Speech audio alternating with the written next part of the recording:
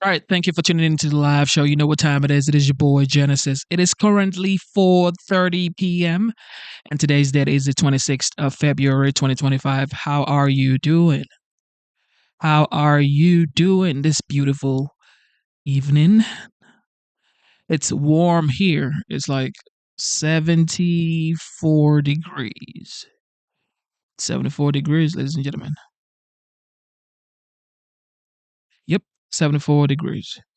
Sunny, warm, feels like a nice spring afternoon.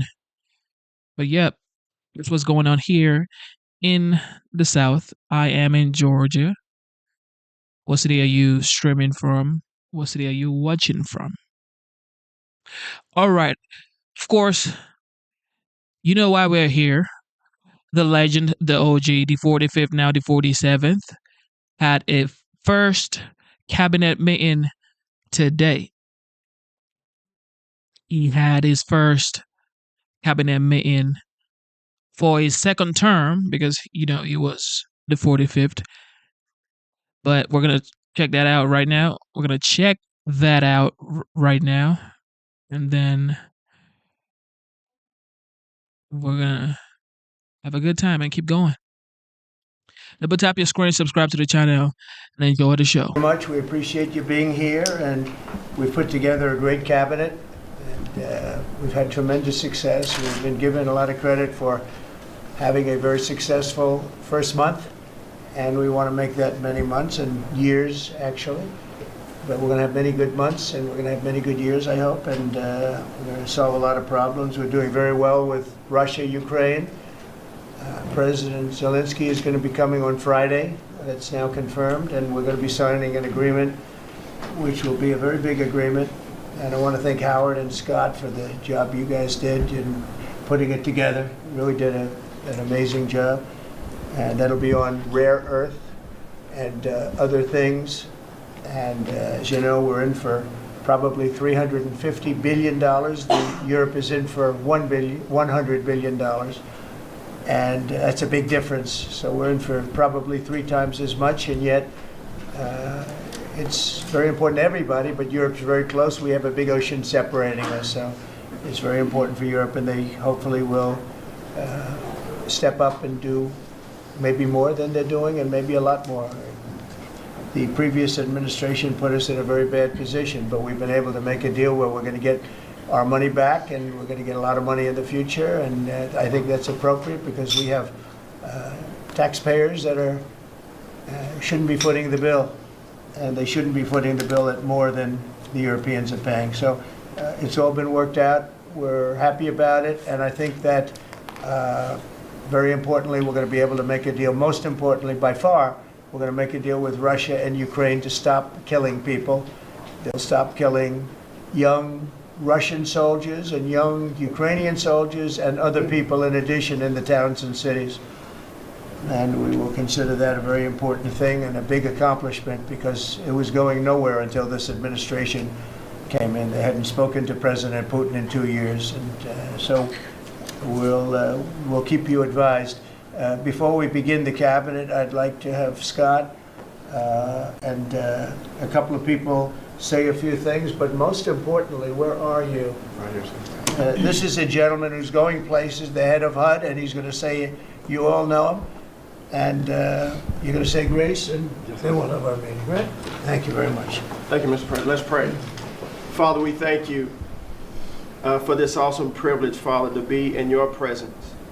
God, thank you that you've allowed us to see this day. The Bible says that your mercies are new every morning. And Father God, we give you the glory and the honor. Thank you, God, for President Trump, Father, for appointing us. Father God, thank you for anointing us to do this job.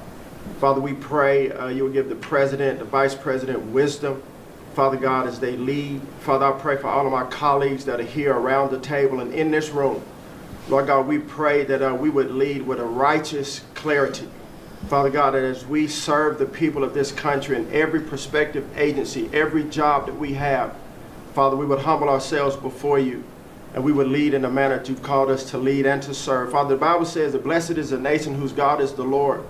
Well, Father, we today honor you and in your rightful place, Father. Thank you for giving us this opportunity to restore faith in this country and be a blessing to the people of America. And Lord God, today in our meeting, we pray that you will be glorified in our conversation. In Jesus' name, amen. Scott, that was a very good job you did. You've done that before, haven't you? So Scott Turner's a terrific young guy. He's heading up HUD, and he's going to make us all very proud, right? Thank you, Mr. President. Thank you very much. Great job. In just over 1 month, illegal border crossings have plummeted by numbers that nobody's actually ever seen before. It's much more than 100%. And we've unleashed American energy at levels that will soon be reported. But we think we're going to get it going very quickly. We have incredible people on the energy front. I think we have really great people on every front. I'll let you know if they're not good, but I think they really are. And we're fighting every day to get the prices down. The inflation is stopping slowly, but part of the reason it's stopping is because of high interest rates and other problems that we inherited. But we have to get the prices down, not the inflation down, the prices of eggs and various other things. Eggs are a disaster. The Secretary of Agriculture is going to be showing you a chart that's actually mind-boggling what's happened, how low they were with us and how high they are now. But I think we can do something about it, Madam Secretary, and I think you're going to do a fantastic job in that position.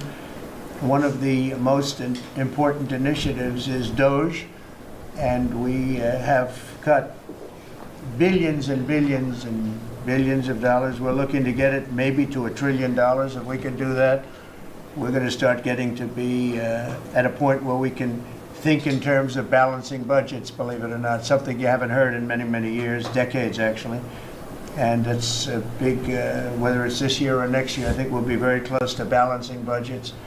And the DOGE is very important. And Elon is here to give you a summary of what's happening, some of the things they found, some of the horrible things they found, some of the theft and fraud, and we call it waste and abuse, but a lot of fraud, and probably some fraud that we're not going to be able to prove is fraud, but when you hear the names and the places where this money's going, it's a disgrace. But we've requested that a lot of people, we want to make sure that the people are working, so letters were sent out, and I think everyone at this table is very much behind it, and if they aren't, I'd want them to speak up, but they're very much behind it. Letters were sent out to people just to find out if the people exist. Do they work? Who do they work for? Where are they? Where have they been working? Have they been working for other companies or other entities at all? Or being paid by the government, so they have 2 jobs, but they're supposed to have 1. And the letter asks some simple questions like, what have you done lately? And if they can answer that, because I can tell you everything I've done for the last long period of time, a lot more than a week. And in many cases, we haven't gotten responses. Usually that means that maybe that person doesn't exist, or that person doesn't want to say they're working for another company while being paid by the United States government. So there's a lot of interesting things. It's very unique, but we have a very unique situation because we have a lot of people that were scamming our country. We have a lot of dishonest people. We have a lot of people that took advantage of a lot of different situations, and we're not going to let that happen. So I'm going to ask if it's possible to have Elon get up first and talk about DOGE, because it seems to be of great interest to everyone. I will say that there is a large group of people in this country that have such admiration for what we're doing. I got elected with a tremendous vote, winning every swing state, winning the popular vote, winning the counties by thousands of counties. I think it was 2,800 to 500. 2,800 counties to 500 counties. Think of that. And so we have a mandate to do this, and this is part of the reason I got elected. I got elected based on taxes and based on many things, the border, but also based on balancing budgets and getting our country back into shape, and this is a big part of it. So Elon, if you could get up and explain where you are, how you're doing, and how much we're cutting, and it's an honor to have you. He's been a tremendously successful guy. He's really working so hard, and he's got businesses to run. And in many ways, they say, "How do you do this?" And he's sacrificing a lot and getting a lot of praise, I'll tell you. But he's also getting hit, and we would expect that, and that's the way it works. So I'd like to have Elon Musk please say a few words. Well, Thank you, Elon. Thank you, Mr. President. I actually just call myself a humble tech support here because this is actually, as crazy as it sounds, that is almost a literal description of the work that the Doge team is doing, is helping fix the government computer systems. Many of these systems are extremely old. They don't communicate. There are a lot of mistakes in the systems. The software doesn't work. So we are actually tech support. It's ironic, but it's true. The overall goal here with the Doge team is to help address the enormous deficit. We simply cannot sustain as a country $2 trillion deficits. The interest rates, just the interest on the national debt now exceeds the Defense Department spending. We spend a lot on the Defense Department, but we're spending like over $1 trillion on interest. If this continues, the country will become de facto bankrupt. It's not an optional thing, it is an essential thing. That's the reason I'm here. And taking a lot of flack, and getting a lot of death threats, by the way. I'm gonna like stack them up, you know. But if we don't do this, America will go bankrupt. That's why it has to be done. And I'm confident at this point, knock on wood, you know, knock on my wooden head, there's got a lot of wood up there, that we can actually find $1 trillion in savings. That would be roughly 15% of the $7 trillion budget. And obviously that can only be done with the support of everyone in this room. And I'd like to thank everyone for your support. Thank you very much. This can only be done with your support. So it's really, Doge is a support function for the President and for the agencies and departments to help achieve those savings and to effectively find 15% in reduction in fraud and waste. And we bring the receipts. So people say like, well, is this real? Just go to doge.gov. We line item by line item, we specify each item. So, and I should say, we will make mistakes. We won't be perfect, but when we make a mistake, we'll fix it very quickly. So for example, with USAID, one of the things we accidentally canceled very briefly was Ebola, Ebola prevention. I think we all want Ebola prevention. So we restored the Ebola prevention immediately, and there was no interruption. But we do need to move quickly if we're to achieve a $1 trillion deficit reduction in financial year 2026. It requires saving $4 billion per day, every day, from now through the end of September. But we can do it, and we will do it. Thank you. Would you have any questions of Elon while we're on the subject of those? Because we'll finish off with that. And if you would have any questions, please ask. You could ask me or Elon. Go ahead, please. Thank you, Mr. President. Thank you, Mr. Musk. I just wanted to ask you, that President Trump put out a Truth Social today saying that everybody in the cabinet was happy with you. I just wondered if you had heard otherwise, and if you had heard anything about members of the cabinet who weren't happy with the way things were going, and if so, what are you doing to address those any dissatisfaction? Elon, let the cabinet speak just for a second. Yeah, exactly. Is anybody unhappy with Elon? If you are, well, throw them out of here. Is anybody unhappy?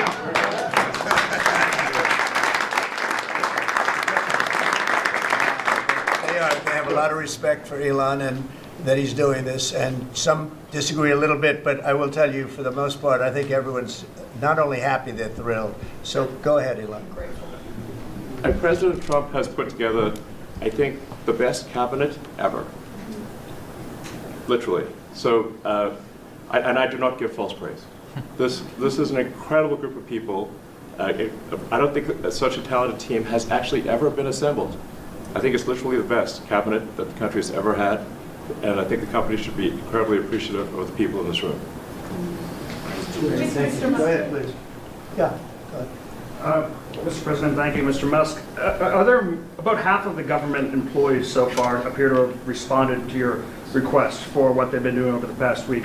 Is there a timeline in place for next moves for people being fired, and when can the American people expect to see results from that? Yes.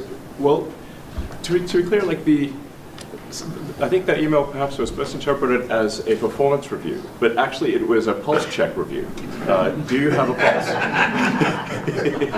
Do you have a pulse and 2 neurons? So if you have a pulse and 2 neurons, you can reply to an email. This is, I think not a high bar, is what I'm saying. This is, anyone could accomplish this. But what we are trying to get to the bottom of is we think there are a number of people on the government payroll who are dead, which is probably why they can't respond. And some people who are not real people, like they're literally fictional individuals that are collecting paychecks. Well, somebody's collecting paychecks on a fictional individual. So we're just literally trying to figure out, are these people real? Are they alive? And can they write an email? Which I think is a reasonable expectation for the American public would have at least that expectation of someone in the public sector. Mr. Mutz, roughly 1 million This is it's not a high bar, guys, come on. roughly 1 million employees have responded so far to this email. Does that mean that the remaining 1 million or so federal employees now risk being terminated? And is it your understanding and expectation when you post a directive on X that the cabinet secretaries will follow that order? Because several agencies have instructed employees that this is voluntary or not to respond. Yeah, well, I mean, I guess it was like last week, the president encouraged me via Truth Social and also via phone call to be more aggressive. And I was like, okay, yes, sir, Mr. President, we will indeed do that. The president is the commander-in-chief. I do what the president asks. And I said, can we send out an email to everyone just saying, what did you get done last week? And the president said yes, so it did that. We got a partial response. We're going to send another email. But our goal is not to be capricious or unfair. We want to give people every opportunity to send an email. And the email could simply be, what I'm working on is too sensitive or classified to describe. Like literally just, that would be sufficient. I think this is just common sense. And what is your target number for how many workers, employees you're looking to cut total? We wish to keep everyone who is doing a job that is essential and doing that job well. But if the job is not essential or they're not doing the job well, they obviously should not be on the public payroll. I'd like to add, wait. I'd like to add that those million people that haven't responded, though, Elon, they are on the bubble. I wouldn't say that we're thrilled about it. They haven't responded. Now, maybe they don't exist. Maybe we're paying people that don't exist. Don't forget, we just got here. This group just got here. But those people are on the bubble, as they say. Maybe they're going to be gone. Maybe they're not around. Maybe they have other jobs. Maybe they moved and they're not where they're supposed to be. A lot of things could have happened. I wouldn't say that Biden ran a very tight administration. They spent money like nobody's ever spent money before, wasted money. The Green New Scam, all of the different things they spent money on.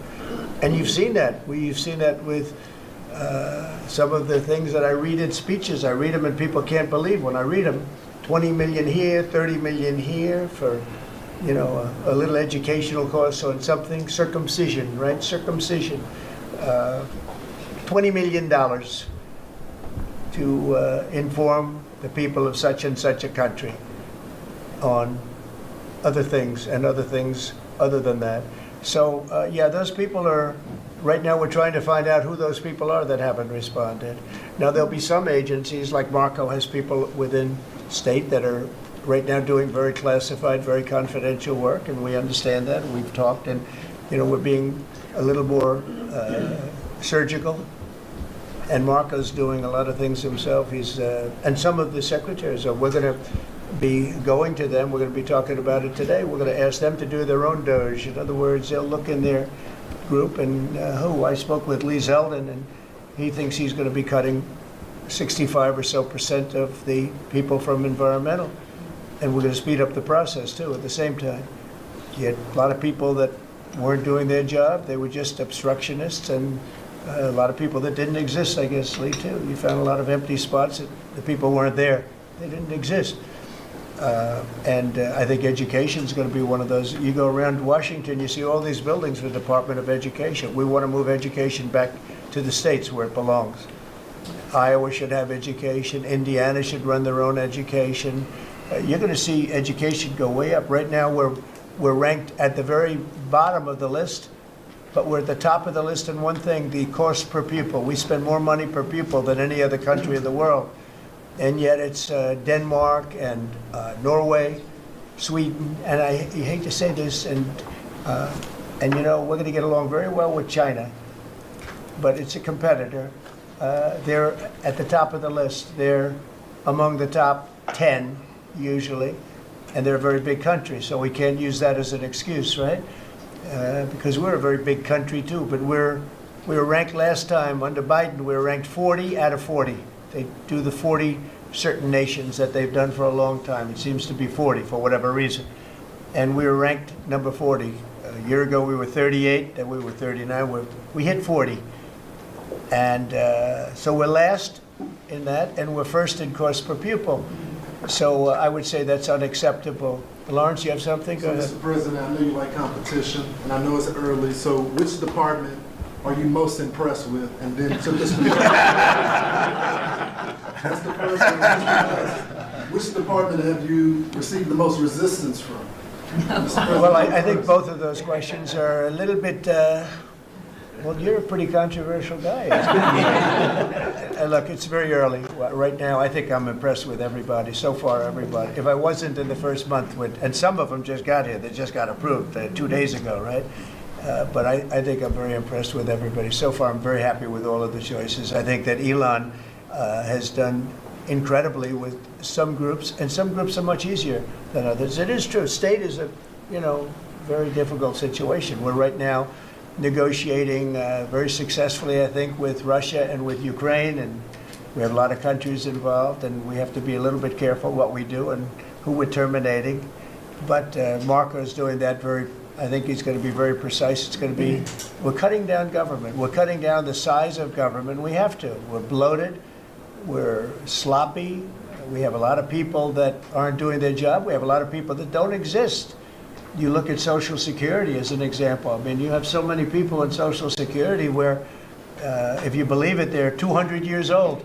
And what we're doing is finding out, are checks going out for that? And is somebody cashing those checks who's maybe 35 years old, okay?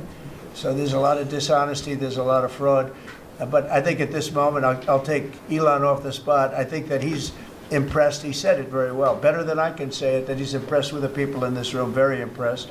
And I am too, and it's too early to say, but I think everybody's on board. They all know. We want to balance a budget. We want to have a balanced budget within a reasonably short period of time, meaning maybe by next year or the year after, but maybe even sooner than that. Mr. President, your number one issue was the border. We just got new information that they're doxing our federal agents. They're putting their personal information out there, these activists, and they're disrupting the operation. So you got Trinidad Aga running all. Well, we have activists, that's true. And a lot of those. So what are we going to do about the activists? Yeah, a lot of those activists are acting illegally, and we'll give that to our Attorney General, and she'll take a look at that very strongly.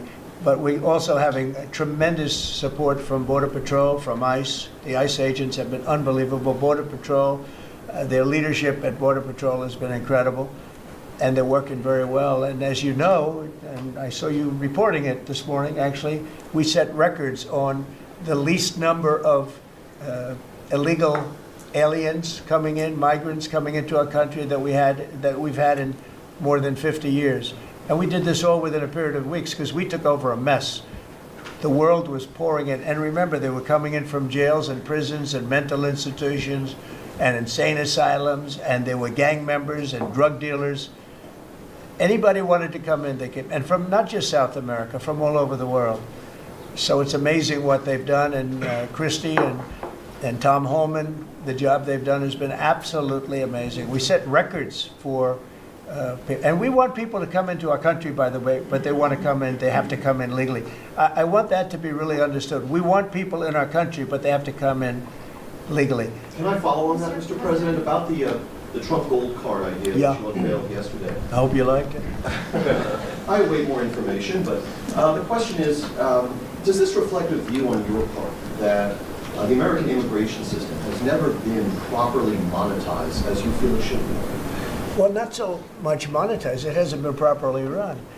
I get calls from, as an example, companies where they want to hire the number one student at a school. A person comes from India, China, Japan, lots of different places, and they go to Harvard, the Wharton School of Finance, they go to Yale, they go to all great schools, and they graduate number one in their class, and they're made job offers, but the offer is immediately rescinded because you have no idea whether or not that person can stay in the country. I want to be able to have that person stay in the country.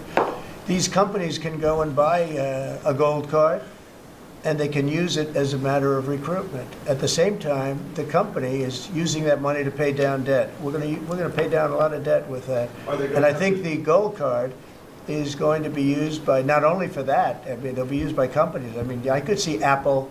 I've spoken with Tim Cook, and by the way, he's going to make a $500 billion investment in the country only because of the results of the election.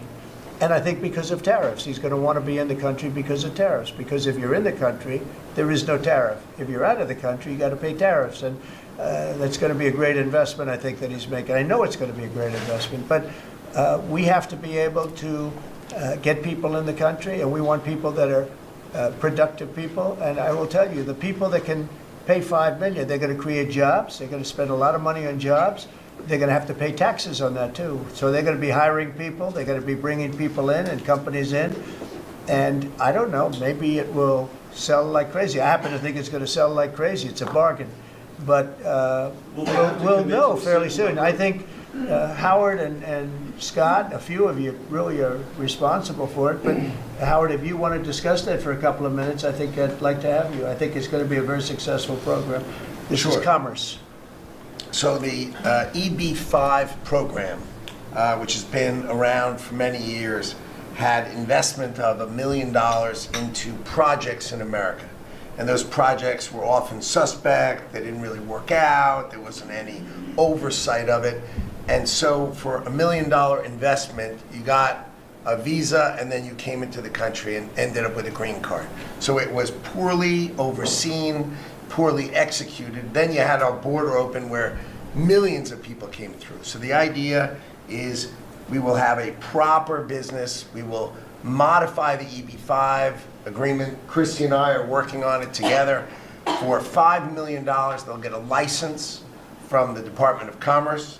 Then they'll make a proper investment on the EB-5, right? And we think Scott and I will design the EB-5 investment model because Scott and I are the best people together to do that. So this is joint. This is exactly the Trump administration. We all work together. We work it out to be the best. And if we sell, just remember, 200,000. There's a line for EB-5 of 250,000 right now. 200,000 of these gold green cards is $1 trillion to pay down our debt.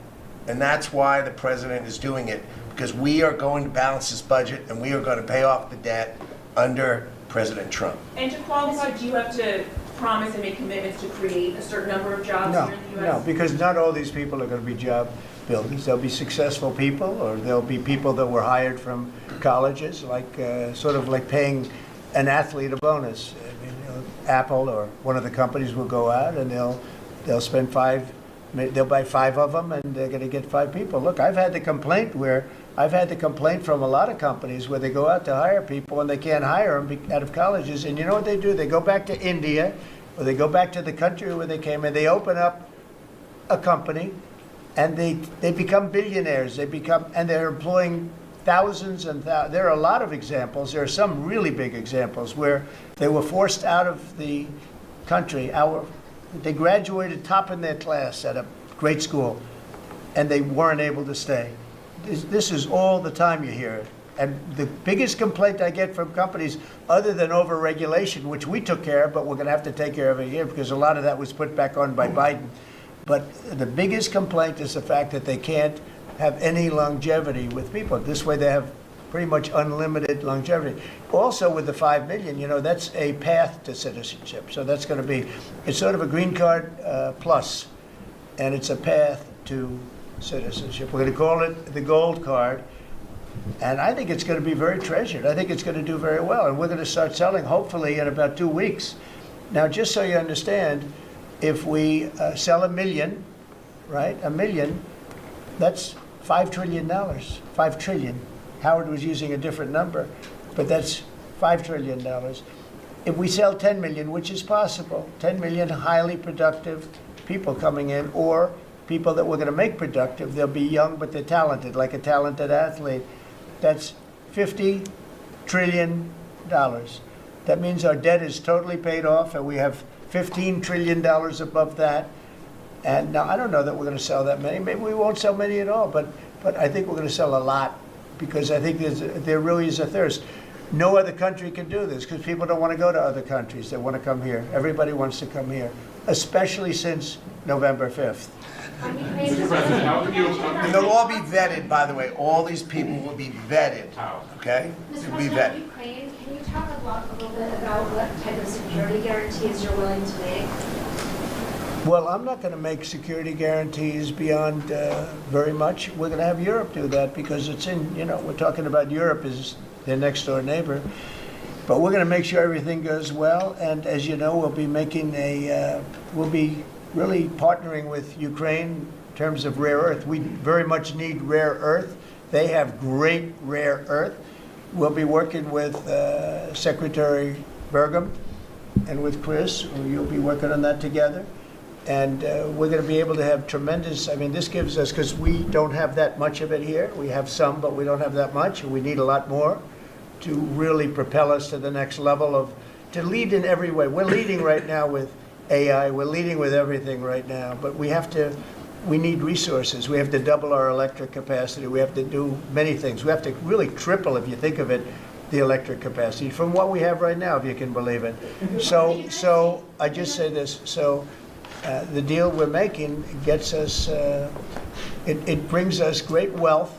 We get back the money that we spent, and we hope that we're going to be able to settle this up. We want to settle it. We want to stop. I tell you what, I'm doing it for 2 reasons, but the number one reason by far is to watch all these people being killed. I see pictures every week from, I assume satellite pictures mostly, but there's some pictures on site of thousands of soldiers that are being killed. They're being decimated because equipment today, military equipment, is so powerful and so devastating.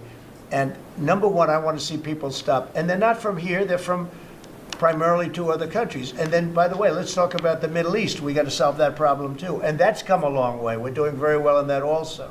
A lot of things are happening on that. But I'm watching soldiers being killed, Ukrainian and Russian soldiers being killed. My number one thing is to get that stopped. My number 2 thing is I don't want to have to pay any more money, because Biden has spent $350 billion without any chance of getting it back. Now we're going to be getting all of that money back plus a lot more. And we provided a great thing. We've provided something very important. And we'll be working with Ukraine, and because we'll be taking that, we're going to be taking what we're entitled to take.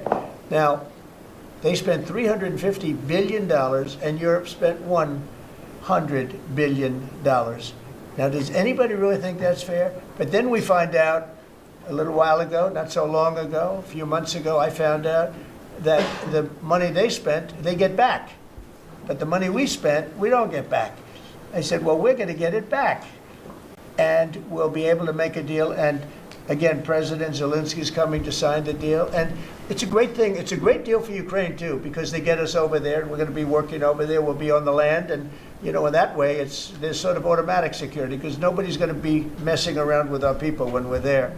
And so we'll be there in that way. But Europe will be watching it very closely. I know that UK has said, and France has said, that they volunteered to put so-called peacekeepers on the site. And I think that's a good thing. Mr. President, you have been very clear. The cost of eggs, and we've seen consumer confidence this week have a sharp drop from last month, the biggest dip in, I believe, 3 years.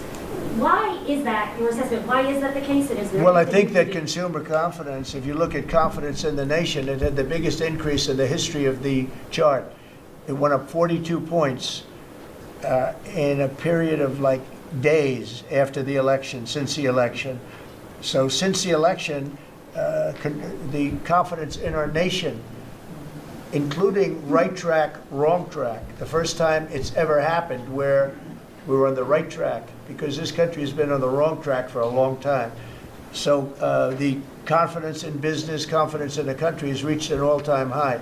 We have never reached levels like we are right now. Okay. Mr. President, you've been very clear in saying that as long as you're president, Iran will never get a nuclear weapon. That's true. Is it also your policy that as long as you're president, China will never take Taiwan by force? I never comment on that. I don't comment on anything because I don't want to ever put myself in that position. And if I said it, I certainly wouldn't be saying it to you. I'd be saying it to other people, maybe people around this table, and very specific people around this table. So I don't want to put myself in that position. But I can tell you what, I have a great relationship with President Xi. I've had a great relationship with him. We want them to come in and invest. I see so many things saying that we don't want China in this country. That's not right. We want them to invest in the United States. That's good. That's a lot of money coming in, and we'll invest in China. We'll do things with China. The relationship we'll have with China will be a very good one. I see all of these phony reports that we don't want their money, we don't want anything to do with them. That's wrong. We're going to have a good relationship with China, but they won't be able to take advantage of us. What they did to Biden was, he didn't know what was happening. He didn't know what he was doing. The administration didn't know what they were doing. It was very sad to watch. But we're going to have a good relationship with China and Russia and Ukraine and the Middle East. We're doing things that, look, when I left, we had no wars. We had defeated ISIS totally. We had no inflation. We didn't have the Afghanistan withdrawal, the worst withdrawal anybody's ever seen. I think that's one of the reasons that President Putin looked at that. He said, wow, these guys are a paper tiger. Look at it. We're no paper tiger. Don't forget, we got rid of ISIS in 3 weeks. People said it would take 5 years. We did it because when I came in, I let them do what they had to do. And the man that headed that operation is now going to be your chairman, right? Yes, Chairman sir. of the Joint Chiefs. Yes, sir. And Raisin Kane. I liked him right from the beginning. As soon as I heard his name, I said, that's my guy. Okay. Any other questions? Decreases in crossings at the border to continue the pause on tariffs against Mexico and Canada? And No, if no, I'm not stopping the tariffs. No, millions of people have died because of the fentanyl that comes over the border. Even with the 90% drop in border crossings, though, Well, this that's- last well- month compared to about a year ago? Yeah, they've been good, but that's also due to us, mostly due to us. I mean, it's very hard. It's right now very hard to come through the border, but look, the damage has been done. We've lost millions of people due to fentanyl. It comes mostly from China, but it comes through Mexico and it comes through Canada. And I have to tell you that, on April 2nd, I was going to do it on April 1st, but I'm a little bit superstitious, so I made it April 2nd. The tariffs go on. Not all of them, but a lot of them. And I think you're going to see something that's going to be amazing. We've been taken advantage of as a country for a long period of time. We've been tariffed, but we didn't tariff. Now, I did, when I was here, we took in $700 billion from China. $700 billion. Not one president in the history of our country took in 10 cents from China. At the same time, China respected us. Now, when COVID came in, that was a different deal. I used to call it the China virus. I guess I can call it the China virus again, but it's an accurate term, but I won't do that out of respect to China. And was it also immigration enforcement? Say it again, what? On Gaza, I just wondered if there's any progress towards the second phase of the ceasefire. Well, I'm very disappointed when I see four bodies came in today. These are young people. Young people don't die, okay? Young people don't die. These are young people. 4 bodies came in today. They think they're doing us a favor by sending us bodies. So, look, that's a decision that has to be made by Israel, by Bibi. But Israel has to make that decision. We got a lot of hostages back. But it's very sad what happened to those people. I mean, you had a young lady with her hand practically blown off. You know why it blew up? Because she put up her hand to try and stop a bullet that was coming her way. And it hit her hand and blew off her fingers, big part of her hand. This is a vicious group of people. And Israel's going to have to decide what they're doing. Phase 1 is going to be ending. Think of it, today they sent in 4 bodies. Bodies. And I will say one thing, though. I've spoken to a lot of the parents and a lot of the people involved. They want those bodies almost as much and maybe even just as much as they wanted their son or their daughter. Amazing. Please, sir, please, my son is dead, but they have his body. Please, can you get it for us? It's the biggest thing. It's incredible, the level. They want the bodies of these people. They're dead. They're dead. And, you know, when I saw the ones that came in 2 weeks ago, they looked like they just got out of a concentration camp. Then the following week, a group came in and they weren't as bad, in as bad a shape. But Israel's going to have to make a decision. You're right, phase 1 and now phase 2 has started. And today we got some, you know, very, very, we knew they were dead, by the way. We knew that they were going to be bodies as opposed to people that were living. But it's a very sad situation. At some point, somebody's going to say, we got to do something about this. Mr. President, you were just talking about Afghanistan and the botched withdrawal. Have all the generals or command staff that were involved with the withdrawal been fired or relieved of duty? Well, that's a great idea. I'm not going to tell this man what to do, but I will say that. If I had his place, I'd fire every single one of them, Pete. Pete, that's a very good question. Well, it's a question we've thought a lot about. We're doing a complete review of every single aspect of what happened with the botched withdrawal of Afghanistan and plan to have full accountability. It's one of the first things we announced at the Defense Department for that reason, sir. Certainly, General Raisin Kane, who's on his way in, was not a part of that. Instead, was a part of leading the effort against ISIS by untying the hands of warfighters and finishing the job properly and then bringing our troops home. So we're taking a very different view, obviously, than the previous administration, and there will be full accountability. I don't see big promotions in that group. And I think they're going to be largely gone. I know the man on my left. I think they're going to be largely gone. That was a horrible display. And, you know, I've dealt with the parents and the family of the 13 that were killed. But, you know, nobody ever talks about the 40 that were so badly hurt with the arms and the legs and the face and the whole thing, the missing arms and legs. It was so terrible the way that was handled. And it should have been gone through Bagram. We have a big base with big fences and nobody can get in, and you have, you know, hundreds of acres instead of a little local airport where the whole place went crazy. That was so badly handled, and I would think that most of those people are going to be gone. Are we going to take Bagram back? So I'll tell you what has bothered me very much, very, very much. We give billions of dollars to Afghanistan. Nobody knows that. Nobody knew that. Do you know we give billions of dollars to Afghanistan? And yet we left behind all of that equipment, which wouldn't have happened. You know, we were getting out under me. I'm the one that got it down to 5,000 people. We were going to get out, but we were going to keep Bagram, not because of Afghanistan, but because of China, because it's exactly 1 hour away from where China makes its nuclear missiles. So we're going to keep Bagram. We were going to keep a small force on Bagram. We're going to have Bagram Air Base, one of the biggest air bases in the world, one of the biggest runways, one of the most powerful runways in the sense that it was very heavy concrete and steel. You could carry about anything. You could land anything on those runways. We gave it up. And you know who's occupying it right now? China. China. Biden gave it up. So we're going to keep that, and we're going to have a withdrawal, and we're going to take our equipment. We're going to do it properly. We're going to do it we're going to keep the equipment. Well, they ran out. It was, what happened there was, in fact, you know, in all fairness to Putin, when he saw that, he said, well, this is our time to go into Ukraine, I guess, because the timing seemed to be about right. But we send them billions of dollars in aid, which nobody knows. If the American public knew that, they know it now. And if we're doing that, I think they should give our equipment back. And I told Pete to study that. But we left billions, tens of billions of dollars worth of equipment behind. Brand new trucks. You see them display it every year on their little roadway someplace where they have a road and they drive waving the flag and talking about America.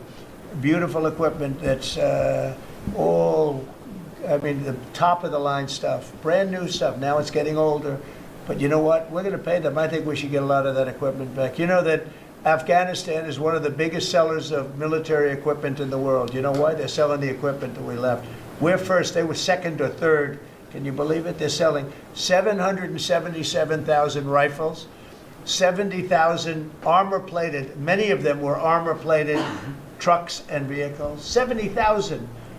If you think of a used car lot, the biggest one in the country, if I would say, JD, if somebody had 500 cars, that would be a lot. This is 70,000 vehicles we had there, and we left it for them.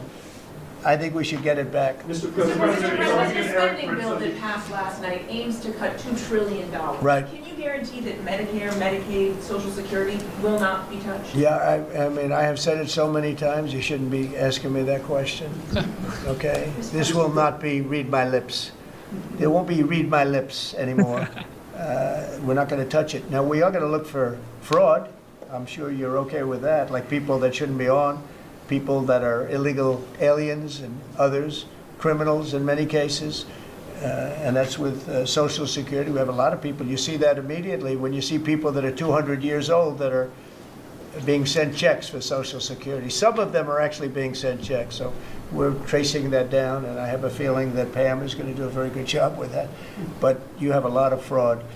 But no, we're not doing anything on that. Mr. President, part of your mission, Mr. sir, President, part of your your mission litigation- has been, thank you, I'm sorry. Part of your mission has been to restore executive control over the executive branch. Is it your view of your authority that you have the power to call up any one of, or all of the people seated at this table and issue orders that they're bound to follow? Oh, yeah, they'll follow the orders. Yes, they will. No exceptions? No exception. Well, let's see. Let me think. Oh, yeah. She'll have an exception. Of course, no exceptions. You know that. Mr. President, can you clarify the Canada-Mexico tariffs? You had put that 30-day pause. Yeah. You just referred to 25%, 25%. When does it go into effect?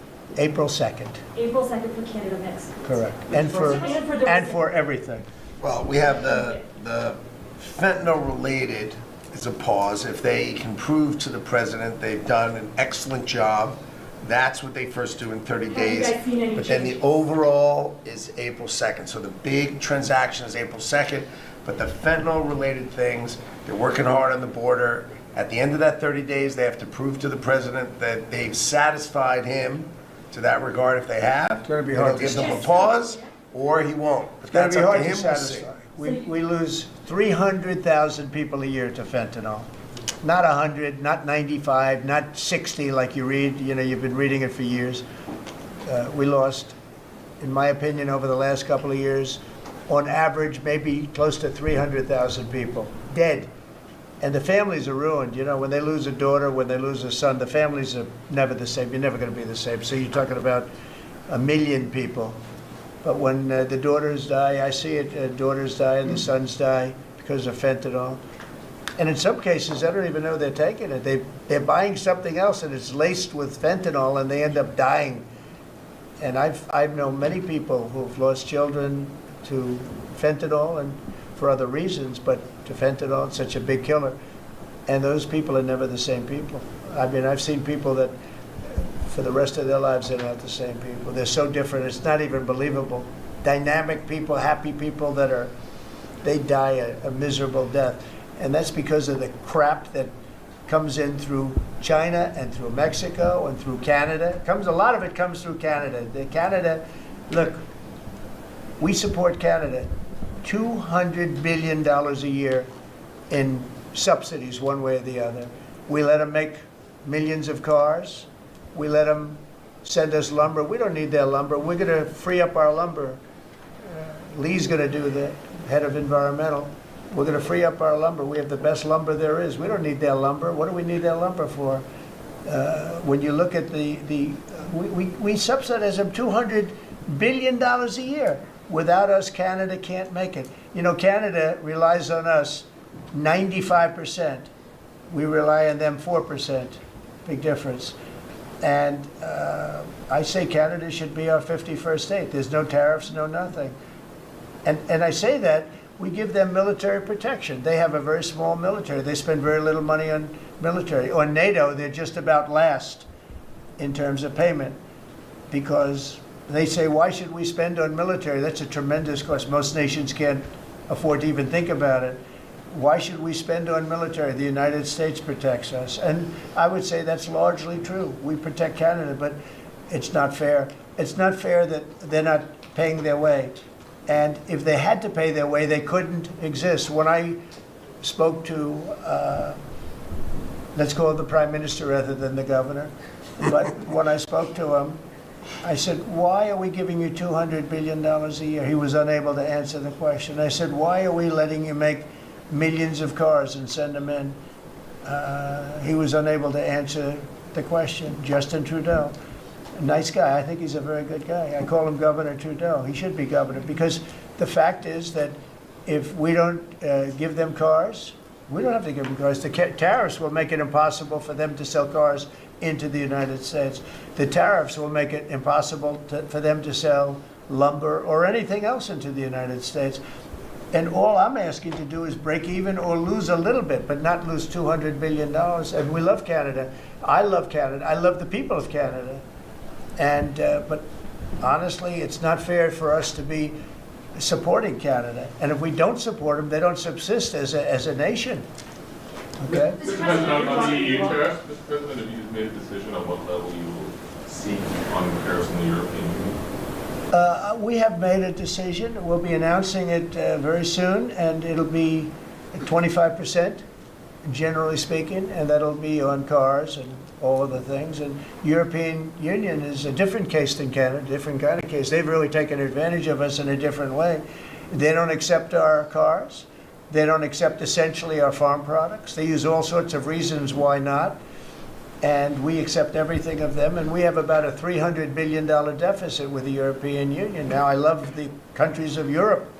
I guess I'm from there at some point a long time ago, right? But indirectly, pretty directly too, I guess. But I love the countries of Europe. I love all countries, frankly, all different. But European Union's been, it was formed in order to screw the United States. I mean, look, let's be honest. The European Union was formed in order to screw the United States. That's the purpose of it. And they've done a good job of it, but now I'm president. What will happen in these countries where the EU retaliate? They can't. I mean, they can try, but they can't. China did. They They're imposed pledging tariffs troops, that went into effect. China's That's right. retaliatory That's tariffs right. But on the 10th of February. Has there been That's any right. impact you've been able to observe? That's right. Now, they can do it, and they can try, but the numbers can never equal what ours, because we can go off. We are the pot of gold. We're the one that everybody wants. And they can retaliate, but it cannot be a successful retaliation, because we just go cold turkey. We don't buy anymore. And if that happens, we win. Are you talking to Eric Prince about privatizing deportations? No, I haven't. Mr. President, you're in litigation with CBS News. Is this a case that you'd like to see go to trial, or are you open With who? CBS, the CBS? Yes.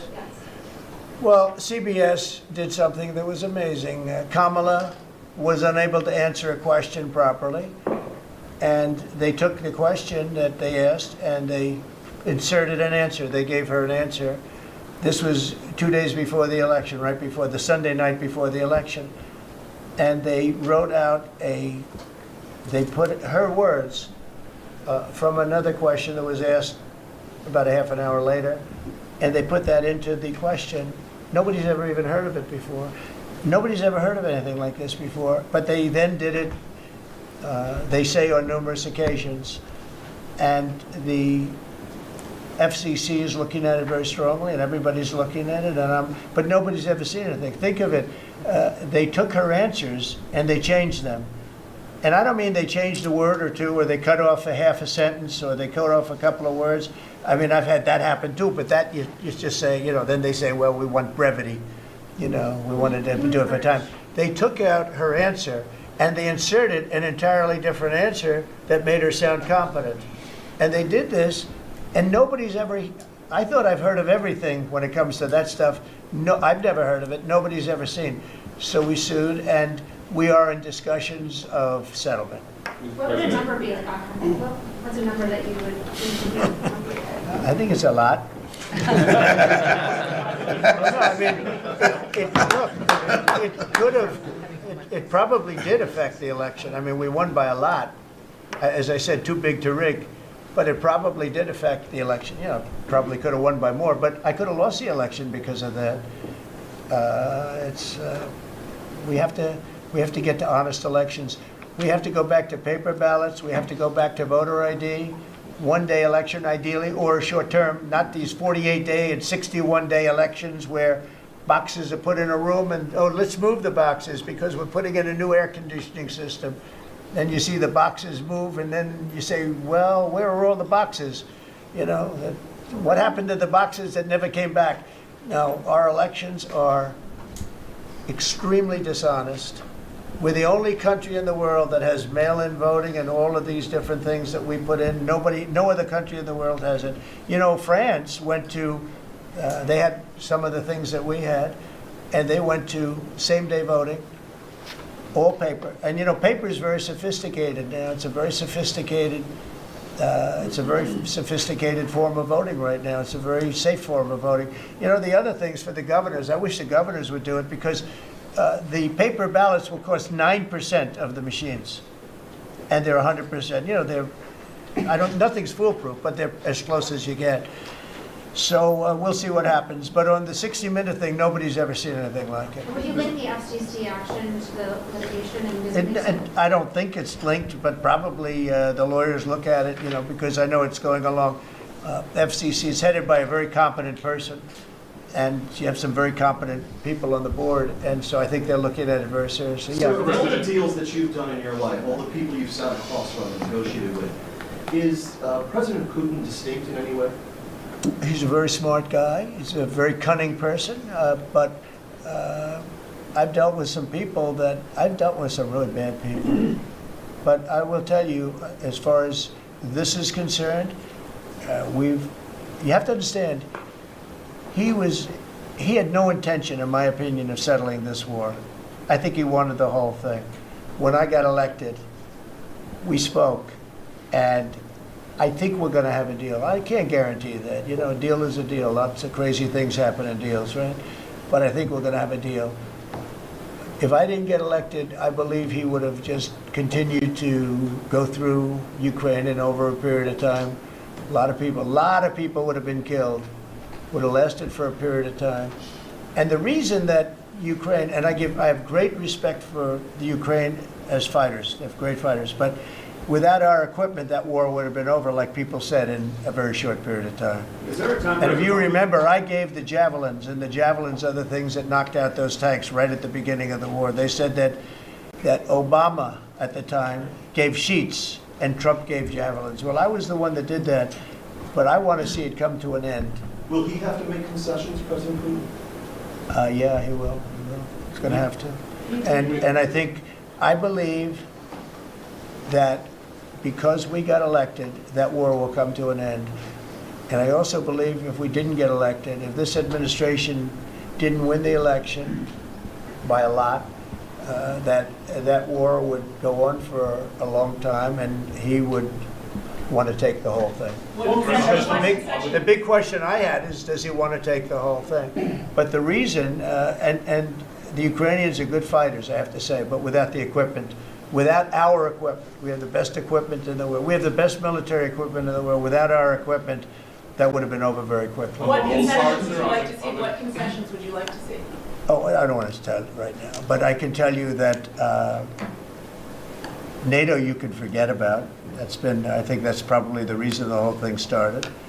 And I think, JD, we can say that. Do you have a statement on that? You've been very much involved. I gave him the beauty. Great. Gave me the hardest question, sir. I mean, look, as the president said, we're not going to do the negotiation in public with the American media. He's going to do it in private with the president of Russia, with the president of Ukraine, and with other leaders. And I think that's how this has to go. I think I just want to push back against some of the criticism I've seen of the administration on this, because every single time the president engages in diplomacy, you guys preemptively accuse him of conceding to Russia. He hasn't conceded anything to anyone. He's doing the job of a diplomat, and he is, of course, the diplomat in chief as the President of the United States. On the gold card, sir, can you talk a little bit more about the vetting process? He'll go through a process. The process is being worked out right now, and we're going to be very careful. Will there be restrictions on, for instance, can Chinese nationals get No, votes? we're not going to Iranian restrict. nationals We're get probably not going to be restricting too much in terms of countries, but maybe in terms of individuals. We want to make sure we have people that love our country and are capable of loving the country. There's a measles outbreak in Texas at the moment in which a child is reported to have died. Do you have concerns about that, and have you asked Secretary Kennedy to look into that? Well, why don't we, Bobby, you want to speak on that? We are following the measles epidemic every day. I think there's 124 people who have contracted measles at this point, mainly in Gaines County, Texas. Mainly, we're told, in the Mennonite community. There are 2 people who have died, but we're watching it, and there are about 20 people hospitalized, mainly for quarantine. We're watching it. We put out a post on it yesterday, and we're going to continue to follow it. Incidentally, there have been 4 measles outbreaks this year. In this country last year, there were 16. So it's not unusual. We have measles outbreaks every year. You sound a little under the weather yourself, but... I have a permanently bad throat. Mr. President, would you send U.S. peacekeepers to support the European peacekeepers? Would you do any sort of U.S.? No, we're going to support Europe, yeah.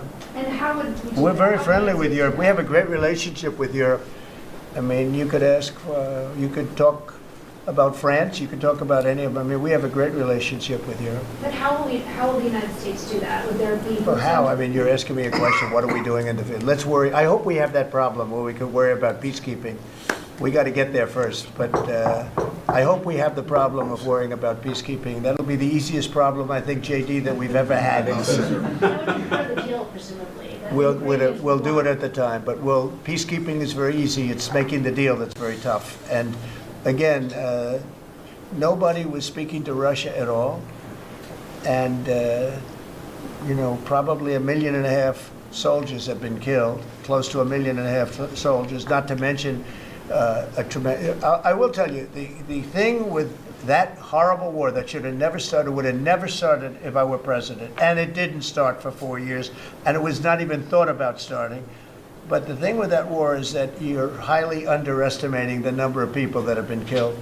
Far more people have been killed in that war than you talk about. You like to talk about numbers like 1 million people. Well, they had much more than 1 million soldiers killed. But you have a lot of cities that have been knocked to the ground. They're demolition sites, literally demolition sites. Every single building is knocked to the ground. And a lot of people were killed in those buildings. And you'll hear a report, 2 people were minorly injured or just injured a little bit. No, people were killed by the thousands. And there are a lot more people killed in that war than the media wants to talk about, because Biden did a horrible, horrible job. He should have prevented that war. He could have prevented that war. Putin would have never gone in. I'll tell you one thing. He would have never gone in. That war would never have taken place if I were president. I think what people are trying to understand, Mr. President, is how would the United States, what would you be willing to do to support this European peacekeeping effort? Would there be... Again, you're asking me the same question. How many times do you have to answer? You're talking about after we make peace. Let me make peace first. Once we make peace, I'll give you all the answers you want. But how many times can you ask the same question? Is loosening of sanctions on... Yeah, go ahead. It's behind. Is loosening of sanctions on Russia a potential option as part of it? Not now. No. We have sanctions on Russia. No, I want to see if we make a deal first, but I think we will. I've had very good conversations with President Putin. I've had very good conversations with President Zelensky, and until 4 weeks ago, nobody had conversations with anybody. It wasn't even a consideration. Nobody thought you could make peace. I think you can. But if Mr. Mr. President, Putin gets to just to keep bring the land that was claimed by force, if the Russians get to keep the territory that they claimed by force, doesn't that send a dangerous message, let's say, to China? Oh, okay. You try and take it away, right? We're gonna do the best we can. We're gonna do the best we can to make the best deal we can for both sides, but for Ukraine, we're gonna try very hard to make a good deal so that they can get as much back as possible. We want to get as much back as possible. Mr. President, just to bring this We'll cut it out after maybe this question. Go ahead. to bring this full circle. Unless it's a back bad to- question, and then we'll get that done. You always like to finish on a good one. Sir, they want you to negotiate with them instead of I know. President Putin. They want to continue to talk about the peacekeepers. You have a lot of confidence in us because you assume there's going to be peace. You know, it's possible it doesn't work out. There is possibility.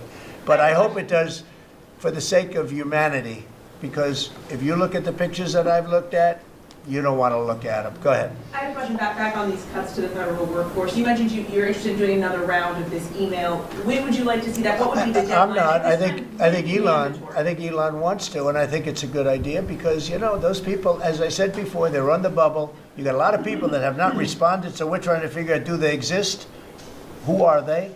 And it's possible that a lot of those people will be actually fired. And if that happened, that's okay, because that's what we're trying to do. This country has gotten bloated and fat and disgusting and incompetently run. I think we had the worst president in the history of our country. He just left office. I think he's a disgrace, what he's done to our country by allowing millions of people to come into our country like that. And all of the other things, the inflation, which he caused because of energy and stupid spending, to spend hundreds of millions, trillions and trillions of dollars on the Green New scam, a total scam.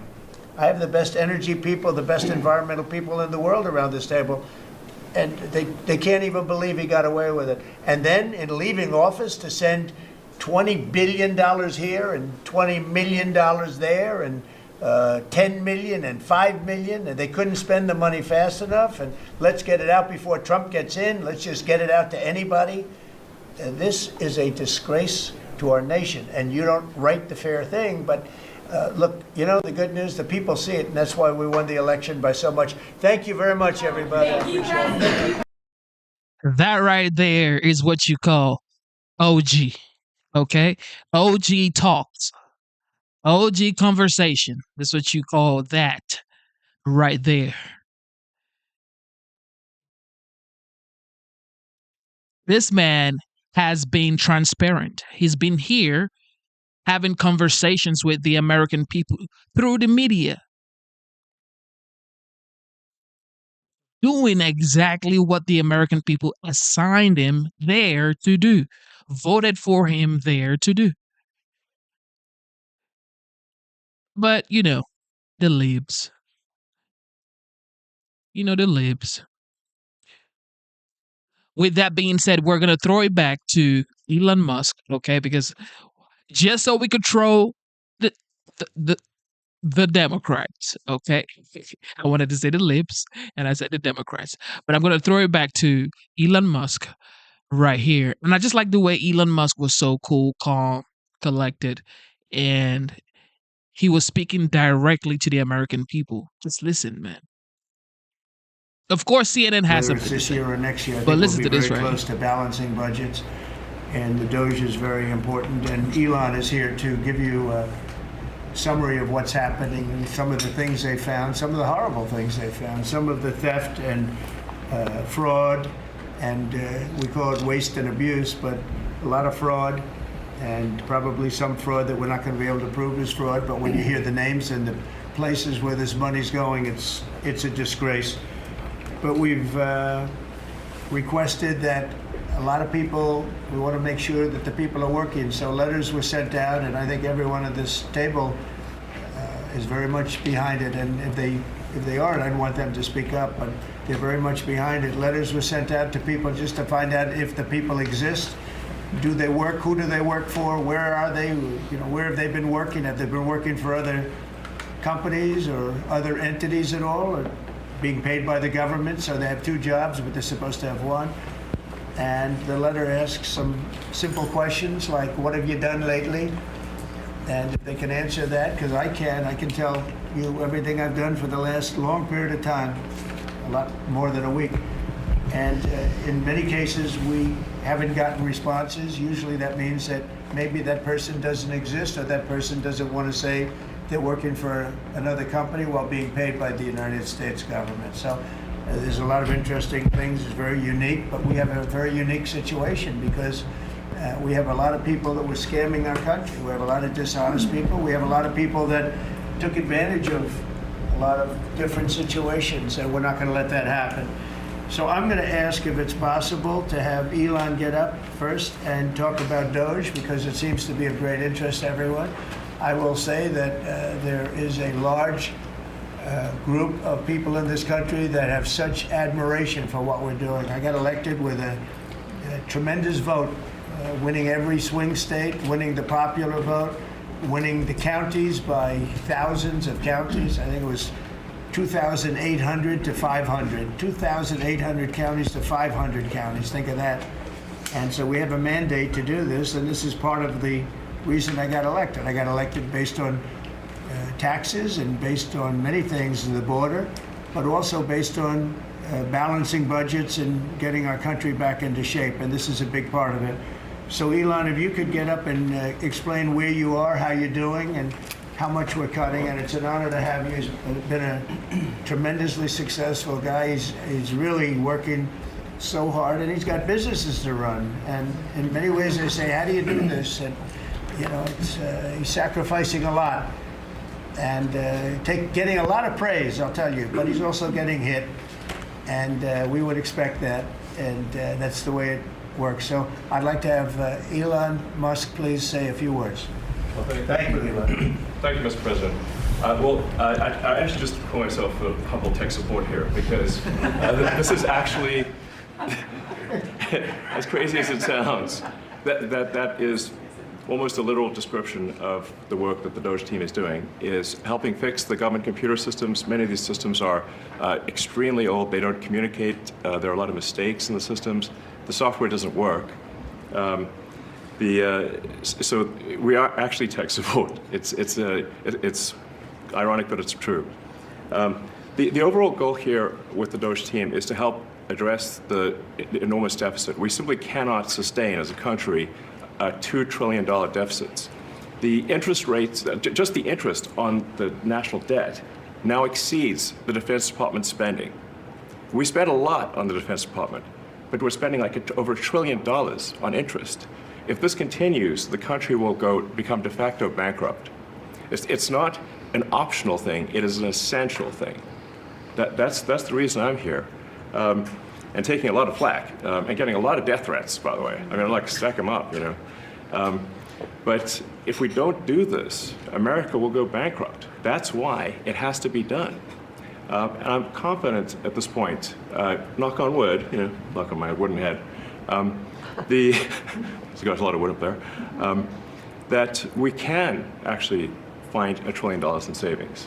That would be roughly 15% of the $7 trillion budget.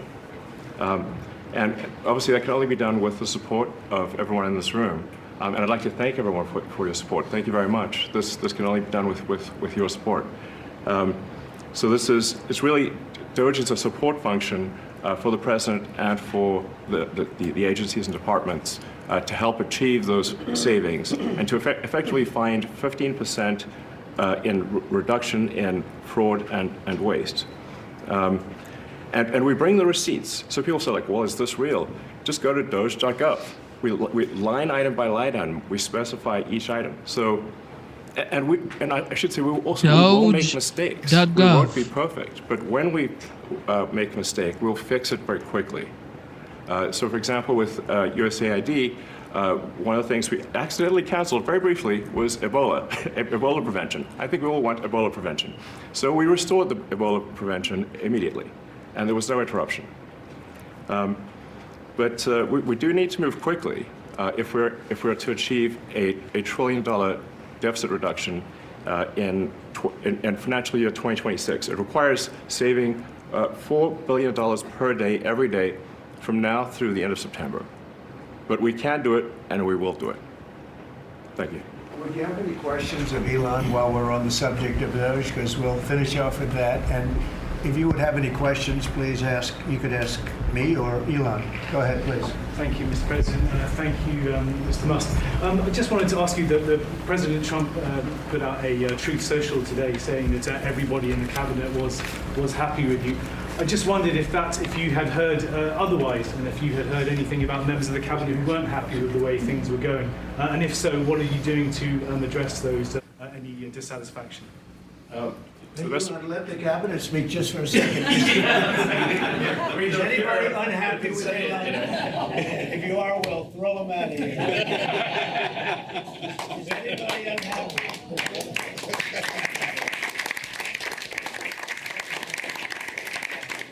Throw him out. Respect for Elon and that he's doing this, and some disagree a little bit, but I will tell you, for the most part, I think everyone's not only happy, they're thrilled. So go ahead, Elon. Grateful. And President Trump has put together, I think, the best cabinet ever. Literally. So, I do not give false praise. This is an incredible group of people. I don't think that such a talented team has actually ever been assembled. I think it's literally the best cabinet that the country has ever had, and I think the company should be incredibly appreciative of the people in this room. Go ahead, please. Yeah. Mr. President, thank you, Mr. Musk. Are there about half of the government employees so far appear to have responded to your request for what they've been doing over the past week? Is there a timeline in place for next moves for people being fired, and when can the American people expect to see results of that? Yes. Well, to be clear, I think that email perhaps was misinterpreted as a performance review, but actually it was a pulse check review. Do you have a pulse? Do you have a pulse and 2 neurons? So if you have a pulse and 2 neurons, you can reply to an email. This is, I think not a high bar, is what I'm saying. This is anyone could accomplish this. But what we are trying to get to the bottom of is we think there are a number of people on the government payroll who are dead, which is probably why they can't respond. And some people who are not real people, like they're literally fictional individuals that are collecting paychecks. Well, somebody's collecting paychecks on a fictional individual. So we're just literally trying to figure out, are these people real? Are they alive? And can they write an email? Which I think is a reasonable expectation for the American public would have at least that expectation of someone in the public sector. I know, I do. Roughly 1 million employees. It's not a high bar, guys, come on. Roughly 1 million employees have responded so far to this email. Does that mean that the remaining 1 million or so federal employees now risk being terminated? And is it your understanding and expectation when you post a directive on X that the cabinet secretaries will follow that order? Because several agencies have instructed employees that this is voluntary or not to respond. Yeah, well, I mean, I guess it was like last week, the president encouraged me via Truth Social and also via phone call to be more aggressive. And I was like, okay, yes, sir, Mr. President, we will indeed do that. The president is the commander in chief. I do what the president asks. And I said, can we send out an email to everyone just saying, what did you get done last week? And the president said yes, so it did that. We got a partial response. We're going to send another email. But our goal is not to be capricious or unfair. We want to give people every opportunity to send an email. And the email could simply be, what I'm working on is too sensitive or classified to describe. Like literally just, that would be sufficient. I think this is just common sense. And what is your target number for how many workers, employees you're looking to cut total? We wish to keep everyone who is doing a job that is essential and doing that job well. But if the job is not essential or they're not doing the job well, they obviously should not be on the public payroll. How can anybody be against everything Elon Musk just said? How? Of course, CNN. I want to go right to Jeff Zeleny at the White House. Jeff, again, there are a lot of things that we are going to get to in our discussion here and our, not just our analysis, but again, our fact check. But I do want to start effectively where this meeting started about an hour ago, which is where Elon Musk was asked to present what he was doing, the idea that the richest man in the world was standing up, holding court in the cabinet room, dressed in his dark MAGA outfit, and his allegation that what they are doing is, he says, not to purge people, or it was not, in his words, a performance review. He claimed it was a pulse check.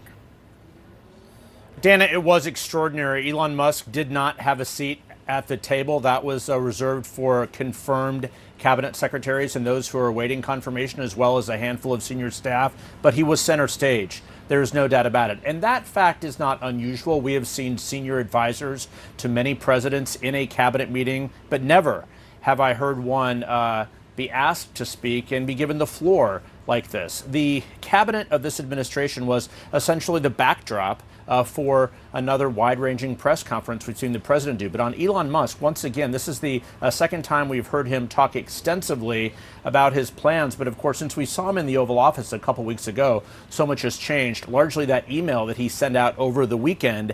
And that, of course, has caused some of the first rifts between some departments, some agency heads, and the administration, and certainly the federal workforce. But the president asked him to defend that and clearly made the very obvious point that he's on the same page with Elon Musk, that he does believe, he called it a pulse check. He said that 1 million people answered this response, this email, which means more than 1 million did not answer it. And he said they're looking for fraud in the system.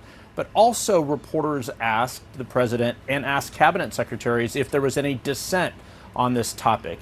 This is what the president said about that. Hey, Elon, let the cabinet speak just for a second. Anybody unhappy with Elon? If you are, we'll throw. I mean, how hard can it be to reply an email? Just reply to email, say what you did. But nope, Elon Musk is the bad guy. President Trump is the bad guy for saying that the taxpayers' money must be respected. And that we're now wasting excessive, unnecessary spending, paying bots and computers. Just reply to email. If you do a 9-to-5 job, you have to reply your supervisor. So reply the goddamn email.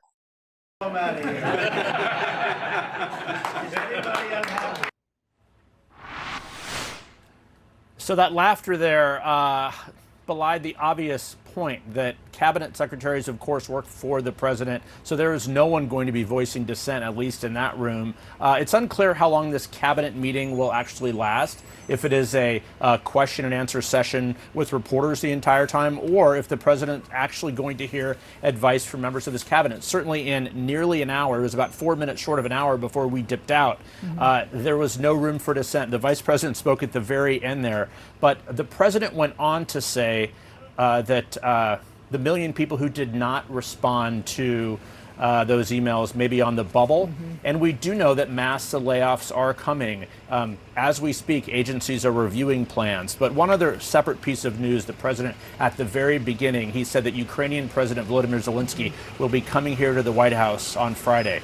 But again, making no security guarantees from the U.S., Dana. Yeah, he said that's going to be up to Europe to secure Ukraine's, to give Ukraine security, but also did say, as part of this land deal that they're talking about, that U.S. personnel would be there, made this sort of suggestion that perhaps there would be some fortification, if you will, just with business people. But when it comes to actual security, that would be up to Europe. Okay, thank you so much, Jeff. Now let's get to our Daniel Dale. Daniel, you were listening closely. There's so many things I want to ask you about. Can we just start with one of the things that we heard at the end there, because this was just completely factually inaccurate, saying point blank, and I'm pulling it up here, that CBS completely took her answers, Kamala Harris's answers, in the 60 Minutes interview that Donald Trump is suing over, and changed them.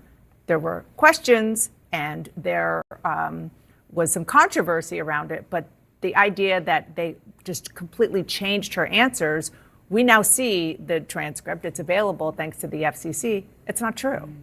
Yeah, that's a good fact check, Dana. There was just so much in this cabinet meeting, so let me run through some of the big ones. We heard this claim again from the president. He's been saying it over and over in the past week that the U.S. has provided Ukraine with $350 billion worth of aid, and that this is about 3 times what Europe collectively has provided. That is not true. The $350 billion number is not true, nor is the idea that the U.S. has provided way more than Europe. So according to a think tank in Germany that closely tracks this aid, it is Europe that is collectively provided more aid to Ukraine than the U.S. has in terms of aid committed. It's about double, about $260 billion for Europe to about $125 billion for the U.S. in terms of aid allocated. It's narrower, but Europe still leads.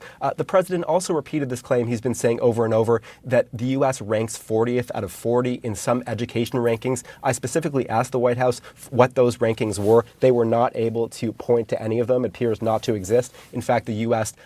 Is above average in reading and science and below average, though far from last, in math rankings, even of wealthy countries. He said the U.S. is the only country with mail-in voting. It simply isn't. He said the U.S. took in hundreds of billions of dollars from China in the tariffs he imposed in the first term. In fact, Americans paid those tariffs. Americans make those tariff payments, and it's not true that Trump was the first president to impose tariffs on China.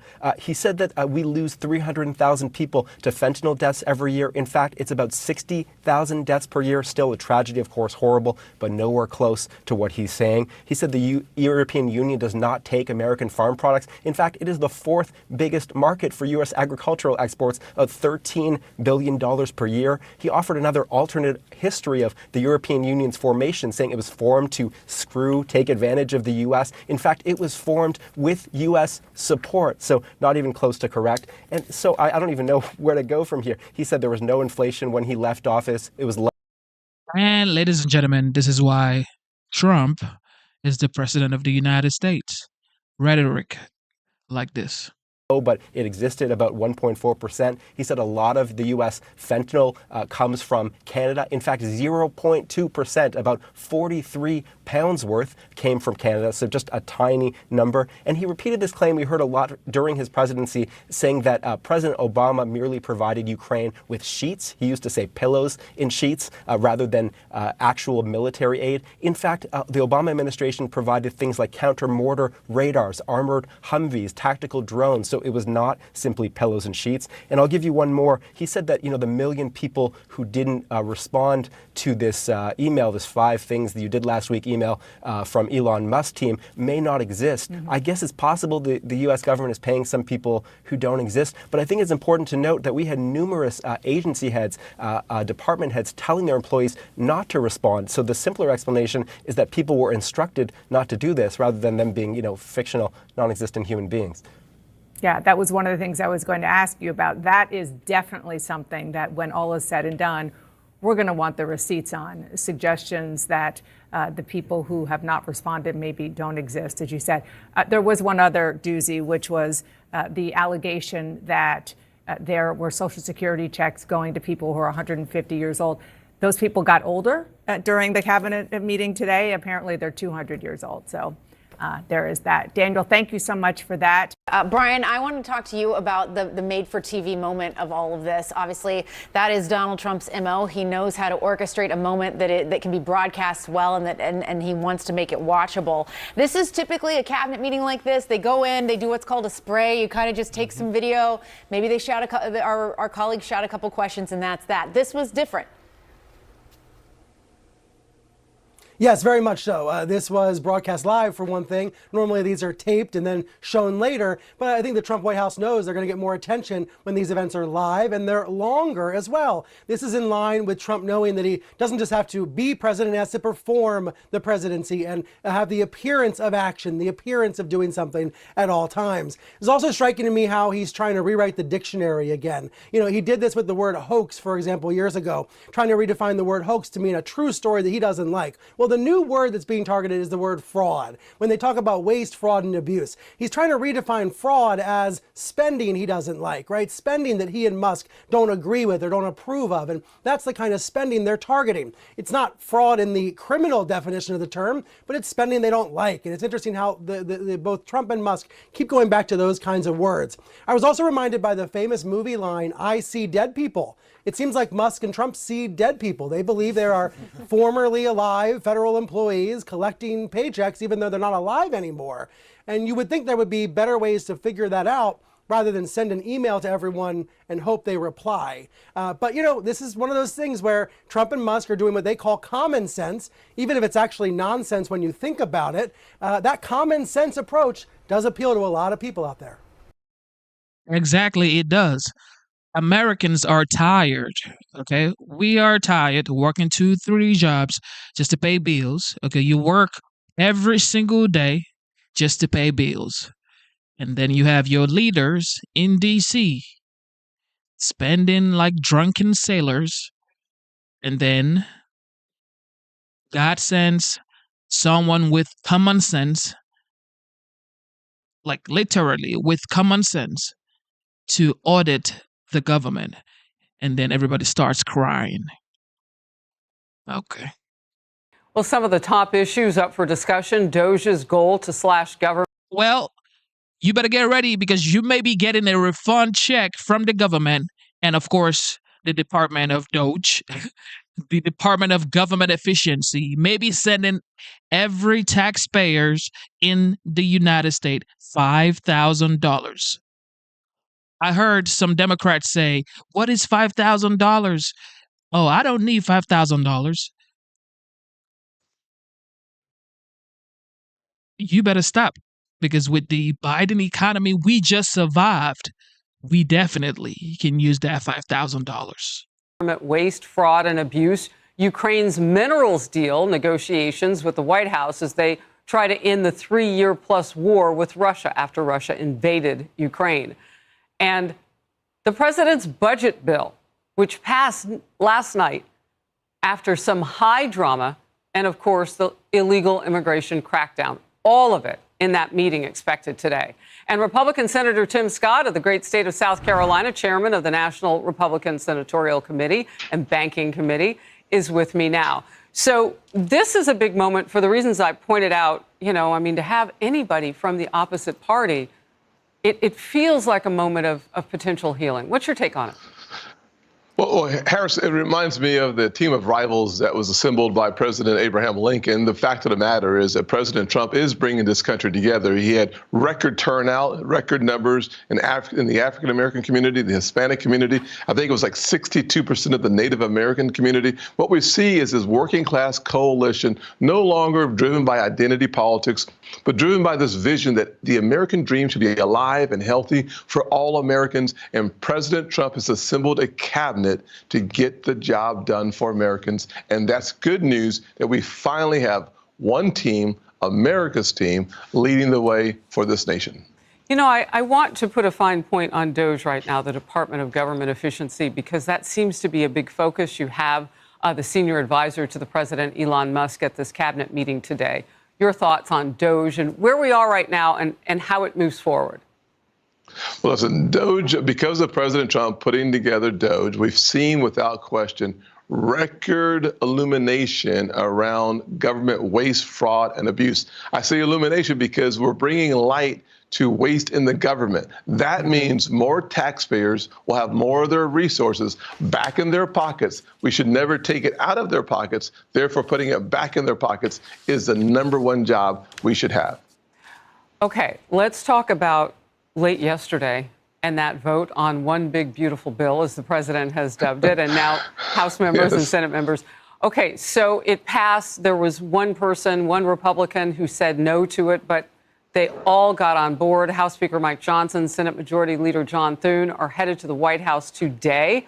They will talk about how to handle tax cuts the president is hoping to see in that big, beautiful bill. And last night, they took another step toward becoming a reality, but not without some drama, as I was mentioning. The House narrowly passed Republicans' budget resolution, and it contains many of the president's key campaign promises. $4.5 billion in tax cuts.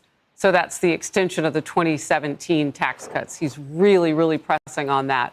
And provisions for border security and a higher debt ceiling. Speaker Johnson initially had to pull the resolution off the floor. We were covering it all before winning enough Republican holdout votes to go forward.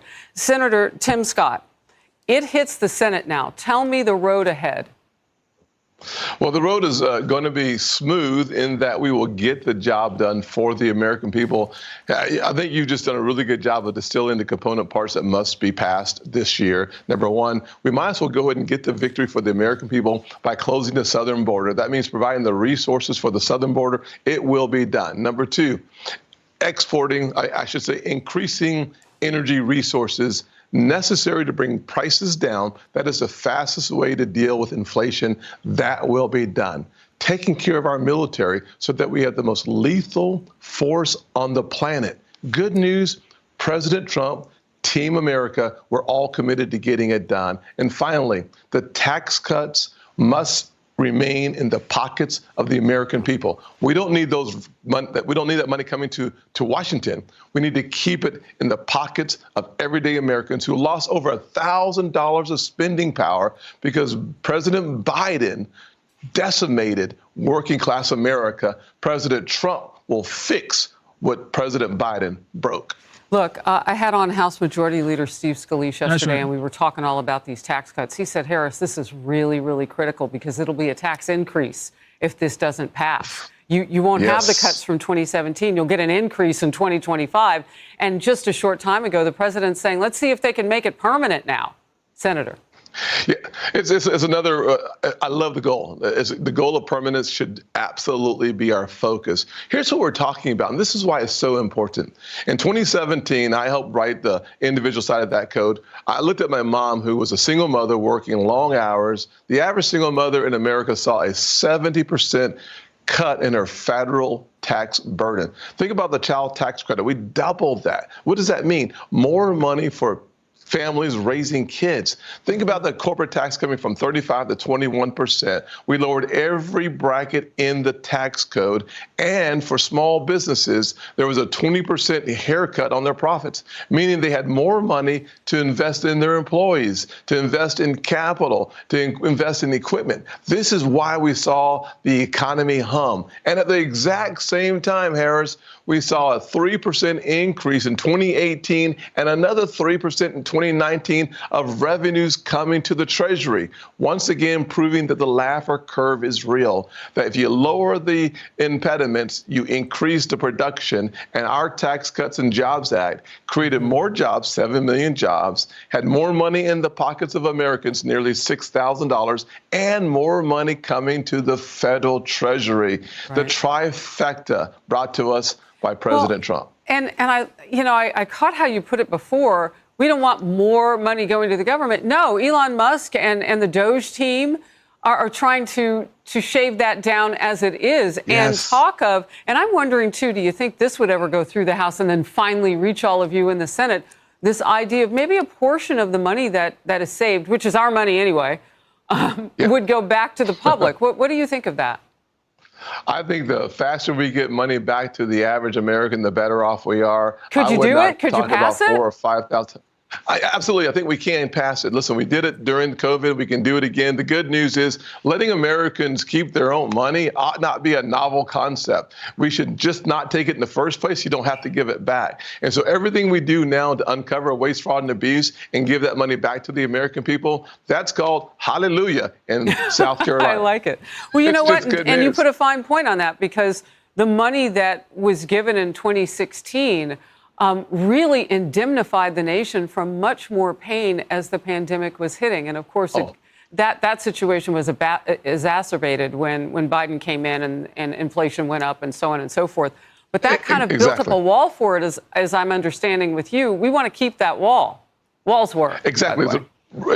Economic resiliency is when the American economy is doing well, which means that there's more money in the private sector than there is in the government. The more the government spends, the faster inflation goes up. The faster inflation goes up, the faster interest rates go up. When that happens, fewer Americans can afford a home. Fewer Americans start businesses. Fewer Americans can borrow for new cars. All that goes away when we fix the economy with one basic philosophy. A good economy makes all things possible economically, and that means the private sector should be the focus of the resources in this nation and not the federal government. In South Carolina, we call that common sense. Amen to that. I've been talking with Senators Jim Justice and Dan Sullivan. You mentioned energy and the process of getting us to a point. We are so far now from being energy independent. I mean, we got driven in the wrong direction. Now we're back on the freeway. Yes. We got to drive hard toward that. So that then starts to do what to the economy? Well, the more energy we produce in America, number one, you get more jobs. Number two, you get more energy production. And number three, you get lower prices at the pump.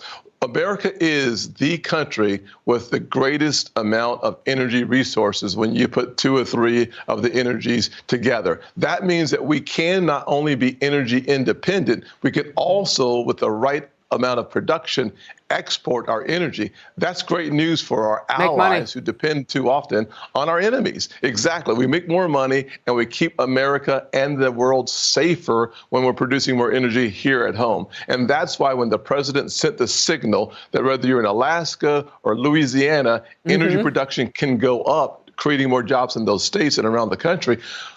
But it also means the average American sees lower prices at the pump, more of their money to spend on other things, because you and I both know energy is an absolute essential component for reducing prices and lowering inflation, meaning more Americans have more money to spend on luxuries like going out to eat or going to a movie. These are things that we lost during the Biden years because they devastated the economy so much that the average family had to make decisions on rationing the necessities of life.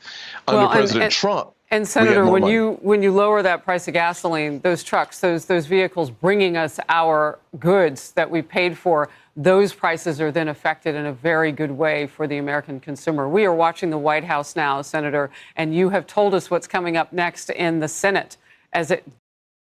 Tim Scott of South Carolina. Remember, everybody, remember this guy, Tim. Tim Scott was one of the pioneers of Opportunity Zone. If you remember, during Trump's first term, Senator Tim Scott was one of the major players, and he proposed the bill Opportunity Zone. Okay, so kudos to this guy right here, Tim Scott. Is a real guy, real one of the real politicians that we have, Tim Scott. All right, or Tim Scott. Okay. Tom Homan. Mexico, we want them to do more. I know Pete's been talking to them. We're going to have meetings with them later this week as well. We'd like to work with Mexico to go after these cartels because they're a threat to the Mexican government, not just to us. We want them to do more, but they've deployed, 14,000. Now, Marco Rubio, he is very skilled. Okay, this guy right here, Marco Rubio, he is a skilled communicator, articulate, very sharp, extremely smart.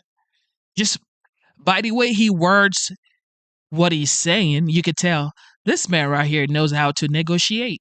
Listen. Of their National Guard to their border. We've provided them information about certain cartel leaders, and they've gone after them. But we got to keep this going. This isn't like a 1 week or 1 month thing. We got to make sure this is enduring. I tell you. So the Trump administration pushing Mexico to take on the cartels and gangs along our southern border, as President Trump labels 8 Latin American cartels as terrorist organizations. Borders Czar Tom Homan joins us now. Good morning, Tom. Good morning. So the Secretary of State, Marco Rubio, making it very clear that Mexico needs to do more. What can they be doing to help us secure the border and stop the flow of the drugs? Well, look, I think President Trump's already gotten them put in military on the northern border. That's a strong presence against cross-border crime by the cartels, so they stepped up in that. I think they need to share more intelligence with us on the criminal cartels and the areas of operation in Mexico. And look, President Trump is designated a terrorist organization. We need to treat them exactly like that. Anybody associated with them, anybody funding them, anybody transporting for them are part of a terrorist organization. We need to put the whole weight of the world of the United States government on them. And not just in Mexico. The Jalisco cartel, the Sinaloa cartel, they're in over 40 countries around the globe. We got to attack this globally.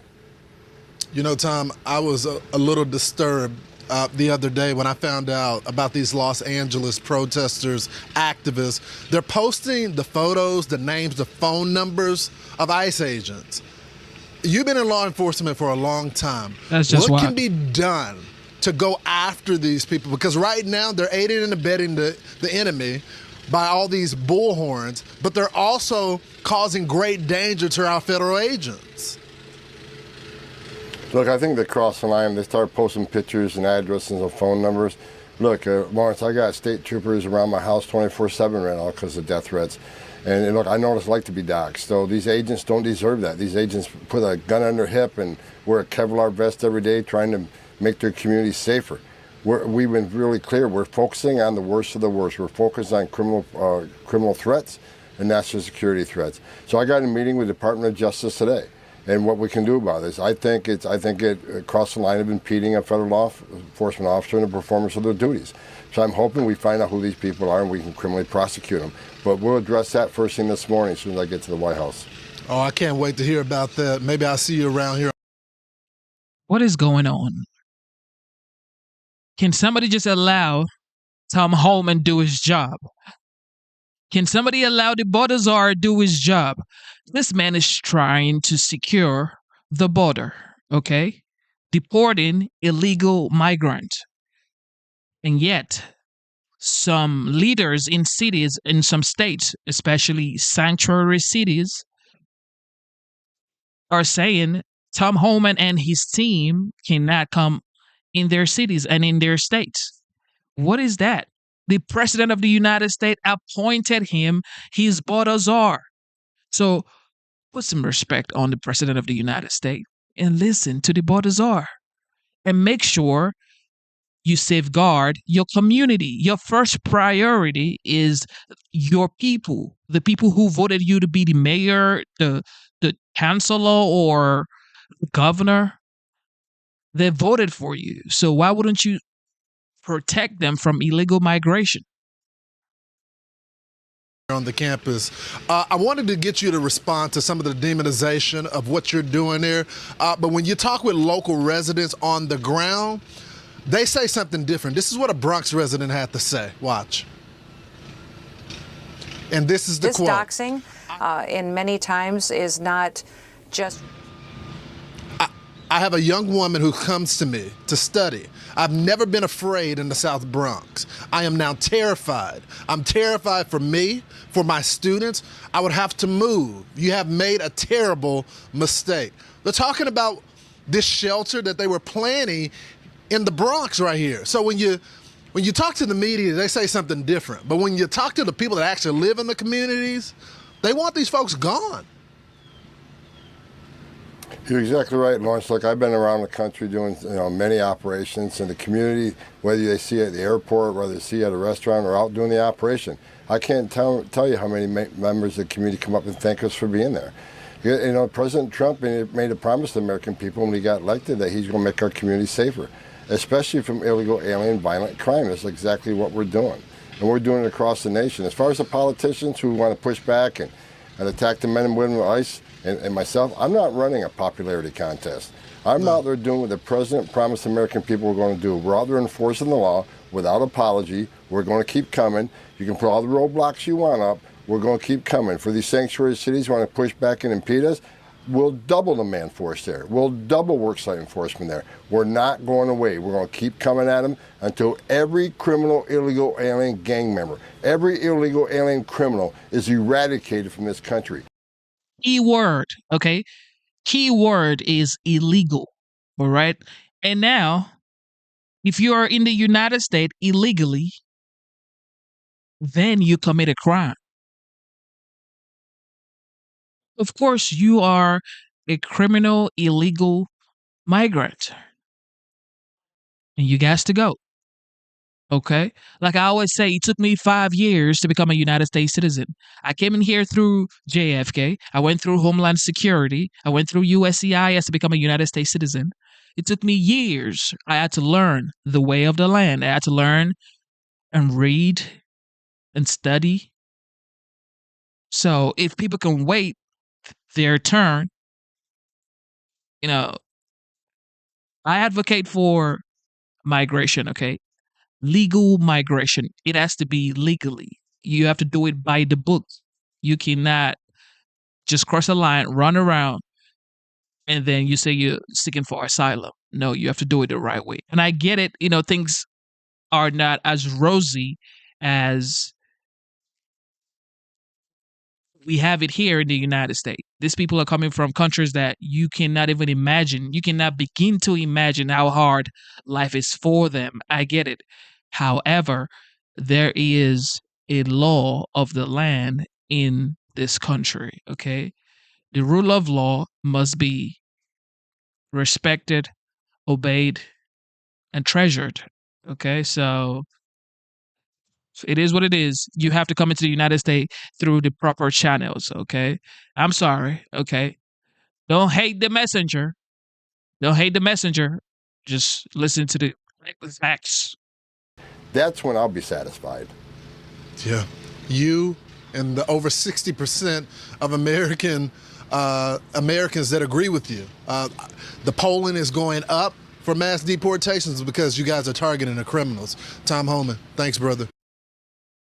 And of course, have you guys heard about this new Trump card situation? Well, it's not Trump card, but a lot of people are proposing that it should be called Trump card. However, as of right now, it is called Gold card.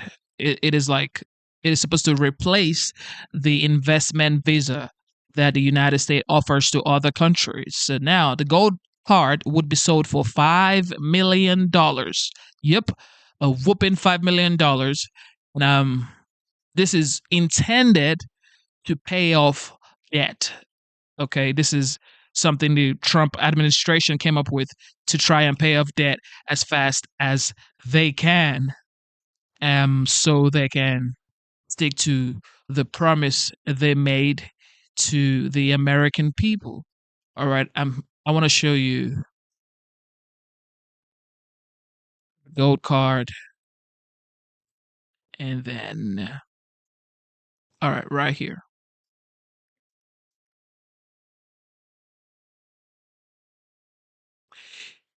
Would you advise anybody to buy the gold card? If you could afford it for a friend that lives abroad, would you buy a 5 million gold card to become a potential American citizen? Let me know in the chat. Mr. President, about the Trump gold card idea that you unveiled yesterday. I hope you like it. I await more information, but the question is, does this reflect a view on your part that the American immigration system has never been properly monetized as you feel it should be? Well, not so much monetized. It hasn't been properly run. I get calls from, as an example, companies where they want to hire the #1 student at a school. A person comes from India, China, Japan, lots of different places, and they go to Harvard, the Wharton School of Finance, they go to Yale, they go to all great schools, and they graduate #1 in their class, and they're made job offers, but the offer is immediately rescinded because you have no idea whether or not that person can stay in the country. I want to be able to have that person stay in the country. These companies can go and buy a gold card, and they can use it as a matter of recruitment. At the same time, the company is using that money to pay down debt. We're going to pay down a lot of debt with that. And I think the gold card is going to be used by, not only for that, I mean, they'll be used by companies. I mean, I could see Apple. I've spoken with Tim Cook, and by the way, he's going to make a $500 billion investment in the country only because of the results of the election. And I think because of tariffs. He's going to want to be in the country because of tariffs. Because if you're in the country, there is no tariff. If you're out of the country, you got to pay tariffs. And that's going to be a great investment, I think, that he's making. I know it's going to be a great investment. But we have to be able to get people in the country, and we want people that are productive people. And I will tell you, the people that can pay $5 million, they're going to create jobs. They're going to spend a lot of money on jobs. They're going to have to pay taxes on that, too. So they're going to be hiring people. They're going to be bringing people in and companies in. And I don't know, maybe it will sell like crazy. I happen to think it's going to sell like crazy. It's a bargain. but Will they have to we'll commit to know a fairly certain soon. number? I think Howard and Scott, a few of you really are responsible for it. But Howard, if you want to discuss that for a couple of minutes, I think I'd like to have you. I think it's going to be a very successful program. This is Sure. commerce. So the EB5 program, which has been around for many years, had investment of $1 million into projects in America. And those projects were often suspect, they didn't really work out, there wasn't any oversight of it. And so for $1 million investment, you got a visa and then you came into the country and ended up with a green card. So it was poorly overseen, poorly executed. Then you had our border open where millions of people came through. So the idea is we will have a proper business. We will modify the EB5 agreement. Christy and I are working on it together. For $5 million, they'll get a license from the Department of Commerce.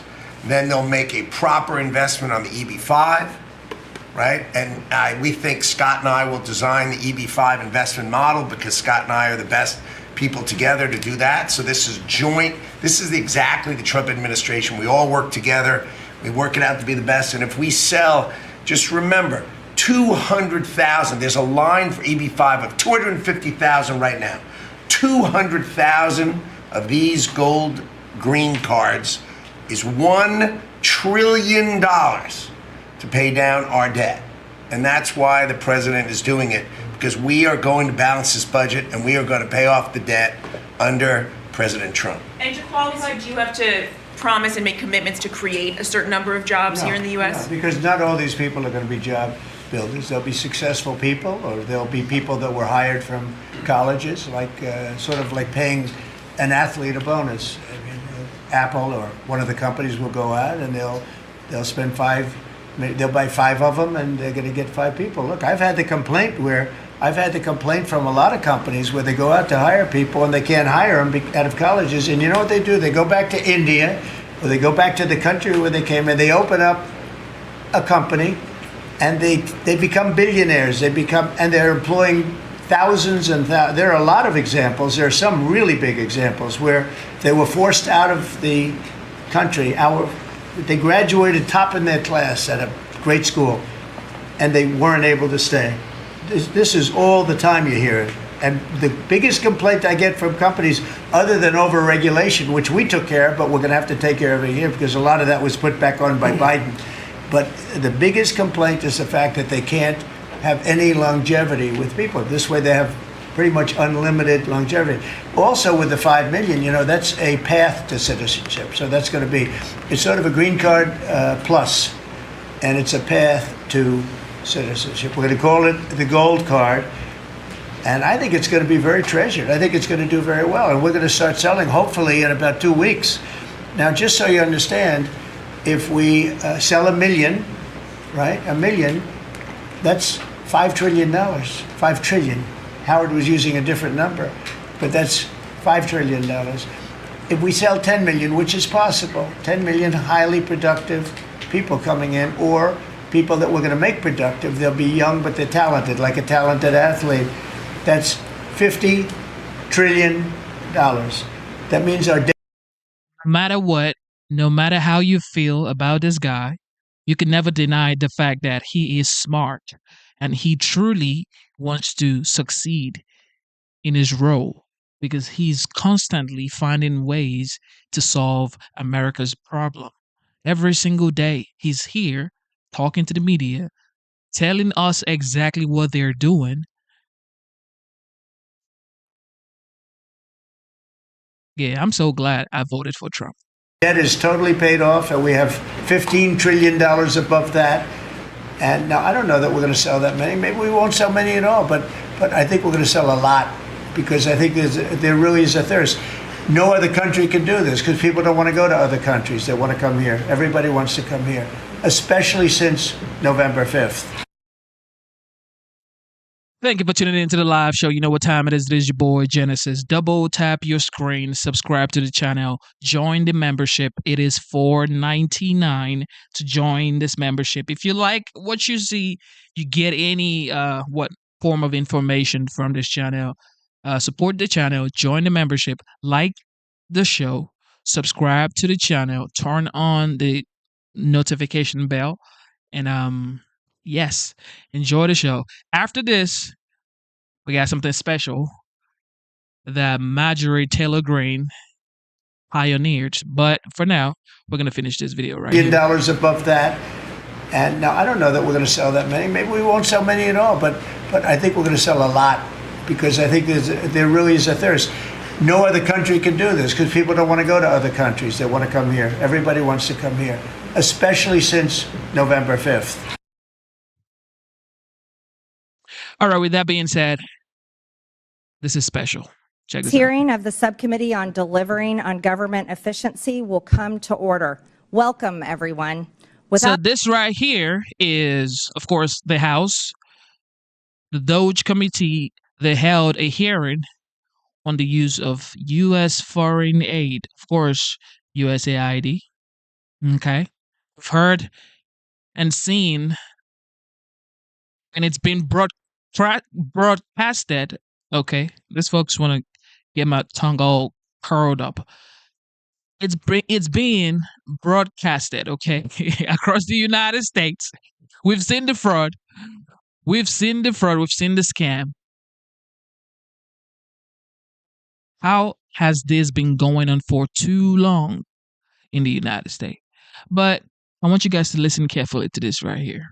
Without objection, the chair may declare a recess at any time. I recognize myself for the purpose of making an opening statement. Good morning. I want to welcome everyone today to today's DOGE subcommittee hearing on U.S. foreign aid.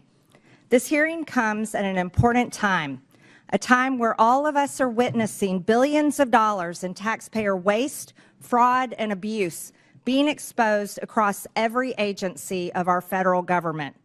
It comes at a time where oversight of U.S. foreign aid has uncovered billions of dollars that have been weaponized in furtherance of globalist far-left ideologies. The American people want change. The American people voted for change. The American people have spoken that they no longer wish to be enslaved by the bureaucracy's agenda of undermining U.S. interest abroad.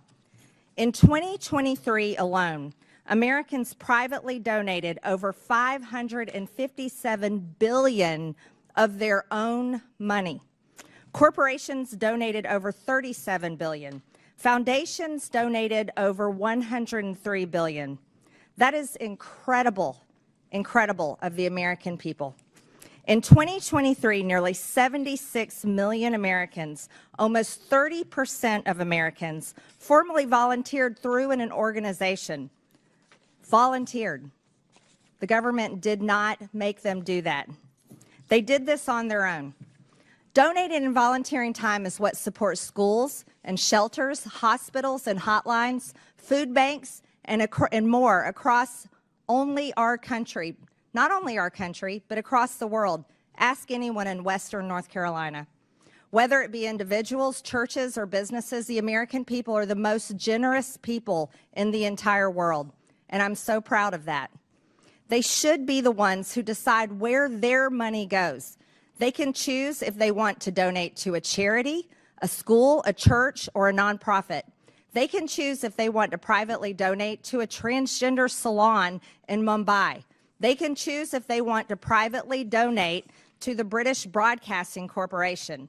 They can choose if they want to privately donate to the Wuhan Institute of Virology through EcoHealth Alliance, or to electric vehicles in Vietnam, or to changing the national census in Bangladesh to be more gender inclusive. That is something they should be able to choose. That is something they should never be forced to do by our government. The Democrat-run USAID should not get to use our federal government, our U.S. taxpayer dollars, as their party piggy bank to push their radical agenda in countries that we have no business giving money to. 96% of all political contributions from USAID employees go to Democrat Party candidates or PACs. That's 96%. Not only is USAID giving $70,000 for a DEI musical in Ireland or 50,000 for transgender opera in Colombia, or entrench their left-wing ideology across the globe, USAID has been transformed into an America Last foreign aid slush fund to prop up extremist groups, implement censorship campaigns, and interfere in foreign elections to force regime change around the world. That is the dark truth about USAID. That is the story the American people deserve to know. Not only was USAID never designed to be what it has morphed into, but these things should never have been funded in the first place. In fiscal year 2023, USAID dispersed roughly $44 billion of aid across 160 countries and regions around the world.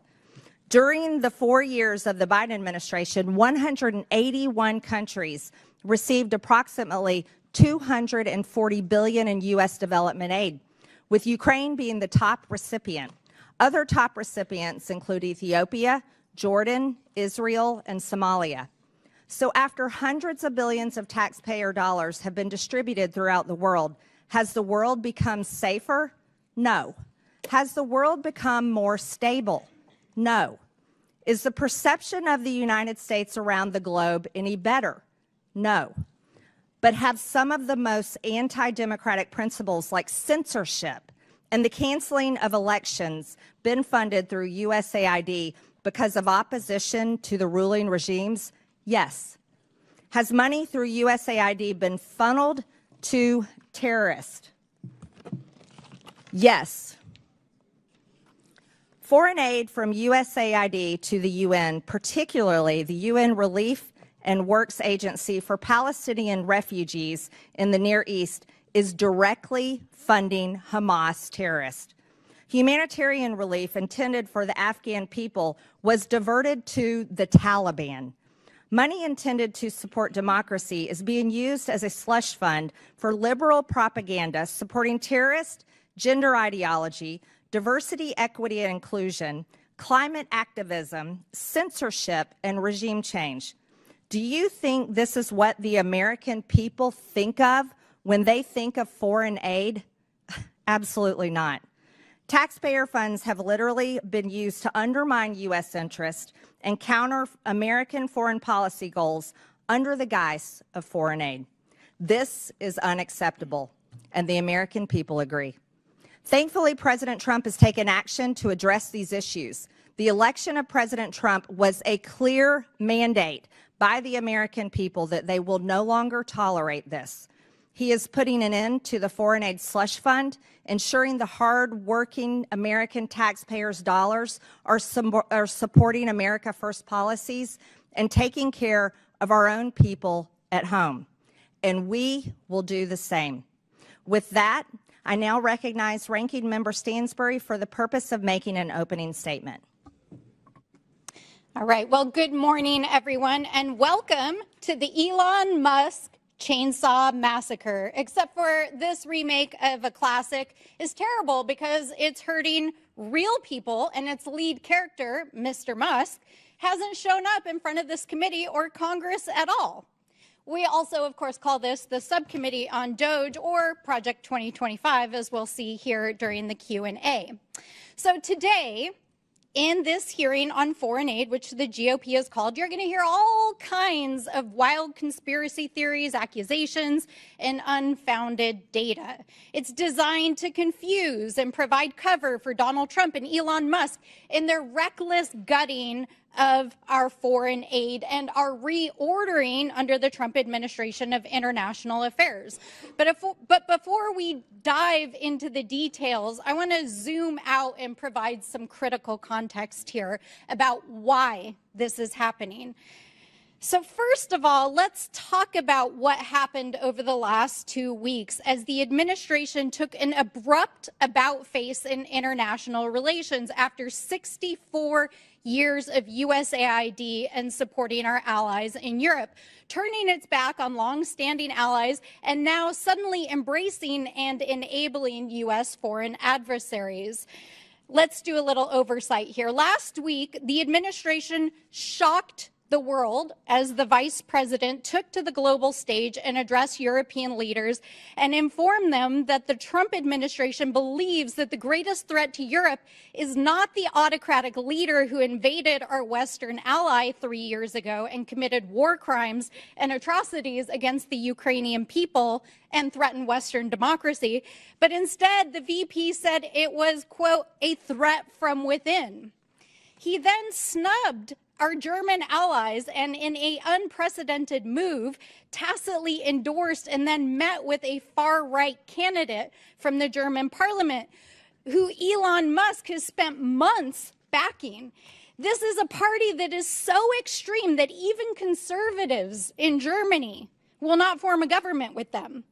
Then, over the weekend, Donald Trump went on a wild rant on social media, embracing Vladimir Putin and repeating Russian propaganda, trying to rewrite history and falsely claim that Ukraine started a war against its own people. Then, on Monday, Trump had the United States of America vote against Russia, vote with Russia, North Korea, and China as 4 of the only 8 countries in the world voting in the UN against a resolution supporting Ukraine and affirming Ukraine's sovereignty. When you think about what this means in the context of American history, it's truly astonishing. That same day, which was only 2 days ago, the administration announced that they would proceed with firing another 2,000 USAID workers, even as a court ruled that the administration's dismantling of the aid organization is illegal. And interestingly, one of the main opponents of USAID programs is Donald Trump's buddy, Vladimir Putin. Why? Because among the programs that the U.S. was funding before the funding was frozen was aid to Ukraine, including safe houses on the front lines, a free and open press to help keep people informed what was happening in the war, not to mention refugee resettlement in the United States. USAID was also engaged in democracy building in Eastern Europe and the Balkans, especially with the fall of the USSR. Of course, Mr. Putin didn't like that either. And these investments have been totally decimated over the last several weeks.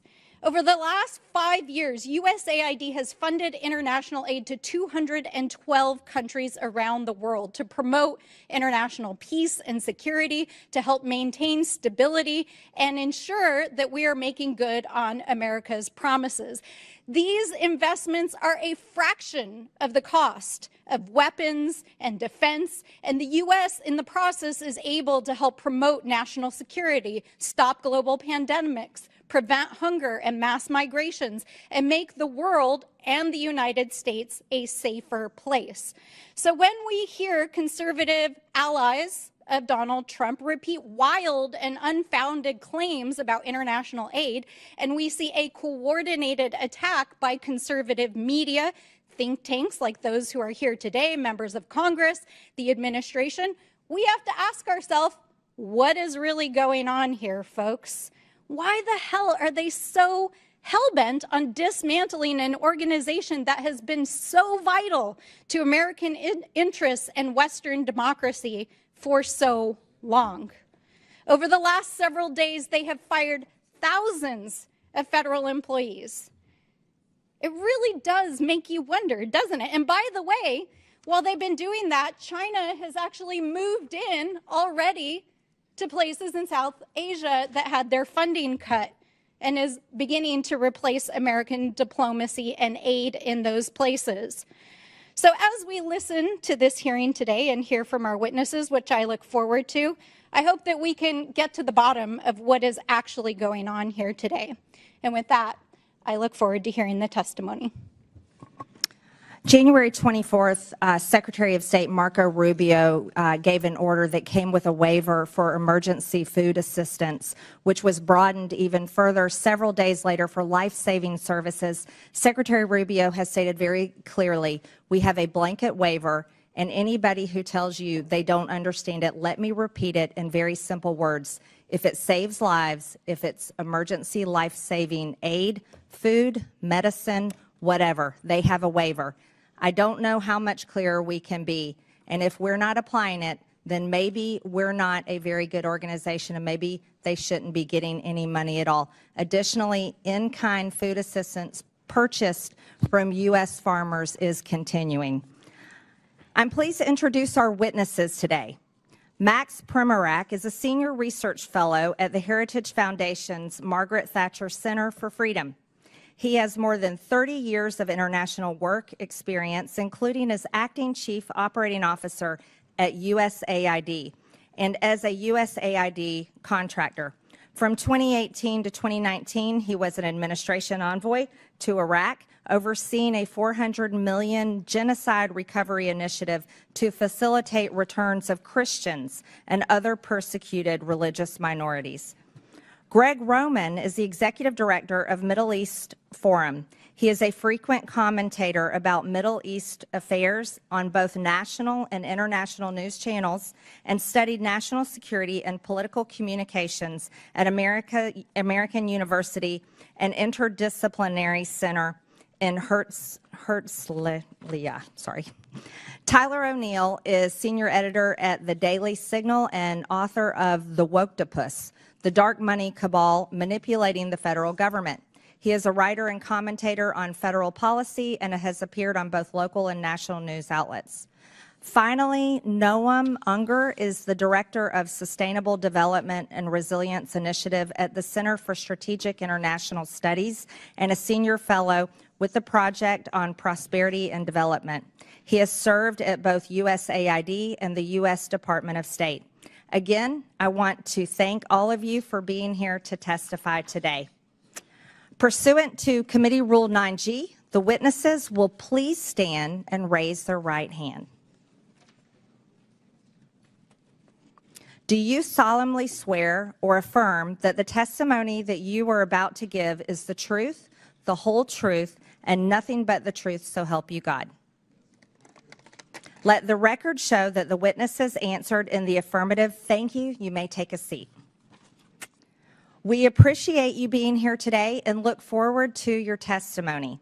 Let me remind the witnesses that we will have read your written statement and it will appear in full in the hearing record. Please limit your oral statement to 5 minutes.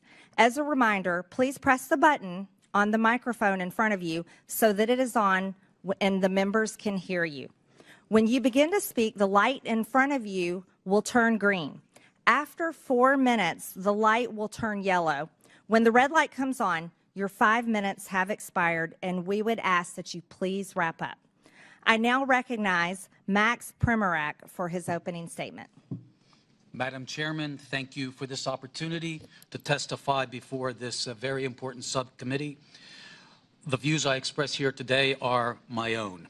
Over the past few weeks, indeed, we have been treated to a daily litany of examples of waste, fraud, and abuse of taxpayer-funded foreign aid. The USAID and the State Department used foreign aid as a global platform to push radical and even obscene ideas that have shocked and angered the American people. One cannot help but ask, was there anyone in the room raising their hand to say, this is not a good idea, this might cost us our bipartisan support in Congress, we might lose the trust of the American people? Yes, foreign aid should be a tool to advance our national security interests. In the past, it did. Today, it does not. Frankly, it has been doing harm. While spending more on aid, there is more world poverty and hunger today, more political instability, and developing countries are more beholden to our adversaries. At USAID, I co-chaired an interagency working group that put all aid projects through a counter-China lens. That was dismantled. Instead, the Biden administration wasted billions of dollars on a global green agenda that forced poor countries to rely on China for their energy needs. These countries sought more trade with and investment from the United States to bind our countries closer together. Instead, they got transgender, diversity, and abortion programs that have alienated billions of people. Despite what we hear in the media, there is no linkage between how we do aid and our national security. South Africa has received billions of American aid dollars, yet is China's main Africa partner, South Africa is the S in BRICS. It supports Hamas and Iran and opposes us at every turn at the United Nations. Last summer, Mozambique and Tanzania, other large aid recipients, conducted 2-week military exercises with the People's Liberation Army, expanding Communist China's power projection to the lip of our Atlantic Ocean. 19 of the top 20 USAID recipients are members of China's Belt and Road Initiative. While acting Chief Operating Officer at USAID, I approved strong vetting policies for our humanitarian assistance in countries swarming with terrorists. That, too, was ignored by the Biden administration. Vast sums of U.S. money have been diverted to fund terrorists in Gaza, Syria, Yemen, and Afghanistan. NGOs have been hit with heavy fines for violating our anti-terrorism financing laws. But closer scrutiny is warranted, for the problem is endemic in the aid culture. Last year, USAID launched its $45 million Global Civil Society program based on the social theories of an Italian Marxist. Literally, we have been funding radical NGOs around the world that oppose capitalism, democracy, NATO, and Christianity. None of this is counter-China. This is counter-America. Again, a resounding yes that foreign aid can be a powerful tool of diplomacy to promote freedom, prosperity, and peace in accordance with our national interest and our values, but not as an instrument of progressive imperialism.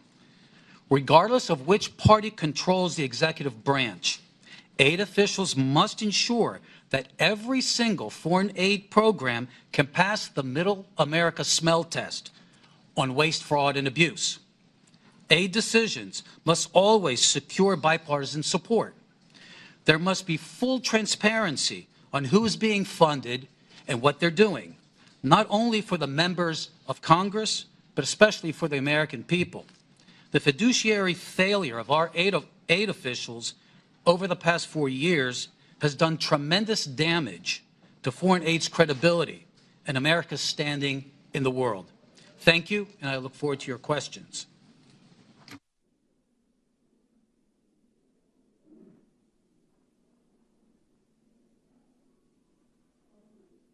Thank you. I now recognize Greg Roman for his opening statement. Madam Chairman, ranking member, and distinguished members of this committee, thank you for the opportunity to speak today. My name is Greg Roman, Director of the Middle East Forum, and I'm here because there's a fox loose in the henhouse of our foreign aid system, a system intended to uplift lives abroad that instead has funneled millions of taxpayer dollars to radical and terrorist-linked organizations. If we don't fix these fences now, we risk fueling violence against our allies, our troops, and potentially ourselves. Let me be clear. This is a problem that began under the Obama administration and was exacerbated under the Biden administration. It's a problem that has been brewing across both of these 12 years of governance by a bureaucracy so insulated it can't always tell teachers from terrorists. The result is moral confusion among grant officers who unwittingly, and in some cases, may intentionally bankroll extremist causes. At the Middle East Forum, for the last 12 years, we've engaged in oversight over all public spending relating to foreign aid, specifically those relating to Middle East and Islamist causes. And we have identified over $122 million, which has ended up supporting radical organizations or even directly bankrolling organizations which are considered to be terrorists by the U.S. government. That's not pocket change. That's a jackpot for the wrong crowd. In terms of our specific findings, World Vision. Over the past 2 decades, this major evangelical NGO has received nearly $2 billion from USAID. But in 2014, World Vision facilitated a $125,000 grant to the Islamic Relief Agency, an entity linked to al-Qaeda. Even after a whistleblower raised red flags, USAID rammed through the funding, pressured by World Vision, Sudanese warlords, and even U.S. officials who lobbied to delist the terror organization. Helping Hand Relief and Development. In 2023, only 2 years ago, it received a $78,000 grant from USAID, despite openly working with the terrorists who orchestrated the 2008 Mumbai massacre in India. Worse, the offer and grant came after the USAID Inspector General launched an investigation into a prior grant to the same group. the Jamal Trust Bank in Lebanon. USAID dollars helped pad the pockets of this financial institution, later designated by the U.S. Treasury Department as a terror sponsor for sponsoring Hezbollah. This was no mere oversight. It points to a broken system that handed cash to a future terror financing entity. Some graphical evidence. Behind me, you'll see the Bayadar and Unlimited Friends Association, two groups in Gaza. Members of the Gazan charity Bayadar cozy up to senior members of the Hamas Politburo, like Abdul Salam Haniyeh, the son of slaughtered Hamas leader Ismail Haniyeh, credited as one of the planners of the October 7th attacks on Israel, which kill Israelis and American citizens. Meanwhile, UFA officials have called for their lands to be cleansed from the so-called, quote, impurity of the Jews. You'll see behind me 4 images which don't just show members of Bayadar and UFA associating with members of Hamas, but also USAID officials, employees of the U.S. government, receiving awards because of their cooperation with these two Hamas-linked entities. You even have a Facebook post from a few years ago, which is the USAID office in Jerusalem celebrating their relationship with a Hamas entity. I can't find anything more disgusting. And as the ranking member said, we're looking for evidence. This is not a conspiracy. This is a U.S. government communication. Lastly, masking the money trail. Billions of dollars in USAID grants are lumped under miscellaneous foreign awardees, making it impossible for Congress, the media, or the public to track who's really getting the funds. According to public testimony in another hearing in this Congress, a portion of this money has ended up in the hands of al-Qaeda affiliates in Syria. How does this happen? The oversight conducted by USAID is as weak as a house of cards in a windstorm, like handing out cash in a dark alley and hoping it doesn't buy trouble. USAID's vetting system is archaic, relying heavily on self-reported data with no real-time checks or teeth. Primary grantees are entrusted to vet their own subcontractors, even when those grantees themselves might sympathize with radical causes. In places like Gaza or Sudan, groups with blatant extremist affiliations slip through because the so-called gatekeepers have no incentive or even an ideological desire to shut them out. This isn't a glitch. It's a feature of a broken system. And here's the kicker. It's a problem caused by bureaucrats, now threatening American interests at home and abroad. It's not just about fraud, waste, and abuse. This is a threat to American national security and potentially criminal, and this committee should take action to ensure that the Department of Justice acts on it and does everything in Congress's power to not just investigate, but refer criminal actions to the proper authorities. Thank you. Thank you, Mr. Roman. I now recognize Tyler O'Neill for his opening statement. Chairwoman Green, members of the subcommittee, the last few weeks have featured revelation after revelation of how our tax dollars have been spent propping up radical left-wing causes across the world. Yet what struck me about the abuse of foreign aid has been the connections with leftist activists here at home. As a senior editor at the Daily Signal, I researched the left's dark money network, which propped up the influence campaign I expose in my book, The Woktopus.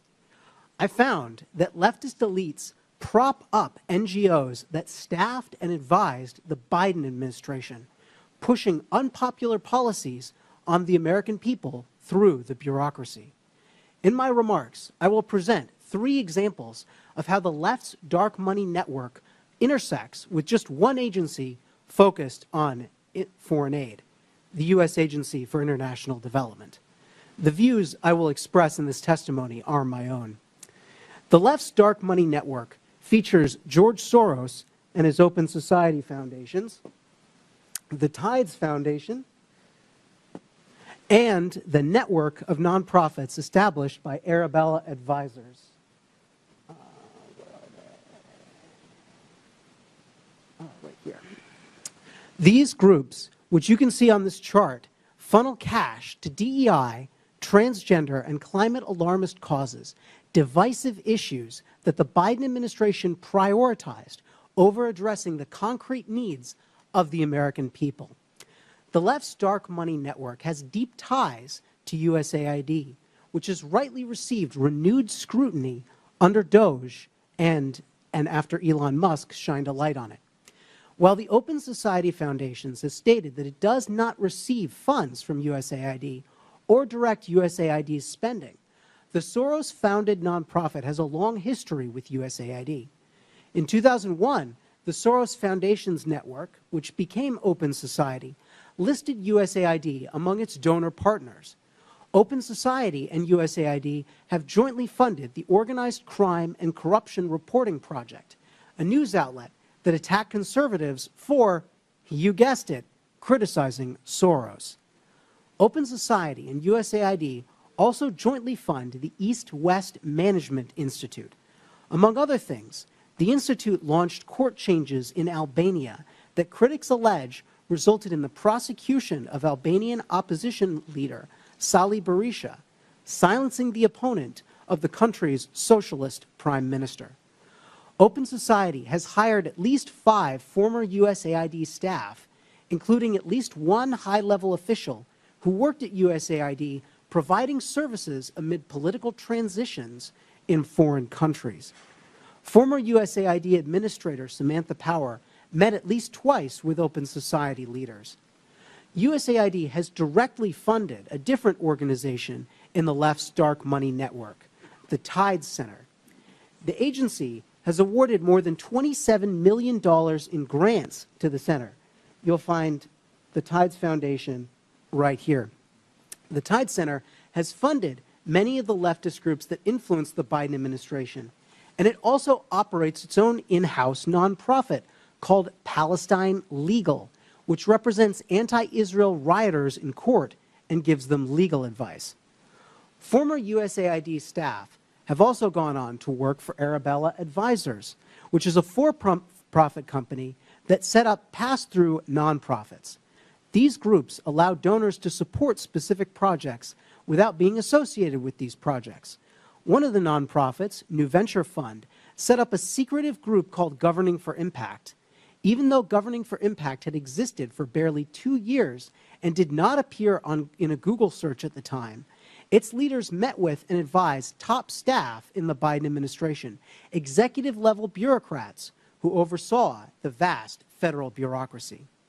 Leaders at the Rockefeller Foundation, another funder in the left's dark money network, previously held roles at USAID, including the former administrator, who now serves as the foundation's president. Other USAID staff have gone on to work at the nonprofits that staffed and advised the Biden administration, including the Center for American Progress, the Human Rights Campaign, and the American Civil Liberties Union.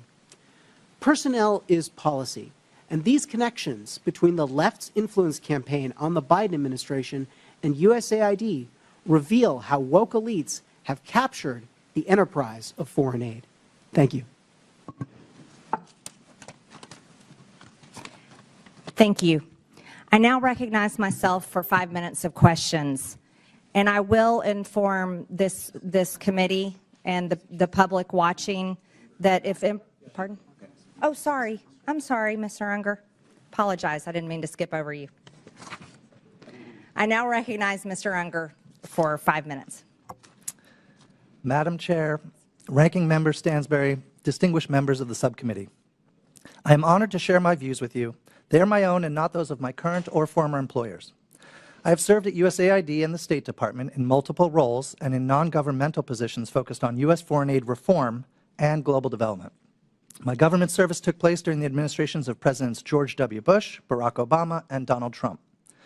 Every U.S. administration since World War II has wanted to shape foreign aid in line with its goals. But strangling the system into extinction is akin to unilaterally disarming at a time of mounting geopolitical competition for partnerships globally.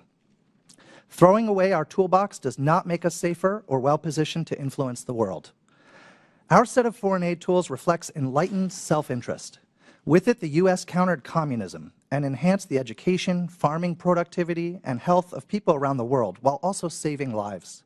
Our international AIDS and malaria programs have collectively saved more than 35 million lives over the past couple decades. U.S. assistance has also built partnerships and economic growth, so much so that 11 of America's 15 biggest trading partners were former recipients of U.S. foreign assistance.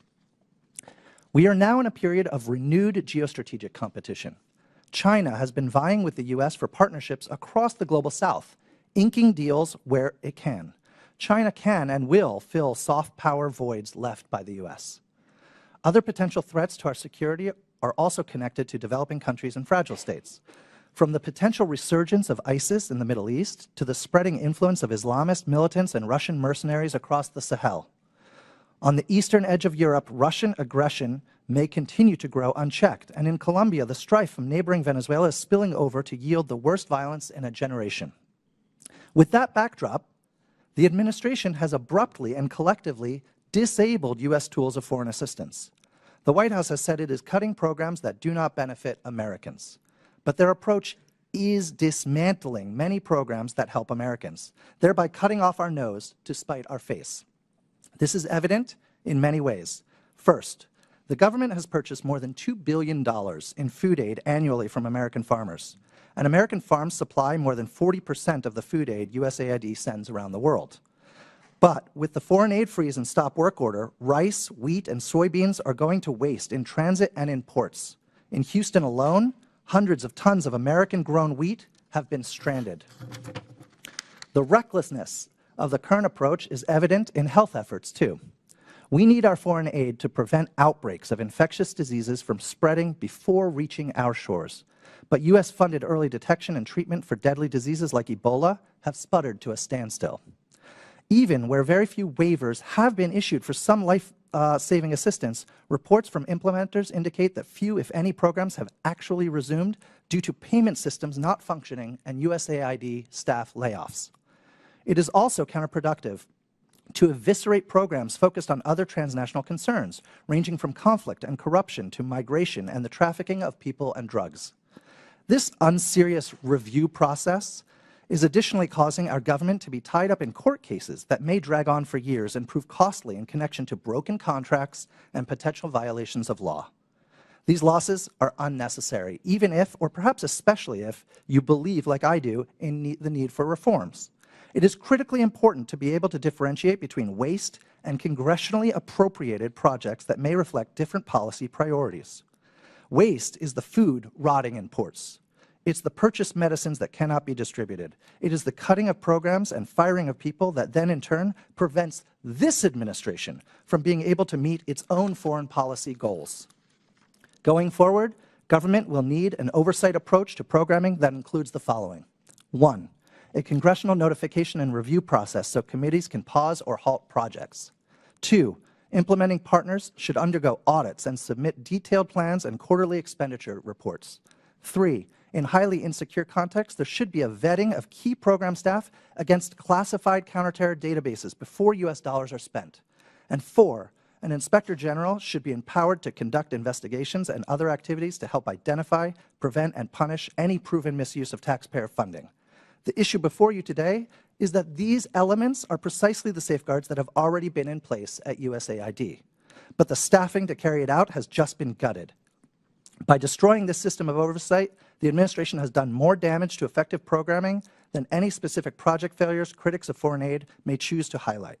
We should all care about foreign aid.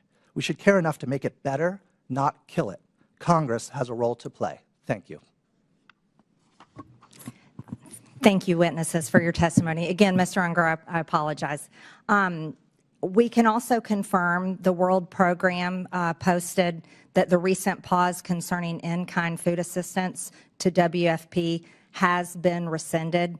This allows for resumption of food purchases and deliveries. Madam Chair? USAID. Madam Chair, are we going member to member, or do you get to make a speech in between each witness? If you're going to offer evidence or testimony, you're not recognized. In the clock. You're not recognized. It's Sure my time. Sure I am. I now recognize myself for 5 minutes of questions. And this committee, based on this hearing and witness testimonies, will consider recommending investigations and criminal referrals. When Joe Biden was president, his son Hunter was on the board of a Ukrainian energy company called Burisma. The prosecutor general of Ukraine at the time, Viktor Shokin, was investigating Burisma for corruption. Biden threatened, and it's on video, to withhold $1 billion of USAID grant to Ukraine if Shokin wasn't fired. Mr. Primorak, is USAID supposed to be used as leverage by a president to protect his son?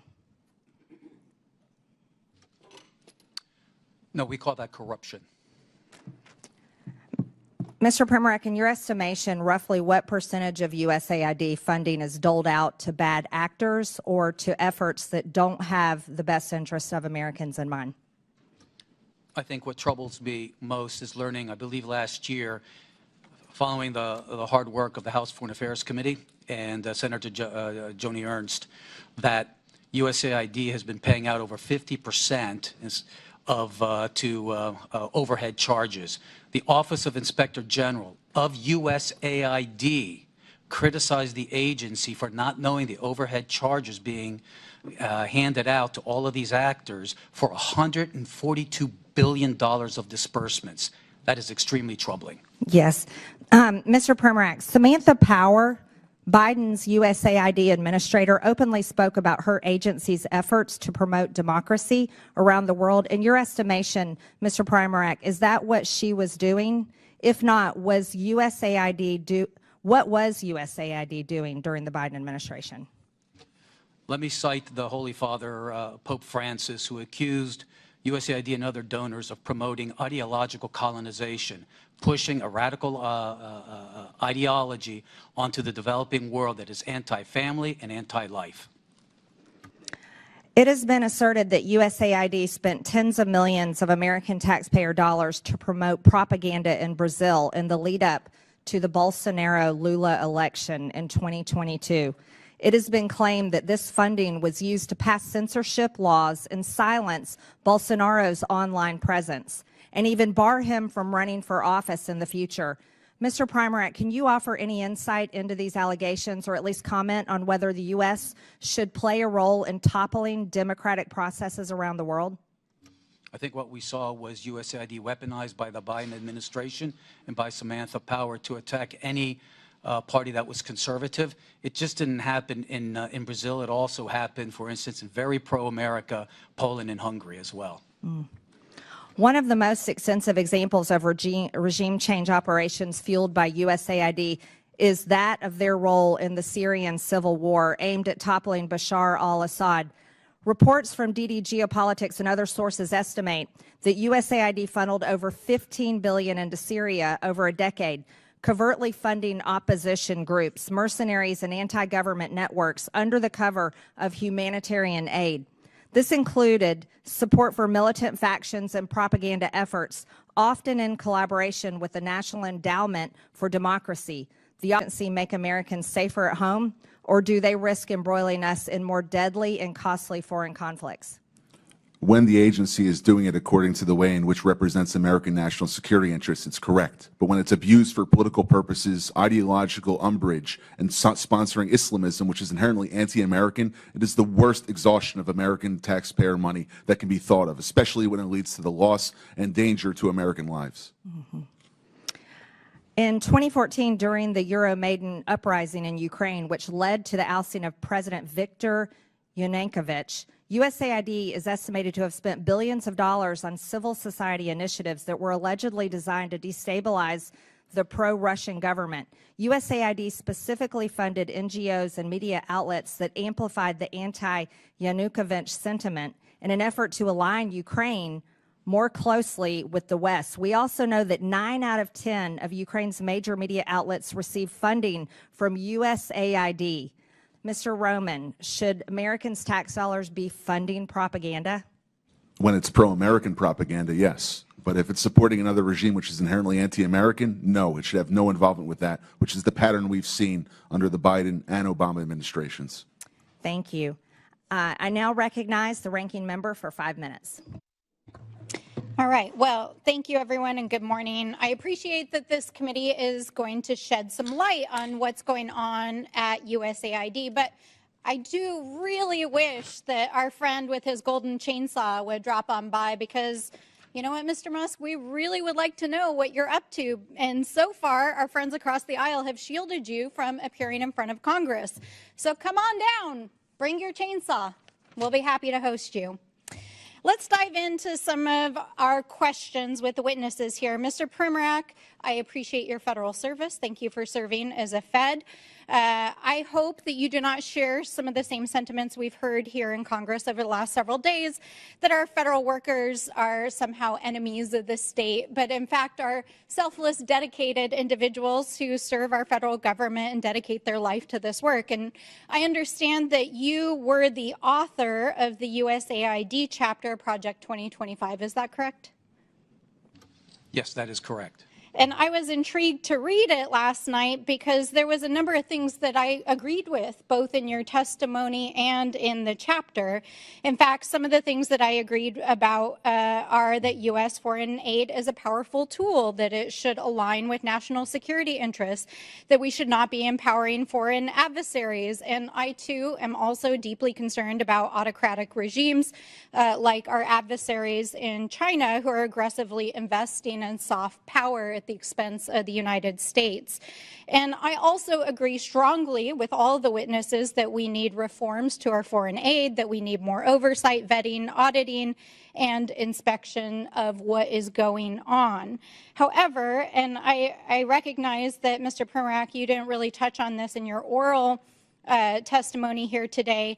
I was surprised that in Project 2025 and some of your other statements that one of the primary areas that you really have disagreed with the foreign aid that has happened under other administrations is in the areas specifically of climate change, LGBTQ rights issues, and promoting diversity and DEI. Is that correct? Yes. Yes. And although you did not testify as much today here about these issues, I want to just make sure you do believe in climate change, correct? Climate change, sure. Yes. Climate changes all the time. I'm a big reader of history. Yes. And you can see throughout the millennia. Absolutely. And you understand that right now our allies in the Pacific who are on the front lines in pushing back against Chinese authoritarianism are requesting climate assistance from the United States because they are facing some of the most extreme impacts of climate change, correct?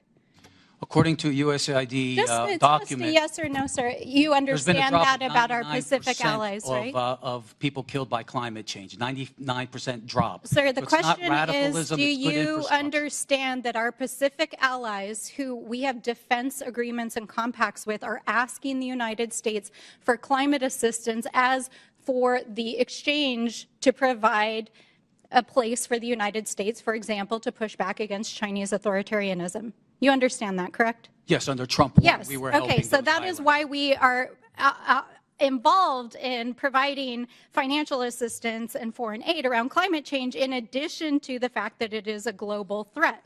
Now, I understand that you also, and I'm not even going to use the language here because I very much disagree with it, but I just want to ask, you agree that LGBTQ people exist and have human rights, right? Absolutely. We were doing that under Trump 1.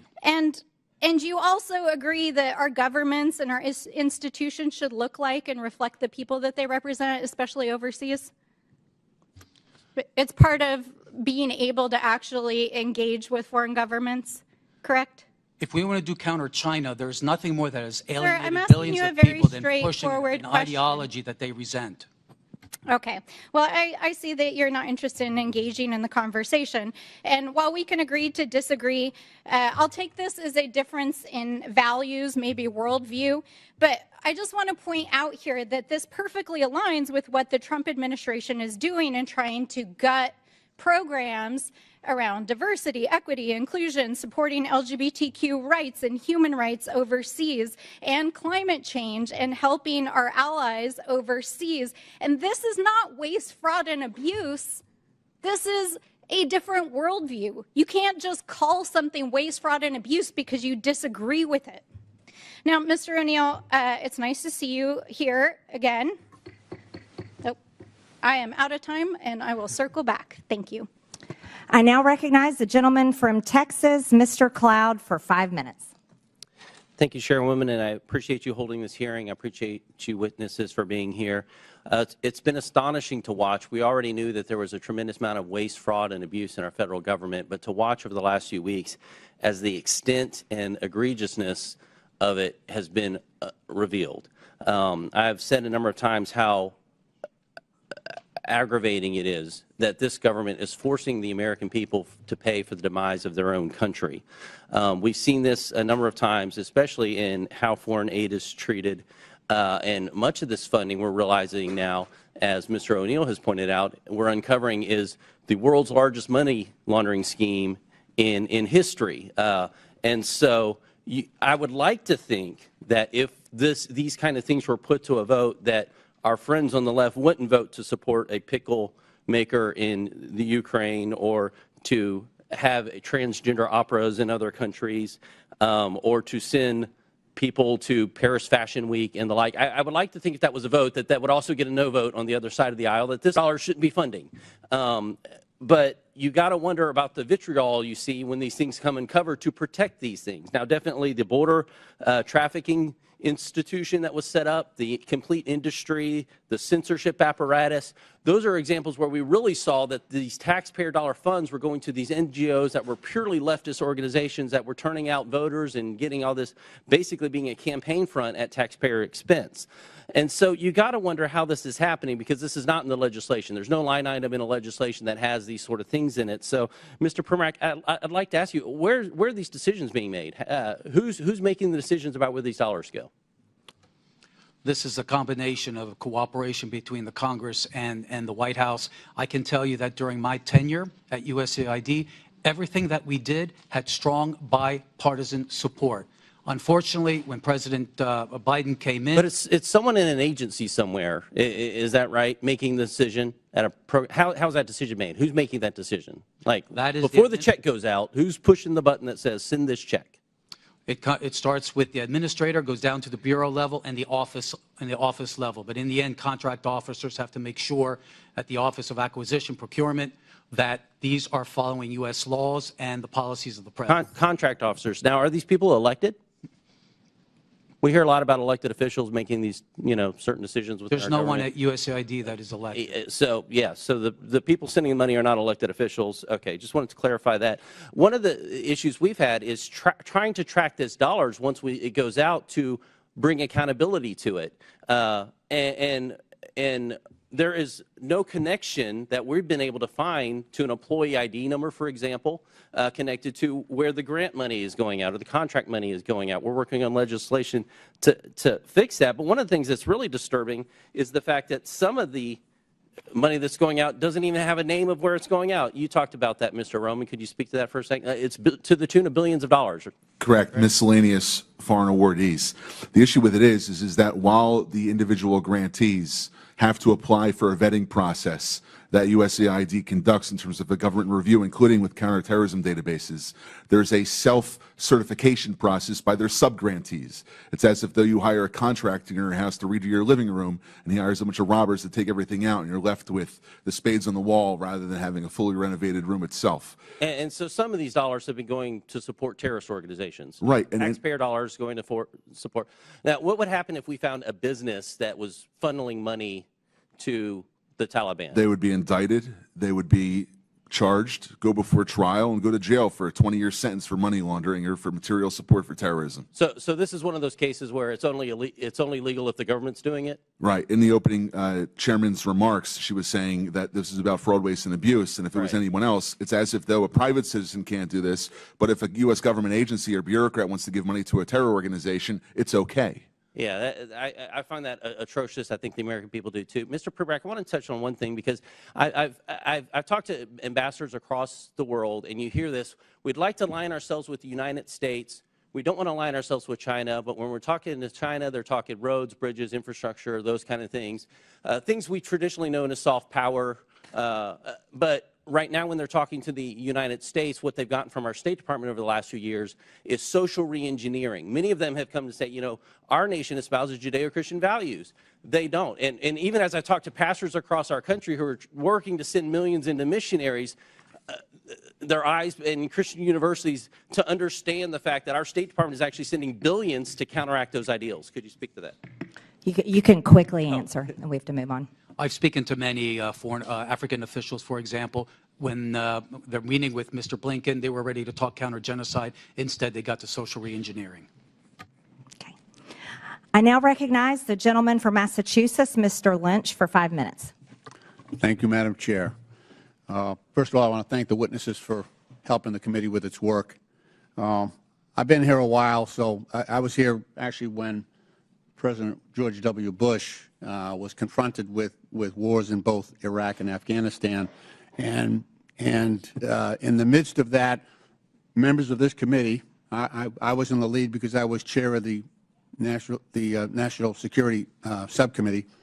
We went to Iraq and Afghanistan, and we vetted some of the billions of dollars that the President spent over there. Some of it was wisely spent in the best interest of protecting our sons and daughters in uniform. Others purely wasted that I think fell into the hands of our enemies. I think that has been true of every administration that has tried as they might to strengthen America's national security by investments abroad. I do want to say that what troubles me greatly is that now we have a cessation of all foreign aid. And, just take Ukraine, for example. I know it's been $174 billion in aid from the U.S. to Ukraine. But it's important to note that that $174 billion, most of it was spent here in the United States and paying defense workers and defense contractors and putting Americans to work. 90% of that on the defense side. And then when you look at the grain shipments that we have made, not only to Ukraine but to others, because obviously their agricultural systems are inoperable right now, those are American farmers. And, Madam Chair, I would like to ask for unanimous consent just to submit this article from the Associated Press entitled "The USAID Shutdown is Upending the Livelihoods of Farmers and Other Americans." Without objection. Thank you, Madam Chair. So, and what also troubles me is that now we have a president saying that Ukraine started the war. And, Mr. Ullman, you're a really smart guy. You're up on this stuff. You pay attention. Do you seriously believe that Zelensky invaded Russia? Okay.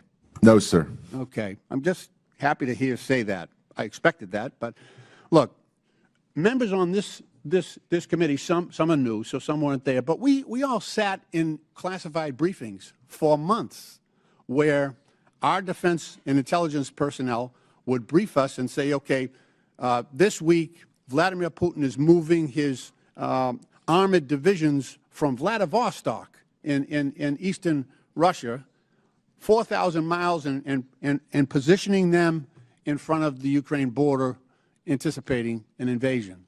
And then, afterwards, after the invasion, actually 2020, I think it was, Putin took credit, said, I ordered the special operation against Ukraine.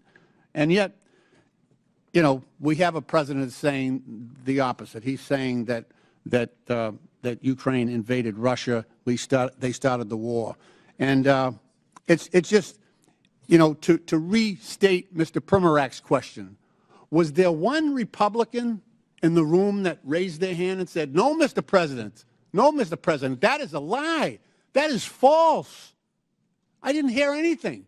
Not one of my colleagues corrected the president and stood up to him and said, no, Mr. President. No, Mr. President. It was Russia. It was Russia that started that war. They invaded Ukraine. And it's right for the U.S. to stand with Ukraine and their people. I didn't hear any of that. That's what troubles me. I had instances where I agreed with George W. Bush on some things. And I had plenty that I disagreed with. But, that's Congress's role here. That's our job, to call out the truth to power. And so this idea that all foreign aid should be suspended is an attack on common sense. It's an attack on American national security for this country, and we should be more careful. I agree. let's look at the areas where we're spending foreign aid in an area and in a way that is good for U.S. national security, and let's get rid of the stuff, some of it you've already pointed out, that is not in our central interest. That's a good process that I would like to engage in. Thank you, Madam Chair. I yield back. I now recognize the gentleman from South Carolina, Mr. Timmons, for 5 minutes. Thank you, Madam Chair. My colleagues across the aisle are quick to judge the actions of this president in the early days of his administration. But I didn't hear any loud voices from across the aisle when President Biden, who was clearly experiencing severe cognitive decline, ran this country. I don't even know who was running the country. I don't know who was making the decisions. I don't know how those decisions were being formed and who was signing the executive orders he was engaging in. So it's just very rich that I'm hearing all of these concerns about President Trump's efforts to negotiate peace in Ukraine and the manner in which he's going about it. And I hate it, but I think I have to set the record straight, because President Trump and his team went to Munich to the security conference just weeks ago, and they were engaged in diplomacy. They were trying to create an opportunity for the United States to have a financial and economic interest in the future of Ukraine. And that was through a minerals deal. The U.S. has a strategic interest in having a long-term supply chain for rare earth minerals. And so President Trump said, we can get on board with this. Let's do this. It might not be the NATO membership that they want, but it's a close second. And so your concern is related to those conversations, because Zelensky originally said, yes, let's do it. That sounds like a good deal. And then within 24 hours, he backtracked. He did a 180. And he actually started disparaging President Trump. And he was disparaging the administration. So, yeah, President Trump said some things and tried to create pressure to then bring Zelensky back to the table. Whoa, guess what? Guess who's on the way to Washington to sign the minerals deal? So I get it that my colleagues across the aisle want to throw stones at everything that President Trump does. My favorite was when President Trump was engaging with Canada and Mexico, and the Democrats didn't even have time to throw stones at his attempt to bring them to the table to secure their side of the border, because it only took them 4 or 5 hours to come to the table. The articles hadn't even gone to print yet. So, look, President Trump is going to negotiate peace in Ukraine. He's going to bring all of our hostages home in Gaza, and he has deserved the leeway. Now to the issue at hand, USAID. 77 million people voted for President Trump because we are out of balance. The Biden administration, whoever was running the show, engaged in ridiculous policies that the American people disagree with, whether it's with DEI or, trans policies, whatever it is. We're turning the page, and we're not going to abdicate our leadership in the global community. We're going to hit reset, because we are so out of balance that all we can do is go to zero and then build back. Because we're not going to spend $2 million on sex changes in Guatemala or $32,000 for a transgender comic book in Peru. These are ridiculous policies that the American people have overwhelmingly said they do not want.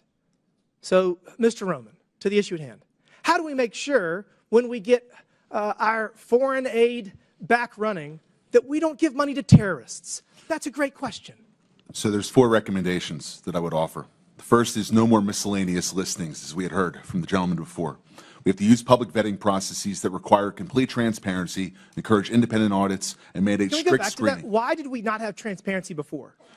I have, for the last 18 months, been trying to get information about a grant made to what we believe is a Hamas affiliate, and the Freedom of Information Act Department, or the Freedom of Information Officer at USAID, has stonewalled me for the last year and a half. And this goes back all the way to 2015. It's as if though bureaucrats think they know better. Bureaucrats think they know better. Guess what? We're going to create transparency across all of government.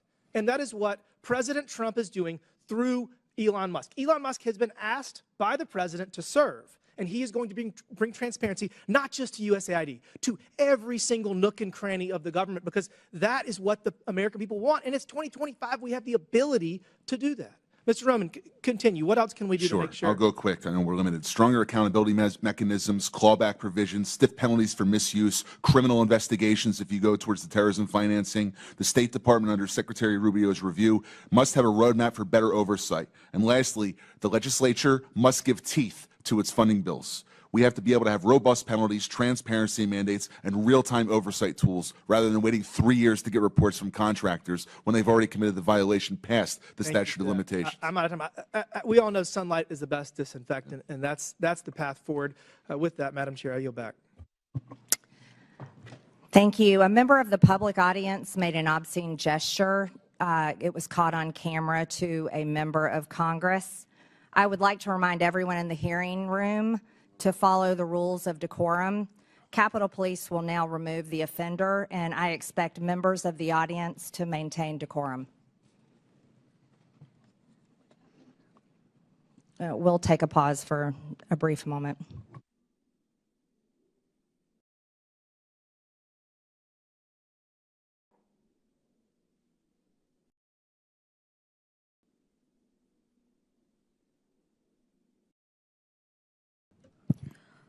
Point of order or a point of clarification, Madam Chair. Okay. Well, never mind.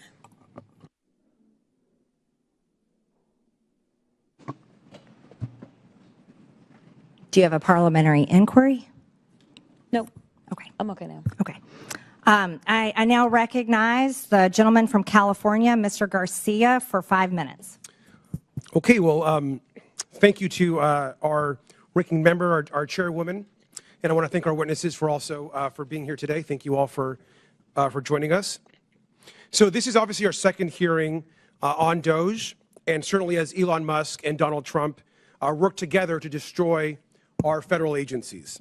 Now, a lot has happened in just the last few weeks since DOGE has been off rating the federal agencies that we care so much about.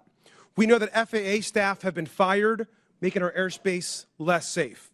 Veterans Affairs staff have been fired, risking services for our vets.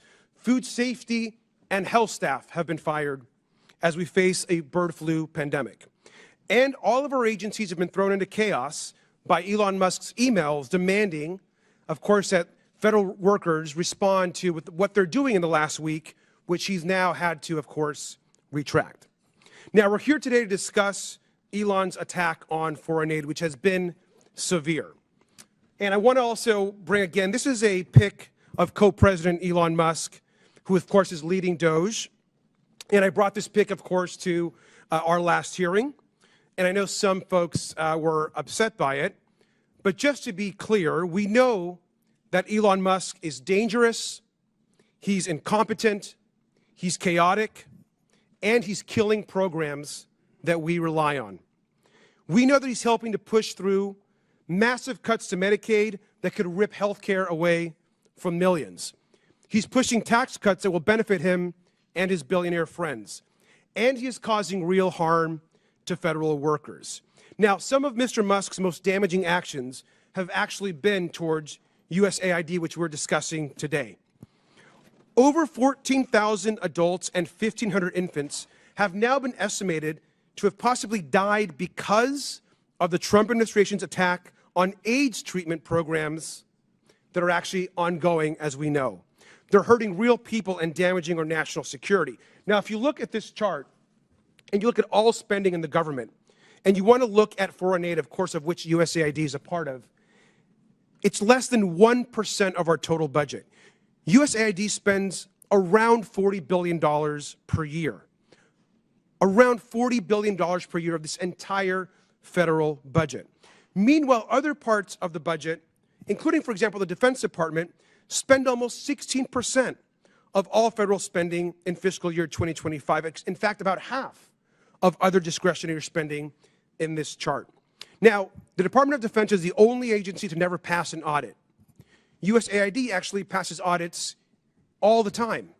And yet we're attacking the one agency that actually is able to pass an audit while we leave untouched the agency, of course, that can't even pass an audit. Last year, the Department of Defense failed to account for 63% of its assets. trillions of dollars worth of equipment haven't been properly documented. And it's not just their failure to pass an audit. I want to just quickly ask about some key programs that are over budget and behind schedule. This, of course, we know here is the F-35 fighter jet, which will cost us $2 trillion over the course of its life cycle. These planes are often delivered late. They often cannot fly. And right now, we know that the F-35 is $183 billion over budget. Mr. Unger, which is more, the $183 billion cost overrun of the F-35 or the entire USAID budget? The former that you mentioned, sir. And this is the Littoral Combat Ship. The Navy, by the way, thinks this is basically useless in actual combat. Could have a lifetime cost of over $100 billion, according to ProPublica.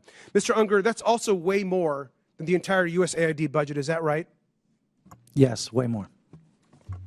Thank you. And I also want to just ask you about the Central Intercontinental Ballistic Missile Program, which has seen its costs soar over 81% during its program cycle. It costs $141 billion with cost overruns and soaring program cost. Mr. Unger, you know what I'm going to ask you, but is $141 billion more than the entire USAID budget? Absolutely. Mr. Unger, Elon Musk and his companies have received about almost $40 billion in government contracts, loans, subsidies, and tax credits. That amount, that roughly $40 billion, is basically enough to run USAID for an entire year. Is that correct, Mr. Unger? That is correct for USAID's budget and the programs that it manages. The majority isn't talking about Elon Musk programs or asking them here to testify. They're attacking USAID and are supporting a billionaire who gets richer every single day. We got to push back every single time, and with that, I yield back. I now recognize the gentleman from Tennessee, Mr. Burchett, for 5 minutes. Thank you, Chair Lady. Mr. Roman, are you aware that we are sending $40 million a week to the Taliban? Yes, sir. Can you name other instances of foreign aid going to terrorist organizations? We have assisted al-Shabaab in Somalia. There's been instances of the Khamsi network in Sudan, Hamas, Islamic Jihad, Hezbollah, Kata'iba Hezbollah, Hayat Tahrir al-Shams in Syria. Dozens of terror organizations have received indirect assistance from U.S. foreign aid. Could you elaborate a little bit on the mechanisms in place that are to stop foreign aid from going to terrorist groups, and why are they not working if we have any in place? Sure. And I would note that these are, you notice, these are terrorist weaponry. You see some AKs, SKSs, some snipers, some clips, some clip carriers probably made in China, and I believe these are small landmines here beside right there. Let's use Gaza as our case study. $2.1 billion in American taxpayers' money to Gaza since October 7th when Hamas invaded southern Israel. USAID money was going in terms of an emergency use authorization to try to go to parties that USAID formerly had a relationship with in the Gaza Strip. They had to have been vetted by OFAC. They should have been vetted against the special designated terror list from the State Department and from other Treasury organizations. Waivers were granted because they said that there was an emergency use to have that money come in to Gaza, thereby jettisoning the usual typical screening procedures. As a result, 90% of aid that was going from the United States by way of its agents in Gaza ended up in Hamas-controlled areas. And this is ridiculous. Essentially, what the U.S. assistance to Gaza did was underwrite the ability for Hamas to survive until the ceasefire was just passed a few weeks ago. There was no strategic thought for it, and there was no screening. Seems like the emergency might have been armed terrorists to kill civilians. Would that be accurate? That's accurate, and even more than that, Samantha Powers, the administrator for USAID, was intent on having Israel not be able to defend itself. To not be able to defend it. Correct. Mr. Primorak, is that correct? How do you say that? Primorak? I got Burchett, man. Nobody gets mine right, so don't worry about it. What is it, Primorak? Perfect. All right, thanks, brother. How did terrorists exploit our foreign aid loopholes? Well, we have a lot of our international. Can you pull your mic up? I'm sorry. Can you hear me? Yes, sir. You have international NGOs and UN agencies actively lobby here in Washington, D.C. against vetting policies that would prevent it. I was the senior vetting officer at USAID, and what Hold on we a second. Did you say United Nations is doing this? The UN? Sure, everybody who's getting money lobbies here.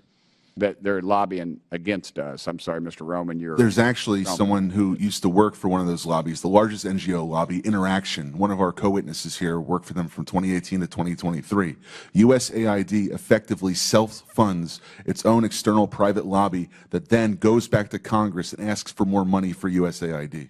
So the taxpayers fund this lobbyist who's working against American interests. Correct. And possibly killing our allies and possibly Americans. They bring together groups in Washington that overseas work with groups that kill Americans. Yeah, I don't need a flow chart to show that. I appreciate it. Do you think USAID programs have been aligned with the national security interests of the U.S.? No, they have not. They have actually helped China. Mr. Roman? No. Okay. How do these programs compromise our national security, Mr. Premack? They actually push China. They actually push much of the world towards China on the green energy agenda. They push people, ordinary people, billions of people towards China because of the resentment caused by our social re-engineering. Are we being lobbied by these pro-communist China groups currently? Well, a lot of these countries don't even have to lobby because they get the money anyway, like South Africa. Yeah, and in fact, these lobbyists have come to the House and have tried to kill legislation like H.R. 160, which was meant to increase transparency in USAID's funding of overseas organizations. Is that a current piece of legislation? That's from the last session. And give me that number again. H.R. 160. And what does it do? It was meant to give U.S. lawmakers the ability to have higher transparency in terror financing investigations aimed at scrutinizing extremist groups. Mr. Premack? We had a regulation before we left in the last administration that anybody who touches money in countries where there's terrorists, those names have to go through databases, terrorist databases. That was overturned by Biden. Overturned by Biden.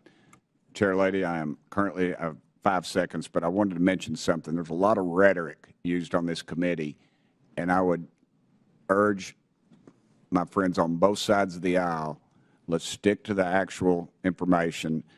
This rhetoric is, I've received death threats, and I know the Chair Lady has, and it needs to stop. We need to tone it down. Thank you, Chair Lady, and thank you. Thank you, Mr. Burchett. Madam Chairwoman, I'd like to ask for unanimous consent to enter a few items into the record relating to the waivers that have been provided by the Secretary. And because Mr. Burchett just went now, there is some reporting, and perhaps he's in the room if he'd like to respond, Madam Chair. In this reporting, it says that Representative Burchett told a reporter that he has a real problem with a report that 2 DOGE employees blocked PEPFAR funding that should have been granted a waiver by the Secretary, and said that if it was a mistake, they should have been fired. We also have numerous reports here that these waivers may exist, but they are not being enforced, and there are thousands of federal aid workers across the world right now that are stranded, as well as international aid that is sitting in ports and docks. If you have the documentation without objection. I'm not sure if my name was besmirched. If I'm allowed to respond or not? It's fine either way. No, it's just a report. I'm not. Okay, but anybody that works for the president that goes against what he says, he has a right to fire them. So thank you. Absolutely. I now recognize the gentleman from Texas, Mr. Kassar, for 5 minutes. I'm going to do something that I've never done in a congressional hearing before, and that is plead for help from the American people, plead for help from my Republican colleagues on something that we actually all agree on, because lives are at stake right now. I'm going to start by describing the facts on the ground. Millions of people are at risk of dying of starvation in areas of the world where Democrats and Republicans have already agreed and committed to feeding them with American-grown food for humanitarian reasons and for global stability. But yesterday, I spoke with people in charge of warehouses in Sudan and Ethiopia, warehouses full of food, but because of DOGE, that food is trapped in the warehouse, out of reach of starving and dying moms and kids. In those 2 countries alone, 150,000 children and moms are at risk of dying this month if that food is not delivered from the warehouse to them right up the road. Everyone agrees that's not supposed to happen. Republicans voted for this food, and Democrats voted for this food to get out. Secretary of State Marco Rubio says the food should go out as part of his life-saving waiver. DOGE Chairwoman Marjorie Taylor Greene started this hearing by saying that life-saving food programs should still be running. We have paid for the food, and we have shipped it, and it is sitting trapped in the warehouse because DOGE is blocking the payments needed to get the food out to the people who need it. So here's what that means. It means that kids are dying, and more will die tomorrow, of severe acute malnutrition. If you want nightmares, just Google severe acute malnutrition and look at the photos. The way that healthcare workers determine if a kid is dying of this is they measure their bicep. And if their bicep is less than 4.5 inches around, then that means you could die of starvation tomorrow. Think of a kid's arm fitting through this hole. Think of your kid's arm fitting through this hole. These kids could die tomorrow. You've heard today about the waiver for life-saving humanitarian assistance, and all I'm asking is for Rubio's waiver to be made real. People watching at home, you can do something about this. I know many of these hearings are live on Fox News. I'm a Democrat. For many of the people watching, you may not agree with me on many issues, but I think we can all agree that this food needs to get out of the warehouse and to these kids. I've gotten phone calls from conservative friends, people of faith that moved to Africa to live out their faith of I was naked and you clothed me, I was hungry and you fed me, and they agree that this food should be given out. So call your Republican congressperson, call the White House, tell them you know they didn't mean to do this, but that this food needs to go out tomorrow. If you're in the press, cover this story. Ask questions about Ethiopia. Ask questions about Sudan. Tell the world about this. And to my Republican colleagues, DOGE is not going to listen to me, but you can fix this. Pick up the phone, make a phone call. Y'all could save lives today. Send an email. Please, put politics aside, get the food out of the warehouse, save these kids' lives. You can save these kids' lives. With that, I yield back. The gentleman yields without objection, and I'm entering for the record a post from the World Food Program that states we can confirm that the recent pause concerning in-kind food assistance to WFP purchased from U.S. farmers with Title II funds has been rescinded. This allows for the resumption of food purchases and deliveries under existing USAID agreements. It also enables WFP to continue working with our NGO partners who play a vital role in distributing emergency food assistance to people affected by war, floods, droughts, and other disasters around the world. WFP continues to work closely with the U.S. counterparts and all our donors to ensure consistent, uninterrupted emergency food assistance to hunger hotspots that span Sudan, South Sudan, Gaza, Haiti, and other crisis areas. I now recognize the gentleman, where's my list? Now recognize the gentleman from Missouri, Mr. Burleson, for 5 minutes. Thank you, Madam Chairwoman, and good morning to our witnesses. I want to talk a little bit about the difference between real charity and fake charity or phony charity. Real charity is an individual seeing a need, feeling the love in their heart, the compassion for their fellow man, digging money out of their own pocket and giving it to the people in need. Government charity, fake charity, is taking from somebody else and giving it to whoever you think that you want to give it to. Let's call this USAID program for what it actually is. It is a disgraceful betrayal of the American taxpayer. It's all under the guise of being charity, but for years, the Democrats have turned USAID into their personal slush fund, funneling billions of our hard-earned tax dollars into a cesspool of left-wing propaganda, all masquerading under the guise of charitable aid. And what did we get for it? Not stronger allies, not safer borders, and hardly a dime's worth for the American interest. No, we got absurdity for it. Taxpayer cash bankrolling climate activism, DEI, that are frequently at odds with the values and the needs of the countries that we're supposedly aiding. This isn't aid. It's a shakedown of our taxpayers, courtesy of the left-wing bureaucracy working with dark money networks that Mr. O'Neill described so eloquently earlier. Now, I have a question for Mr. Roman. As DOGE has recently brought to the forefront, USAID has often used American tax dollars to push leftist ideology abroad.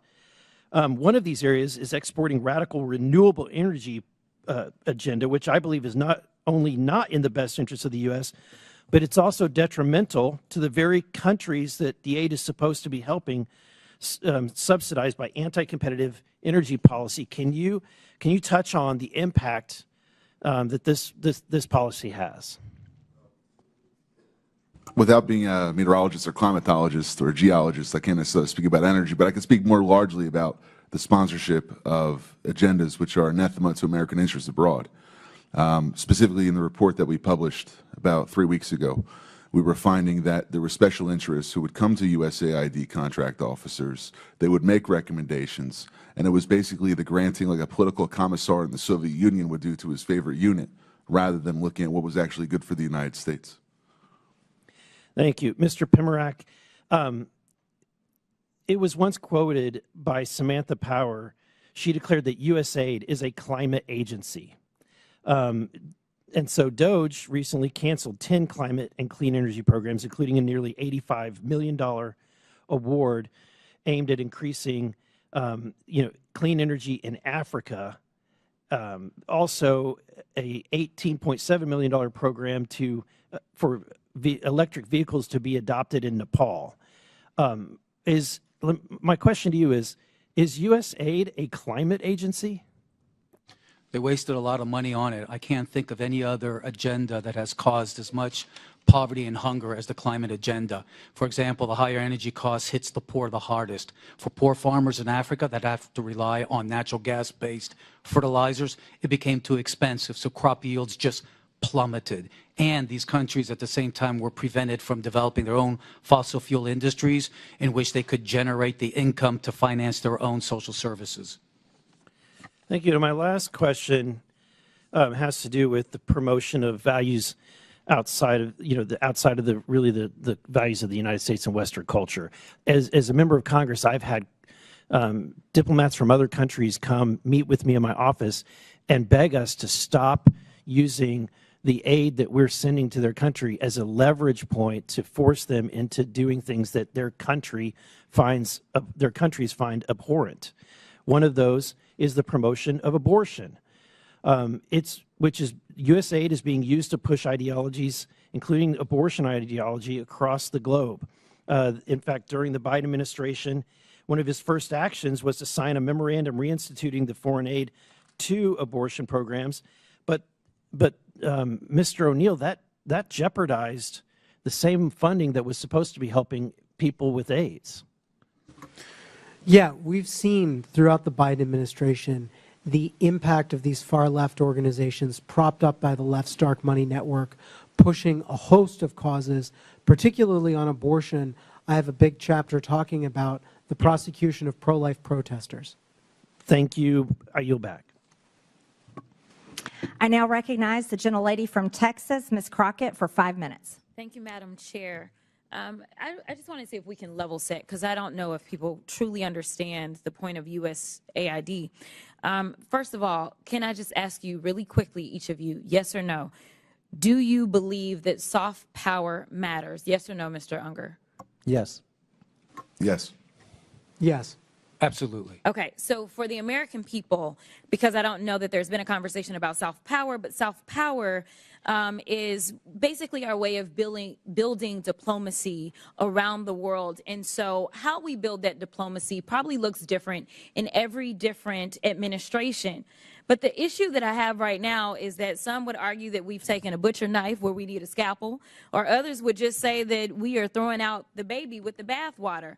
But either way, we are not accomplishing our goal because as it's been laid out, we have people that have gone hungry, we have people that have died. So let me try to make sure that people understand what it is that soft power is, which is building diplomacy. The next part of that I want you to understand, those of you that are watching, is that as members of Congress, we do have congressional oversight to the extent that we actually travel the world. We go, we sit down with world leaders, we talk to them about the programs that we have, we talk to them about trade. We also have an opportunity to go and visit and talk and see exactly how our dollars are being spent. And if you are a good member of Congress, you do that. And I do want to tell you about an experience in Africa, but I got to get through these other remarks. So if I have a chance, I'm going to tell you why I believe in this with my whole heart. We all know that my Republican colleagues have a weird fetish with dictators or wannabe dictators. So it should not come as a surprise that they're here attacking global democracy programs. For 6 decades, USAID has been vital in reducing global poverty and hunger, helping to resolve health threats like the Ebola outbreak, which reached Dallas, where I represent, in 2014, and countering regional threats from Russia and China. Not only is pro-Putin President Trump threatening economic warfare against our closest allies and partners, he's blaming Ukraine for Russia's invasion, threatening military force against Greenland, and starting tariff wars with Canada and Mexico. He's also defying a court order to release billions of dollars in U.S. foreign aid. This committee should be providing oversight of the executive branch's illegal impoundment of federal funds. But we're here today so that the chairwoman can peddle new conspiracy theories about U.S. foreign aid. The dismantling of USAID is just another part of the Republicans' chaotic foreign policy and pro-dictator agenda. Republicans are turning their backs on American farmers who provide nearly half of USAID's global food assistance. I'm going to stop here really quickly. Because I think what happens is that when the American people hear that we're sending out money, they believe that we're just dropping bags of money places. And that's not what we do. But let me tell you, China does.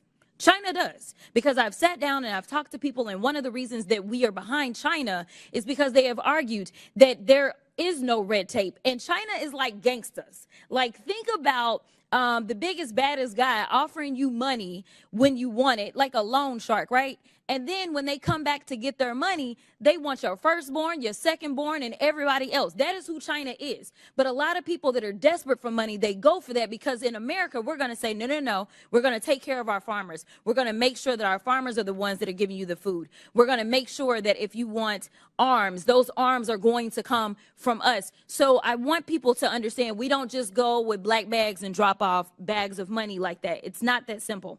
But I want to get to a couple of questions because I know I'm running out of time. Mr. Unger, the chairwoman stated that, quote, the federal government has been sending billions after billions of dollars to push left-wing ideology, fund radical extremist groups, and usurp the will of the people abroad and here at home. Is saving 20 million lives through the president's emergency plan for AIDS relief, or PEPFAR, part of some left-wing ideology? Yes or no? No, in fact, Okay, PEPFAR was created by Republicans. It was created by Republicans. Thank you for that fact. In fact, it was a Bush, a Texan. What about eradicating polio in nearly every country and cutting malaria deaths in half? No. Okay. So here's the other thing, and I don't know if anybody knows the answer to this question. We have been talking about USAID and trying to pretend like it's the devil, but when we look at the numbers, is it 50% of our budget that goes to USAID, Mr. Unger? Yes or no? The money that goes to AID is less than 1 cent if all of the federal budget is $1. Thank you. It is less than 1% of our budget. So we are focusing on less than 1% instead of the other 99%. I need the American people to wake up and recognize and start asking questions about these other areas, such as the gentlelady's time has expired. I now recognize the gentleman from Georgia, Mr. Jack, for 5 minutes. Chairwoman, I wanted to ask for unanimous consent to enter an article into the record from this morning. It is an article from the Washington Post this morning titled, Judge Orders Trump Administration to Pay Millions in USAID Funds that the UN World Food Program is owed more than $820 million in funds, from just this morning. Without objection, so ordered. Mr. Jack? Well, thank you, Madam Chairwoman, and I want to commend you for holding hearings, trying to ensure that the taxpayer dollars is held accountable.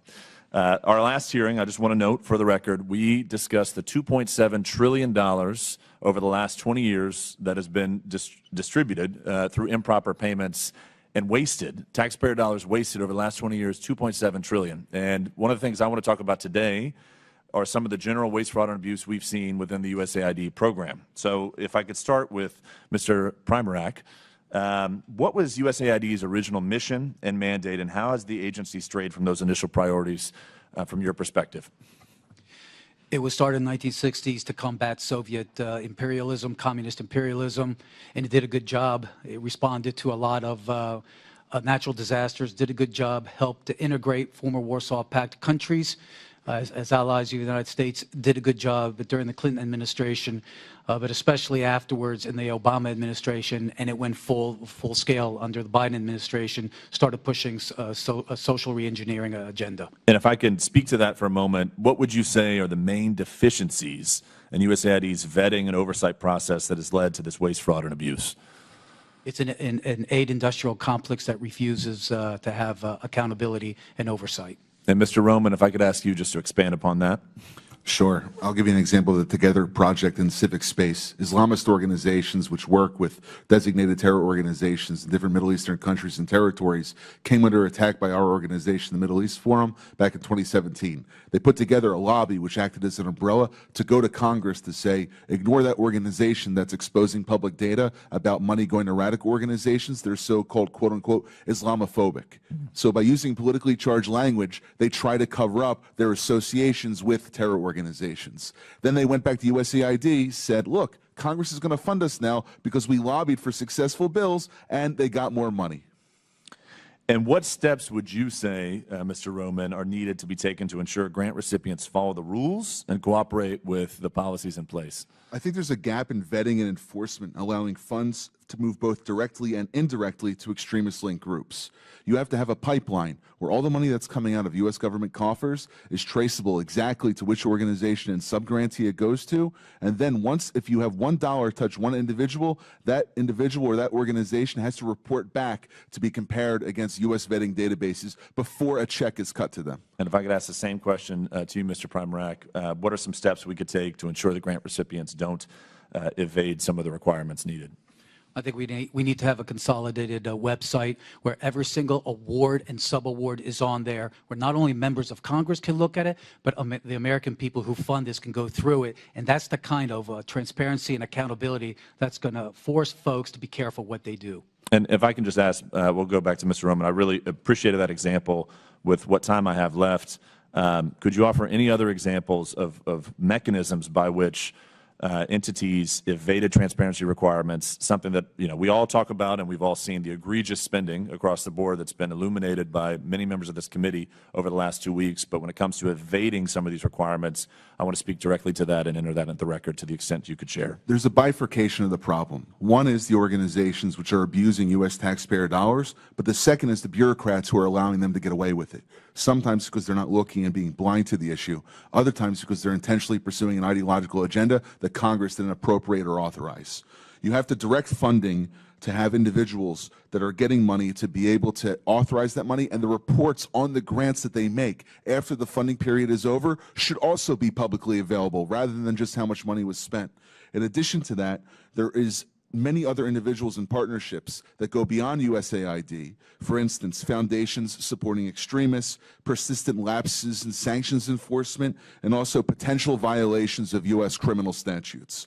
The report that we put out suggests that funding streams may have contravened laws prohibiting material support to terrorism, sanctions violations, fraud, and false statements, both by the grantees and some of the grantors. Well, I appreciate the testimony from both of you all today and for all witnesses for appearing before the committee.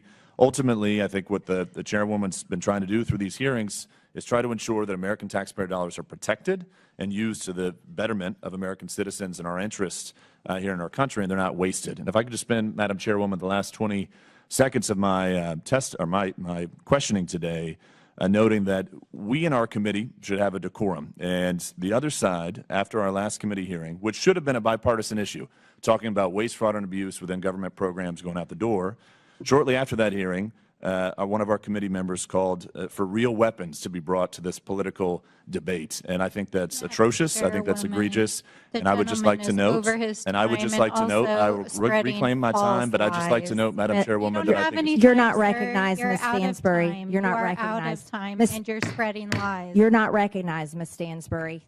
so. Thank you. I will just close by saying we should have more decorum in this and expect it, especially from the American taxpayers who are paying our salaries to be here. Thank you. Thank you. And I do want to agree with that. There was a member of this committee that went on CNN and said it's time for actual weapons to be used. That is documented. It's on video, and we will not tolerate that type of language and calls for violence on this committee. I now recognize the gentleman from Texas, Mr. Gill, for 5 minutes. Thank you, Madam Chairwoman, and thank you so much for holding this hearing today. We've heard throughout this hearing a bit more of the same shrill calumny against President Trump and Elon Musk that we've been hearing for months now. But I am happy that a few of our colleagues did concede that we need more oversight and auditing of our foreign aid. I'd like to remind them that every time Republicans try to do that and audit where government money is going, they try to stonewall us. So I hope that they will get on board with protecting the American taxpayer. I think as it relates to foreign aid, to the extent that we do engage in foreign aid, it of course should advance American strategic geopolitical interests, our commercial interests, and of course should help ameliorate major humanitarian crises, but it ought to be rooted in realism, which is a recognition that we have strategic interests abroad that we ought to advance, and it ought to be rooted in a rational conception of the way the world actually is, and not the way some leftist secular bureaucrat at USAID believes the world should be. I think that forcing transgenderism and novel sexual fetishes on more traditional cultures does not advance American interests. It alienates the United States on the world stage. We've also seen USAID money going to oppose many of our allies abroad. Madam Chair gave a few examples, and I'll give a few more here. We've seen USAID money funding efforts to influence elections in India against Prime Minister Modi. We've seen our ally Hungarian Prime Minister Viktor Orban accusing USAID of funding left-wing media outlets that are opposing him. We've seen USAID give $12.5 million just last year to the American Near East Refugee Agency, whose staff openly called for violence against Jews. The Refugee Agency also funded projects of the Unlimited Friends Association, which is a proxy organization for Hamas. This is not advancing our strategic interests abroad, and these are not promoting American values. Mr. Unger, I've got a couple questions for you. You've mentioned USAID as representing American ideas in action. Is that right? Yes. Do you believe that spending over $3 million for being LGBTQ in the Caribbean is a reflection of American ideas in action? I believe that the programs that are focused on global health just and yes or food no is security, fine. Yes or no will the suffice. programs that in global health and food security and economic growth are absolutely I'm not. in the interest I'm talking about being LGBTQ in the Caribbean. Is that a reflection of American values? Yes or no? I believe the programs that you're referring to are a reflection of I'll human take rights. that as a yes. What about spending $70,000 for the production of a DEI musical in Ireland? Is that a reflection of American ideas in action? Yes or no? Yes. Yes. Okay, great. Do you think that spending $2 million for sex changes and LGBTQ activism in Guatemala is a reflection of American values?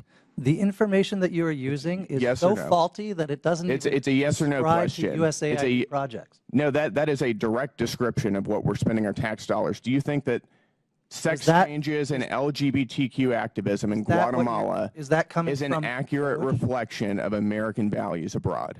Is It's that a yes data or no coming question. from Doge?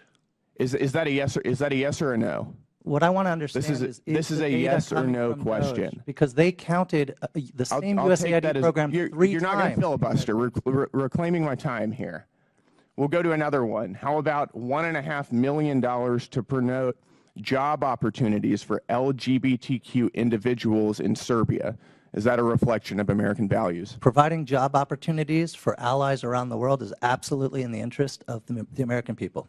Well, I would like to maybe challenge you if you really believe in promoting DEI. I've got about 20 seconds left. Then, in giving jobs to somebody based on their minority status or the color of their skin or their sexual proclivities, you might want to consider stepping down from your job and giving it to somebody who has more minority points than you do. Well, if that were what With that, I DEI is yield. about, My time maybe is I would, over. but it's I'm not what yielding. it's about. I now recognize the gentleman from Texas, Mr. Fallon, for 5 minutes. Thank you, Madam Chair, and my colleague from Texas did a very good job. Listen, the sky is falling. We hear it now, and not just in the DOGE subcommittee, but we hear it in oversight from our friends across the aisle. The sky's falling. The world's going to end. People are going to die. And then when they say Elon Musk's name, it's never Elon Musk. It's Elon Musk.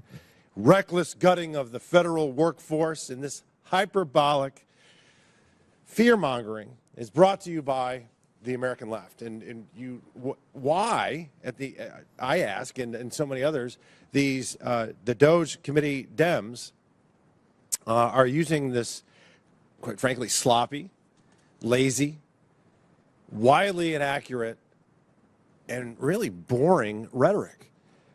Because this administration and this president is finally acting boldly, because so many administrations in the past haven't. They're acting boldly and courageously to ensure, wait for it, that the American taxpayers' dollars fund federal workers that work.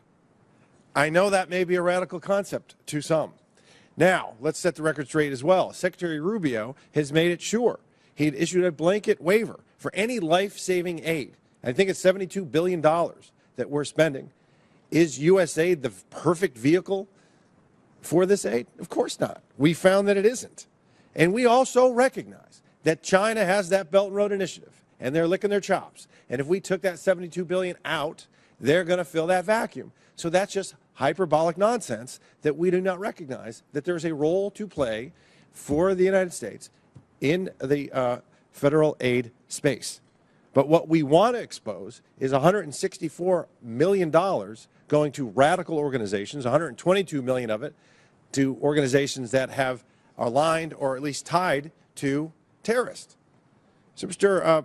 Primorak, putting aside the massive issues of handing money over to terrorists and such, can you speak to other ways that our foreign aid has actually hurt United States efforts and interests to counter the malign influences, let's say, of the Chinese Communist Party?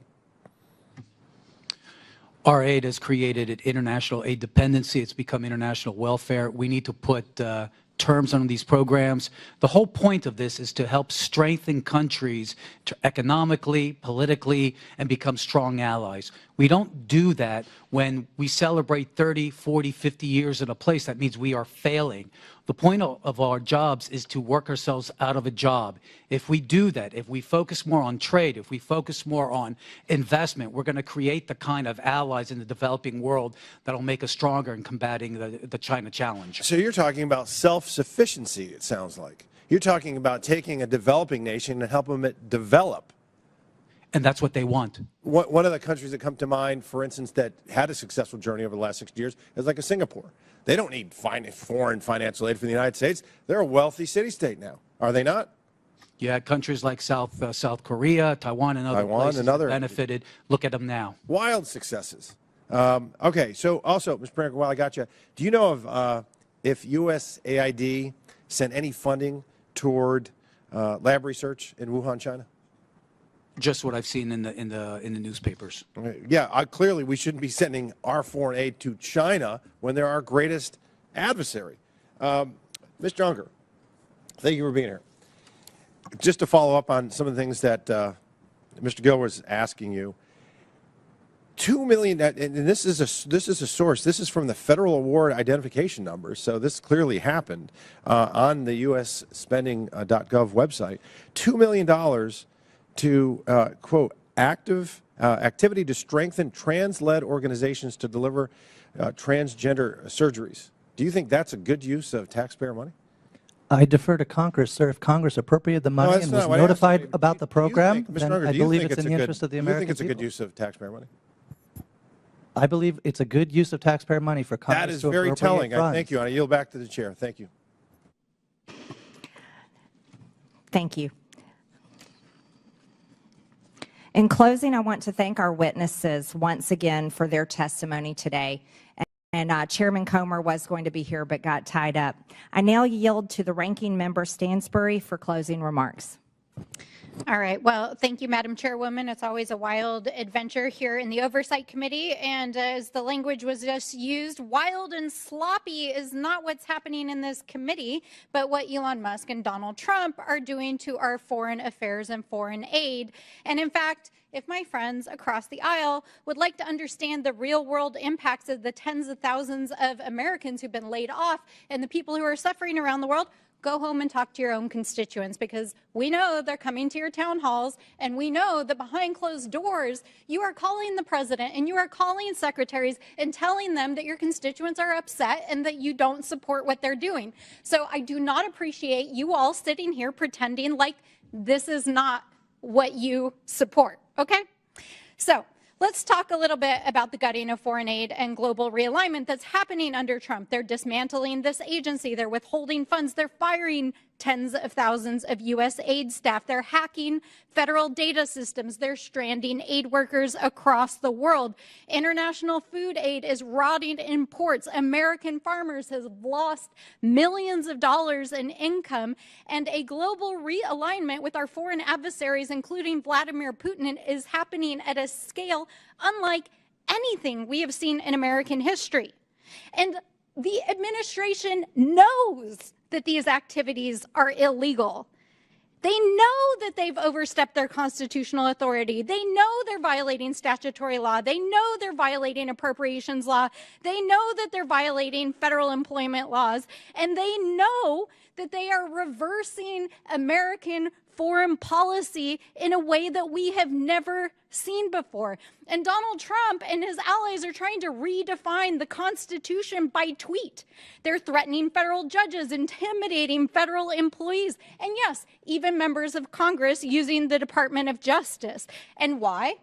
We don't know, because not a single person from the administration has come here to testify in this committee or in any committee about what Doge and Elon Musk are actually doing.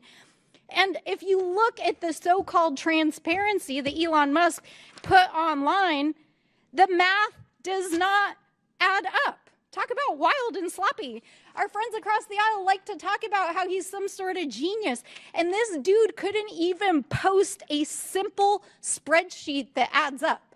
It's literally off by tens of billions of dollars. You guys, that's wild. I mean, like, literally, that's wild.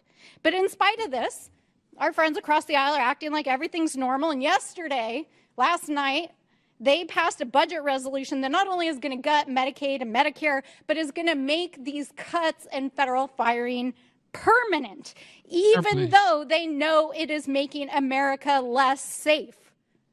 And in the meantime, Elon Musk is actually awarding himself additional federal contracts. In fact, yesterday it was reported that he gave himself the FAA contract for communications.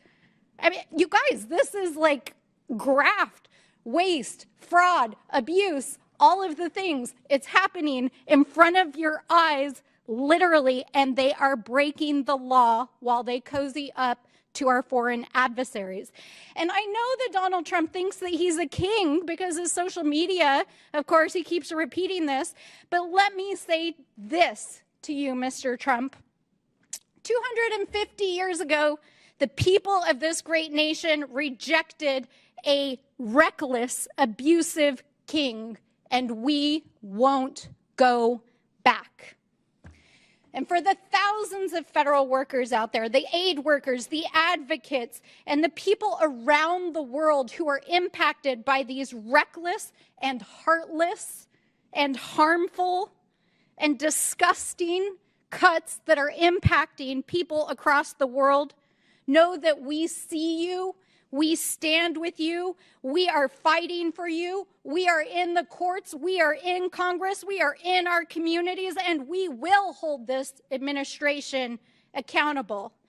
And we will not abandon our allies or our humanity. So with that, I say to all of you, be strong.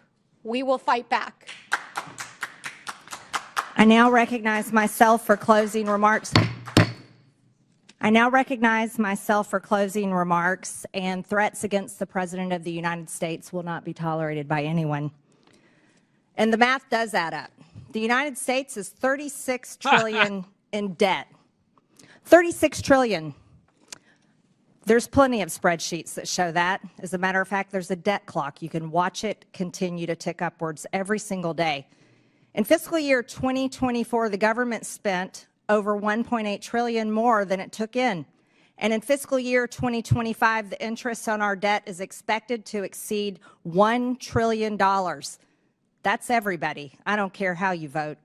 The American people do not want to continue to fund these propaganda campaigns, regime changes, terrorist, LGBTQ initiatives, diversity, equity, and inclusion, and other Democrat globalist initiatives.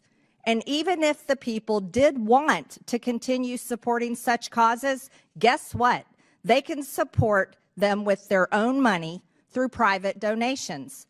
Because the reality is, everyone, we are flat out broke. If the U.S. government operated like any other private business, which it should, by the way, it would be completely bankrupt and it would be out of business. Last year, we spent almost $2 trillion more than we took in. The United States government is not a charity, and it is not to be used and abused by the bureaucracy to implement the far left's agenda and impose it on the entire world.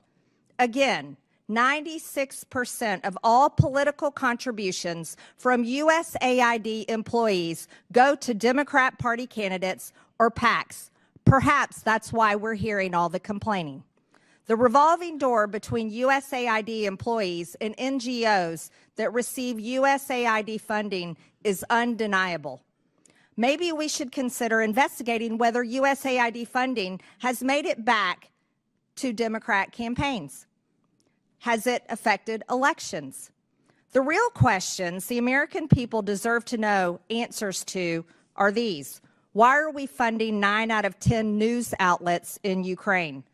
Why was former USAID Administrator Samantha Power visiting Hungary for the purpose of strengthening democratic institutions when Hungary is a country that is strongly democratic and members of the EU and NATO? Why was USAID co-funding joint programs with George Soros' Open Society to promote radical social agendas throughout the developing world?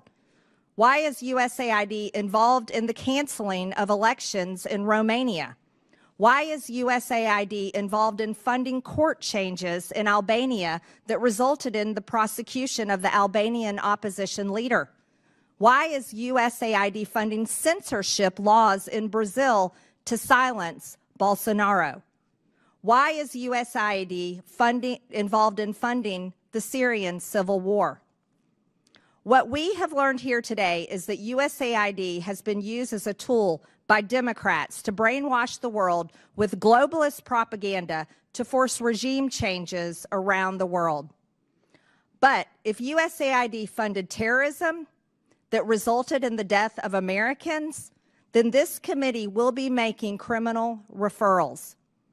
Lastly, if this is the funding that has come from the USAID, the United States Agency for International Development needs to be abolished. With that and without objection, all members have 5 legislative days within which to submit materials and additional written questions for the witnesses, which will be forwarded to the witnesses. If there is no further business without objection, the subcommittee stands adjourned. You have to give Marjorie Taylor Greene her flowers. She's smart, absolutely smart. I'm glad I'm here in Georgia. Yes. Double tap your screen, subscribe to the channel. Jasmine Crockett, she's going to be a star in the Democrat Party. That is for sure, because she sings the type of song they like to listen to. And she looks like she's going to be a formidable force for like a mayor or like a maybe a left state. She could actually run for a left state governor. But they could do whatever they want to do. Whatever they want to This do. remarkable progress came as our country emerged from the COVID-19 pandemic, and the progress was not inevitable. It was a result of policy choices.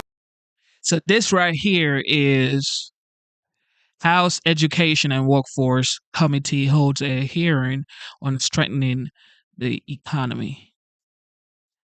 Tim Walberg leads House Education and Workforce. Choices made by congressional Democrats to ensure that workers were prioritized and benefited from public investments. For example, with the multi-employer pension fund on the brink of collapse, Democrats saved the pensions of more than 1.3 million retirees, protecting nearly 10,000 businesses already to date. Regrettably, not one Republican voted to save the pensions of these 1.3 million retirees. Democrats also capped out-of-pocket insulin costs for Medicare at $35 a month. Again, not a single Republican voted for this landmark reform. Unfortunately, the progress we worked so hard to achieve during the last 4 years and the economic gains that were made as a nation, while other countries struggle to overcome global inflation, are at risk. And how can we be confident that the Trump administration and congressional Republicans, who again are in complete control of the federal government, President, House, and Senate, will be effective stewards of the strong economy that they have inherited? But there's evidence that they're not going to be good stewards. It's been a little over a month, and so far the second Trump administration has been filled with the same nonstop chaos, confusion, and unprecedented, and in some cases illegal, actions characterized by its first term. So far, President Trump has rescinded the landmark Executive Order 11246 from the 1960s that protects federal contract workers and job applicants from unlawful discrimination. He illegally fired inspectors general at the Labor Department and several other agencies who are charged with rooting out waste, fraud, and abuse.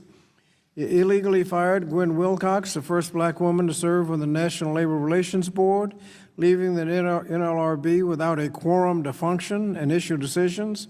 Fired 2 EEOC commissioners, Charlotte Burrows and Jocelyn Samuels, who were in the middle of their terms. This has never happened before in the agency's 60-year history, leaving the EEOC without a quorum to address claims of illegal workplace discrimination. President Trump also allowed unelected billionaire Elon Musk and his DOGE team to invade the Labor Department and apparently access sensitive data.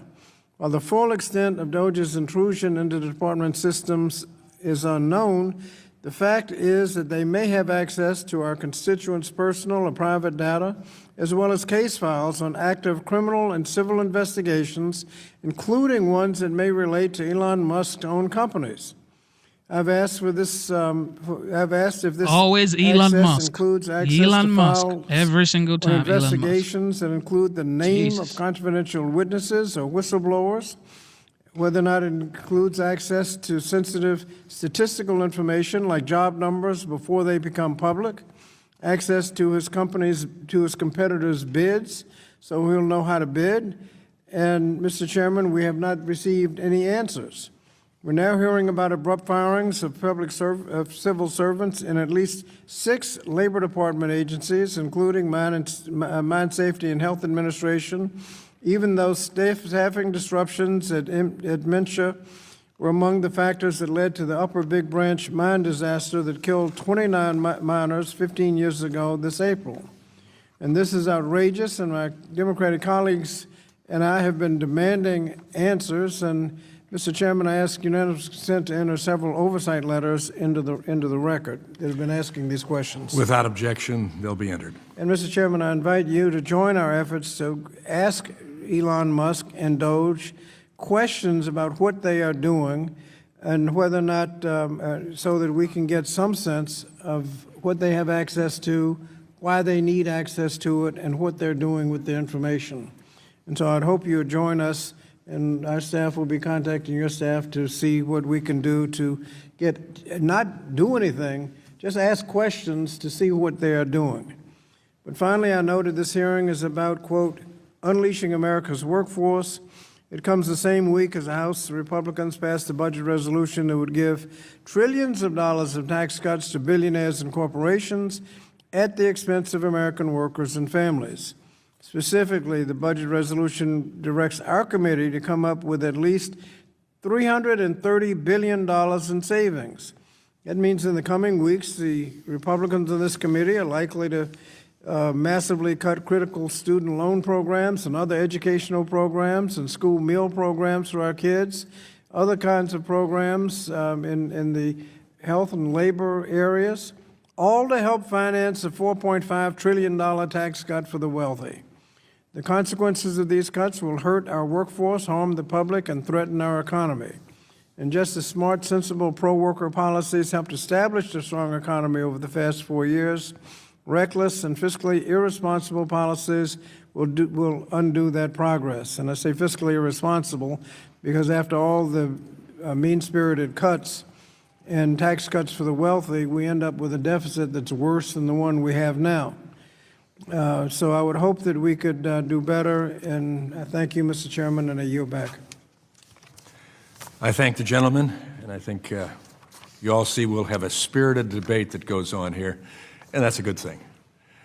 But I tell you, to my ranking member, if all of that was true, I wouldn't vote for myself. But I have. So let's get on with it.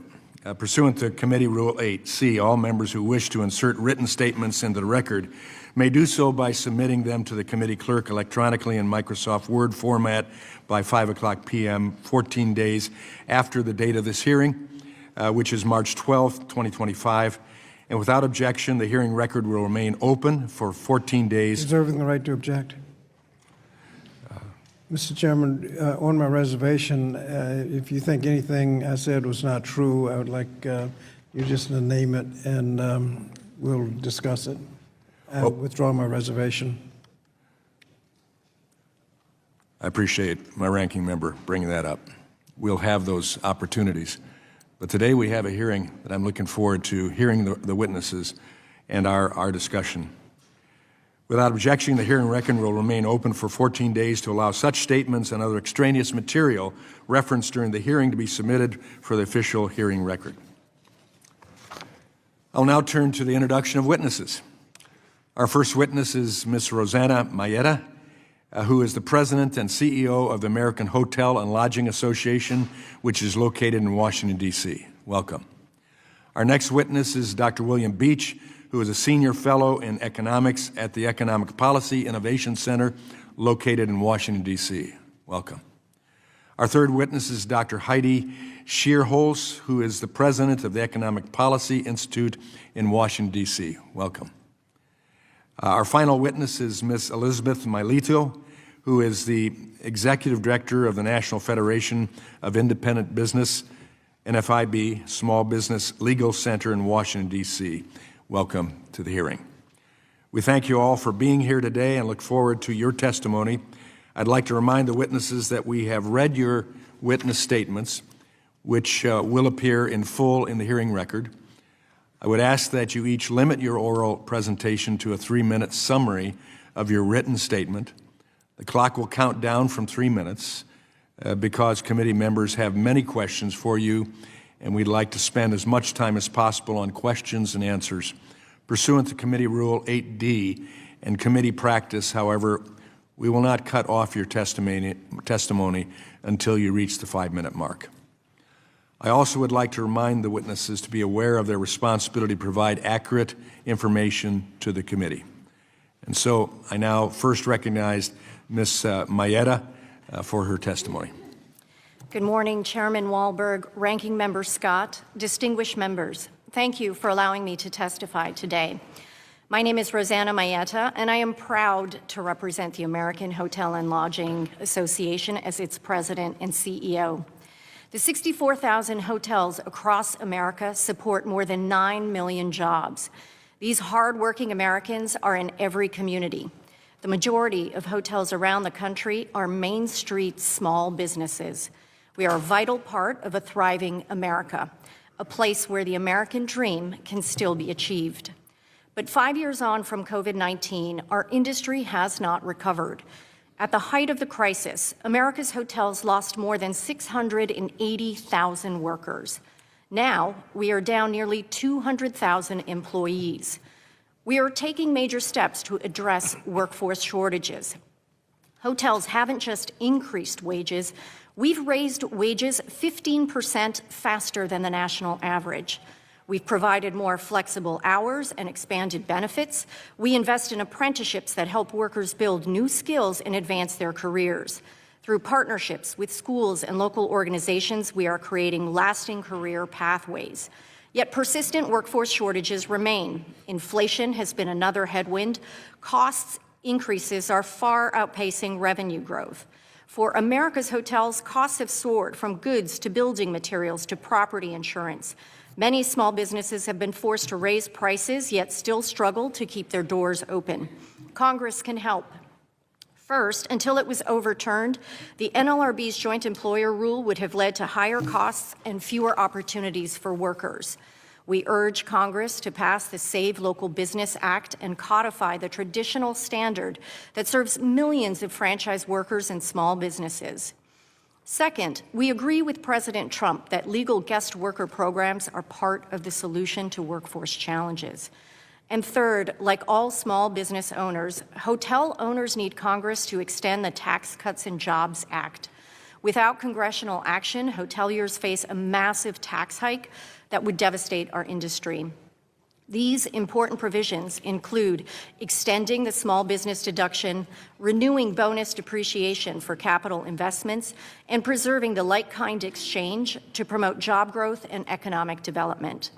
And we urge Congress to allow the hardest working Americans to keep more of what they earn through no tax on tips. As the cornerstone of every community around America, hoteliers are eager to work with Congress to drive more job creation around the country. We look forward to continuing to work with this committee and incoming Secretary Chavez-DeRemer to ensure our industry remains an essential contributor to our nation's economy. Thank you. I thank the lady. Dr. Beach, and I recognize you for your testimony. Thank you, Mr. Chairman. Mr. Chairman Walberg and Ranking Member Scott, members of the committee, thank you for inviting me to testify today. Just as an additional biographical matter, and maybe I'm a bipartisan witness this morning, I ran the Bureau of Labor Statistics for 2 years under President Trump and 2 years under President Biden. So there are two ways to view labor force trends. First, from a policymaker's perspective, and second, from a worker's point of view. Now, policymakers generally and understandably focus on broad indicators like unemployment and job growth.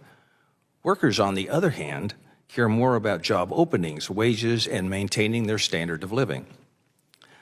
Let me start with the policymaker's perspective, which is a big picture way of seeing labor markets. My submitted testimony underscores two big picture trends. Some data suggest growth, while others point to continued employment slowdown, which began in 2022. This slowdown has recently been accompanied by an uptick in unemployment. Then there's the worker's perspective, which includes developments closer to home, like job opportunities, job turnover, and the purchasing power of a worker's income. My submitted testimony shows that job openings are sharply down, over 1 million fewer job openings than a year ago. Wages have started to flatten, and inflation since mid-2021 has eroded workers' purchasing power making essentials like housing, food, and gas more expensive. Wages have not kept pace with inflation, leading to a decline in living standards. What should Congress do in the face of these trends? I believe that Congress must take action to support productivity and economic growth, primarily on two fronts: through regulatory relief and making the Tax Cuts and Jobs Act permanent. On the regulation front, research that I've just published shows that freezing or reducing regulations can stimulate economic activity as much as tax reform and could lower the inflation rate by 0.7%. Increased productivity is the key, since it enhances every aspect of working life. Additionally, addressing the federal budget deficit is absolutely crucial. Since 2020, deficits have fueled inflation by distorting the price system and increasing debt. By practicing fiscal restraint and signaling lower future deficits, Congress can help the Federal Reserve fight inflation and support economic activity. Combined with higher productivity and economic growth, these steps will strengthen wages and improve the standard of living for American workers and the families they support. I'm eager to answer any questions you may have for me. Thank you. Thank you. Dr. Sherholtz, we welcome you to testify. Thank you. Chair Walberg, Ranking Member Scott, and members of the committee, thank you for the opportunity to testify today. We are meeting to discuss unleashing America's workforce and strengthening the economy. However, this discussion is occurring while this very chamber moves forward with a budget that will make draconian cuts to health care and food assistance for children and families, hurting millions of America's workers and weakening our economy. These cuts aren't even being made in the name of responding to a national emergency or reducing deficits to boost future growth. They are being made to create fiscal space for tax cuts that will go overwhelmingly to this country's wealthiest households. And those tax cuts are such massive giveaways to the rich that they will increase the deficit by trillions, even with the draconian cuts for the most vulnerable. Nothing about this serves America's workforce or strengthens the economy. To be clear, sometimes you do need larger deficits to spur a weak economy, but that is not where we are today. Today's economy is very strong with historically low unemployment rates, which means larger deficits will likely put a drag on economic growth. And the spending cuts will cause enormous damage to this country's most vulnerable households, with tens of millions losing health coverage through Medicaid, tens of millions receiving less help in buying groceries from SNAP or being cut off completely, many others seeing the cost of their student loans rising, and on and on and on. When the Trump administration took office last month, the unemployment rate was 4%, and it had been at or below 4.2% for 39 months. The last time the unemployment rate was that low for that long was in the 1960s. Also, the Bureau of Labor Statistics data show that the purchasing power of workers' wages, i.e. wages after taking inflation into account, that purchasing power was higher in 2024 than it was at the business cycle peak of 2019 and at any point before that. And that was true across the board for low-wage workers, middle-wage workers, and high-wage workers. That is what unleashing America's workforce and strengthening the economy looks like. This administration's actions during its first month in office, along with its backing of the extremist House budget plan, makes it abundantly clear that their agenda will be profoundly destructive to incomes and economic security for both the most vulnerable families and for the broad middle class. Further, the chaos and uncertainty the administration is sowing in key economic institutions could cause a full-blown crisis if it is not stopped. If you were truly interested in unleashing America's workforce and strengthening the economy, you would enact policies designed to protect and fortify a strong public sector and provide excellent public services, not gut an already tiny federal workforce and attack state and local government workers. You would help to ensure that all workers who want a union can get a union and get a collective bargaining agreement, not strip the National Labor Relations Board of its independence and make it a tool for union busting. You would implement tax policy that ensures the health of critical programs like Medicaid, Social Security, and SNAP, not advance measures that give tax cuts to the wealthiest at the literal expense of poor children, the sick, and the elderly. None of these top administration priorities have anything to do with unleashing the country's workforce or strengthening the economy. Theirs is not an agenda of prosperity. It is a reckless, cynical dismantling of the very foundations that make economic opportunity and progress possible. I look very forward to your questions. Thank you. Now I recognize for her witness testimony, Ms. Mailito. Thank you, Chairman Walberg, Ranking Member Scott, members of the committee, and staff who are here today. I very much appreciate your attention. NFIB, the National Federation of Independent Business, represents small businesses nationwide in every industry and in every state. NFIB members are your local hardware store, the restaurant where your family eats on Friday nights, the mechanic who fixes your car, the plumber, roofer, and landscaper who work on your home. Small businesses employ nearly half the country's private sector workforce. It is estimated that 68 cents of every dollar spent at a small business is reinvested in the community. When small businesses succeed, communities flourish. Unfortunately, over the last 4 years, small businesses have weathered storm after storm, including COVID shutdowns, supply chain disruptions, historic inflation, a burdensome regulatory environment, and systemic workforce shortages. It is no surprise that small businesses weren't particularly optimistic during the last administration. Following the November election, small business optimism surged, reaching the highest point since October 2018. The election results signaled that a major shift to the nation's economic and regulatory policy was on the horizon. Although small businesses remain optimistic, economic uncertainty lingers. The expiration of key provisions included in the 2017 Tax Cuts and Jobs Act, like the 20% small business deduction, creates the threat of a massive tax increase for over 30 million small businesses in a little over 10 months. In fact, the January 2025 Small Business Economic Trends Survey showed that the uncertainty index had increased. This reading stresses the urgent need for Congress to provide small businesses with certainty so they can resume planned investments in their business and workforce without the possibility of a massive tax hike. In addition, small businesses continue to struggle to fill positions. Owners are increasing compensation and benefits, but staunchly oppose one-size-fits-all, inflexible and costly mandates from Washington, D.C. and state capitals around the country. Between 2021 and 2024, small businesses experienced a regulatory tsunami that added $1.8 trillion in regulatory costs. These costs disproportionately impact small businesses that operate without compliance officers, lawyers, or human resource departments. Making it more expensive to hire employees will not lead to more hiring. For this reason, small businesses viewed President Trump's commitment to rolling back unnecessarily burdensome and duplicative regulations as one of his first term's greatest accomplishments.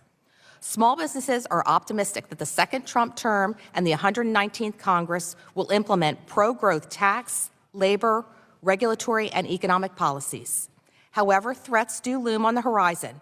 Congress and the administration can work together to create a pro-business environment, but you must reject policies that increase uncertainty. On behalf of the small business owners of NFIB, thank you again for your time today. Thank you, and I thank each of the witnesses. Under Committee Rule 9, we will now question the witnesses under the 5-minute rule. I ask members to keep your questions succinct so the witnesses have time to answer. Now, I will recognize myself for 5 minutes of questioning. Ms. Mailito, you have pointed out that business optimism surged after the November elections.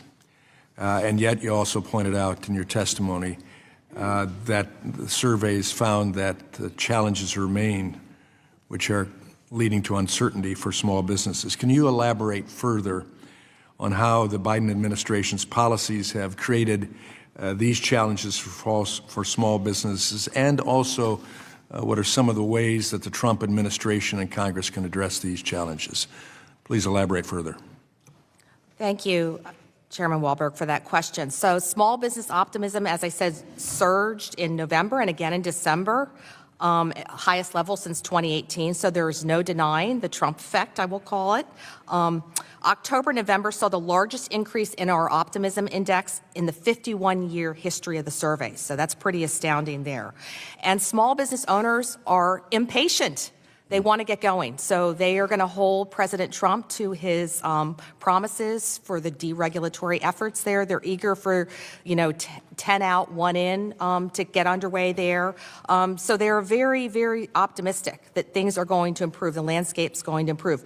There are a lot of expectations, though, however, that Congress is going to need to come through and, extend or make permanent the tax cuts from 2017. That is just absolutely critical. As I mentioned in my opening statement, those tax cuts, there are over 30 million small businesses that are depending on this Congress to pass the Main Street Tax Certainty Act and make sure that small business, 20% small business deduction is made permanent. So that is just absolutely critical, and uncertainty regarding what Congress is going to do with that. Which impacts, I'm certain the employees of the small businesses as well. Absolutely, absolutely. And my written testimony talks about ways that my members have used that tax cut to invest directly in the workforce, in the business, in the employees, and in the communities. That is how they are using that tax cut. Thank you.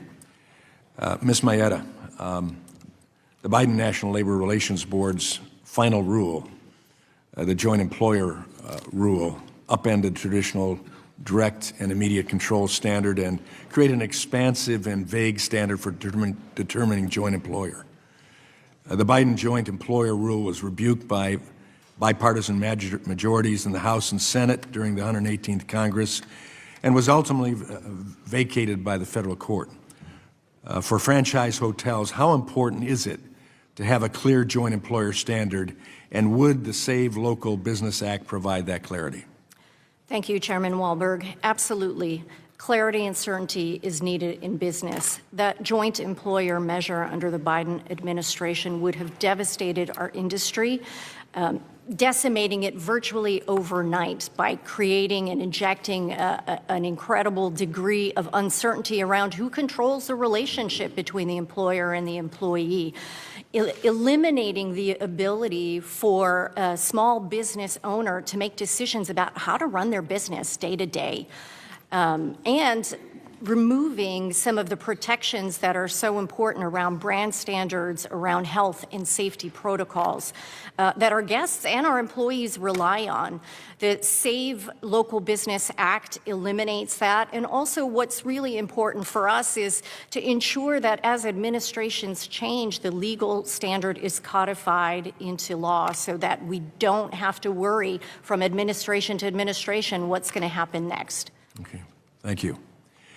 Dr. Beach, inflation has attacked Americans over the past 4 years, even with decreasing inflation rates since 2022.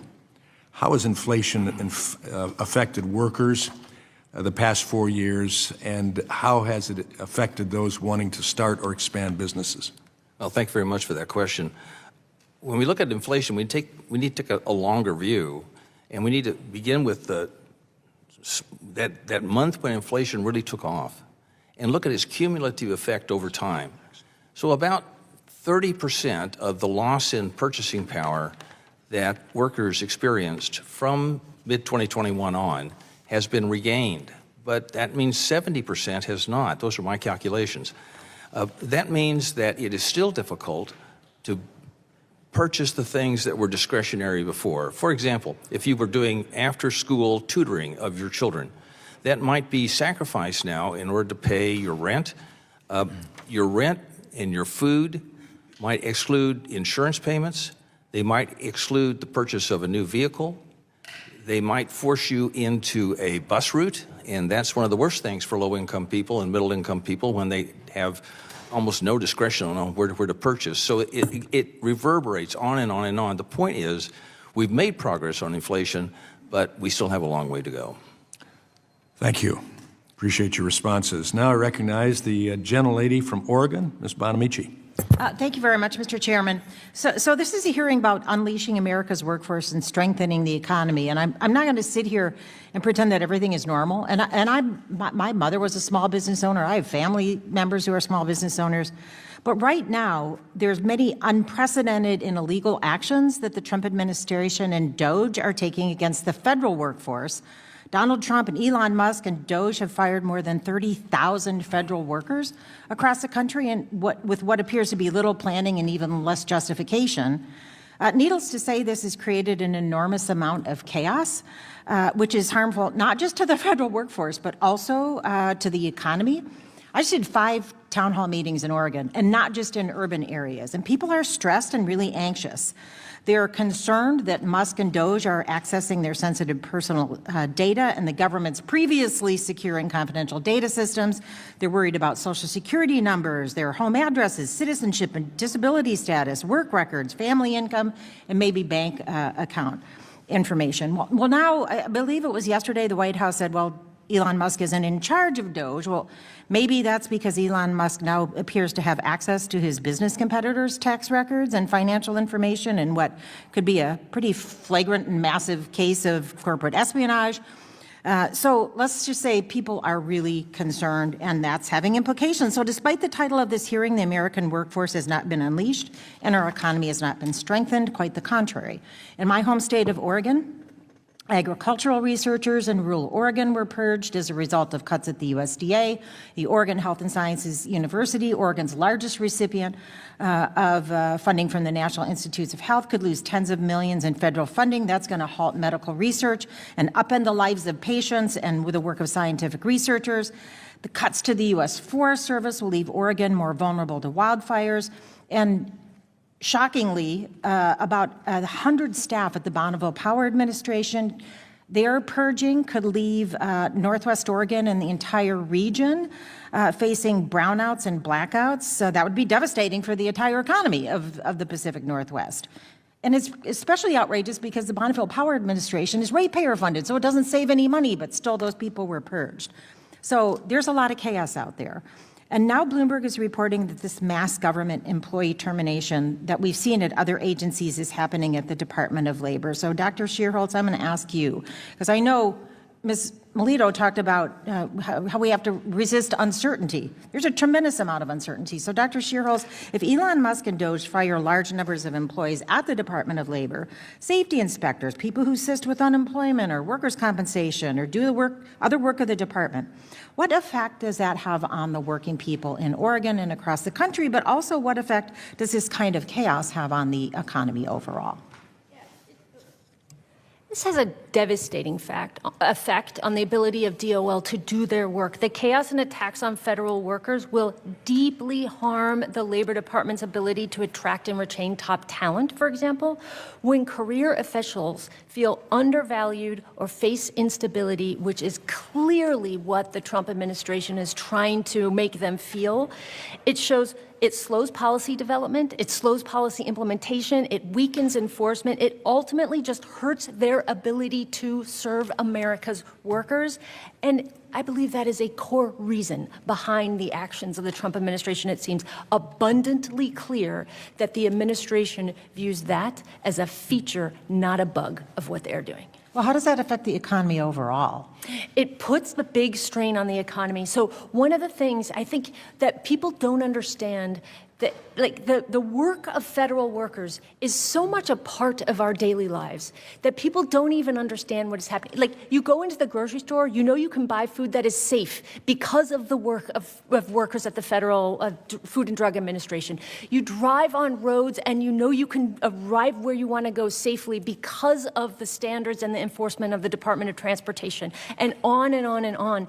Though the crucial work of our federal workforce is what is the underpinning of public services and our stable economy. And you got that workforce and you see a lot of those things crumble. And the other thing that is useful saying, our federal workforce is tiny. It is already very, very shoestring. It is less than 2% of all payroll employees. The idea that we're going after this workforce that is protecting the American people is just outrageous. And I just want to thank you, Dr. Shearholz. I just want to emphasize again as I yield back that these purges of federal employees are going to create long-term harm.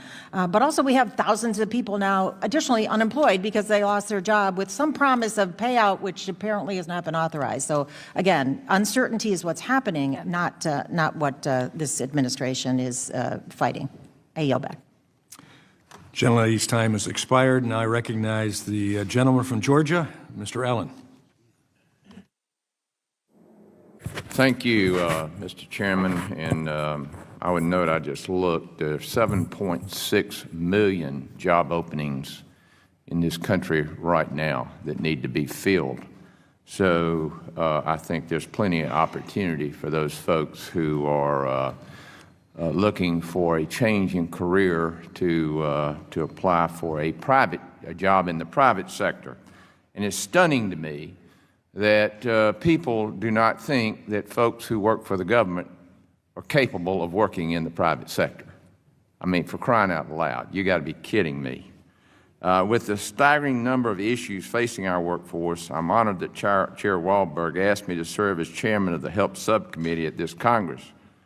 As showcased in this hearing, we have no shortage of work to get done. With that being said, Mrs.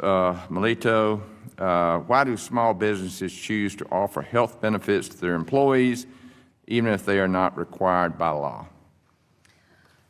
So thank you very much. First of all, Mr. Allen, I would like to thank you for your support of the Main Street Tax Certainty Act and the 20% small business deduction. We are very grateful and thankful for your support on that there.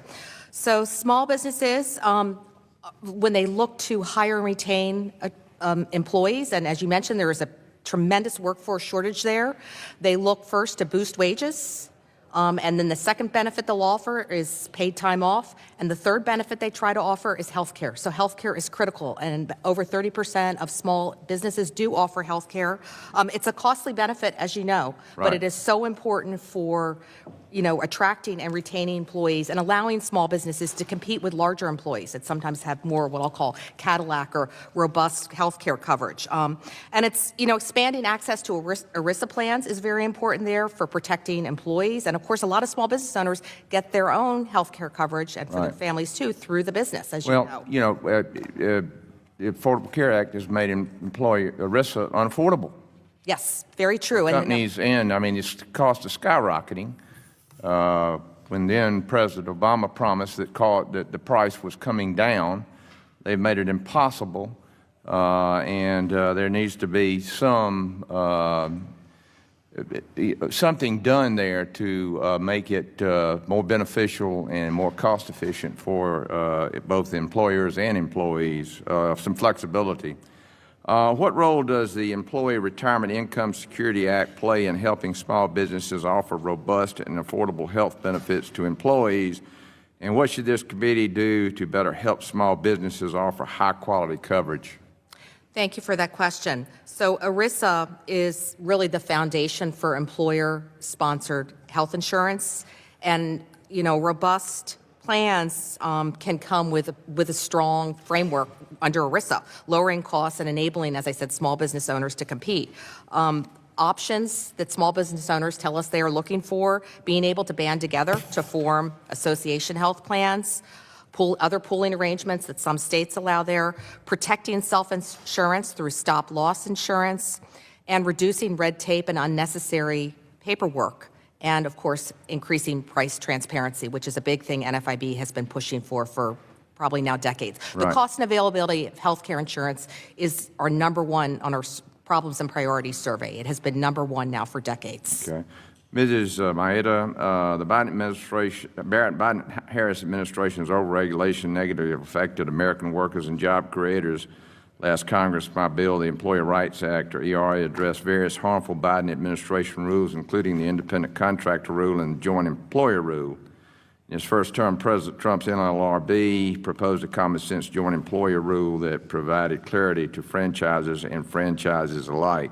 How important it is for the Trump administration and current NLRB to announce to once again support a narrow joint employer rule that gives clarity to small businesses either via regulatory action or through a permanent legislative fix. Thank you for your question, Congressman Allen. AHLA was proud to support your bill, the Employee Rights Act. Codifying the traditional standard of joint employer is fundamental to our industry. Franchising is the backbone of the hotel industry. Half of our hotels are franchised hotels. 700,000 people work in franchise properties right now.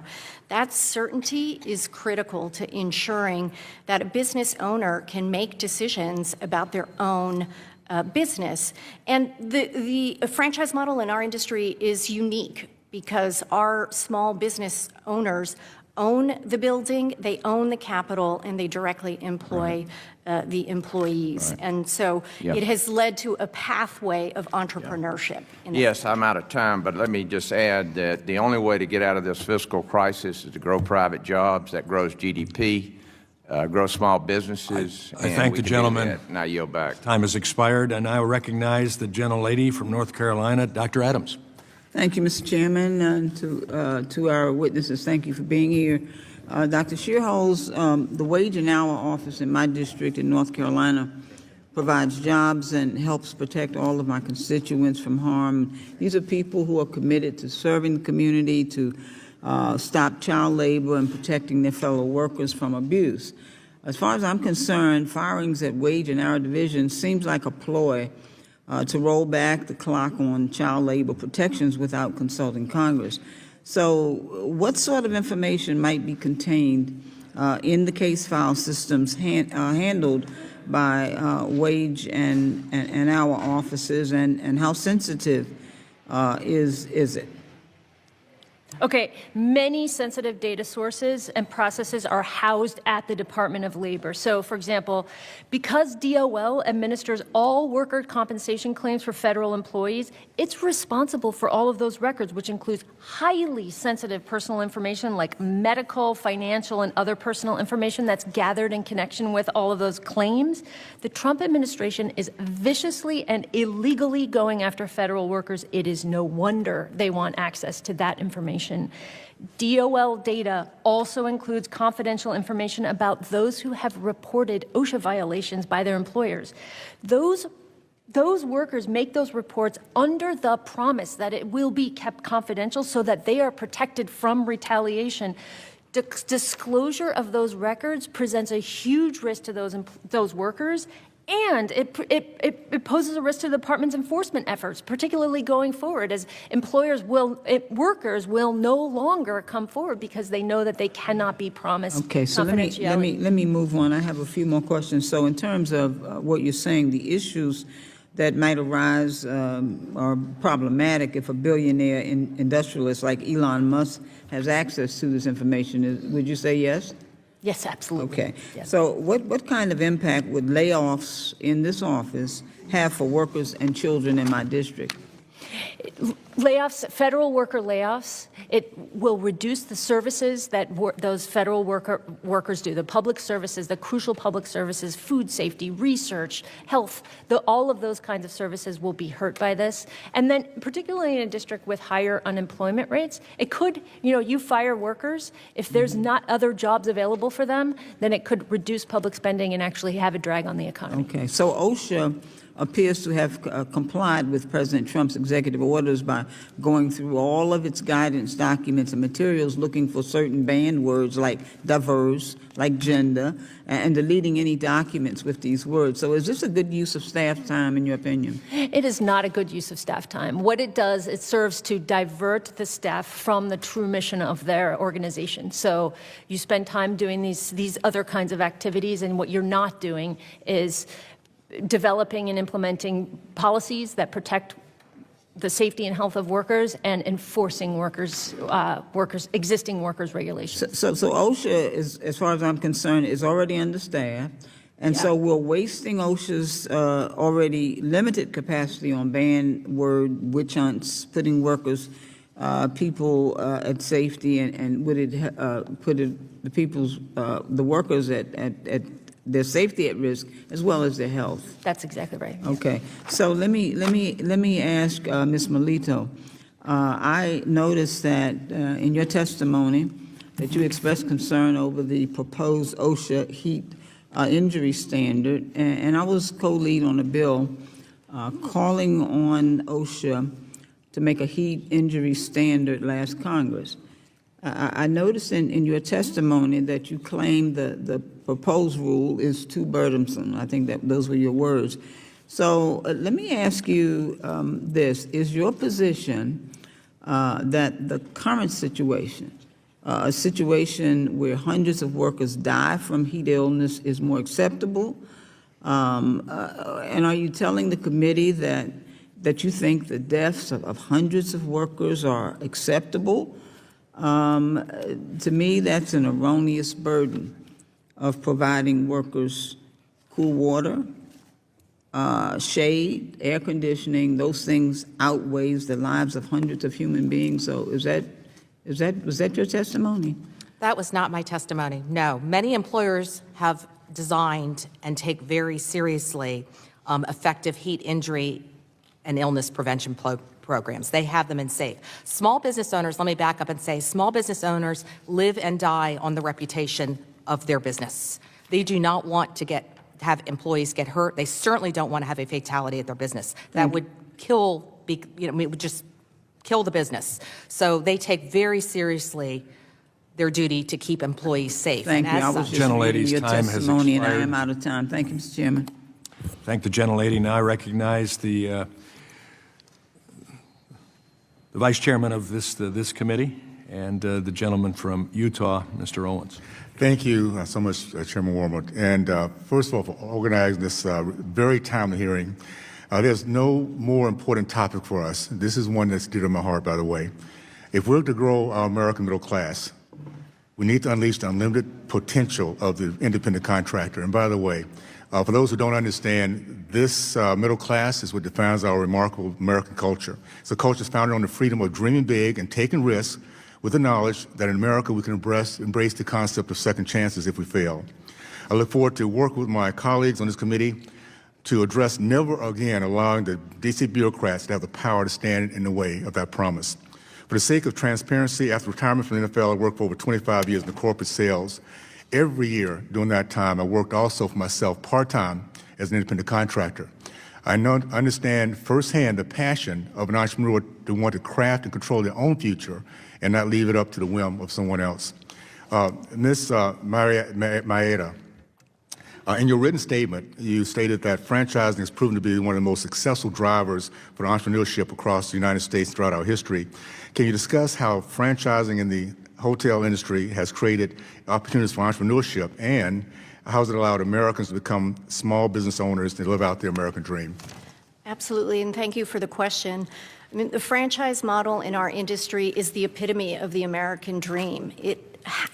Of the 64,000 hotel properties around the country, half of those are franchise properties. That is the very epitome of entrepreneurship and allowing people to own a property.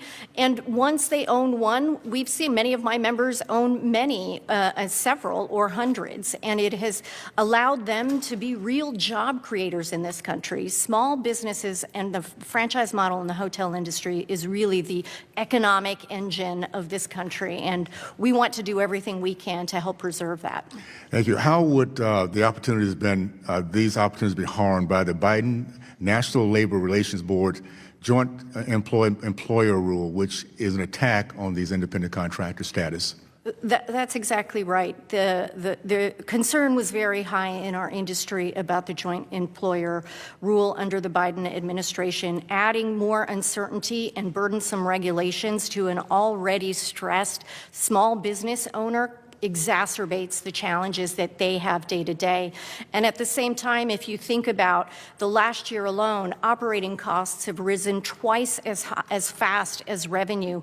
And so more uncertainty creates even greater stress for many owners who are questioning whether they can stay in business, and that's the last thing we want to see. Okay, thank you. Ms. Melito, as many as 1/3 of American workers now earn at least part of their living through opportunities as independent contractors, such as freelancing and app-based work.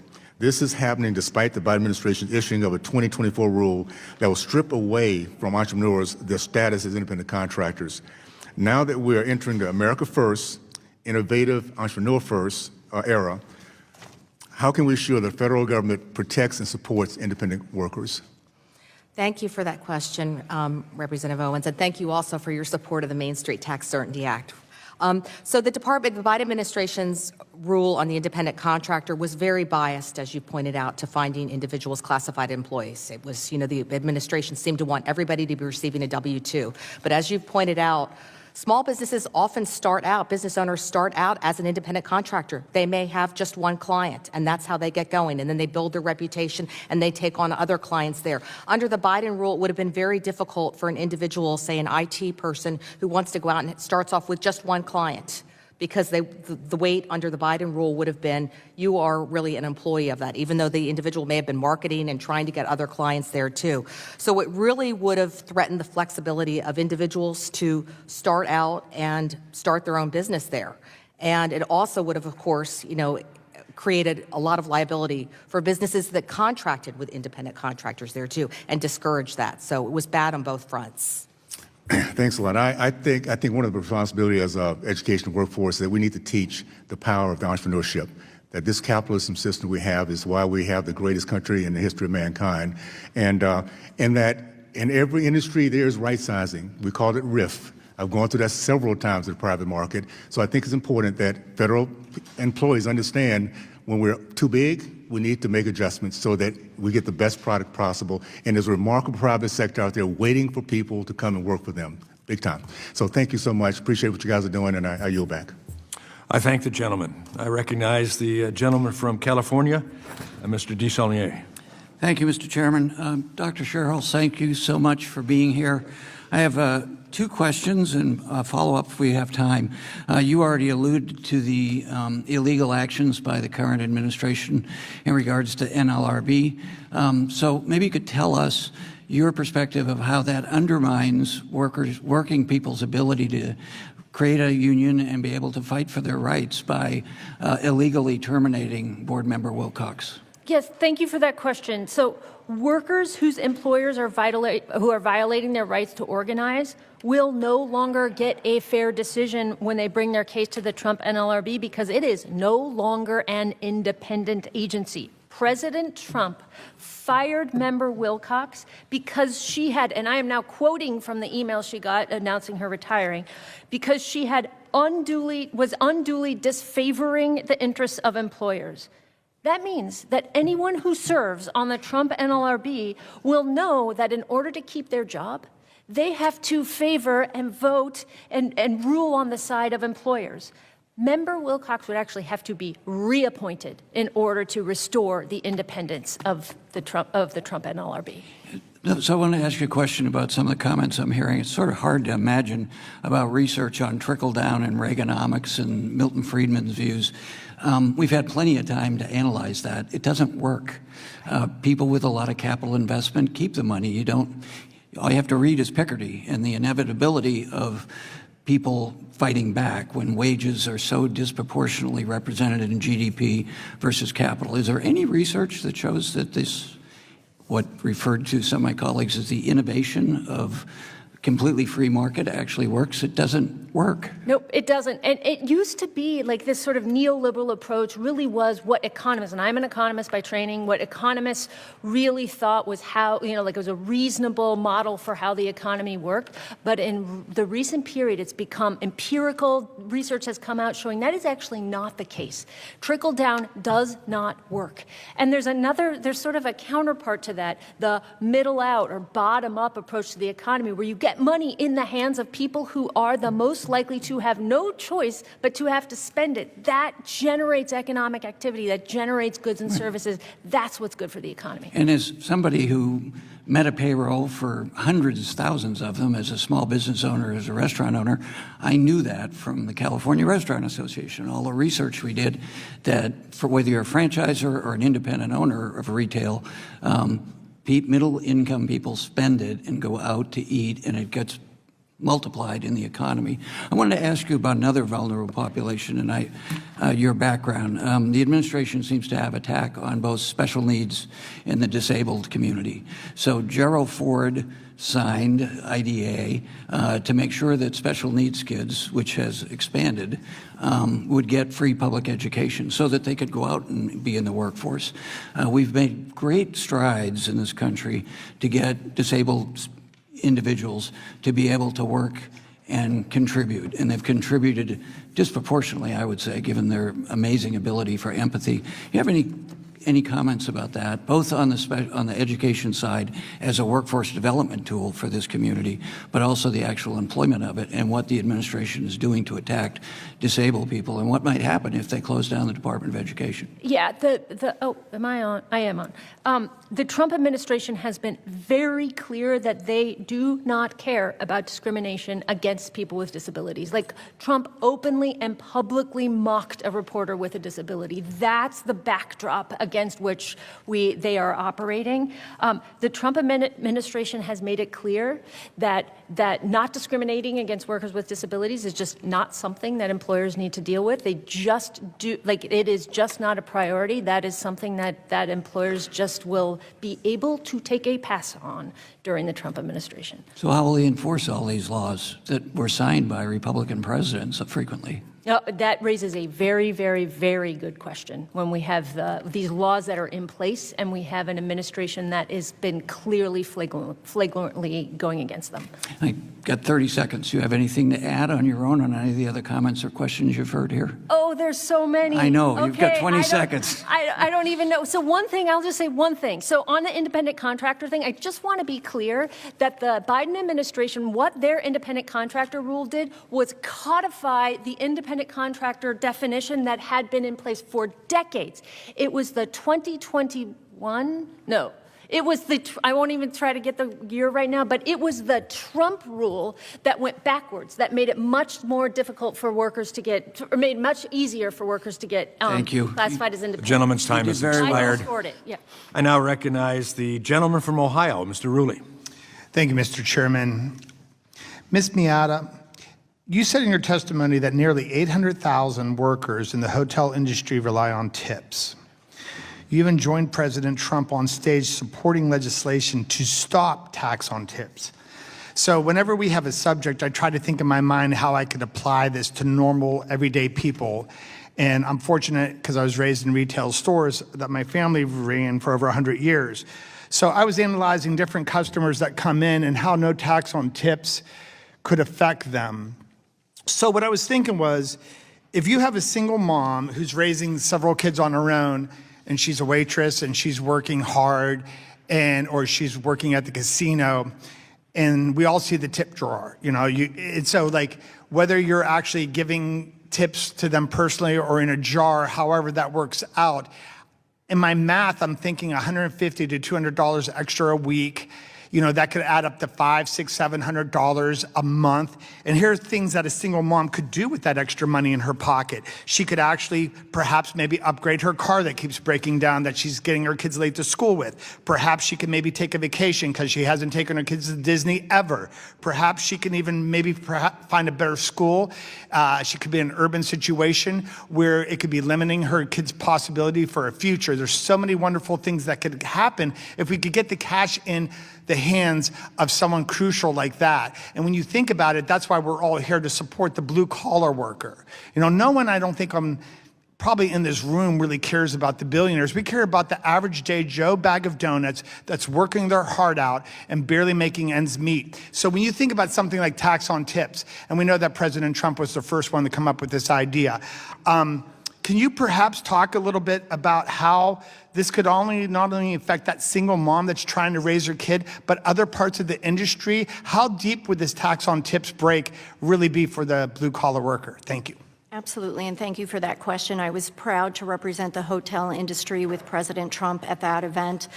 No tax on tips would benefit some 800,000 individuals in the hotel industry, and so we're proud to work with Congress to ensure that all the job classifications in our industry that benefit from tips, whether it's the valet or the bellhop or the housekeeper or the bartender, are part of the rule that's being advanced in Congress right now. It's so important for individuals to take home more of what they earn every day, and that's why we are supportive of that proposal.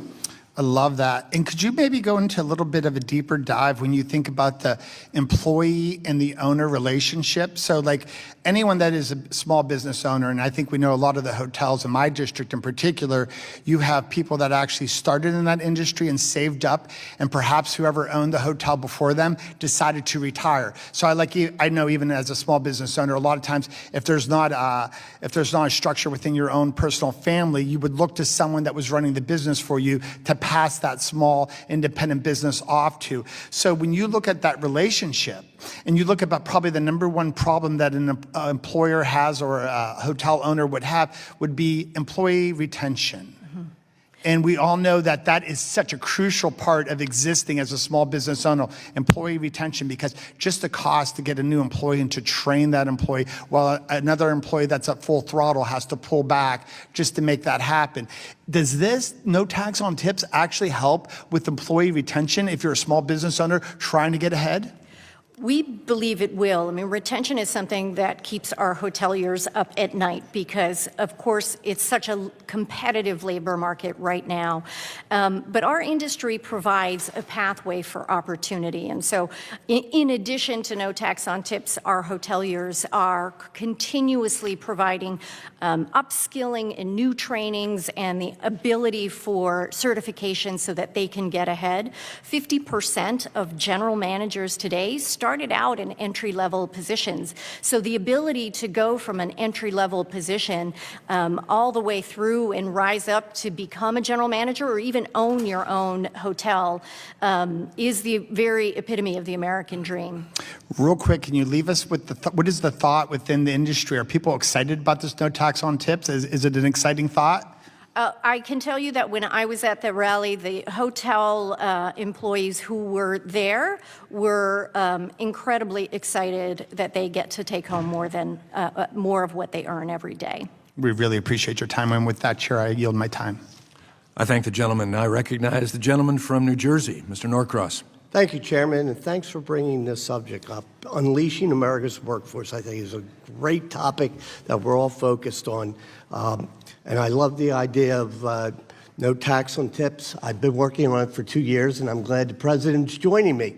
We have to be very careful here that the abuses don't come in with it, that all of a sudden you're changing a salary structure and making it, oh, we'll call it a tip so you can be tax-free. The real potential for abuse here, is it cash? Is it electronic? How do you report it? But the concept for the working schmucks of the world, give them a break. We give enough breaks to the billionaires. How about the little guys? So we're all in, and hopefully he'll do this. He also talked about no tax on overtime. And now they want to eliminate overtime. So I'm trying to figure out what's going here. I'm a little confused. You know, a fair day's pay for a fair day's work. 40 hours has been the backbone. If you work more than 40 hours, then you're paid overtime. I think it's a concept that we can all deal with. You want to be home, but if they need you more, they pay you more. Yet we're trying to roll that back, and this is the stunning part for me, and I have great respect for people who serve in this institution. They're fighting to pay people less. They want to take away overtime. It's just stunning that we can't work together on this issue so that everybody makes out, because when you don't make it overtime, the employer's doing better. It's not the worker. So certainly something that I want to work with the other side. The ERISA issue, the biggest tax break to have the employer pay for the health insurance is no taxes. Holy smoke, that's the greatest deal we ever gave the employer, because salary comes first, time off, I'll change that, paid time off is what they're looking for. And then the third one is healthcare. Well, healthcare would be even more difficult if we didn't have the ERISA and what comes with that. So the idea that we give a tax break for employers and employees under ERISA to get health care is an excellent idea. I just want to finish up by asking Dr. A question to you.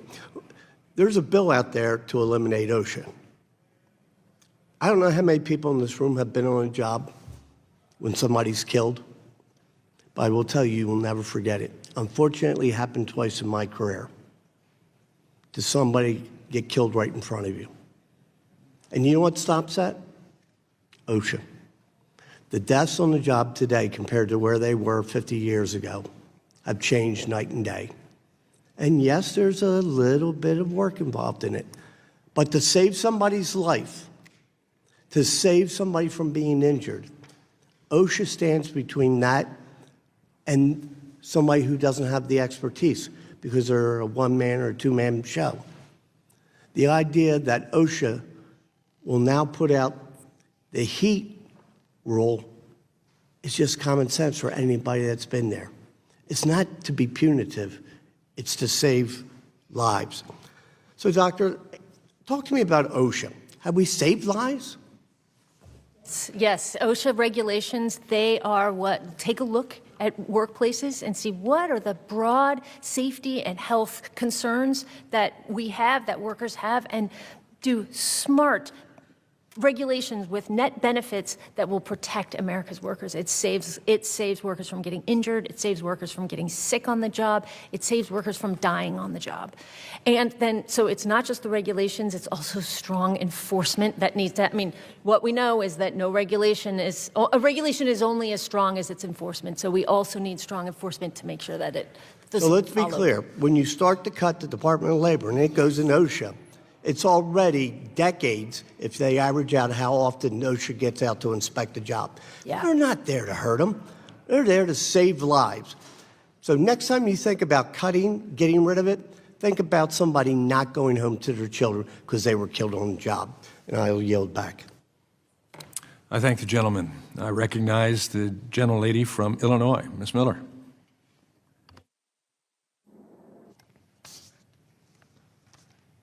First of all, Dr. Schierholz, earlier in this hearing, you said, quote, the federal workforce is tiny. I think the American people would disagree with you and find that laughable. I don't know what you're basing it on. The federal workforce is 2.4 million people, and that excludes the military and postal workers. Such an out-of-touch comment. And to my fellow member on the other side, you just said that we need to give the working schmucks of the world a break. I hope you didn't really mean it, but a schmuck is a foolish, stupid, dummy, sucker, loser. Okay, it's time for the government to be transparent and accountable. That's what the American people want. We want businesses and workers want less regulation and lower taxes. So now, Executive Director Melito, is it true that small business optimism has surged since President Trump has been elected? It's very true, and the Trump effect is real. I will tell you that. It surged, in 2018 too. And as I said before, small business owners are anxious for President Trump to get started on this regulatory rollback there. That's right. As the chairman said in his opening statement, President Biden's policies hampered job creation. We've talked about some of those rules here today too. So yes, my members are very happy and are looking forward to, blue skies ahead. That's great. And can you be specific on why that's the case? How would you define a pro-business environment that President Trump is implementing that's causing the surge in optimism? Well, first, I think business owners are very happy to know that, they've heard President Trump's talk about the small business tax deduction, and Representative Miller, I want to thank you for your support also on that front too. So preservation of those tax cuts, the Tax Cuts and Jobs Act, and I will take issue too with Dr. Schierholz's characterization of the tax cuts as for billionaires and corporations, because my members would most definitely disagree with that. That 20% small business deduction has been critical for so many small businesses, and they have used that to reinvest, not just in the business to buy new equipment, but I have stories where they've used it to pay for health care, 100%. They've used it to bonuses. They've used it to pay for, community things, sponsor the Little League things like that. Again, they use that money to reinvest in the business, in employees, and in their communities. So that they're very excited. That's great. We join the excitement as we set the government back, reducing the government, making it more transparent and accountable like the American people want. Ms. Mayetta, in your testimony, you state the hotel industry has a proven track record of creating not simply jobs, but pathways for sustained and rewarding careers. Can you speak more about the potential for upward mobility for workers in the hotel industry? Absolutely, and thank you for the question, Ms. Congressman Miller. There is so much opportunity in the industry. 80% of entry-level employees get promoted within the first year. 50% of our general managers started in entry-level positions. On top of that, our AHLA Foundation has invested some $44 million back into the industry through retention and recruitment programs, allowing us to help our industry identify new groups of young people, individuals through our Empowering Youth program that attracts young people who are out of a job or out of work for training to get jobs in the industry. When you're in the industry, we work with the Department of Labor on an apprenticeship program that has seen a 90% completion over the last 5 years. And finally, we also provide, for the last several years, $1 million every year in scholarship funding to hospitality school students who are aspiring for jobs in the industry, and then for professional development scholarships for people who are already in the industry to get ahead and pay for certifications to get to that next level in their career. Such great news. We're not tired of winning. Thank you, and I yield back. I thank the gentlelady, and now I recognize the gentlelady from Georgia, Ms. McBeth. Thank you so much, Chairman Wahlberg. Thank you to our witnesses that are here today. I have read your testimonies. Thank you to Ranking Member Scott, and thank you so very, very much, Dr. Schierholz. I'd like to ask you, is there anything that you would like to say in response to my colleagues' comments to you across the floor? Is there anything you want to say? Yeah, the federal workforce is tiny, and I gave the benchmark for what I mean by tiny, and it is from Bureau of Labor Statistics data, including the Postal Service workers. The federal workforce makes up less than 2% of all payroll workers in this country. So it is just the idea that we're attacking this already extremely strapped workforce. It just doesn't make any sense. Okay, thank you. Well, I would like to say that instead of taking action to address the cost of living crisis in this country, Republicans are trying to distract the American people from their plans to put Americans out of work, increase their taxes, and cut programs like SNAP and Medicare and Medicaid. Since taking office a little over a month ago, President Trump and Republicans in Congress have only made life more chaotic, more expensive, and more dangerous. President Trump's hand-picked Postmaster General just announced plans to resign after his proposed changes caused major delays and destroyed the American people's trust and confidence in the post office.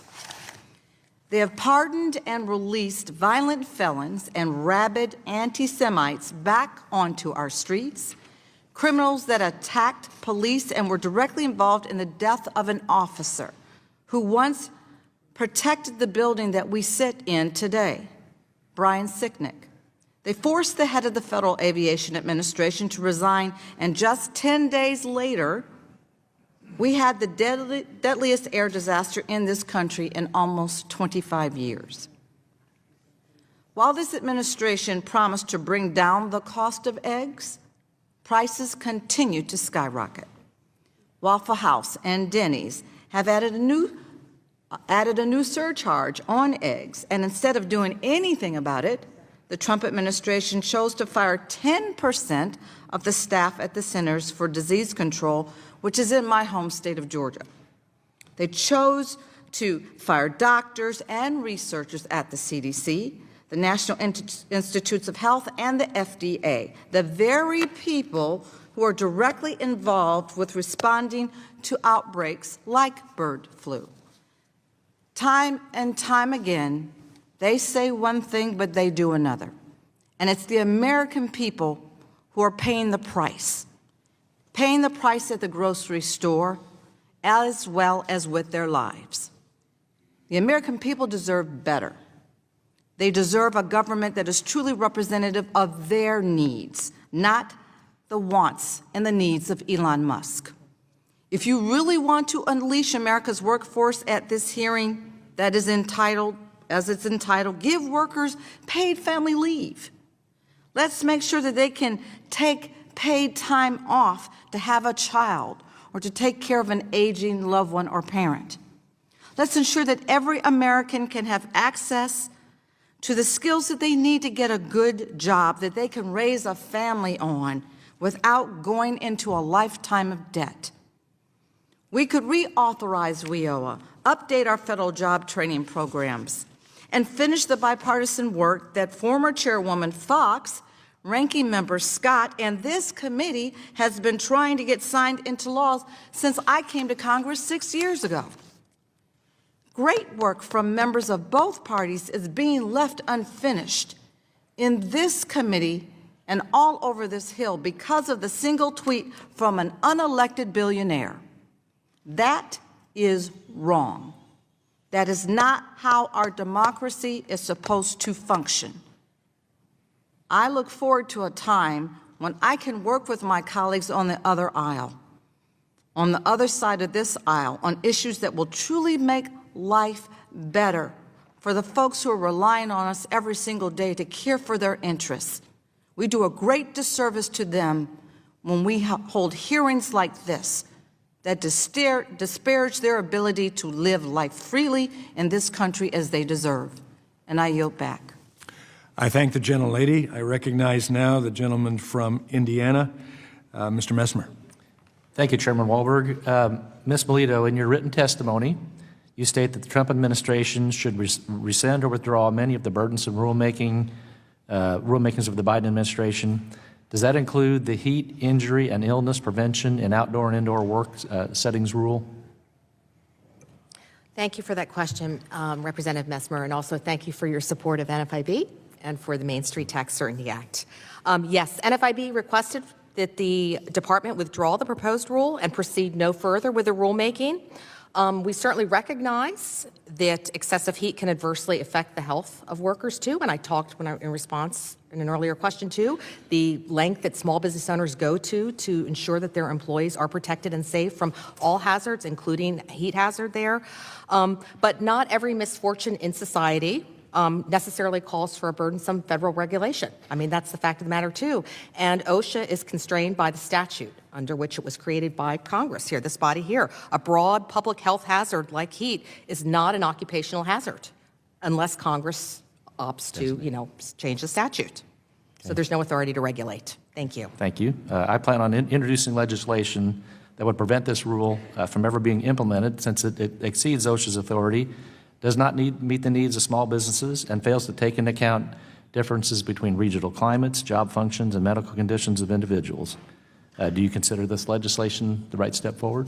I absolutely do. Yes, NFIB does. And thank you for your efforts on that point. Thank you. And the 199-day small business deduction is probably one of the biggest provisions in the 2017 Tax Cut Act that we're going to try to extend. Would you classify your members as billionaires? Absolutely not. No, they would not call themselves billionaires or rich corporations. I would agree with that. Thank you. Ms. Mayetta, the persistent workforce challenges that businesses face today is finding qualified workers and filling open positions.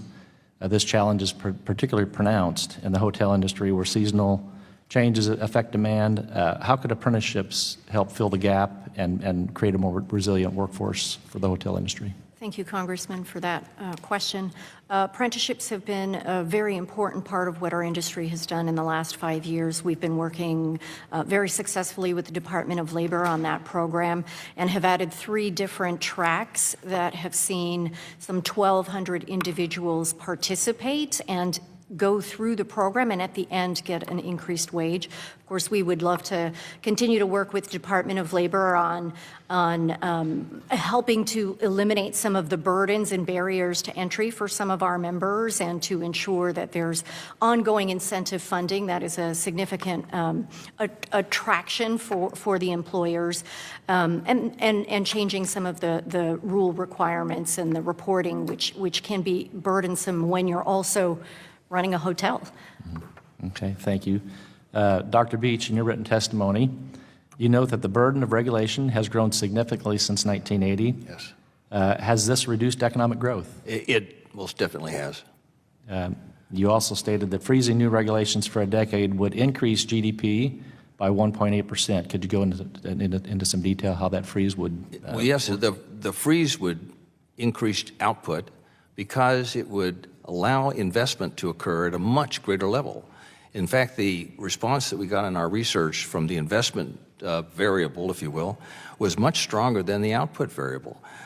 Now, why would that be the case? Well, regulations are costs on businesses, and they have to allocate money to those employees which they hire to fill out forms and to comply with the business. When those costs come down, then they can allocate it those dollars to more productive purposes. So that happens. Also, the price system is positively affected.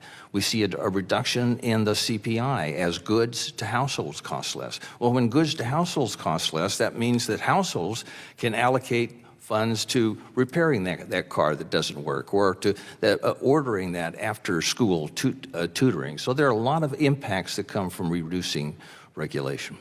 Thank you, and I yield back my time. I thank the gentleman. I recognize the gentlelady from Connecticut, Mrs. Hayes. Thank you, and thank you to our witnesses for being here today.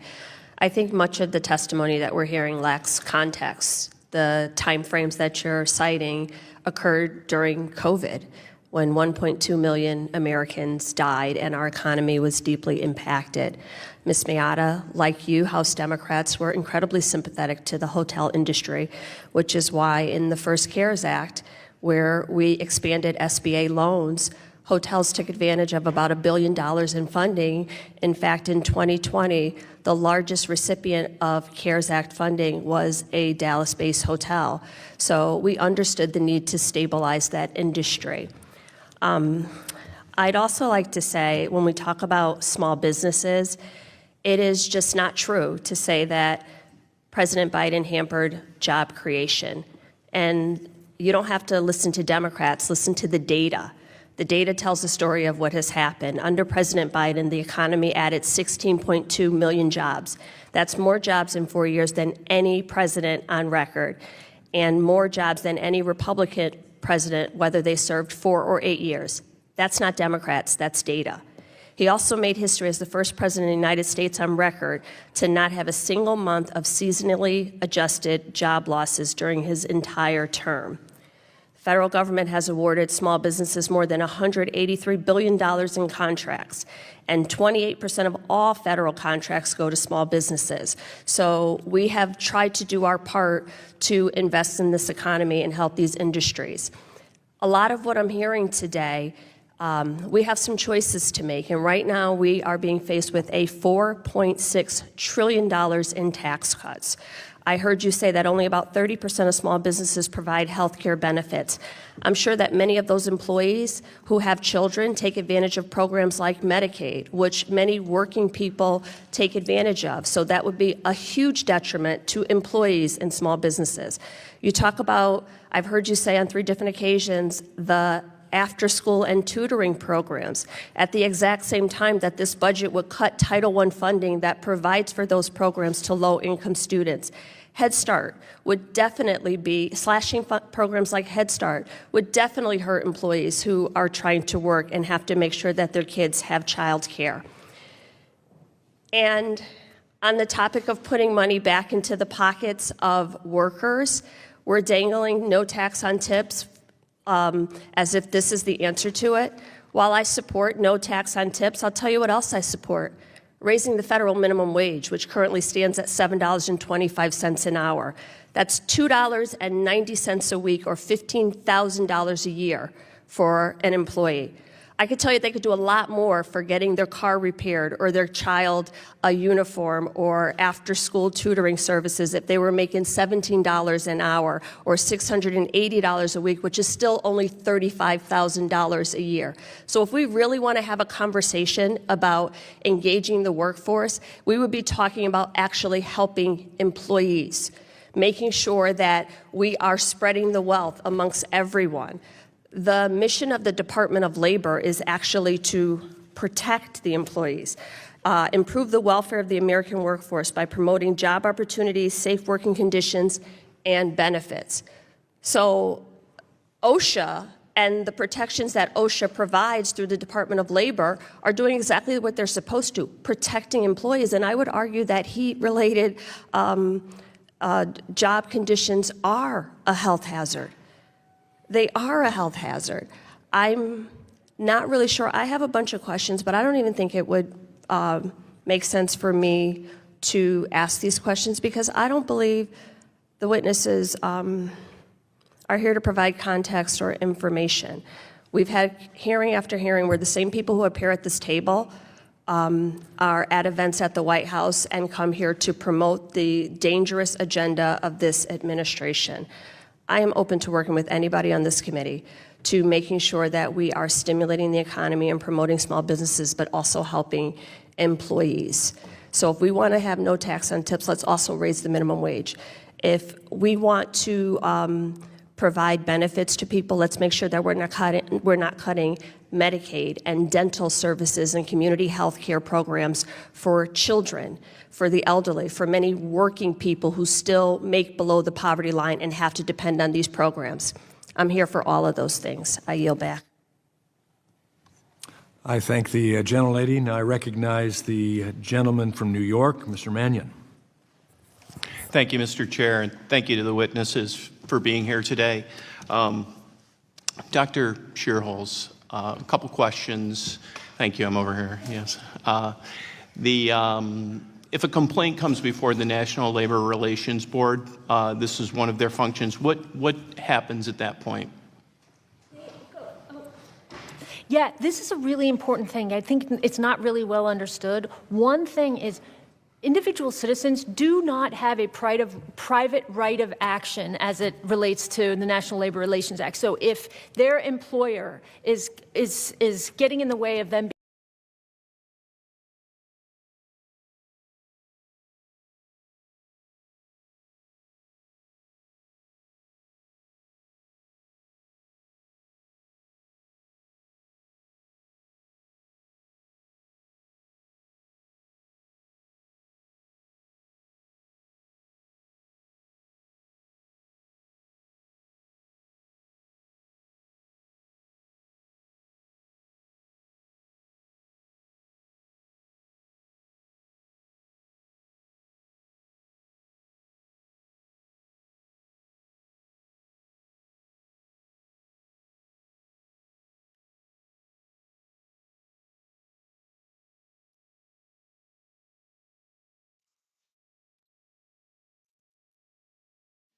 Thank you for tuning into the live show. You know what time it is. It is your boy, Genesis. For some reason, I think they have bad audio.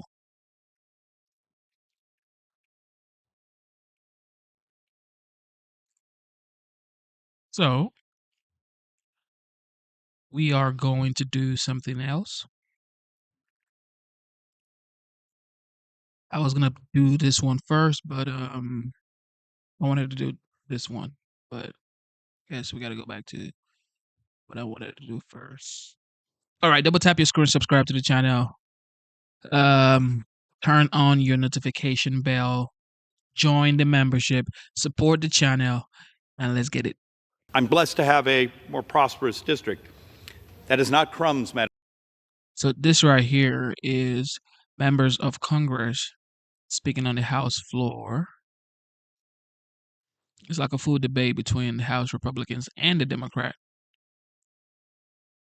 concerning the Trump-backed budget plan. The House is in the Committee of the Whole House on the State of the Union for consideration of H-Con Res 14, which the clerk will report by title. Concurrent resolution establishing the congressional budget for the United States government for fiscal year 2025 and setting forth the appropriate budgetary levels for fiscal years 2026 through 2034. Pursuant to the rule, the concurrent resolution is considered read for the first time. General debate shall not exceed 3 hours, with 2 hours confined to the congressional budget, equally divided and controlled by the chair and ranking minority member of the committee on the budget or their respective designees, and 1 hour on the subject of economic goals and policies, equally divided and controlled by the Representative Mr. Schweikert of Arizona, Representative Beyer of Virginia, or their respective designees. The gentleman from Texas, Mr. Arrington, and the gentleman from Pennsylvania, Mr. Boyle, each will control 1 hour of debate on the congressional budget.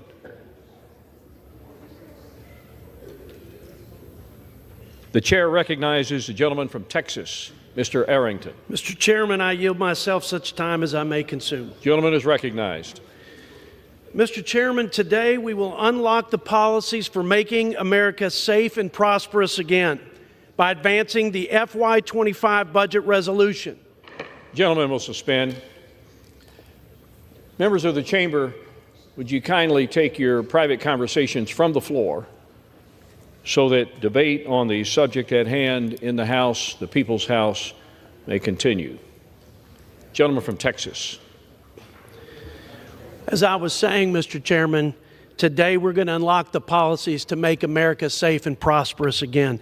This fiscal framework will guide the process for restoring the fiscal health of our nation by reining in reckless spending and reigniting economic growth. In addition, and importantly, it provides critical resources to our Commander-in-Chief to secure our borders, strengthen our military, and provide for the common defense. But for the next 2 hours, Mr. Chairman, my Democrat colleagues are going to reach way back to the only plays they know how to run, making false claims and fear-mongering. Why? Because they are still, even after the recent election, disconnected from the people's reality, because they're more concerned with protecting unionized government bureaucrats and woke and wasteful government programs than they are about protecting taxpayers and their sacred treasure. Why? Because their commitment isn't to we the people in this fateful moment. It's to we the government and to derailing the mandate from the people for common sense policies and President Trump's America First agenda. I'm going to take some time to set the record straight, Mr. Chairman, so that every time the American people hear these false claims, to mislead them into thinking that the tax cuts somehow benefited the billionaires and corporations and that Republicans are cutting benefits for seniors and the poorest among us. I want the American people to know the truth. And here's the truth. The Trump tax cuts lowered tax rates for every American household at every income level while increasing the amount of taxes paid by the top 1%. According to the Washington Post, which, by the way, gave Democrats not one, not two, not three, 4 Pinocchios every time they made these misleading claims. They said 3 of every $4 in the Trump tax cuts didn't go to corporations, but they went to individuals, cutting taxes for the lowest income individuals by 10%, while cutting taxes for the top 1% of the income earners by less than 0.5%. In addition, we saw a record 25-year wage increase for median household incomes. Real wages at the bottom 10% rose 2 times faster than the top 10%. Real wealth at the bottom half of households rose 3 times faster than that of the top half of our country. A record 6 million people were lifted out of poverty.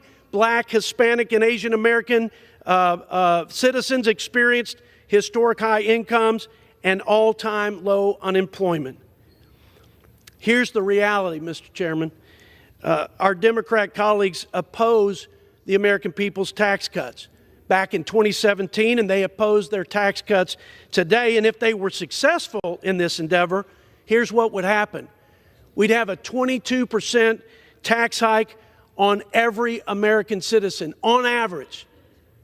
They just suffered through a 21% tax hike from the inflation tax over the last 4 years and the worst cost of living crisis in modern history. Median income families would lose $1,700.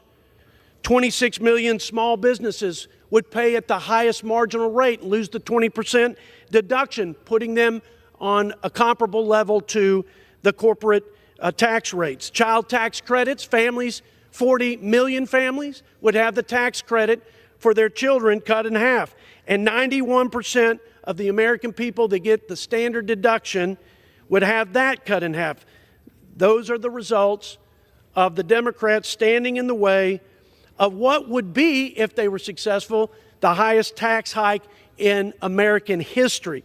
Here's the other false claim.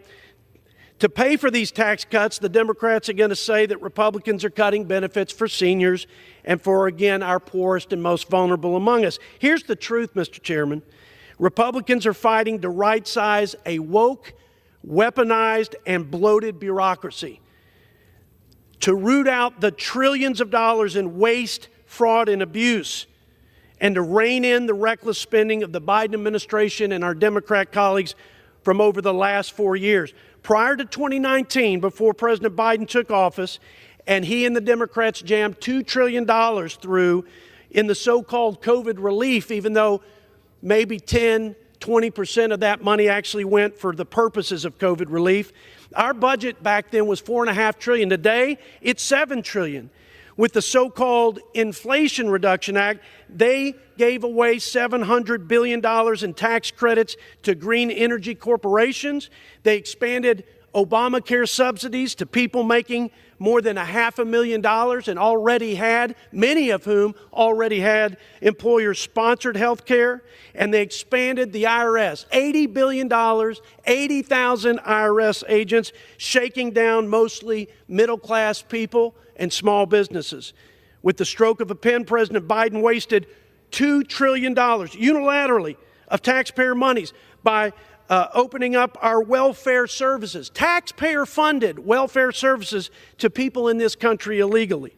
He waived work requirements for means-tested welfare programs from SNAP to Medicaid and beyond, trapping people in poverty and dependence on the federal government. He mandated expensive and unreliable electric vehicles for all Americans and a whole lot more. In fact, we're spending $9,000 per illegal immigrant in this country for the millions of people who violated our sovereignty and came to this country in violation of our immigration laws. $9,000 of what taxpayers pay for people who are here illegally for taxpayer-funded social services. Mr. Chairman, that's more than we spend on the most vulnerable Americans for Medicaid. That's more than we spend collectively for our veterans for their military retirement. The President Biden, weakened government program integrity, allowing people who aren't eligible for Medicaid and other programs to receive benefits. Case in point, we used to review the Medicaid rolls twice a year to make sure people who were on the rolls were those who were most vulnerable and those who qualified according to the law. That was revoked by the Biden administration, and they only did it once a year. And if you changed it back, you'd eliminate fraud, waste, and abuse and save $160 billion of taxpayer monies. He implemented unconstitutional and regressive student loan bailouts, forcing working Americans to subsidize the upper middle class, law students, medical students. These are folks that deferred their education. These are hardworking people that didn't think they could afford college. We have an unprecedented opportunity, Mr. Chairman, and my fellow Republicans, and we have a sacred obligation at this moment to meet this moment with the urgency it demands. Now more than ever is the time for Republicans in Congress to demonstrate the courage of their convictions and take the bold action in this historic moment. Save this country. Save our children's future.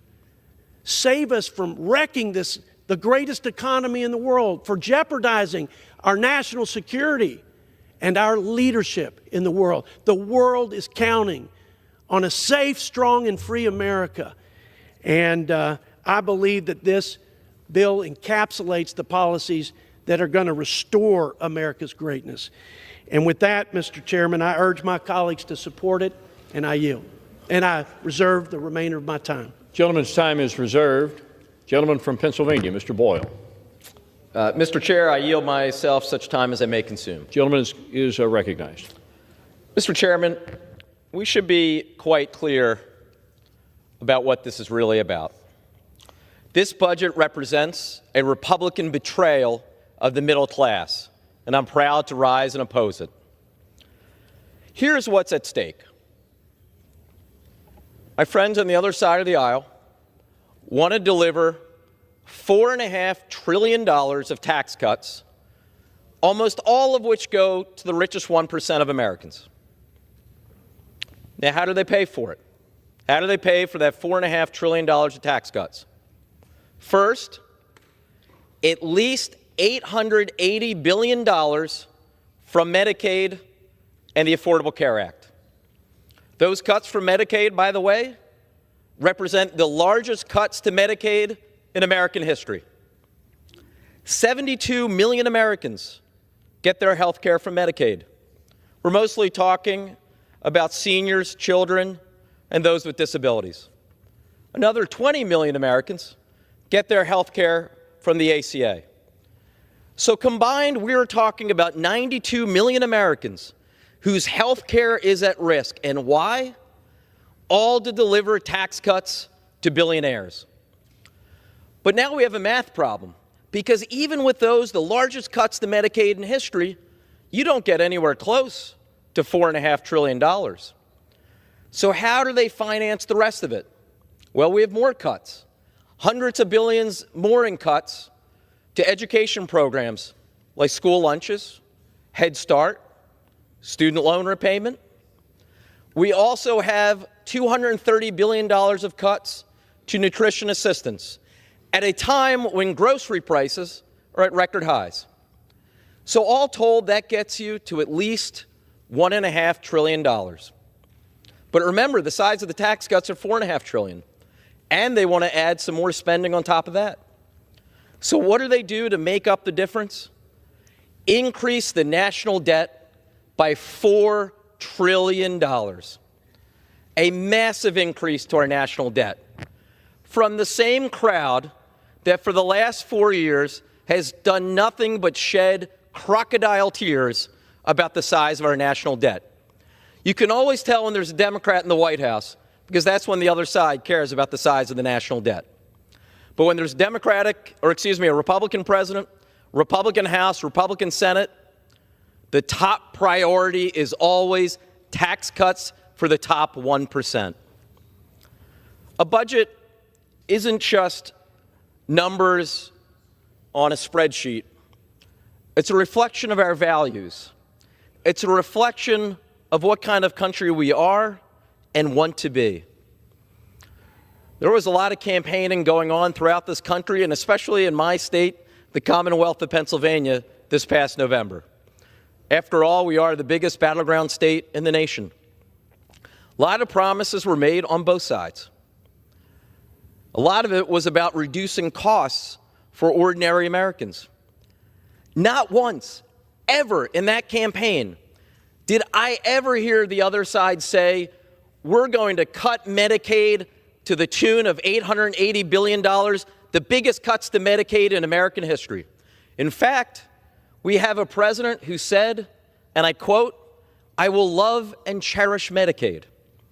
Then a few hours later, he endorsed the House Republican plan that slashes Medicaid to the tune of $880 billion.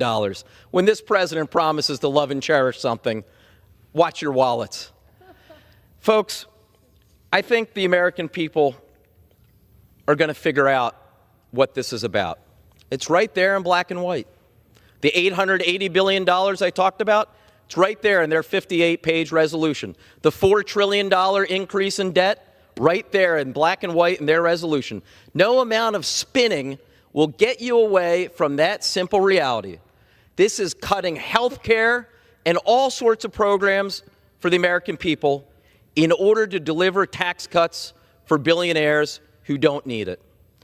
I urge every member in this House to oppose this reckless and unfair plan, and with that, I reserve the balance of my time. Gentleman's time is reserved. Gentleman from Texas. Mr. Chairman, what you won't hear from my Democrat colleagues is any mention of the $500 billion in waste, fraud, and abuse in the Medicaid program that jeopardizes that program for the most vulnerable Americans and does a disservice to every taxpayer in this great country of ours. By the way, betrayal of the middle class. When I hear that, what comes to mind is the unbridled spending and the failed economic policies that gave us the worst cost of living crisis in modern history. And a whole lot of people suffered under that 21% inflation tax, and a whole lot more people would suffer under a 22% tax increase if they were successful in killing the American people's tax cuts. Now I'd like to yield 1 minute to my friend and the Vice Chair of the Budget Committee and a key architect, I would say, of this budget blueprint, Mr. Lloyd Smucker from the Keystone State. Gentleman from Pennsylvania is recognized for 1 minute. I'd like to thank the chair for yielding. Mr. Speaker, we've heard how this budget resolution will deliver tax relief to working and middle-class families. It'll put a stop to crime and drugs flooding over our southern border, and it'll jumpstart the American economy. And this is exactly what the American people are looking for today. Unfortunately, we've also heard a lot of falsehoods from my colleagues on the other side of the aisle, and so I'd like to set the record straight. The House Republican budget resolution will stop a 22% tax hike for the average taxpayer. It will put $1,700 back into the pockets of a median family of 4 and will prevent the child tax credit from being cut in half for 40 million families. This bill doesn't take from the working class. It puts money in their pockets. And while my colleagues on the other side try to drown out these facts with tired talking points and fear-mongering, let's ask the American people directly. How does a 22% tax hike help you pay your bills? Families, how does taking $1,700 out of your pocket and cutting your child tax credit help you raise your kids? Can I get 30 seconds? Give the gentleman 30 more seconds, please, Mr. Gentleman is Chairman. recognized for an additional 30 seconds. It doesn't. And Republicans are working to stop those tax hikes by passing this budget resolution. President Trump was elected by the working class, and this budget will deliver on the promises he made to them. I'm very proud to support this budget resolution and urge my colleagues to vote yes. Thank you, and I yield back. I reserve, Mr. Chairman. Gentleman's time is reserved. Gentleman from Pennsylvania. Mr. Chairman, I would remind my fellow Pennsylvanian that this bill would put 3.1 million people in Pennsylvania at risk of losing Medicaid. With that, Mr. Chair, I yield 2 minutes to the gentleman from New Jersey, the ranking member of the Energy and Commerce Committee, Mr. Pallone. Gentleman from New Jersey is recognized for 2 minutes. And I thank the gentleman. Mr. Speaker, I rise in strong opposition to this Republican budget resolution. Make no mistake about it. This budget will lead to millions of Americans losing their health care coverage, all so Republicans can give giant tax breaks to billionaires and big corporations. The only group that wants these tax breaks is Wall Street, not the average American. Mr. Speaker, if Republicans pass this resolution today, we'll be forced to cut a minimum of nearly $1 trillion from Medicaid, our nation's largest health care program. And for those who are saying that somehow the Medicaid program has a lot of waste, let me remind us that Medicaid is the leanest federal health care program. Every independent study says that Medicaid is financially sound, the most financially sound federal health care program. The consequences of these cuts will be devastating. Medicaid provides health care to 1 in 3 Americans, nearly half of the children in the United States, and it's the largest source of funding for nursing home for seniors and people living with disabilities. This is a life-saving program for 80 million Americans. They count on it every day. And yet today, House Republicans are unnecessarily rushing forward with a budget resolution that will impose the largest health care cuts in our nation's history. Millions of people will lose their health care. But that's just the beginning. Health care prices will sharply rise. Hospitals, particularly those in underserved and rural communities, will be forced to close. So too will nursing homes. Seniors will lose the care that they rely on, and doctors and nurses will be laid off. Emergency rooms will once again be overflowing as people are forced to delay care until absolutely necessary. And states will be bankrupted and forced to make painful cuts to important health care services. This is the reality, not what the Republicans are telling you. Mr. Speaker, it doesn't have to be this way. If just a few of my colleagues on the other side of the aisle take a stand today, we can stop this from happening. So I implore my Republican colleagues to think about the harm, the devastating harm that would be done to their communities if this budget resolution is adopted. Stand up. I urge my colleagues to think twice and vote no, and I yield back. Gentleman from Texas. Chairman, I yield 1 minute to the gentleman from the Tar Heel State, former Speaker of the House of North Carolina and Budget Committee member, Mr. Tim Moore. Gentleman from North Carolina is recognized for 1 minute.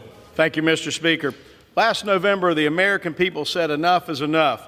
They're tired of government waste, they're tired of rising prices, and they're tired of policies of the last administration. This budget is a critical step forward towards reining in out-of-control federal spending. To be clear, this resolution has no provisions that make cuts to Social Security, Medicare, and Medicaid. For those folks watching at home, read the bill. It's not in there. When Democrats vote against this today, they are voting to raise the average family of four's taxes by nearly $1,700. They're voting to raise taxes on small business, they're voting for open borders, and they're voting for higher energy costs. I'm proud to have worked with my fellow House Budget Committee members on this bill, as well as the chairman, who's done an amazing job on this, and I encourage my colleagues to vote yes on this important measure. I yield back, Mr. Speaker. Gentleman from Texas reserves. I reserve. Gentleman from Pennsylvania. I would remind the gentleman that this bill would put 2.8 million people in North Carolina at risk of losing Medicaid. Mr. Chair, with that, I yield 2 minutes to the gentleman from Massachusetts, the ranking member of the Ways and Means Committee, Mr. Neal. Gentleman from Massachusetts is recognized Thank for you, 2 Mr. minutes. Speaker. Well, the looting is underway. Our colleagues are running the same failed playbook of trickle-down handouts. My friend, the gentleman from Pennsylvania, said the family of four, they're going to get $1,700. Look at the tax distribution tables and what billionaires are going to get in this. That's the real issue that's in front of us on this occasion. Let me go to another point that I think is fascinating. DOGE is rummaging through your private records even as we speak. How about the following? Imagine what the Republican reaction would have been if Bill Clinton, Barack Obama, or Joe Biden said, we're going to borrow $4 trillion more for these tax cuts for the wealthiest amongst us. Don't kid yourself. Medicaid, 71 million Americans, Medicare, Social Security, the American people depend upon these issues. I'm stunned that Republicans would borrow $4 trillion to justify tax cuts for the wealthiest amongst us. And by the way, people who aren't even asking for those tax cuts. Their cuts will affect every part of American life, including those who need basic sustenance every day. $4 trillion, and look at the alignment. $1.2 trillion here for cuts, but $1.2 trillion for tax cuts. Oh, let me figure that one out. They are going to cut Medicaid to justify what it is that they want to do. There is no reason why billionaires should be getting a massive tax cut. Totally unnecessary, and in the end, that's what this legislation is about, despite their protestations. $1,700 for a family of four. Tens of millions of dollars for billionaires. That's where these tax cuts are going. I want you also to understand this. The people are watching. We're going to defend Medicare, we're going to defend Medicaid, and we're going to defend all of these entities that have made a difference in American life for average people every single day. Let me close on this note. My father had a great saying. He used to say Jesse James at least had the respect to wear a mask. They should be wearing masks for what they're doing today. And I yield back my time. Gentleman from Pennsylvania reserves. Gentleman from Texas. Mr. Chairman, I yield 1 minute to my friend, the gentleman from Kansas, another Budget Committee member, had a hand in developing this fiscal framework, Mr. Ron Estes. Gentleman from Kansas is recognized for 1 minute. Mr. Speaker, I rise today in strong support for starting the process to pass one big, beautiful bill for America. For 4 years, Americans suffered from an open border, crippling inflation, massive federal spending, and burdensome regulation. On top of that, we're on the verge of increased taxes for families, workers, and small businesses if we fail to act. Our mandate is to restore and secure our nation, both physically and financially. It's critical that we pass a bill that enables us to address all of these priorities, including an extension of the Tax Cuts and Jobs Act. In my home state, Kansans will see an average of $2,200 increase in their taxes if we don't act now and we allow the tax cuts to expire. My colleagues on the other side of the aisle have made false claims about this budget resolution that will cut Social Security. As chairman of the Ways and Means Social Security Subcommittee, I want to emphasize with the strongest terms possible that this budget resolution does not do a single thing to cut Social Security. In fact, Social Security cannot be amended in the budget resolution in the budget reconciliation process. The Byrd Rule prevents consideration of reconciliation in the Senate that changes the Social Security program. I support today's budget resolution as a next step in advancing America's first policies, and with that, I yield back. Gentleman from Texas reserves his time. Gentleman from Pennsylvania. Mr. Chair, the gentleman from Kansas is right. It is a big, beautiful bill for billionaires. I would also remind the gentleman that this bill would put 410,000 people in his state of Kansas at risk of losing Medicaid. I yield 2 minutes now to the gentleman from the Commonwealth of Virginia, the ranking member of the Educational Workforce Committee, also a distinguished member of the Budget Committee, Mr. Scott. Gentleman from Virginia is recognized for 2 minutes. Thank you, Mr. Speaker. Mr. Speaker, I rise in opposition to this resolution. It's frankly hard to take my colleagues on the other side of the aisle seriously when they come up here and give speech after speech complaining about the deficit and then support this resolution that increases the deficit. Let's start with some facts. Every single Democratic president since Kennedy has left for their Republican successors a better deficit situation than they inherited. And every Republican president since Nixon has left a worse deficit situation than the one they inherited, all without exception. So here we are again. Republican president following a Democratic president, and Republicans are set to increase the deficit and national debt just like clockwork. Democrats have been finding solutions and cleaning up Republican messes for 6 decades, and thanks to Republican tax cuts and for the corporations in the top 1%, they added over $7 trillion to the national debt during Trump's first term, and here we go again. Help billionaires run up the debt and make everybody else pay. As ranking member of the Committee on Education and Workforce, I'm particularly outraged that Republicans want to fund these tax cuts for corporations and billionaires by making cuts to educational and nutritional programs. This could end up cutting things like Meals on Wheels, children's feeding programs, and could jeopardize Head Start, make it harder for students to receive K-12 education and higher education, and will certainly rip away health care from millions of Americans. There is nothing economically responsible for this budget because it increases the deficit. It helps billionaires, but working families and middle class will pay the price. Mr. Speaker, I urge my colleagues to oppose this resolution. Gentleman from Pennsylvania continues to reserve. Gentleman from Texas. Thank you, Mr. Chairman. I yield 1 minute to the gentleman, my good friend from Oklahoma, and our conference policy chair, Mr. Kevin Hern. Gentleman from Oklahoma is recognized for 1 minute. Mr. Speaker, I thank the chairman for yielding. You know, one of America's most famous sons, Will Rogers, once said, quote, "It costs 10 times more to govern us than it used to, and we're not governed 1/10 as good." And that was in 1932. I can only imagine what he would say today. That's why this vote is so important. It moves us closer to delivering on the mandate the American people overwhelmingly demanded in November. We are on an unsustainable path, and every member of this body knows it. every member. This budget resolution commits us to investing in strong border security and strengthening our national defense. It directs committees to find ways to make the President's tax agenda permanent. It paves the way to unleash American energy production. The budget resolution calls for historic spending cuts as Congress works with the President to eliminate waste, fraud, and abuse, something that every single one of us, regardless of party, should applaud, all in one big, beautiful bill. Failure to unite on this vote very well may result in breaking up the President's agenda. I urge my colleagues to vote yes. Together we can build a stronger, more prosperous America before it's too late. I yield back. Gentleman from Texas reserves. Gentleman from Pennsylvania. Mr. Chair, I would remind the gentleman that this bill would put 990,000 people in Oklahoma at risk of losing Medicaid. I am now happy to yield 2 minutes to the gentlewoman from Minnesota, the ranking member of the Agricultural Committee, Ms. Craig. Gentlelady from Minnesota is recognized for 2 minutes. Thank you, Mr. Speaker. I rise to oppose this resolution that prioritizes tax cuts for billionaires over the well-being of hardworking American families and the livelihoods of our nation's farmers.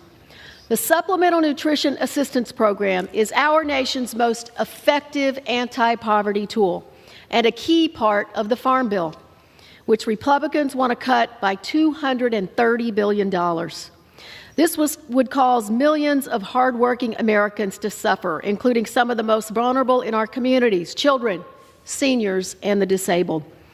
Decimating SNAP in this way would break up the coalition that is critical to passing a bipartisan farm bill and hurts the entire food supply chain when times are tough in farm country and in many communities, especially rural communities across this country. Right now, as people across our nation are struggling with the high cost of groceries, SNAP helps American families keep food on the table. And let's be clear about what we're talking about. $6 a day for people in need. $6 to those who qualify.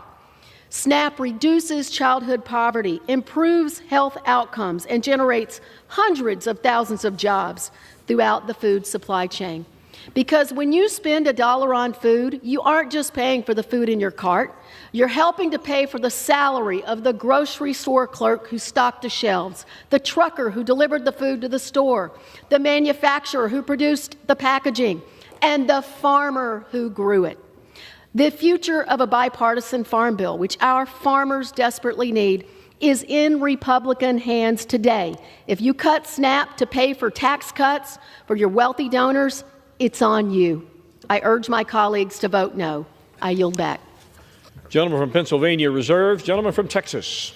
Mr. Chairman, I yield 1 minute to the gentleman from Virginia, the first state, my good friend and member of the Budget Committee, Mr. Ben Klein. Gentleman from Virginia is recognized for 1 minute. Thank you, Mr. Speaker. You know, back in November, the American people issued a resounding rejection of the profligate policies of the Biden-Harris administration that existed over the past 4 years by electing President Donald Trump. In the first month of the new administration, President Trump has answered this election mandate, signing executive orders aimed at securing our nation's borders, unleashing domestic energy production, and rooting out the waste, fraud, and abuse that was left over as the final remnants of Biden's failed legacy. However, the president cannot achieve all of these policy objectives alone. He needs Congress. It will take those of us in the House and Senate concerned about addressing our fiscally irresponsible the last 4 years, working together in unified fashion to pass a reconciliation package that is set in motion by today's budget resolution to give this administration the tools they need to succeed in fulfilling their election mandate. I urge my colleagues to vote yes on this budget as we work to deliver real savings for the American people. I yield back. Gentleman from Texas reserves. Gentleman from Pennsylvania. I would remind the gentleman this bill would put 1.8 million people in the Commonwealth of Virginia at risk of losing Medicaid. I now yield 2 minutes to the gentleman from Texas, distinguished colleague on the Budget Committee, Mr. Doggett. The gentleman from Texas is recognized for 2 minutes. Mr. Speaker, this is the Republican reconciliation because it makes a wreck of our nation's finances and it makes the wreck of the lives of so many of our fellow Americans. These Republicans are so troubled, so very troubled about our nation's debt that they want to add trillions more to it. In fact, according to the bipartisan Citizens for a Responsible Federal Budget, They want to make it bigger by about $4 trillion, deeper in debt. Elon Musk Doge, it is Dodge also, is a sideshow for a multi-ring circus of deception and lies designed to create the illusion that billions are being saved from waste, fraud, and abuse when Doge itself is the abuse. Even with these fake savings, the insatiable demand of these Republicans for additional billionaire tax breaks requires denying opportunities to middle-class families, denying access to a family physician, first by slashing hundreds of millions from Medicaid, for which Trump professes to love and cherish. Medicaid, which pays for half the babies born at Seton Hospital in Austin, half the children that go to the children's hospital there. Millions of Americans will lose health protection, and millions more will lose educational opportunity. For those who are facing a dread disease like cancer, Republicans are cutting innovative medical research in the hope for a cure. With the looming threat of a bird flu pandemic, 40% cut in the staff of the Centers for Disease Control, CDC. All of this represents more Republican broken promises. Remember when Trump last month was going to bring down grocery prices drastically? Well, the only thing drastic is the pain of this Republican budget. Now Trump tells us we'll have a golden age in America.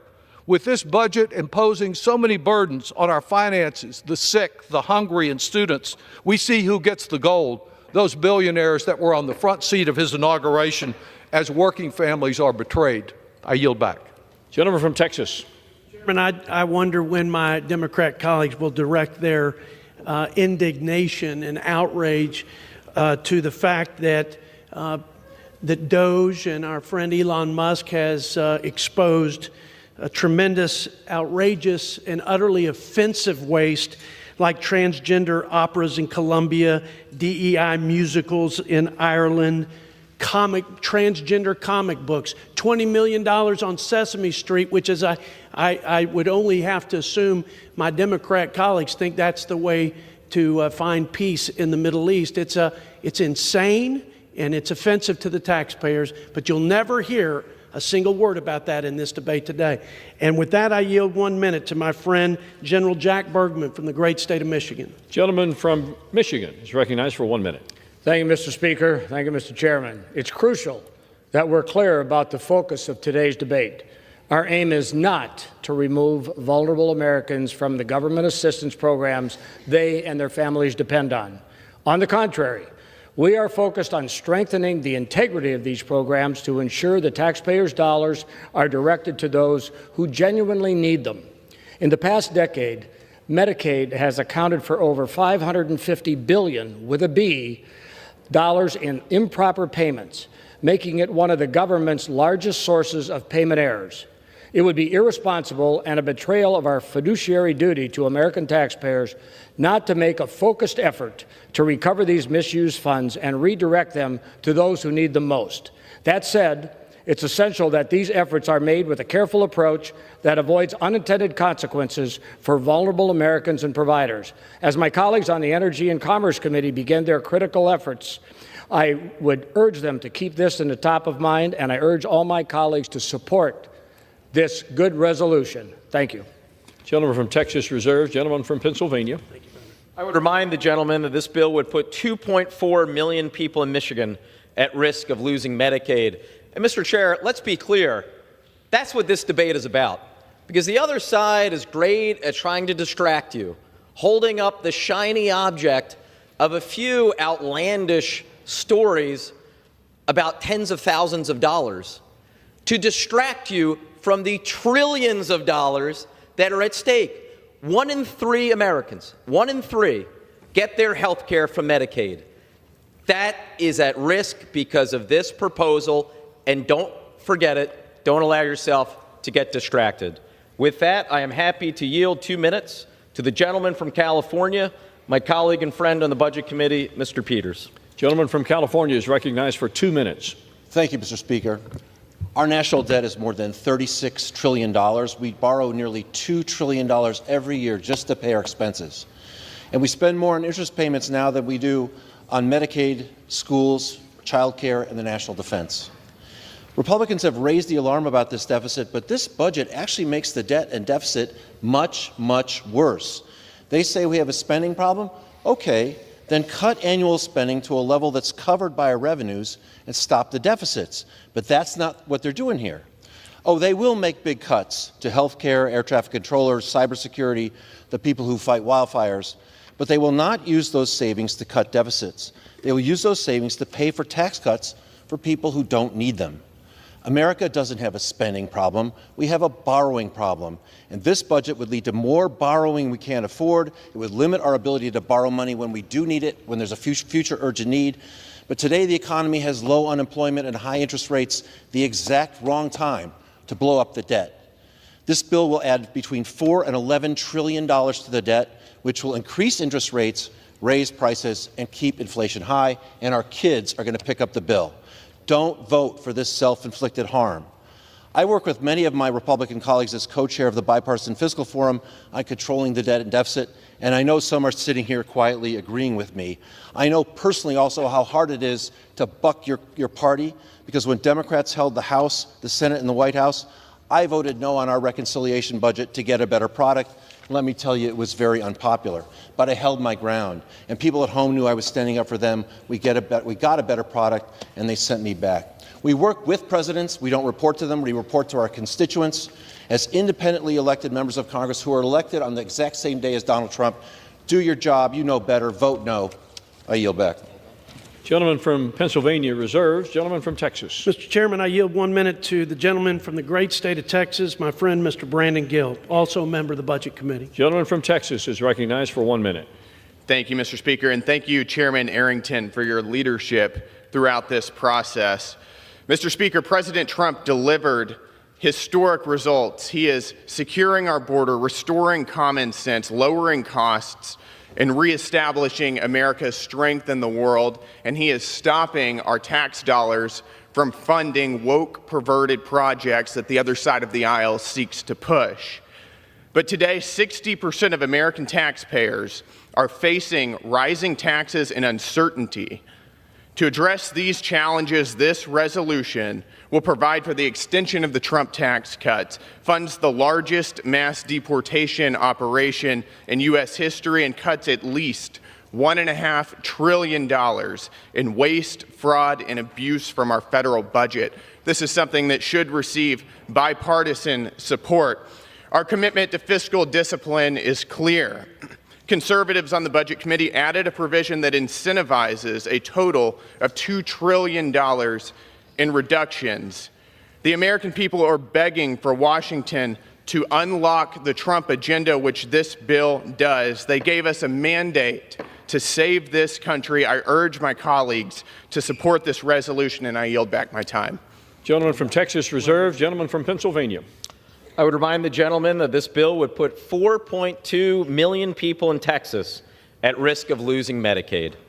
Mr. Chair, I'm happy to yield 2 minutes to the gentlewoman from Ohio, distinguished member and friend from the Budget Committee, Ms. Kaptur.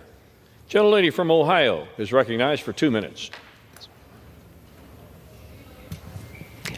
I thank the ranking member for the opportunity to speak and say, thank him for his great work, and say that budgets are about choices for the American people. If we look at what is happening with this current budget, it's a bonanza for billionaires. We live at a moment in our country when 1% of our population, the very top, hold as much wealth as the bottom half of our country. 1% of the top. Billionaires, millionaires hold more wealth than the bottom half of our people. It's an astounding moment in which we are living. The very top are not paying their fair share, and everybody in America knows it, including them. How many more mansions do we need to see that take up acres and acres? How many yachts do these people actually need? Some of the old movies about Goldfinger and all come to mind. Some people seem to like gold a whole lot in this country. If the tax cuts that are proposed in this bill offer a few $100 to people who live in the bottom half of our country, which is most of the people that I represent, the bottom half of incomes. The people at the top are going to get hundreds and hundreds of thousands of dollars back. I say to myself, do they have any conscience about what is happening in their country? And that to take away the health care, Medicare, Medicaid, the cuts that you're proposing, you will cause death in this country. To me, what is happening here is shameless. Here's a chart. If we look back at who caused the debt in our country, wow, it's pretty obvious. If we go back to the Reagan presidency, all you're doing is just repeating what happened. They added $2 trillion. Then the Bush II tax cuts added $8 trillion. The Trump tax cuts are already over $2.5 trillion. Yield the lady an additional 15 seconds. Gentlelady is given an additional 15 seconds. I thank you. The Afghan and Iraq wars declared by Republican presidents added $8 trillion. So if you look at this, 2/3 of what we owe were caused by your side of the aisle. I represent a lot of Republicans, and I'll tell you what, they're honest people, and they'll pay their taxes, but they don't like this excess. It's hurting America. The Republican budget is just a bonanza for billionaires. Shame on you. Gentleman from Pennsylvania reserves his time. I would remind my colleagues in the House to direct their comments to the chair, please. Gentleman from Texas. Thank you, Mr. Chairman. I yield 1 minute to the gentleman from the great state of Georgia, my friend and another Budget Committee member, Mr. Andrew Clyde. Gentleman from Georgia is recognized for 1 minute. Thank you, Mr. Speaker. I rise today in strong support of the House Budget Committee's FY25 budget resolution, which advances President Trump's America First agenda by unlocking the budget reconciliation process to achieve the President's priorities and restore fiscal sanity in Washington. This budget resolution paves the way to extend the Tax Cuts and Jobs Act, signed into law by President Trump in 2017, which fueled historic economic growth and raised real wages. This resolution also provides instructions to reverse Biden's assault on domestic energy, rein in reckless spending, and deliver critical resources to the Trump administration so we can secure our border and strengthen our national security. Finally, I want to address the fear-mongering among our Democrat colleagues. This budget resolution does not cut benefits for any legitimate recipient of Medicare, Medicaid, or Social Security. I challenge anyone to find a single provision in this 45-page resolution that cuts benefits, because they can't. This resolution simply sets a budget framework so we can deal with the incredible fraud, waste, and abuse in Medicaid to stabilize and preserve it for those who really need it. GAO alone estimates that the fraud in Medicaid— From Georgia is given another 15 seconds. Thank you. GAO alone estimates that the fraud in Medicaid is at least $50 billion a year. And, Mr. Speaker, I ask unanimous consent to submit this report from the GAO into the record, which states $50 billion a year of improper payments, and I yield. Gentleman's request is covered by General Lee. Gentleman from Pennsylvania. Well, since the gentleman asked the question, I'm happy to answer it. Right there in the bill, $880 billion directed to the Energy and Commerce Committee as a floor to find savings, another word for cuts. There is only one place that can come from. Literally, if they cut 100% else of everything ENC has purview over, it would still leave them hundreds of billions of dollars short. It has to come from Medicaid. It has to come from the ACA premiums, because much like when Willie Sutton was asked why he robbed banks, he replied, because that's where the money is. Likewise, in terms of the ENC cuts, the $880 billion, it has to come from Medicaid, because that's the only place you can find $880 billion. Don't be fooled by their rhetorical tricks.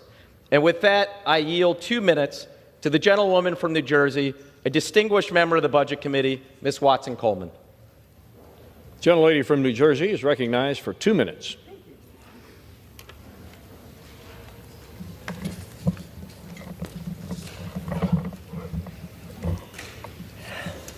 Standing in opposition.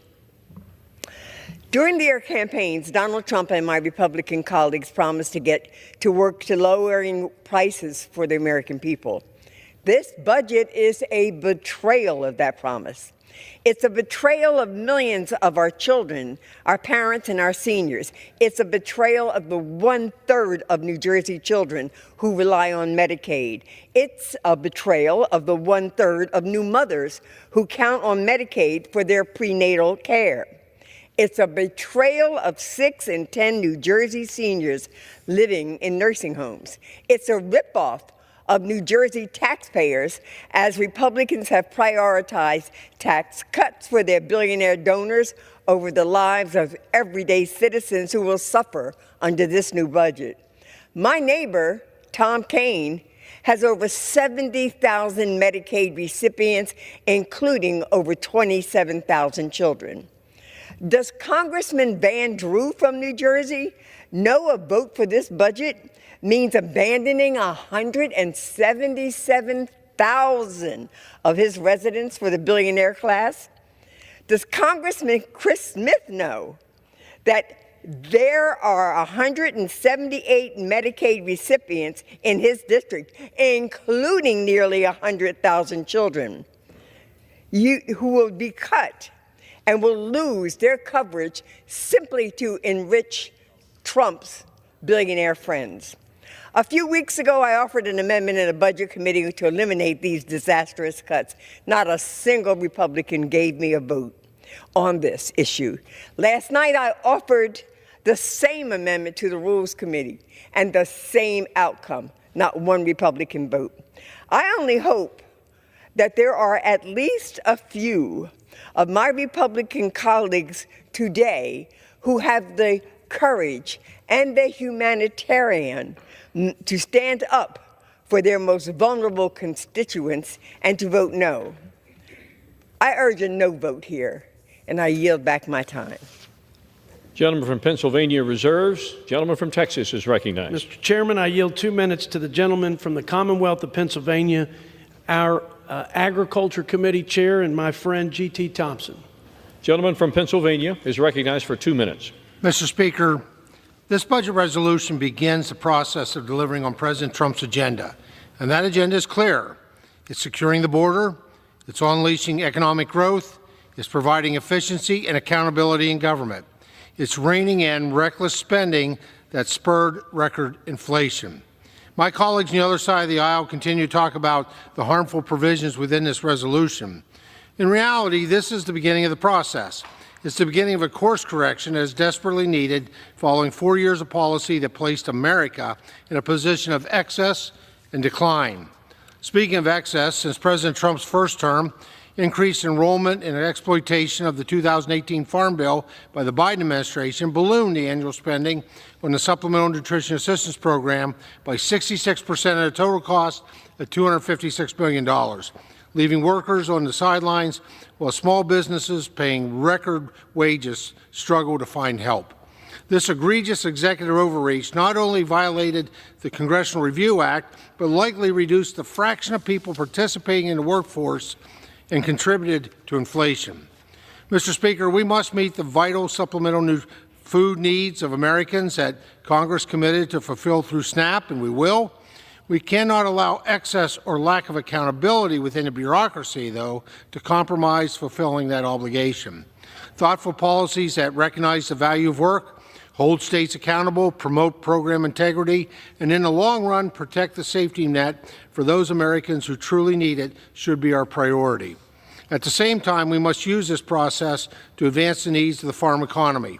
We cannot leave our most ardent supporters in rural America without new resources and empty-handed for a third year. House Republicans have a mandate to restore America's faith in government, and we will protect hardworking taxpayers, bringing the largest tax increase in American history, and will provide for the neediest among us while simultaneously delivering a foundation for economic growth and prosperity. Mr. Speaker, let us ensure America is once again the land of opportunity and thriving communities, and passage of this resolution is one step in that process. I yield back. Gentleman yields back his time. Let me remind the managers on both sides of the time remaining in this portion of the debate. The majority side has 39 3/4 minutes remaining. Gentleman from Pennsylvania still manages 37 1/2 minutes remaining in this portion of the debate. Gentleman from Pennsylvania is recognized. Thank you, Mr. Chair. And I would remind my friend and fellow Pennsylvanian who just spoke, this bill would put 3.1 million people in our beloved Commonwealth of Pennsylvania at risk of losing Medicaid. With that, I yield 2 minutes to the gentlewoman from the Virgin Islands, distinguished member of the Budget Committee, Ms. Plaskett. Gentlelady from the Virgin Islands is recognized for 2 minutes. Thank you, Mr. Speaker. I rise in opposition to this budget. We know that a budget is a statement of values. In simple terms, you put your money where your mouth is. And the money my Republican colleagues are getting right now is going to the class that they are beholden to, the uber wealthy. The bulk of those called savings come from slashing Medicaid funding, which ensures that 70 million Americans, and funds from the Children's Health Insurance Program, CHIP, where another 10 million American children are helped. Those savings that they're getting are being created so that they can then give that money, give those savings to the ultra-rich. 20% of the population of the Virgin Islands are at risk of losing their health care under this budget. Veterans, children, families that are working, that are barely making it, rely on this. My fellow Americans, right here, right now, Republicans are trying to steal health care from 80 million people, and they're heading to the bank as millions of Americans are left helpless. What is happening? What's going on? Republicans are intentionally targeting grandmothers, targeting children, targeting veterans that live in your neighborhood. My fellow Americans, they're going to throw some peanuts, a couple of $100 at each one of us, and tell us that you're getting some taxes back. But that's the amount of money that the very wealthy are getting. Average $314,000 are going to them at the expense of American people. Fraud, waste, and abuse. They're going to tell you they're using that money to get rid of illegals. They're going to tell you that they're going to try and dramatically change the landscape. No, they're only changing the landscape for those individuals that they are beholden to. $2 trillion of cuts for $4 trillion of money that are going into the pocket of individuals that they are beholden to. That's what's happening. I'm disappointed, but I'm not surprised that the Republicans have used this process to satisfy the people that they are most beholden to. Americans must stand up. I yield back. Gentleman from Pennsylvania reserves. Gentleman from Texas. Mr. Chairman, I yield 4 minutes to my friend from the great state of Missouri and my chairman of the House Ways and Means Committee, Mr. Jason Smith, for 4 minutes. Gentleman from Missouri is recognized for 4 minutes. I want to thank the chairman for yielding. Mr. Speaker, 4 years ago, President Trump left Joe Biden a blueprint success, and then Democrats proceeded to open our borders, undermine American energy, and spend trillions of dollars on handouts to the wealthy. They created the highest inflation in 40 years that made it impossible for working families to survive. That's why the American people sent Donald Trump back to the White House with a mandate. Now it's up to Congress to deliver on that mandate to make our economy work again for working families. The economy isn't just numbers on a chart. It's the farmer who wakes up at 4 a.m., the mom or dad working 2 jobs to get by, the shop owner figuring out how to keep the store lights on, and the truck driver working overtime. To my Democrat colleagues, let's be clear. A vote against this budget is a vote to raise taxes on low-income Americans. $2.6 trillion of the tax cuts, and this are people making less than $400,000 a year. You campaigned on not allowing taxes to increase on people making less than $400,000 a year. Let's see if your voting card shows up. Extending the Trump tax cuts will give the lowest income families a tax cut of 15%, the highest of any income group. On the other hand, failing to extend these tax cuts means the average taxpayer will see a 22% tax hike. The average family of 4 making $80,000 a year will see their taxes go up almost $1,700. That's 2 months worth of groceries. Americans need certainty that relief is on the way. Workers need certainty that their taxes won't go up. 26 million small businesses need certainty that their tax rates won't rise to 43% in a few short months so that they can focus on investing and hiring more workers. 2 million family-owned farms need certainty they won't be forced to sell their farm to pay an increased death tax. They need to know right now if they should be contacting an estate planner for the massive tax hike that's coming. Parents need certainty that their guaranteed deduction of $30,000 won't be cut in half, and their child tax credit won't be slashed from $2,000 to $1,000. Following passage of the Trump tax cuts, wages increased by 4.9%, the fastest two-year growth in real wages in 20 years. 5 million new jobs were created. More than 6 million people were lifted out of poverty. Real median household income rose by $5,000. The economy grew a full percentage point higher than CBO's initial forecast, and revenues have remained steady at 17% of GDP. Building on President Trump's tax cuts will deliver a new golden age of prosperity. Over 1 million new small business jobs each year, $284 billion in economic growth from more manufacturing, and billions in new investments to revitalize our poorest neighborhoods. We will reignite our economy with the return of policies like 100% immediate expensing and incentives to make sure R&D is happening here and not being outsourced around the globe. We will deliver on President Trump's commitment to tax relief for tipped workers, help for seniors struggling with inflation, and tax relief for overtime workers. President Trump's policies will spark an economic recovery, and that recovery starts by passing this budget so we can send one big, beautiful bill to President Trump's desk. I yield back. Gentleman from Texas reserves. Gentleman from Pennsylvania. I would remind the gentleman that this bill would put 1.3 million people in Missouri at risk of losing Medicaid. With that, Mr. Chair, I yield 2 minutes to the gentlewoman from Texas, distinguished member of the Budget Committee, Ms. Escobar. Gentlelady from Texas is recognized for 2 minutes. Thank you, Mr. Chairman, and thank you, Mr. Ranking Member.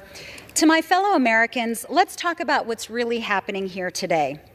Housing costs are up, groceries are up, inflation is up. Donald Trump is threatening more tariffs, which means our costs will continue to go up.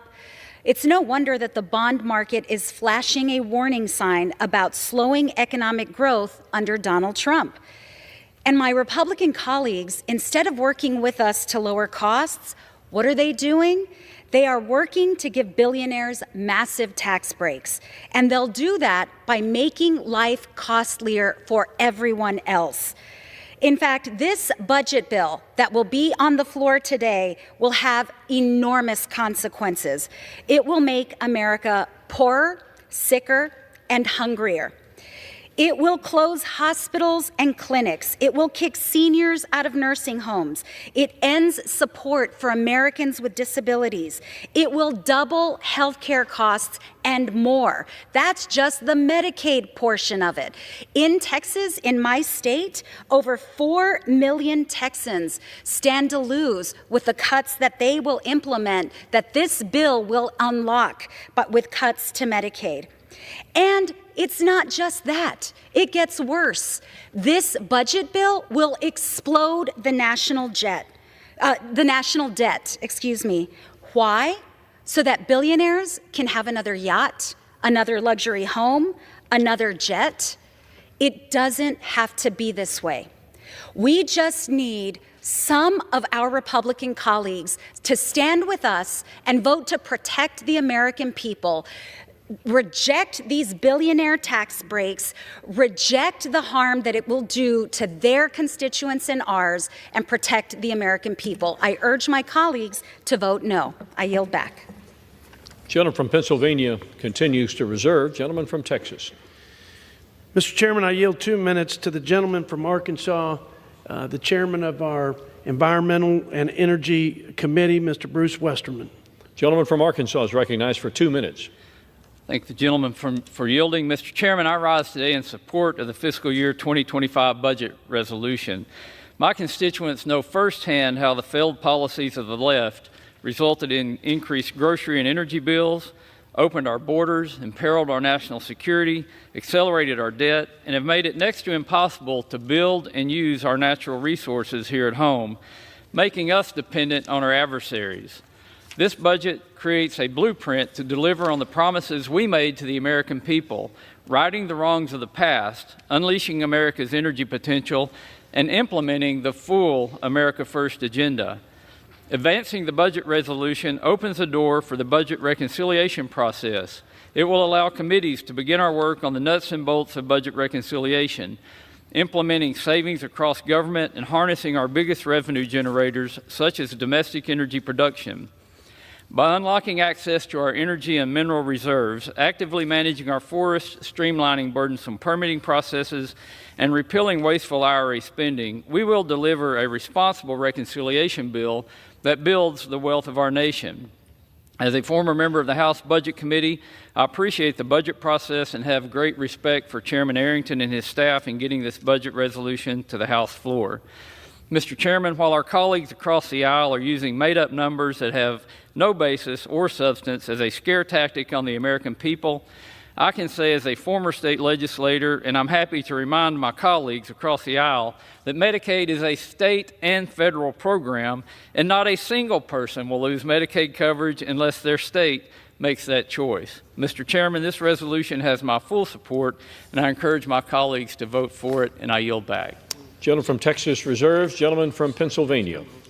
I would remind the gentleman that this big, beautiful bill for billionaires would put 820,000 people in Arkansas at risk of losing Medicaid. Now, Mr. Chair, I yield 1 minute to the gentleman from New York, the Democratic leader of the House, and my friend, Mr. Jeffries.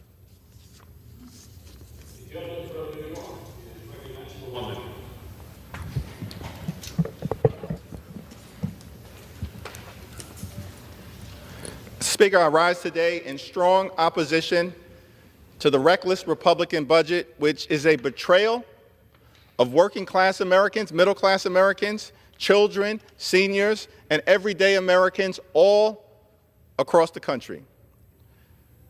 I thank the distinguished gentleman from Pennsylvania, the top Democrat on the Budget Committee, Brendan Boyle, for his leadership, all of the members of the Budget Committee, all of the members of the House Democratic Caucus who are standing up for the American people by opposing this reckless Republican budget that will devastate people all across the land.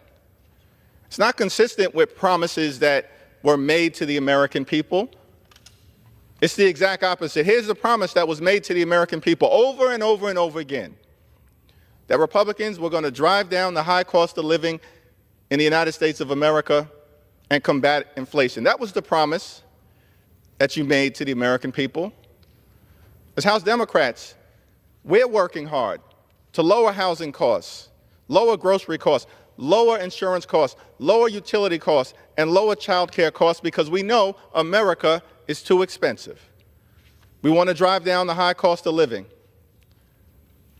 But on the other side of the aisle, we haven't seen a single bill introduced by Republicans to drive down the high cost of living, address the affordability crisis in the United States of America. Not a single executive order issued by President Trump has anything to do with driving down the high cost of living. Not a single administrative action taken this year by the Trump administration has anything to do with driving down the high cost of living. In fact, costs aren't going down in the United States of America. Costs are going up. Grocery prices are going up. Inflation is going up. Republicans are crashing the economy in real time. So you've betrayed the American middle class, working families, everyday Americans, children and seniors with this $4.5 trillion budget scheme. And don't come to the House floor and act like this was being done in the name of fiscal responsibility. Enough with that narrative. There's nothing in the Republican track record to suggest to the American people that you are the party of fiscal responsibility. Absolutely nothing. President Reagan comes into office. his signature legislative accomplishment is a massive unpaid for tax cut for the wealthy, the well-off, and the well-connected. And what does it do? Increases the debt by $2 trillion. That's not fiscal responsibility. That's recklessness. That's your record.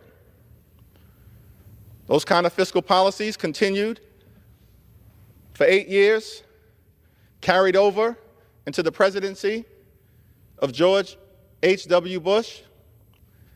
And then we see a massive debt handed over to President Bill Clinton. What do Democrats do with that massive debt? We turn that debt into a surplus over an 8-year period of time, and the economy exploded. That's what fiscal responsibility looks like. That happened under President Bill Clinton. Stop saying to the American people that you're the party of fiscal responsibility. The facts say exactly the opposite. And so a budget surplus is handed over to President George W. Bush, who proceeds in 2001 and then again in 2003 to pass massive tax cuts, same playbook, here we go again, massive tax cuts for the wealthy, the well-off, and the well-connected that explode the debt by $8 trillion. And at the same time, we have a failed war in Iraq and a failed war in Afghanistan. Over time, adding another $8 trillion to our nation's debt. That burden is handed over to President Barack Obama, who during the period of his time in office, when he had a $1.5 trillion deficit, cuts it by $1 trillion, despite the fact that he also inherited from Republicans the Great Recession and had to turn things around. So he cuts the deficit by $1 trillion, from $1.5 trillion to $500 billion. You asked about numbers? Here are the numbers. And then that gets handed over to President Trump in his first term, who proceeds, of course, to follow the same Republican playbook. Has nothing to do with fiscal responsibility and everything to do with massive tax cuts for the wealthy, the well-off, and the well-connected. And so Republicans passed the GOP tax scare. 83% of the benefits set aside for the wealthiest 1%. And in connection with the GOP tax scam, explode the debt by another $2 trillion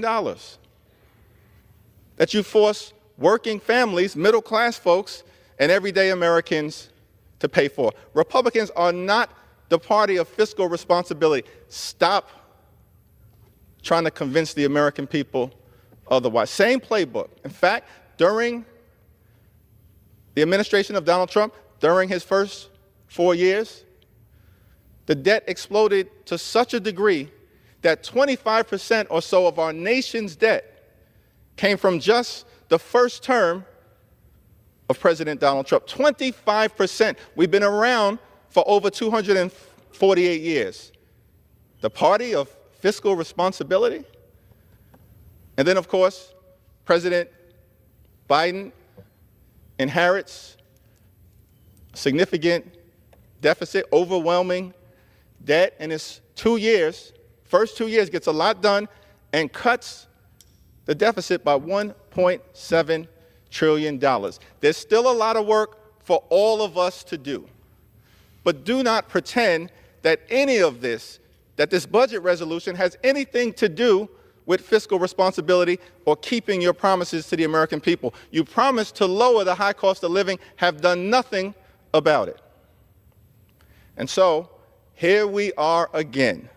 There you go again with this GOP tax scam. Same exact playbook.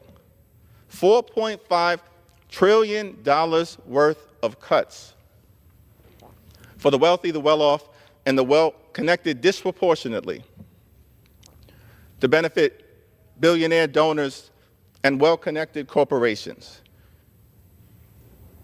To make matters worse, you would actually cut programs, cut the social safety net, cut the things that matter to working class Americans, middle class Americans, young people, seniors, and others, including up to, if not more, $880 billion of cuts to Medicaid. That's the largest cut to Medicaid in American history.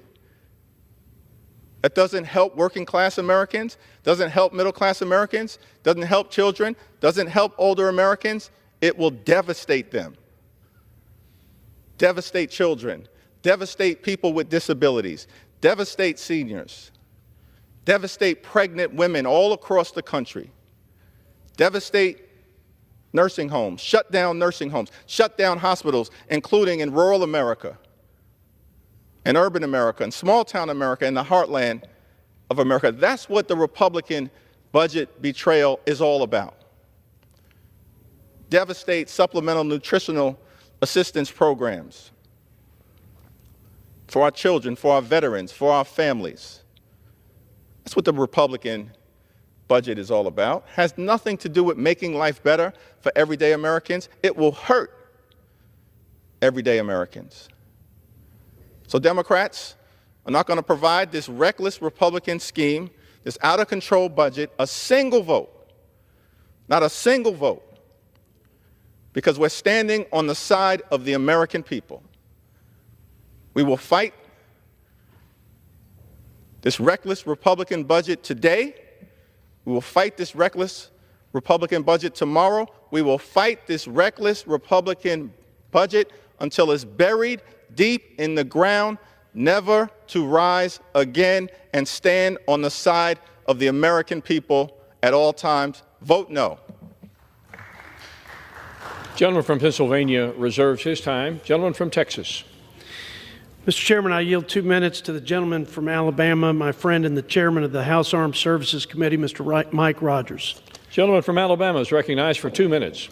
Thank you, Mr. Speaker. Thank the chairman. I rise in strong support of this resolution, and I commend the Speaker, the leader, and the Chairman Arrington on their tremendous work. We've heard about all the ways the House budget resolution will deliver on President Trump's America First agenda. That includes making a generational investment in national defense. The $100 billion in defense spending this resolution unlocks will enable us to begin restoring American deterrence, prioritizing lethality, and ensuring peace through strength. It will help defend the DoD's mission at the border because border security is national security. It will help improve the quality of life of our service members and their families. It will help us start to revitalize our defense industrial base and restore readiness accounts to ensure we can fight tonight. It will also help us start to expand U.S. shipbuilding capacity and enhance our missile deterrence. It will also help begin restocking our nation's arsenal of critical munitions. And it will help us position our military to outcompete and out-innovate China. Achieving the President's goal of peace through strength will ultimately require us to get defense spending back above 4% of GDP. But none of that can happen unless we pass this budget resolution today. I urge my colleagues to join me in supporting this resolution. I yield back the balance of my time. Gentleman from Texas reserves. Gentleman from Pennsylvania. Mr. Chair, I would remind the gentleman that this bill would put 950,000 people in Alabama at risk of losing Medicaid. With that, it is my honor to yield 2 minutes to the gentlewoman from Minnesota, distinguished member of the Budget Committee, Ms. Omar. Gentlelady from Minnesota is recognized for 2 minutes.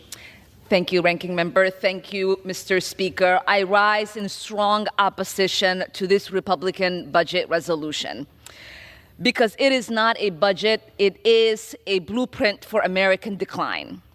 Let's be clear. They want to exploit your labor, your tax dollars, and gut your earned benefits, all to bankroll tax cuts for their wealthy friends and donors. They want to increase your healthcare costs while Elon Musk and his friends hoard even more wealth. And they have the audacity to call it fiscal responsibility. This proposal will only deepen the constitutional crisis we are already in. A president trying to rule like a dictator, an unelected billionaire using hate and fear to expand his control over our country, and congressional Republicans pretending this chaos is normal even as their own constituents call them out for their cowardice. Our government is being hollowed out, our institutions are falling apart, and today, House Republicans are slashing programs that people rely on to enact massive $4.6 tax giveaway to the rich. So I ask my Republican colleagues, who will you serve? The people who sent you here or the billionaires trying to buy our democracy? I yield back. Gentleman from Pennsylvania continues to reserve his time. Members are advised to not only direct their comments to the chair, but to refrain from engaging in personalities toward the president. Gentleman from Texas. Mr. Chairman, the minority leader regurgitated a talking point from the Democrat Party we've heard now for years. We heard it prior to the passage of the Tax Cuts and Jobs Act in 2017. He said 83% of the Tax Cuts and Jobs Act benefits would accrue to the top 1% of income earners. The Washington Post, which is no bastion of conservative journalism, said that, well, they gave them two Pinocchios for that one and called it a zombie claim, called it galling, and PolitiFact agreed with them and said it was flat out misleading. With that, Mr. Chairman, I'd like to yield a minute to my friend, the gentleman from California, Mr. Tom McClintock, also a member of the House Budget Committee. Gentleman from California is recognized for 1 minute. Mr. Chairman, this resolution not only saves an average family about $16,000 over the next 10 years through reduced spending, it also prevents a crushing $1,500 annual tax hike on a struggling family earning just $75,000 a year. I have news for the minority leader. That ain't rich, they can't afford it, and they don't deserve that. The details will come in the reconciliation bill, which can't be drafted until this resolution passes. So our Democratic colleagues ought to wait to see what the committees actually propose before setting their hair on fire. You know, the people didn't save our country last November. They gave us the tools to save it. It's now up to us to use them. This resolution unlocks a powerful tool and is a critical step to stop the reckless theft of the earnings, the productivity, the prosperity, and the dreams of the American people. I yield back. Gentleman from Texas reserves his time. Gentleman from Pennsylvania. Mr. Chair, I would remind the gentleman that this bill would put 13.4 million people in California at risk of losing Medicaid. I would further remind my friend, the chair of the Budget Committee, that it was not the Democratic leader's statistic that he was quoting, about 83%. It was the Congressional Budget Office that found that 83% of the 2017 Trump tax cuts go to the richest 1% of Americans. With that, I yield 2 minutes to the gentleman from New York, distinguished member of the Budget Committee, Mr. Tonko. New York is recognized for 2 minutes. Thank you, Mr. Speaker. It was quite remarkable to go back home to New York's 20th District last week after spending 12 hours moving this monstrosity through the Budget Committee. Everywhere I went, folks were imploring me, begging, pleading to stand up to this cruelty. And that's after weeks of receiving nonstop calls from thousands of activated and engaged constituents, many of whom are reaching out to me for the very first time. I held a town hall at Albany High School, and like many of my colleagues in recent weeks, it was packed. The energy in the room was palpable. Fear, helplessness, anger. Why, Mr. Speaker, are we forcing through legislation that will hurt the very people we represent? My constituents should never have to stand up and tell me they will interrupt their lives to fight with me in D.C. against the Republican agenda. But they did. Our job is to serve the American people, not rip access to basic necessities away from them at the behest of a president who declared himself king. Frankly, it's insulting to me, to this institution, to the working families of New York's 20th District, and every American who is still struggling just to get by.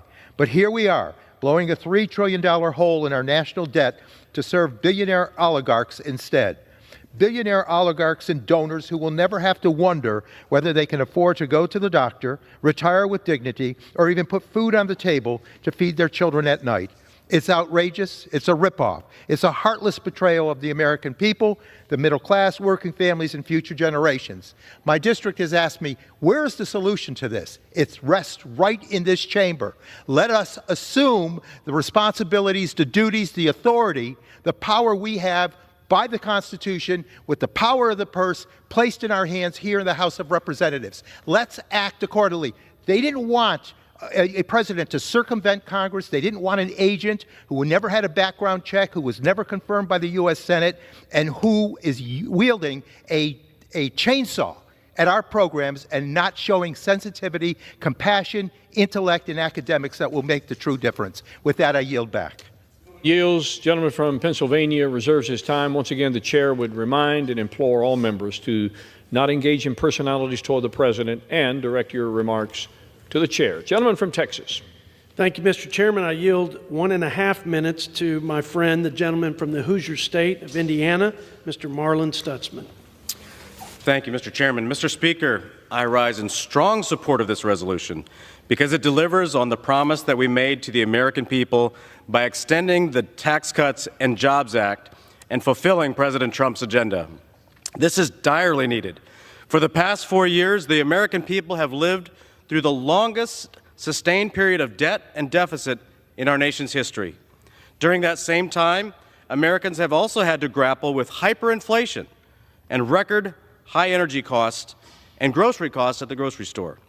This budget will usher in a new golden era that the American people are yearning for, and where free enterprise can flourish, energy production is unleashed, and our fiscal health is restored. This budget does so by extending the Tax Cuts and Jobs Act, which delivered wage increases of 4.9% and the lowest poverty and unemployment rates in 50 years. This budget also achieves a deficit reduction of $1 billion over 10 years and achieves massive savings in our spending. Washington doesn't have a revenue problem. Washington has a spending problem. Mr. Speaker, the American people sent us here to fulfill a mission, putting our nation back on a trajectory towards success and prosperity. Passing this resolution is the first step in that process. This budget doesn't betray the middle class. It saves the middle class and empowers the middle class for a prosperous future. Mr. Speaker, I support this resolution, and I encourage my colleagues to do the same. This is the first time that I remember where we are actually being fiscally responsible, and I'll yield back the balance of my time. Gentleman yields. Gentleman from Texas reserves. Gentleman from Pennsylvania. Mr. Chairman, I would remind the gentleman that this bill would put 1.8 million Hoosiers at risk of losing Medicaid. With that, I'm happy to yield 2 minutes to the gentlewoman from California, the ranking member of the Financial Services Committee, Ms. Waters. Gentlelady from California is recognized for 2 minutes. Thank you very much, Mr. Speaker. I strongly oppose the Republican budget ripoff. I hear from constituents every day about the high cost of living. Under the Trump administration, health care costs are rising, and putting food on the table is getting harder as egg prices skyrocket and housing remains unaffordable. Unfortunately, the Republican ripoff is a slap in the face to working families. Trump, Elon Musk, and House Republicans are asking us to support axing Medicaid by $180 billion, even though food stamps reduce rural poverty. Republicans will cut this program too by $230 billion. Republicans are defunding the police by stripping funding from the Consumer Financial Protection Bureau, and the CFPB is the only federal cop on the block to hold Wall Street banks and big tech payment apps accountable when they cheat Americans. It is shameful that while families suffer from high prices, Musk is firing thousands of federal workers and stealing sensitive data from his competitors. Although this ripoff cuts $2 trillion in vital programs. And what do Republicans plan to do with this money? Oh, they're going to give it. They're going to give it to the billionaires in this country. $4.5 trillion in tax cuts. If that math doesn't compute, it's because they expect Americans to buy the next mega yacht for Jeff Bezos. Well, I tell you, we're not going to do that, and we want to tell you today, we're no. Democrats are no on this budget. It is outrageous that you all have the audacity to come here with this budget that harms so many Americans and ask us to support billionaires and think we're going to buy it? You think we're going to support it? Well, you got another thought coming. We ain't doing it. Chairman from Pennsylvania reserves. Gentleman from Texas. Mr. Chairman, I can't believe my ears criticizing the audacity of us here in Washington, our nation's capital, giving the hard-earned money back to the people, letting them keep more of their money as they've suffered 4 years under record inflation, record interest rate hikes, record consumer debt. How dare us give money back to small businesses and working families so they can pay the bills and provide for their families. Mr. Chairman, I now recognize and yield 2 minutes to the gentleman from the Show Me State of Missouri, our House Transportation and Infrastructure Chairman, Mr. Sam Graves. Gentleman. Thank you, Mr. Chairman. Thank you, Mr. Chairman. I rise today in support of the House's fiscal year 2025 budget resolution, which is a critical step needed to unlock a reconciliation bill that's going to help secure our border, revitalize our military. It's going to unleash American energy independence and extend tax cuts for American families and small businesses. Simply put, this budget delivers on all of President Trump's America First agenda by prioritizing the economic and national security of hardworking Americans. Failure to act on this budget resolution, our House Republican budget, risks trillions in tax increases on Missouri farmers, small businesses, and families. So as a member of the House Armed Services Committee, I'm pleased to see that the budget directs an investment of $100 billion for our national defense after years of underinvestment. And as chairman of the Transportation and Infrastructure Committee, I am ready to do our part to produce a bill that fulfills President Trump's border security agenda by providing funding for the United States Coast Guard for drug and migrant interdiction. The Coast Guard has been underfunded for years. However, this administration recognizes that the Coast Guard is the workhorse when it comes to securing our maritime border. And I'm grateful for the President's focus on providing robust resources to the services to do even more, and I know that the men and women in the Coast Guard are very much up to the task. Despite delivering these robust investments, this budget still requires the Transportation Infrastructure Committee to generate at least $10 billion in savings overall.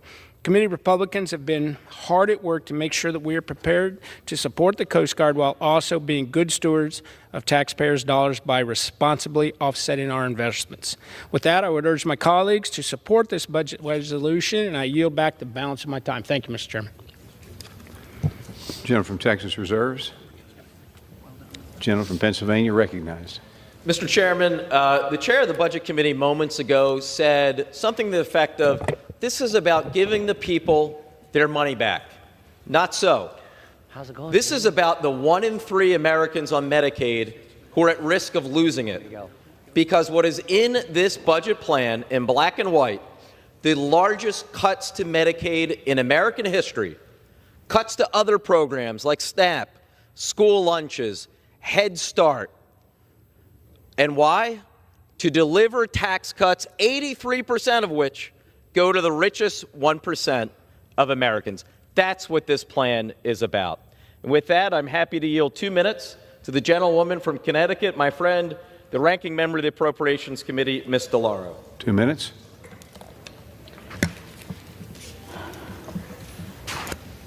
As ranking member of the Appropriations Committee, I am responsible for funding programs and services that the American people rely on. I also see the importance of programs like Medicaid, which help tens of millions of people afford health insurance.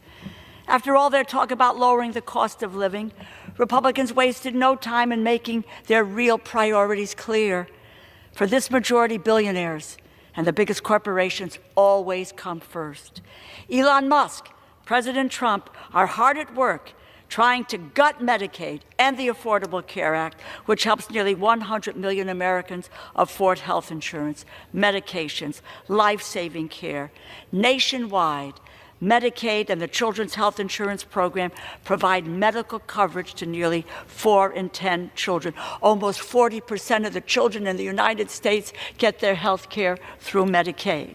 These programs were designed, improved, and expanded over decades by both parties to help people deal with the high costs of health care, and they have delivered for so many families.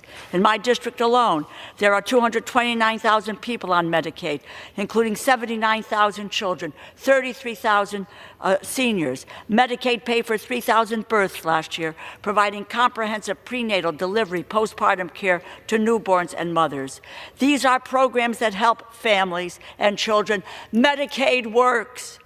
Elon Musk is only interested in helping the richest among us. His dream is to fully extend more than $4.5 trillion worth of tax breaks to their billionaires and the wealthiest corporations in the world. How will they pay for these tax cuts? Pay for this massive giveaway? Republicans want to pay for this with cuts to Medicaid, $880 billion from Medicaid and the Affordable Care Act, putting coverage at risk for millions of Americans and raising their premiums. To cut even more from the program, they also want to make it harder for people. Thank you. Who bears the brunt of these cuts? Seniors, children, low-income families, people with disabilities, those struggling the most high health care costs are the first ones left behind. Republicans are coming for SNAP next, threatening 40 million Americans who are just trying to put food on the table. Democrats will stand where we always do, on the side of the middle class, against yet another reckless Republican budget that steals even more wealth for billionaire class. Thank you, and I yield back. Gentleman from Pennsylvania reserves. Gentleman from Texas. Mr. Chairman, I yield 3 minutes to my good friend from the great state of Ohio, also chairman of the House Judiciary Committee, Mr. Jim Jordan. Recognize. Thank you, Mr. Chairman. I thank the gentleman for yielding. The budget resolution will allow us to cut taxes, reduce spending, help our national defense, and secure the border, which is exactly what we told the voters we were going to do in the election. I always say this, we make this job way too complicated. It's pretty darn simple.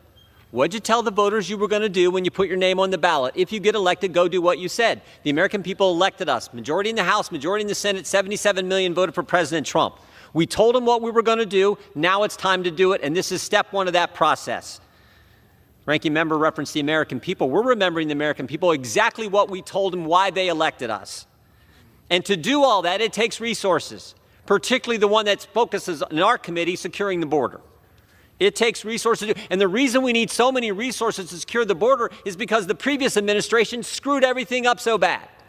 Day one of the Biden administration, they made 3 decisions. No more building the wall, no more remain in Mexico, and when you get here, you will not be detained, you will be released. And when you do that and advertise to the entire planet, those are the new policies, everybody comes. 10 million people came, almost the equivalent of the entire population of the state I get the privilege of representing. And so now to fix that, you got to find resources, you got to find savings, you got to do what we're doing in this legislation.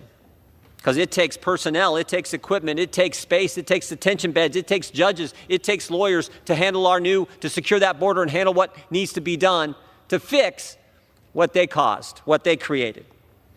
So I want to thank the chairman and the good work he's done, the Republican members of the Budget Committee for putting this together. Look, he's right. If we don't do this, taxes are going to go up on the families across this great country. I don't want the taxes to go up on the families I represent in the 4th District of Ohio. I don't want that to happen. I want the border secured. I want to reduce spending because I know we're running trillion-dollar deficits and we piled up $36 trillion in debt. And I want to help our national defense because it's still a dangerous world. Just got back from Israel last week. We know how dangerous it is. They know how dangerous this world is. So this bill is common sense, and it's step one of a three-part process to get us to what we told the American people we were going to do, what they elected us to do. And that's why I hope we can pass this. I urge a yes vote. And again, thank the chairman for his good work and his committee's work. And with that, I yield back. Thank you, Chairman. Appreciate you. Gentleman from Texas reserves. Mr. Chairman, the gentleman from Ohio is actually right. It is a dangerous world.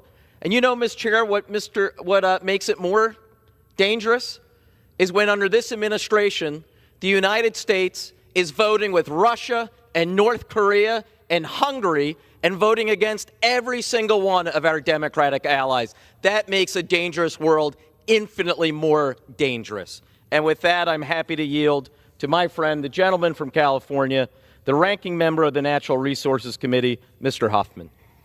Gentleman recognized. Thank you, Mr. Chair. I thank the gentleman.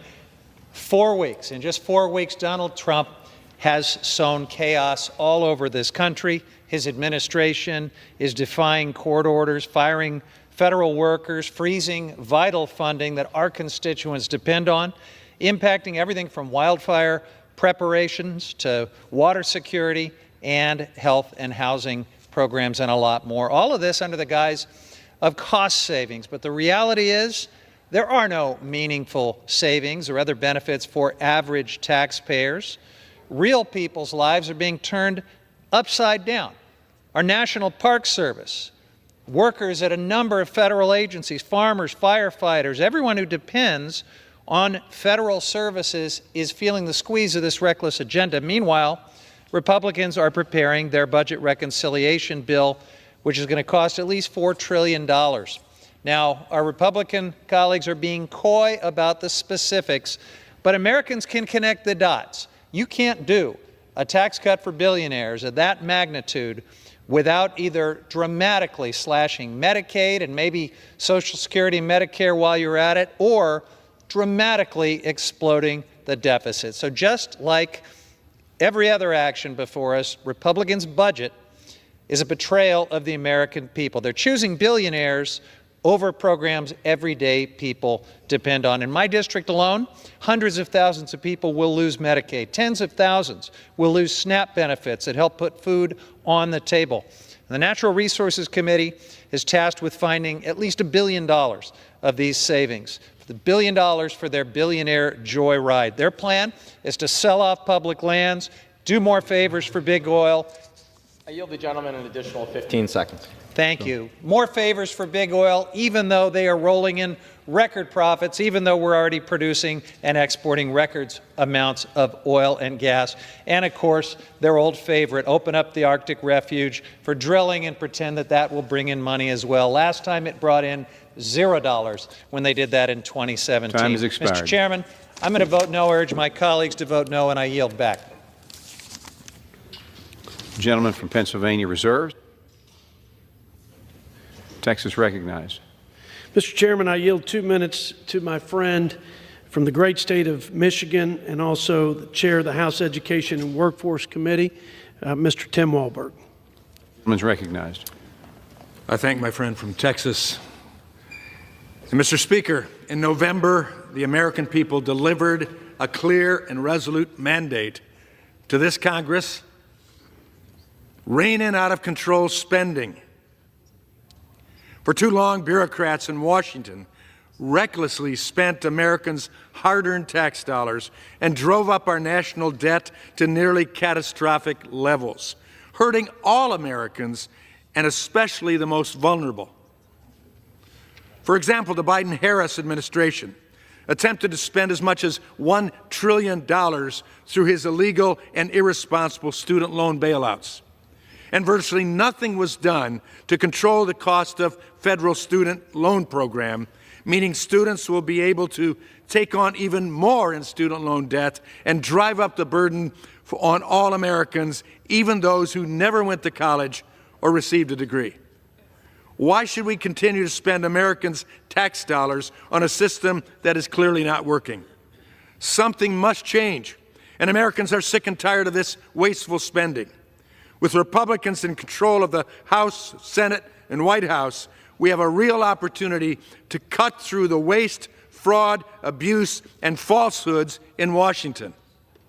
Reconciliation provides us with a chance to address Washington's spending problem. Under the new Trump administration, we can cut spending, deliver on the mandate given to us by the American people, and put more money back in Americans' pockets. I thank you, Mr. Speaker. And as I begin to yield back, I will await the false report on Medicaid in Michigan. I yield back. Gentleman yields. I want to disappoint the gentleman from Michigan, so I'm happy to inform him the accurate number that this bill would put 2.4 million people in Michigan at risk of losing Medicaid. With that, I yield 2 minutes to the gentlewoman from Washington State, distinguished former member of the Budget Committee, Ms. Jayapal. Gentlelady is recognized. Thank you. Mr. Speaker, this bill is a Republican betrayal of the middle class, of working families across the country. If you are at home watching this, I want you to think about what Republicans want to slash from your life so that they can lower taxes for the biggest corporations and wealthiest billionaires like Elon Musk. They want to cut a minimum, the floor, of $880 billion from Medicaid, which covers health care for 72 million Americans. Medicaid pays for nursing homes for 5 out of 8 seniors across the country, pays for health care for 38 million kids, including over 3 million kids in Texas and 1.2 million kids in Ohio. In fact, it pays for 64% of childbirths in Speaker Mike Johnson and Majority Leader Steve Scalise's home state of Louisiana. Any Republican who votes for this resolution is voting for those cuts, as well as devastating cuts to nutrition and Medicare. Don't listen to Republicans who try to say that Medicaid won't be touched. I introduced an amendment to protect Medicaid, which they blocked during our budget markup because they intend to cut Medicaid. Remember when Donald Trump said that he would tackle inflation and lower costs on day one? Well, here we are, a month in, and prices are rising. Musk has taken a literal chainsaw to tens of thousands of jobs, putting families and local economies at risk. This budget resolution makes it clear that the only people that Republicans are willing to fight for in this country are the wealthiest billionaires who apparently now rule the country. This is unbridled greed and corruption. Vote no on this disastrous budget resolution. I yield back. Gentleman from Pennsylvania reserves. Gentleman from Texas. Mr. Chairman, I yield 1 minute to my good friend from the Cornhusker State of Nebraska, who is also chair of Ways and Means Trade Subcommittee, Mr. Adrian Smith. Gentleman is recognized. Thank you, Mr. Speaker. The American people want us to have a thoughtful exchange here, and I want to hopefully contribute to that, especially when I hear some of the accusations made that are just off base, misleading, false, and Warren Buffett has paid a record amount in taxes. I think that's worth noting. That's been in the press very widely in the last few days. But this budget framework delivers on House Republicans and the President's promise to minimize tax burdens for Americans across the income spectrum, promote security in our communities, and unleash economic growth. The resolution would allow us to extend the historic tax relief from the Tax Cuts and Jobs Act, which has been enormously successful, and we know this, and allowing families to keep more of their paychecks and supercharging growth for small businesses. If these tax cuts are allowed to expire, as we've heard, the average American would suffer. Make no mistake, that's small businesses, family farms, so many other folks. In addition to averting the most severe tax hike in American history, this deficit-neutral budget will reduce the debt-to-GDP ratio by 8 percentage points. And the American people— I'd like to yield another 15 seconds. The American people, again, want us to have a thoughtful exchange on this. Let's elevate the debate and stick to the facts, and realizing we can do well for the American people by doing so. Thank you. I yield back. Gentleman from Texas reserve. And you're recognized. Thank you, Mr. Chair. I would remind the gentleman this bill would put 340,000 people in Nebraska at risk of losing Medicaid. I now yield 2 minutes to the gentlewoman from California, member of the Budget Committee, Ms. Chu. I rise in opposition to the Republican ripoff. Budgets tell priorities, and as inflation goes up and Americans continue struggling to pay their rent, purchase groceries, and afford going to the doctor, Republicans stand united. Sell out the working class by ripping away health care coverage and food from children to pay for tax cuts for the rich. This is the unbelievable but real cruelty of their budget. Make devastating cuts to Medicaid for 135,000, mostly seniors and children in my district alone. Slash SNAP benefits for thousands of hungry children and families. End ACA premium tax cuts that currently save families over $6,000 annually. And for what? To give $5 trillion in handouts to those who need it the least, the ultra-rich and big corporation. And let's be clear, my Republican colleagues will declare that this resolution is necessary to extending the 2017 Trump tax scam to purportedly help the middle class. This is a lie. The majority of the tax cuts that they aim to extend will only benefit the rich, and the middle class will lose so many of the benefits they rely on. In their 2017 Trump tax scam, Republicans slashed the corporate tax rate and watched 100% of those benefits flow to shareholders, billionaires, and high-paid executives. And what did workers get? A big, fat zero. But even still, President Trump wants to cut the corporate tax rate by even more. What's more, Republicans' apparent concern for fiscal responsibility is nowhere to be found.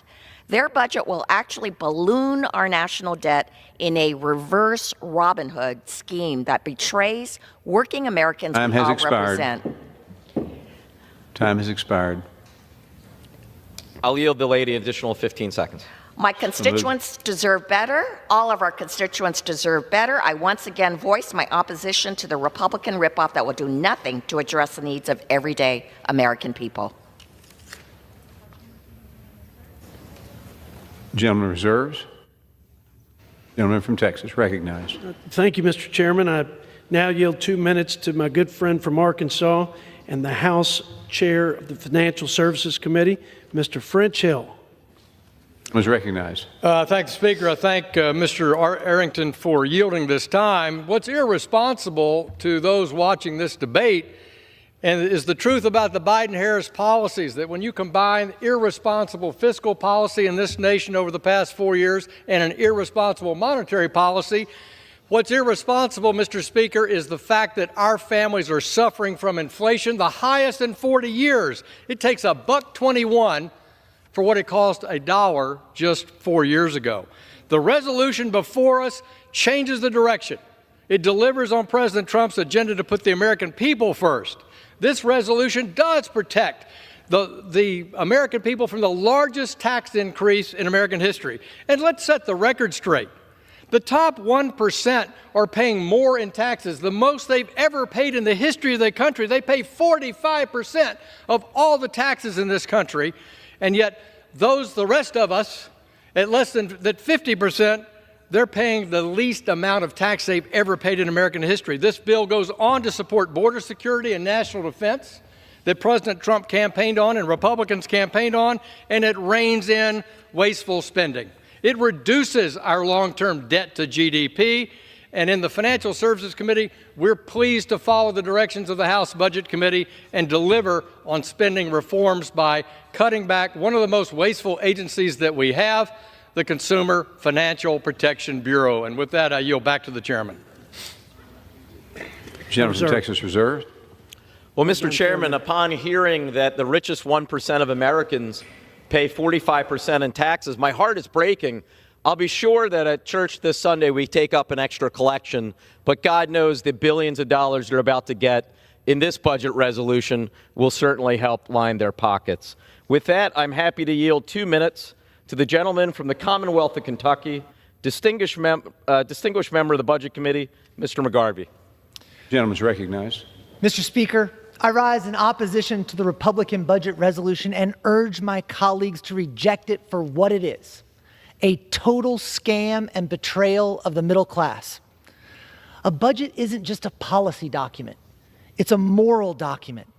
And in their budget, the Republicans make their moral code clear. The rich get richer, and the rest of us pay for it. There is no reason a teacher in Louisville, Kentucky should pay more in taxes than Tesla did last year. Kentuckians, let's talk about how this budget will hurt you. This budget mandates at least $880 billion of cuts to Medicaid, $230 billion of cuts to take meals away from seniors, veterans, and kids, and at least $330 billion of cuts to our public schools. Let me make this clear for those of you watching from Kentucky.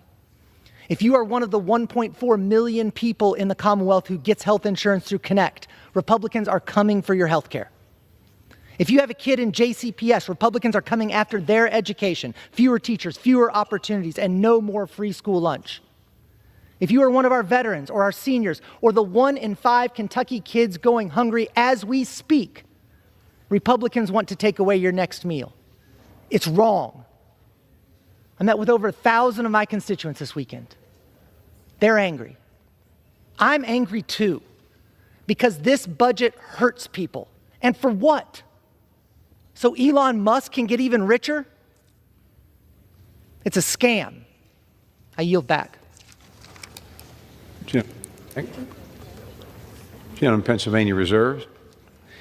Texas. Mr. Chairman, I yield 1 minute to the gentleman from North Carolina, also a Budget Committee member who's helped us draft this budget framework, Mr. Chuck Edwards. Recognized. Thank you, Mr. Chair. Mr. Speaker, first of all, I'd just like to acknowledge the great work that our budget chairman has done to bring us to this point today. It's taken him hundreds of hours and tested his blood pressure quite seriously to get us to this point. And I rise today in firm support of this resolution. In November last year, 77 million Americans demanded changes in how our federal government is working for them, particularly in the disastrous policies from the last 4 years. And I plan to help deliver on those demands by fixing how Washington works and implementing President Trump's agenda to make America first. This resolution gives us the framework that we need to meet the demands of those 77 million Americans. Those demands include fixing our border, this crisis once and for all. This resolution does that.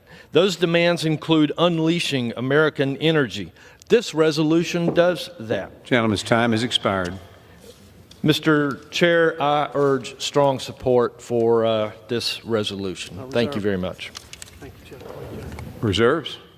Mr. Chair, may I inquire as to how much time remains on each side? 15 and a quarter minutes remaining for Pennsylvania. 15 and a quarter on this side? Right. Yeah. Thank you. And I would remind the gentleman that just spoke, this bill would put 2.8 million people in North Carolina at risk of losing Medicaid. Now with that, Mr. Chair, I'm happy to yield 2 minutes to the gentleman from Rhode Island, a distinguished member of the Budget Committee, Mr. Amo. Mr. Speaker, I ask myself 2 questions on every vote. Who does this benefit? Who does this hurt? Today, the answers are clear. This Republican budget resolution would benefit the richest 1%. Who would it hurt? Working class families struggling to make ends meet. It threatens 3rd graders in my hometown of Pawtucket who rely on the community eligibility provision to eat school breakfast and lunch. It threatens a new mom on Aquidneck Island who needs Medicaid to afford postpartum care. And it threatens seniors in East Providence who depend on Medicaid's home and community-based services to stay connected to their loved ones as they age at home. All of these ordinary Americans would get hurt. For what? To pay for tax cuts for the rich. Don't believe me? Look at the numbers. The Republican plan could slash $230 billion from SNAP and $880 billion from Medicaid. 2 proposals which allow them to turn around and shovel $1.1 trillion in tax giveaways to the richest 1%. Mr. Speaker, when I first read through this resolution, I thought surely it must be a mistake. There's no way that Republicans would intentionally hurt working Americans, right? Wrong. Democrats tried to stop the madness over and over, but Republicans refused to listen. Just yesterday, Republicans refused to consider my amendment to block cuts to SNAP and programs that provide free and reduced-priced lunches for students. You heard that right. Republicans want to make it harder for hungry children to eat. Republicans also refuse to join me in supporting Medicaid. It provides health coverage to 72 million Americans, including over 300,000 Rhode Islanders. That's not a typo. Republicans are putting the needs of billionaires above the needs of ordinary Americans. If that isn't a betrayal, I don't know what is. I yield back. Gentleman yields. Gentleman from Pennsylvania reserves. Gentleman from Texas. Mr. Chairman, I yield 1 minute to the gentleman from the Tar Heel State of North Carolina, also Budget Committee member and good friend, Mr. Addison McDowell. The gentleman from North Carolina is recognized. I thank the chairman for yielding, and while we may not agree on whose state has better barbecue, one thing we do agree on is that today is a momentous day, not for one party, but for all Americans. Today, we take a giant step towards fulfilling the mandate given by millions of Americans. For too long, the people's interests have been drowned out by an agenda pursued by elite left-wing politicians. You see, elite left-wing politicians don't feel the impact of their reckless policies, whether it be pursuing open border policies or policies that fuel inflation. It's normal citizens who feel the impact. Today, we start the process of restoring America's strength rather than pursue a reckless ideological joyride agenda. This resolution paves the way for historic investment in our country's border security, permanent tax relief for the middle class, getting rid of the inflation tax that's hit the working class, and rooting out waste, fraud, and abuse throughout our government. Mr. Speaker, Americans demand better. This resolution does that. I urge a yes vote and yield back. Has expired. Gentleman from Texas reserves. Gentleman from Pennsylvania. Well done. Thank you, Mr. Chair. I would remind the gentleman this bill would put 2.8 million people in North Carolina at risk of losing Medicaid. I now yield 2 minutes to the gentleman from Florida, member of the Judiciary Committee, Mr. Moskowitz. The gentleman is recognized for 2 minutes. Thank you, Mr. Speaker. You know, today, Representative Thomas Massie, who is a budget hawk who walks around with the debt clock, which, by the way, I bought, it's $99 on his website, or on a website, talked about today that the Republican budget, if the Republican budget passes, the budget deficit doesn't get better, it gets worse. And then Elon Musk commented, and he said, that sounds bad. Boy, that is awkward. I mean, you know how much we hate it when you guys fight amongst each other. And you know, so that wasn't enough, right? Then Representative Massie went to the meeting, the Republican meeting where the budget was being discussed, and he came out and he said, you know what, they convinced me. They convinced me that he's a no. And the reason he's a no is he said over the next 3 years, it's going to add almost $1 trillion to the debt. And he said, and that's in the most best case, the most rosy scenario. And then he said, that's a lie. Man. You know, so this clock that we have that has the debt, you know, it's still going up. DOGE has not yet reversed it. And I say that as a member of the DOGE caucus who wants to shrink the size of government and cut spending. But this 36, instead of your budget making it a 35, it's going to make it a 37. We're going to go to $37 trillion in debt. And so, look, if you pass this today, this idea about DOGE or the Republicans being fiscal hawks or wanting to cut spending is no longer reality. I yield back. Thank you. Members are reminded to address their remarks to the chair. Gentleman yields. Gentleman from Pennsylvania reserves. Gentleman from Texas. Mr. Chairman, I want to remind the gentleman that the last 4 years, President Biden and my Democrat colleagues set a record of $8 trillion added to the national debt.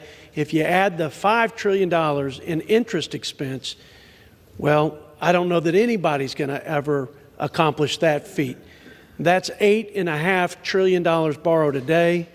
And during that reign of reckless spending, they added $116,000 to the debt burden that our children will bear into the future. With that, I recognize and yield 2 minutes of time to my friend from California, also a Budget Committee member, Mr. Jay Obernolte. Gentleman from California is recognized for 2 minutes. I thank my chairman of the Budget Committee and my friend from Texas for yielding. Mr. Speaker, this year we will borrow almost $2 trillion, which represents almost a third of all federal spending. For the first time in the history of our country this year, we will spend more on interest paying the national debt that we have already borrowed. And in several years, 3/4 of all federal borrowing will be just to pay interest on the money that we have already borrowed. Several years after that, we won't even have enough money to pay the interest on the national debt, which will signal a devastating default for our country. Mr. Speaker, we cannot allow that to happen. And yet, Mr. Speaker, we have a spending problem. We do not have a revenue problem. Last year, we collected more dollars in federal tax revenue than ever in the history of our country. That's why this budget resolution is so important. It starts us finally down the path of reducing federal spending rather than increasing federal spending, and it does it without increasing taxes on hardworking Americans. That's why I'm proud to urge a yes vote. I yield back. Gentleman yields. Gentleman from Texas reserves. Gentleman from Pennsylvania. Thank you, Mr. Chair. I would remind the gentleman this bill would put 13.4 million people in California at risk of losing Medicaid. With that, Mr. Chair, I now yield 2 minutes to the gentlewoman from Vermont, a great member of the Budget Committee, Ms. Ballant. Gentlewoman is recognized for 2 minutes.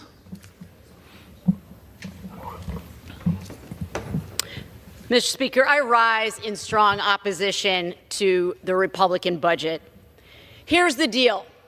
Republicans have the House, they have the Senate, they have the White House, and they could be passing legislation to actually make your lives better, to lower costs on groceries, on prescription drugs. They could be lowering the cost of housing. But instead, they are attacking the very programs that working and middle-class families rely on this country. It is a betrayal. We were sent here, all of us, we were sent here to work on behalf of the people back home. We were sent here to lower costs for people, to alleviate suffering. And I know that my colleagues were as well. So I ask you, why are they letting Trump do this? Why? This Republican budget doesn't do anything to address the costs that working people are facing. They have proposed a budget that gives massive, massive tax cuts to the wealthiest and corporations in this country. And how will they pay for it? They will pay for it by making deep cuts to Medicare to the tune of $880 billion and deep cuts to SNAP benefits. That's right, taking food away from families who need it. And they will be increasing the deficit.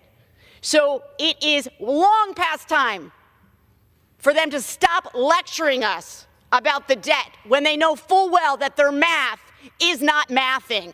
They are adding to the deficit with this program, and they are literally giving the money away to the wealthiest who do not need it. When I vote on this Republican budget, I will be thinking of all the working families back home in Vermont, people who sent me here to work on their behalf, not against them. I'm thinking of families who worry that they won't have Head Start. I'm thinking about the people who, thank you so much. I'm thinking about the small businesses in Vermont who have reached out to me to say that Trump's proposed tax war with Canada, tariff war, is going to crush them. I'm thinking about the 150,000 Vermonters who are dependent on Medicaid. I urge my colleagues to reject this unfair budget, and I yield back. Gentleman's time has expired. Gentleman from Pennsylvania reserves. Gentleman from Texas. Thank you, Mr. Chairman. I yield a minute to the gentleman from Wisconsin, Mr. Glenn Grothman, also my colleague on the House Budget Committee. Thank you very much.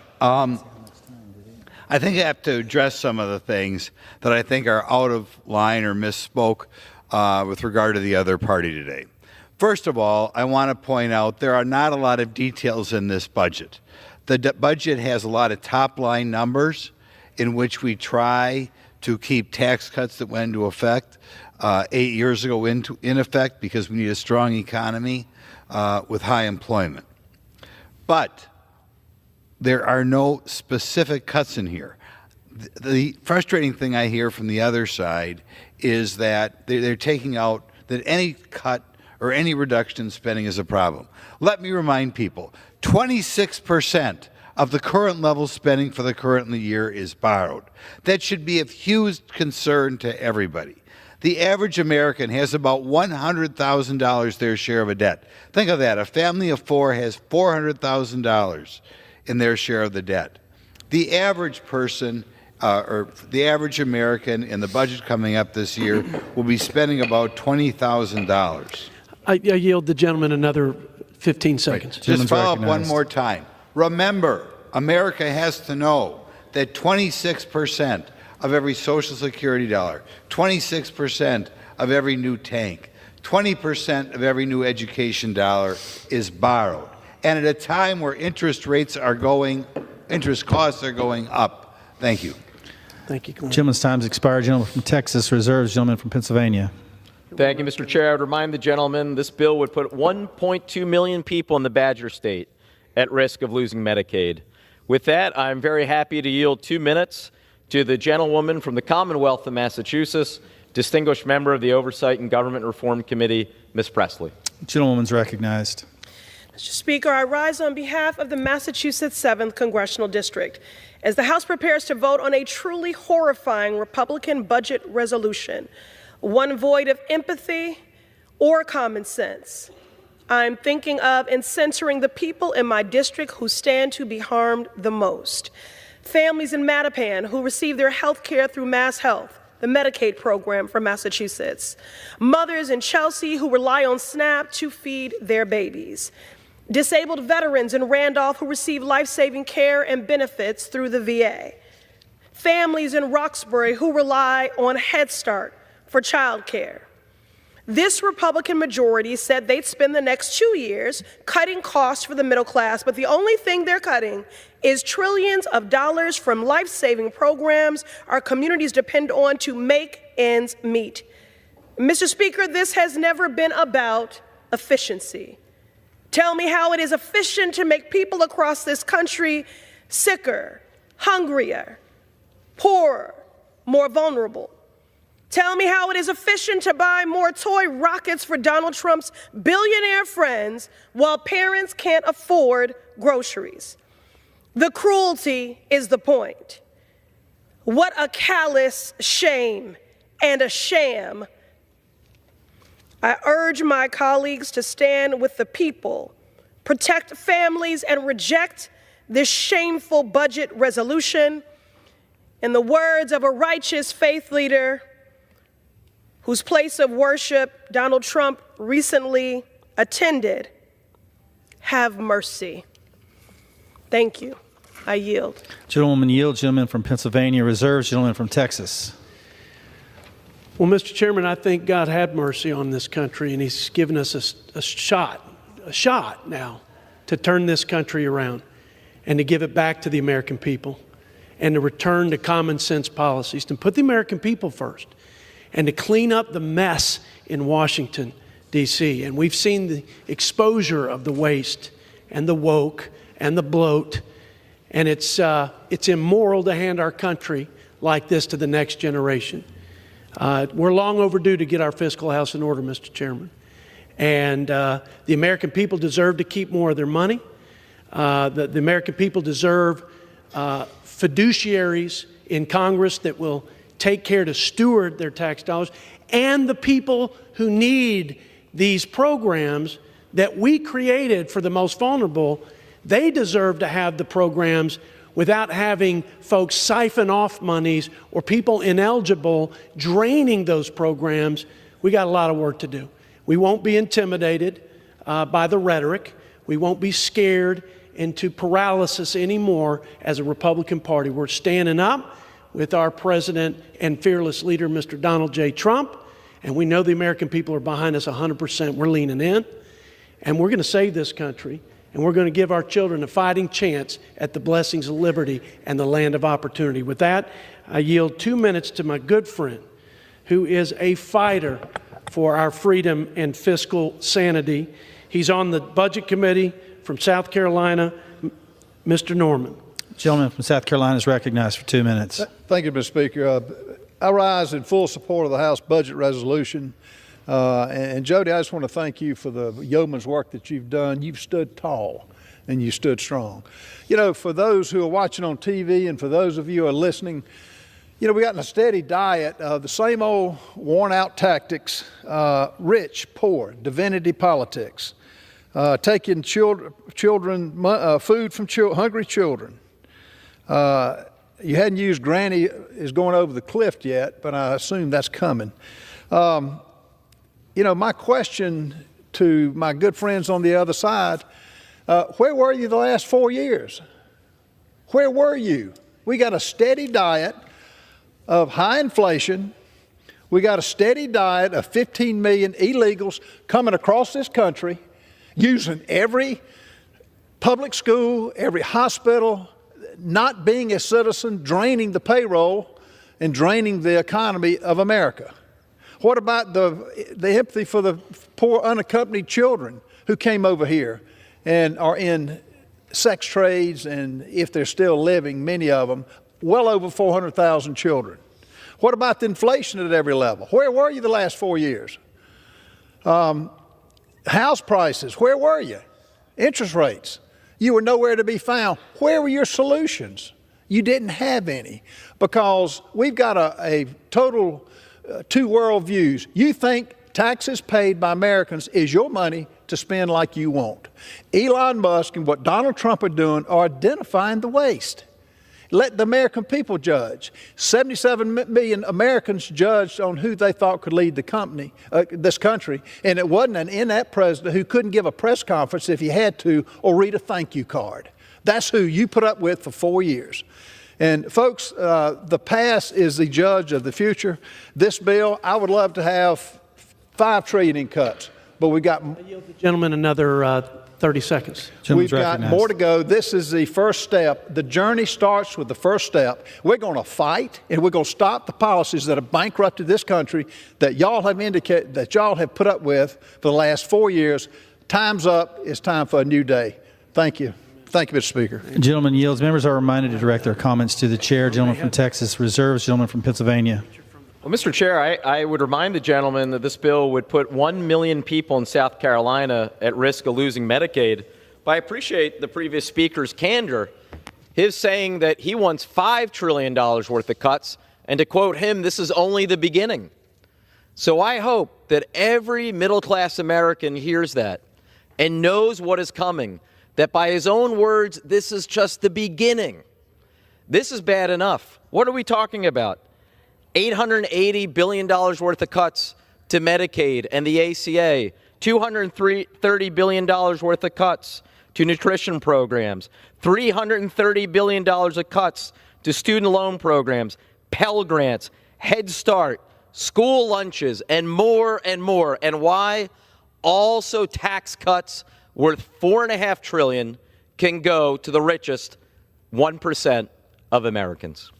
With that, Mr. Speaker, I am happy to yield 2 minutes to a wonderful new member of this body, the gentlewoman from New Jersey, a distinguished member of the Transportation Committee, Ms. Poe. The gentlewoman is recognized for 2 minutes. Thank you. Mr. Speaker, I rise for the first speech on the floor of this body to reject the Republican so-called budget. I came to Congress to help my constituents. I came here to provide direct relief to struggling Americans and lift people up. This Republican budget does none of those things. It is nothing more than a blueprint for cruelty.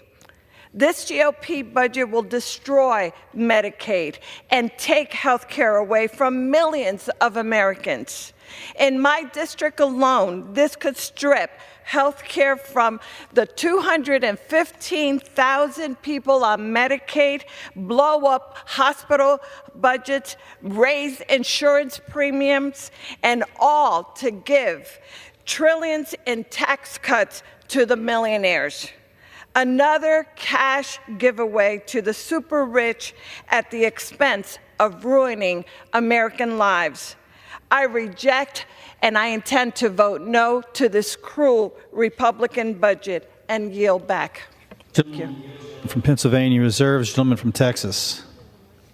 Mr. Chairman, my good friend and ranking member made a comment about Mr. Ralph Norman from South Carolina and said, listen closely to what he said.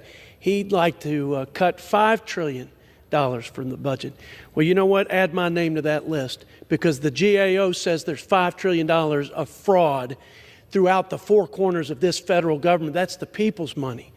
And we ought to spend every waking hour together, across the aisle, bipartisan, to go and root out that waste and fraud that is fleecing the taxpayers.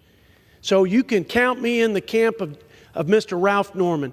When the Government Accountability Office says that there are $5 trillion of defrauding the people's government and the people's money. You're not going to hear anybody on the other side of the aisle, and there's some good people and well-intended people. But in this debate, you're not going to hear them talk about illegals being on welfare rolls, or the fact that their president, President Joe Biden, with the stroke of a pen, welcomed illegals on to welfare and health care rolls. We can't even afford Social Security benefits that will, the fund of which will be insolvent within the next 10 years.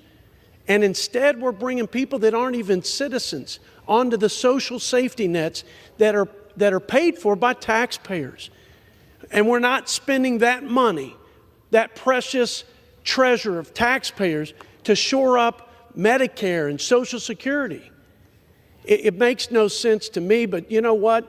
It made no sense to the American people, and that's why they gave this president a mandate and gave this country unified Republican leadership.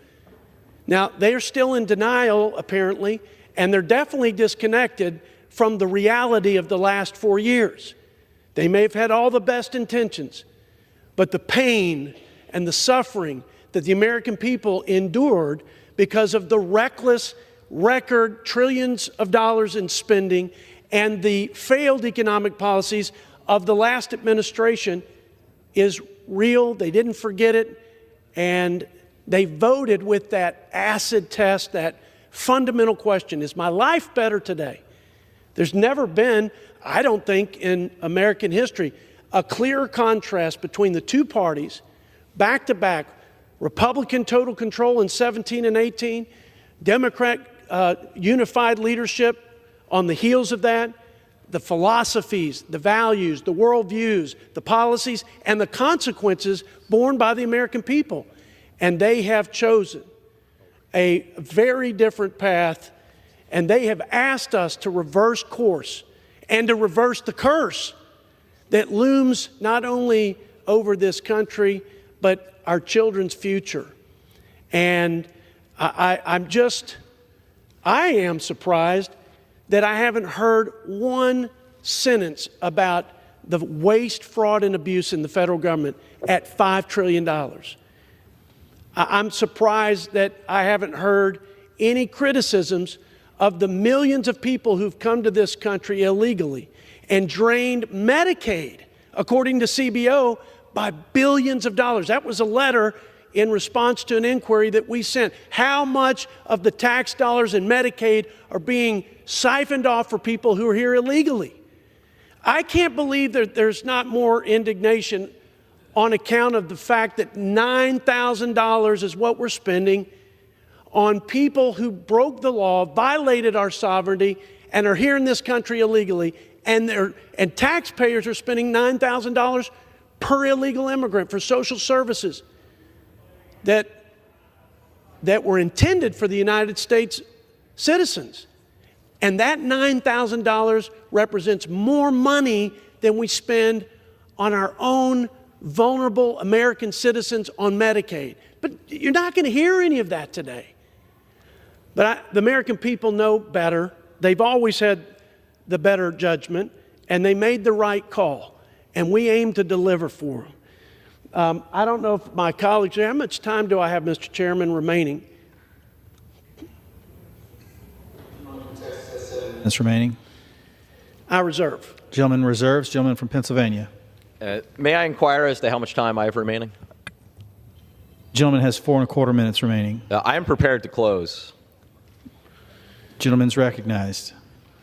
Well, thank you, Mr. Chairman. I yield myself the balance of my time. First, let me say before my closing, my good friend and chair of the Budget Committee, and we've worked closely together in opposition a lot of the time, but actually in agreement some of the time with some real achievements, though not today. He said something that really interests me, that there's this GAO report showing $5 trillion of fraud. Well, I certainly would be interested in seeing that report. The size of the entire budget every year is only $6.5 trillion. So how in the world $5 trillion out of $6.5 trillion is really fraud? I find that a little hard to believe. Now, Mr. Chairman, we're at a pivotal moment. I said at the beginning of this debate some 2.5 hours ago that this budget resolution represents the Republican betrayal of the middle class. For the last 2.5 hours, you have heard speaker after speaker on my side expose exactly why that is so.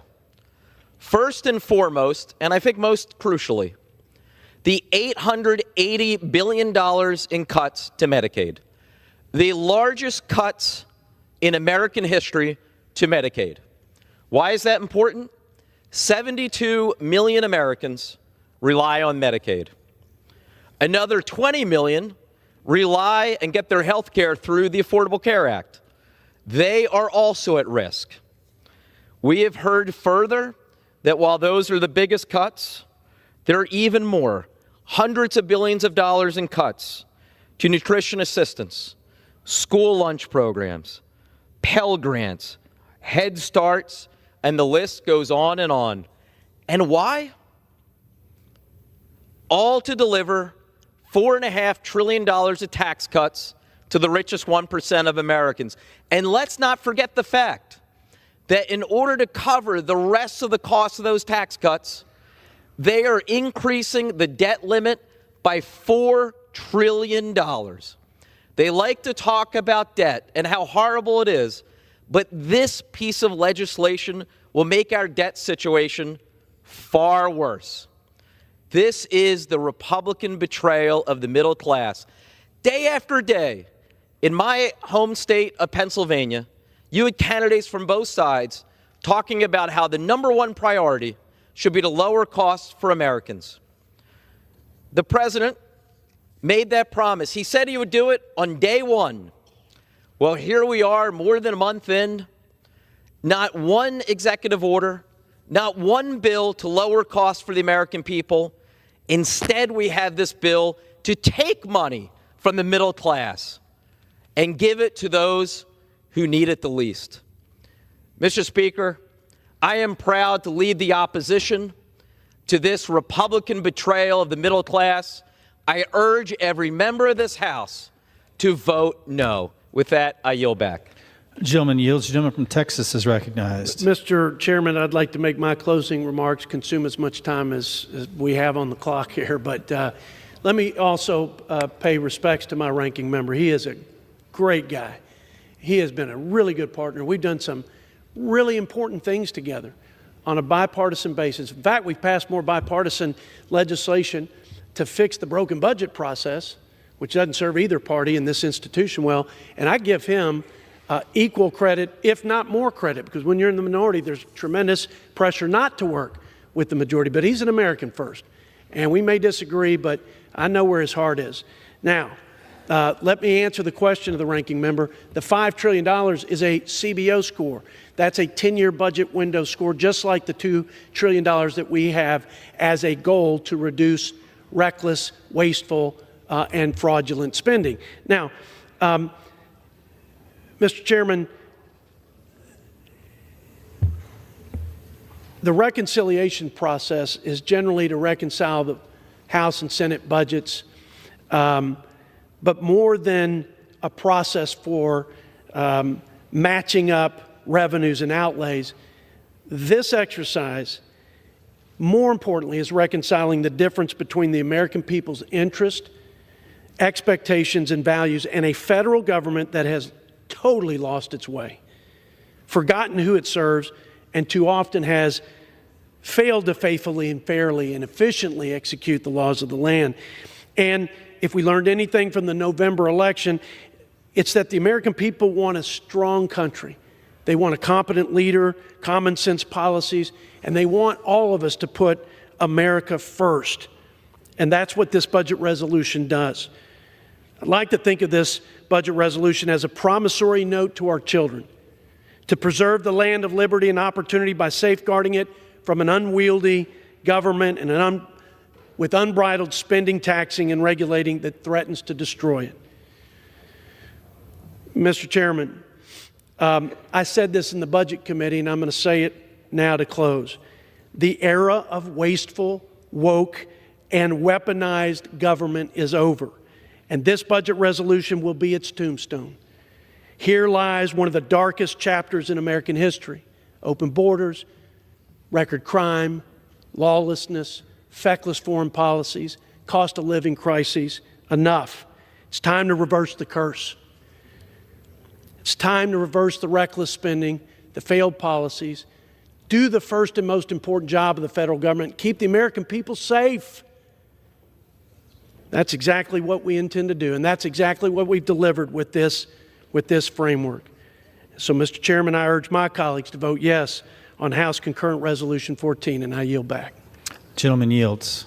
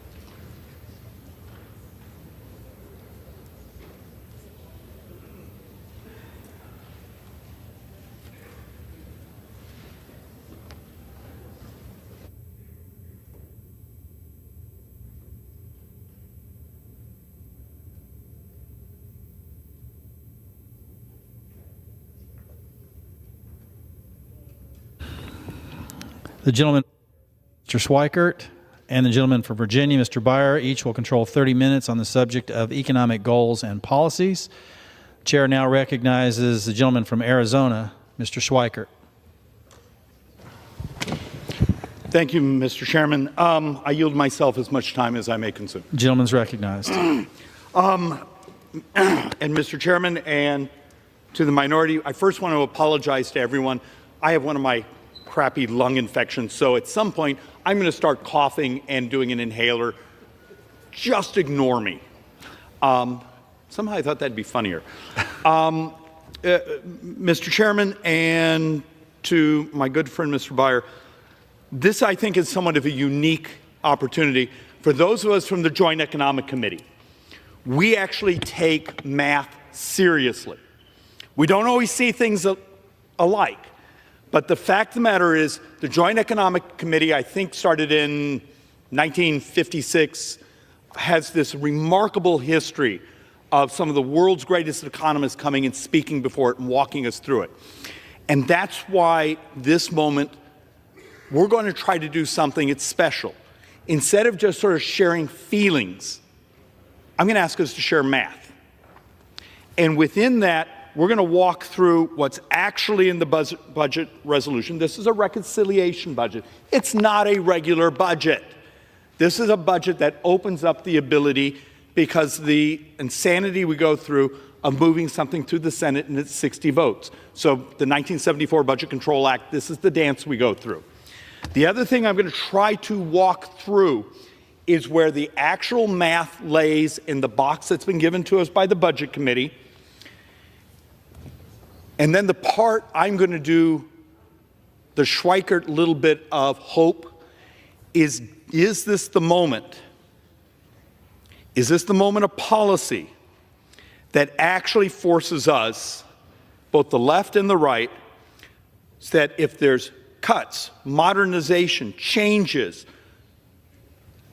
updates in methodology, how we deliver services, is this the stressor that makes us do something that's hard, but also do something that's truthful? I'm also going to try repeatedly to make the point, Mr. Chairman, and show why are we primarily doing this. We have a handful, actually a bunch of provisions of the 2017 tax reform that begin to expire. Most of those provisions actually are the benefit of small businesses and the working class. And I will show that over and over, and the distributional effects. And with that, Mr. Chairman, I reserve. Gentleman reserves. The gentleman from Virginia is recognized. Mr. Speaker, I rise today in opposition to this budget resolution, and I yield such time as I may consume. The gentleman's recognized. Mr. Speaker, this budget is disastrous for the American economy. It will balloon our deficits, it will lead to higher interest rates, and will make the things Americans buy every day more expensive. It will slash critical investments in the things that make us healthier, safer, and more productive. Things like cancer research, aviation security, and our national park system. And it will decimate critical programs that support the people we represent, stripping health care from millions and make it harder for families to put food on the table and make ends meet. All of this for billionaires and corporations that get tax cuts they do not need and that our country cannot afford. I'm pleased to do this with my friend, Chairman Schweikert. I also believe in math, and I rarely brag, but I'm good at math. Americans have been clear. They want lower prices and an economy that works for them. Yet instead of focusing on making life easier for American families, at every turn, this administration and our Republican colleagues have engaged in a scorched earth policy.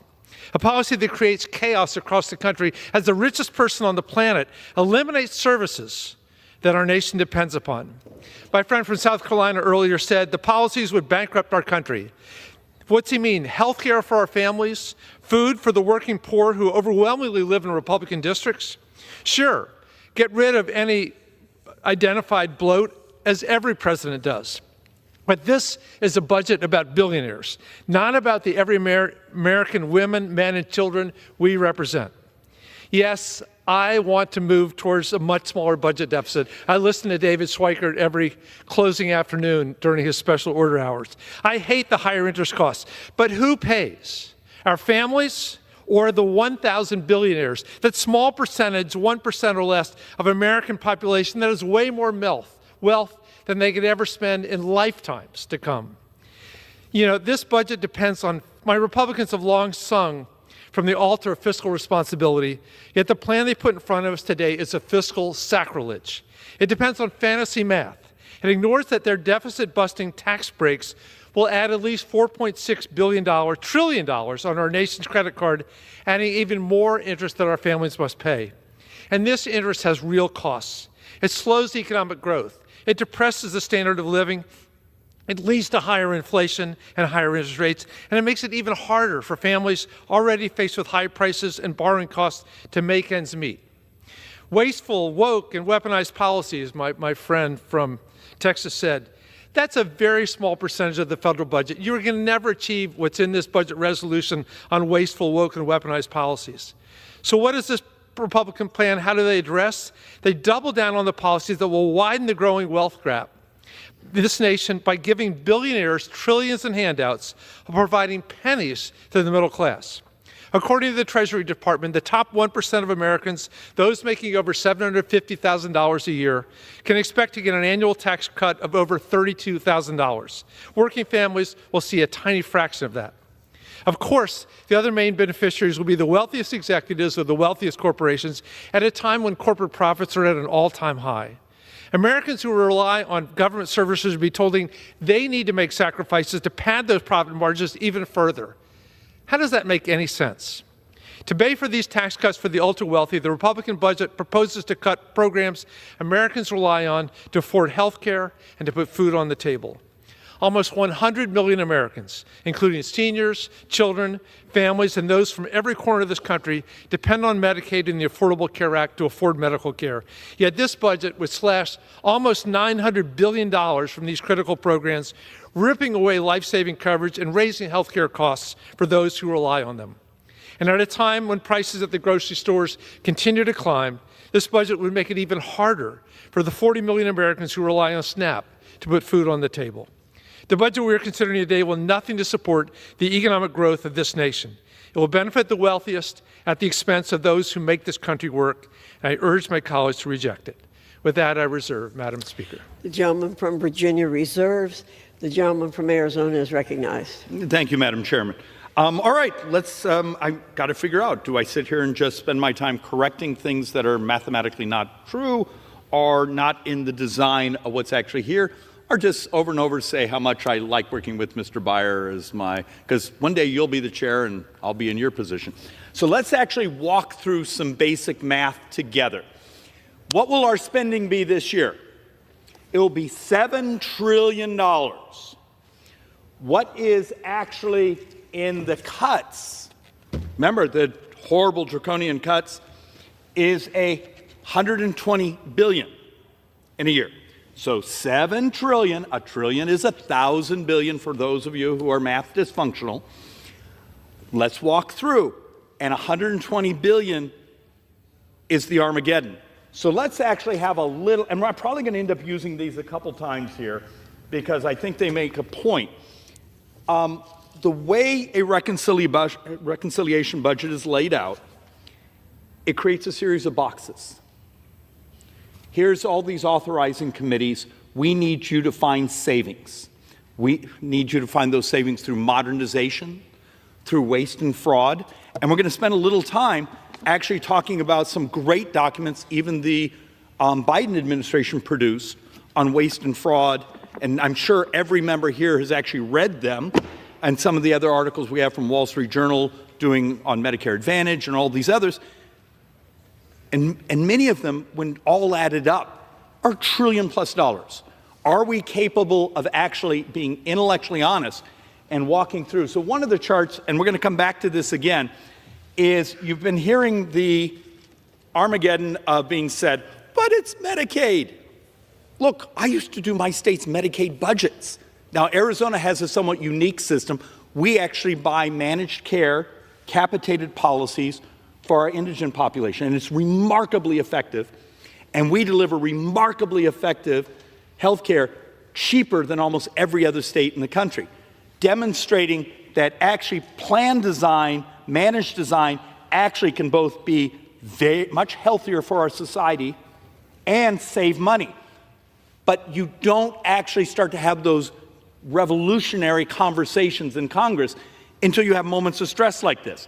So once again, I just want to add, in the document, 96% of the budget authority within energy and commerce is not touched. We're talking 4% of their budget authority, and that's spread over a decade. If we can't find 4% of modernization in these programs, we're actually in much more trouble than even just the brain trust here as we tell our stories. And with that, Madam Chair, I reserve. The gentleman from Arizona reserves. The gentleman from Virginia is recognized. Thank you, Madam Speaker. While we're doing math, when I divide $2 trillion in savings and cuts over 10 years, I get $200 billion a year.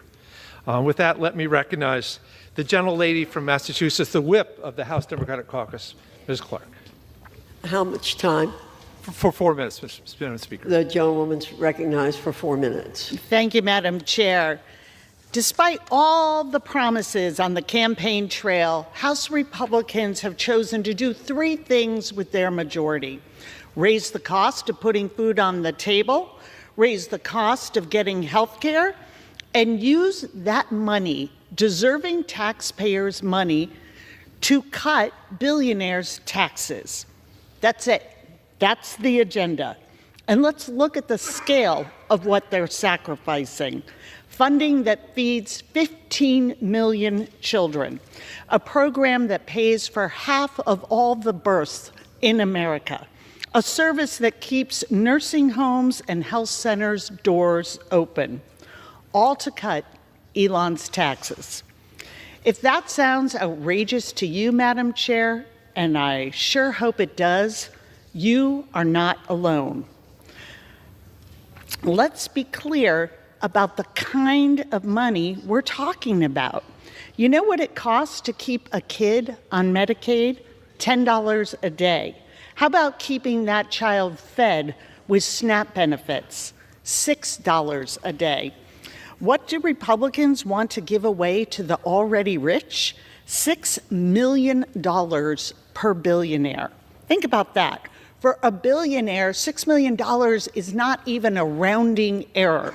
For a hungry child, it's enough to eat every single day for 34 lifetimes. Inflicting hunger on children to give billionaires money they don't need and won't even notice? There is no moral code under which that is acceptable.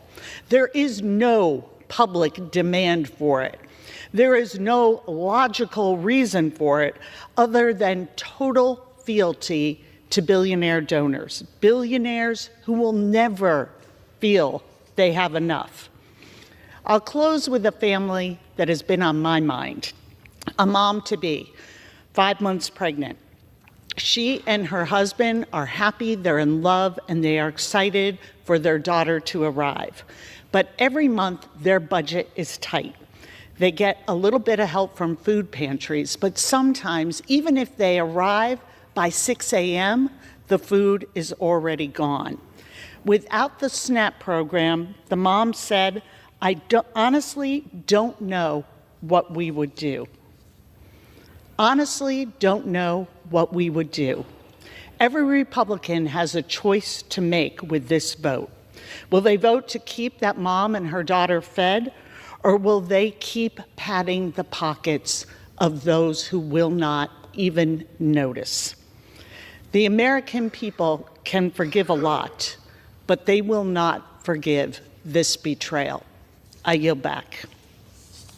Reserve. The gentleman from Virginia reserves. The gentleman from Arizona is recognized. Thank you, Woman. Look, I love public policy by storytelling, but this being the Joint Economic Committee, let's actually go back to math. And to Mr. Beyer, I want to make sure I'm communicating right, but at least we're down to, instead of the Armageddon, his number was, well, if you cut $2 trillion over 10 years, that's $200 billion. He's right, but that's actually not what's in the document here. It's functionally 1.2 with a shock absorber. Once again, I'll give you the shock absorber, depending on what Ways and Means ultimately does. So thank you again. I mean, it shows actually we're fairly close on math. Another thing, and this is just someone who actually had worked on the tax reform in 2017 and the storytelling that has existed, particularly with my brothers and sisters on the left. Madam Chairwoman, how would you feel if I could document to you that the post-2017 tax reform was more progressive? Now, there were lower rates, but the top portion of income earners actually were paying a higher percentage of federal income tax. So when you actually start looking at this, remember, and this is the distributional problem that I was going to try to walk through. I believe when you do the math here, 5% of the population. Now, these are people making stunning amounts of money. And if we want to have a discussion of should they pay more, guess what? This opens up that discussion because there are no rates locked into this. It just creates the capacity to now have the discussion. But the fact of the matter, the top 5% pay 38% of all federal income taxes. Functionally half the workers in the United States pay less than 1%. And the bottom, and I'll take a correction if someone actually knows the actual number, I think the bottom 25% actually receives more because substantially earned income tax credit, which is the old negative income tax model. Look, we have a distributional problem. If you want to have a discussion of wealth and income equality, I have some great charts to show you of what inflation did, what the previous punctually 3.5 years of inflation did to wealth in the working class. When you inflate up people who have assets and you crush those who are trying to survive, congratulations. But remember, before the pandemic, under the TCJA, the tax reforms of 2017, it was the fastest closure of income inequality in American history. What's being discussed here is, do you allow those very tax benefits for small businesses, for individuals, to expire?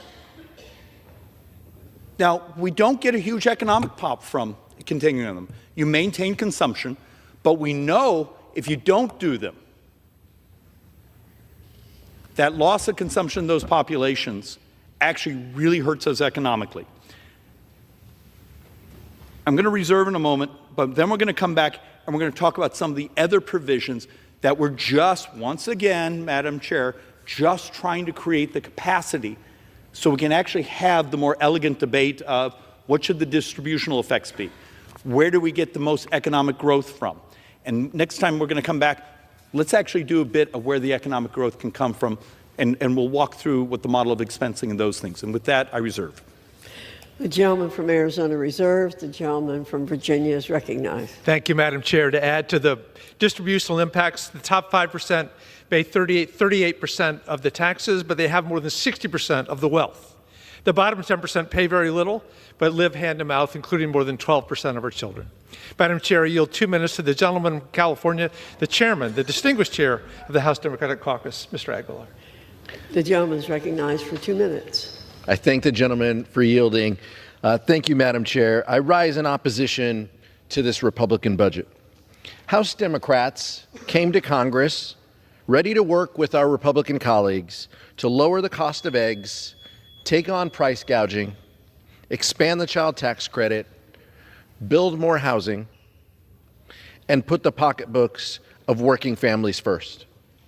This is what the American people told us was their top priority.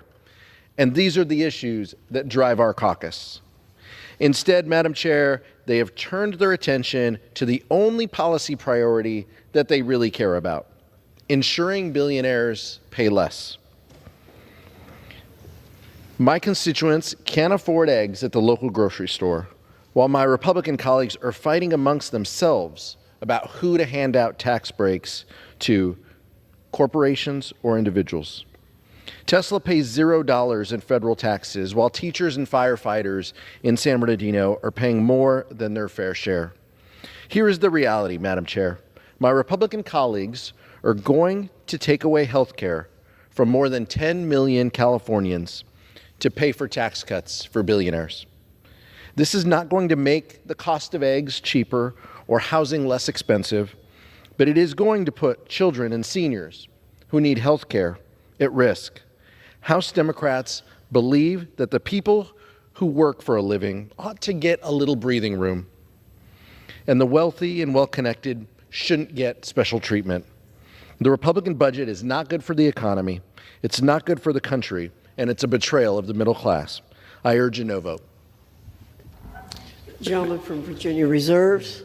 The gentleman from Arizona is recognized. Thank you, Madam Chairwoman. I actually made a board for what the gentleman's point was, showing that within this budget this reconciliation budget document, how much additional tax cuts are there for C corporations?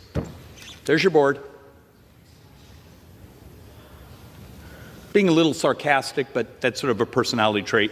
The fact of the matter is, once again, the talking points don't match up with the reality here. Your taxes, everyone in this room, your taxes go up at the end of this year. If you run a small business, a pass-through, not a C corporation, a pass-through, your taxes go up. If you're part of an employee-owned company, so you've come together and you're managing yourselves almost like an employee co-op, your taxes go up.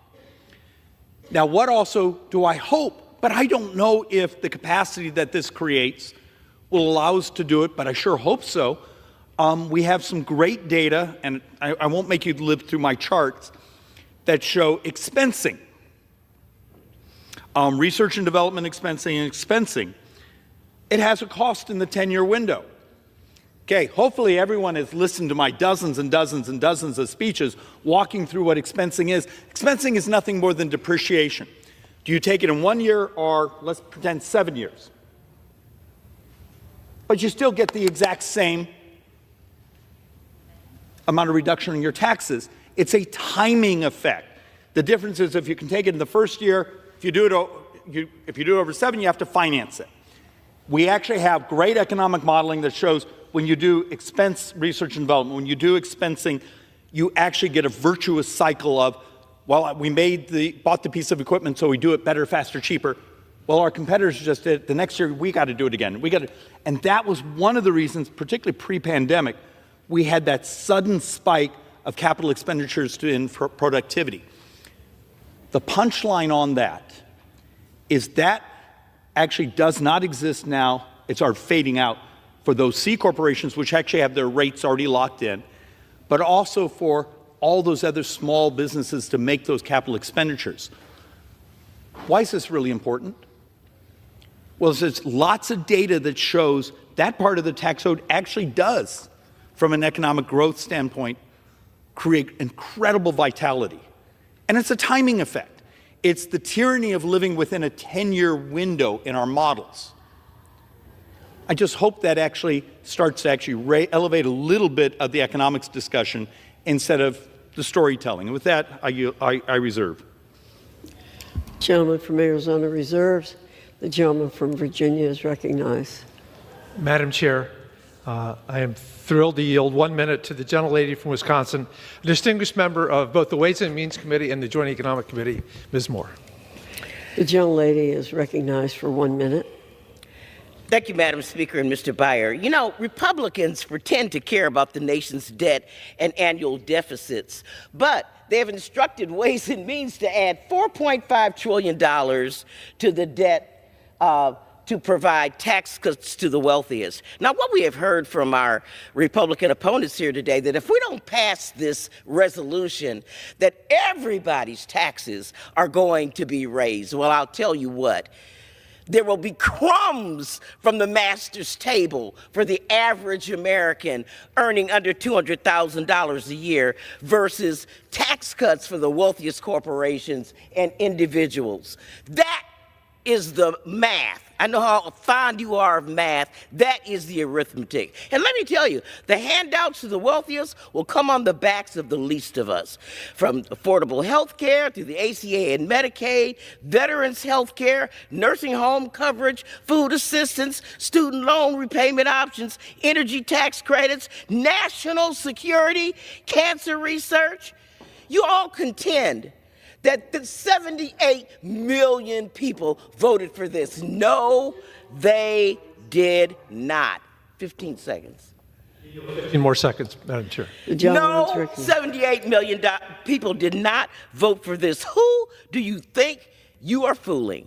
And they are not fooled by your notion that somehow these tax cuts are going to pay for themselves. And they're backed up by all kinds of economists, the CBO, the Committee for a Responsible Federal Budget. Time has expired, and the members are gentlewoman reminded. yields back. Members are reminded to address their comments to the chair.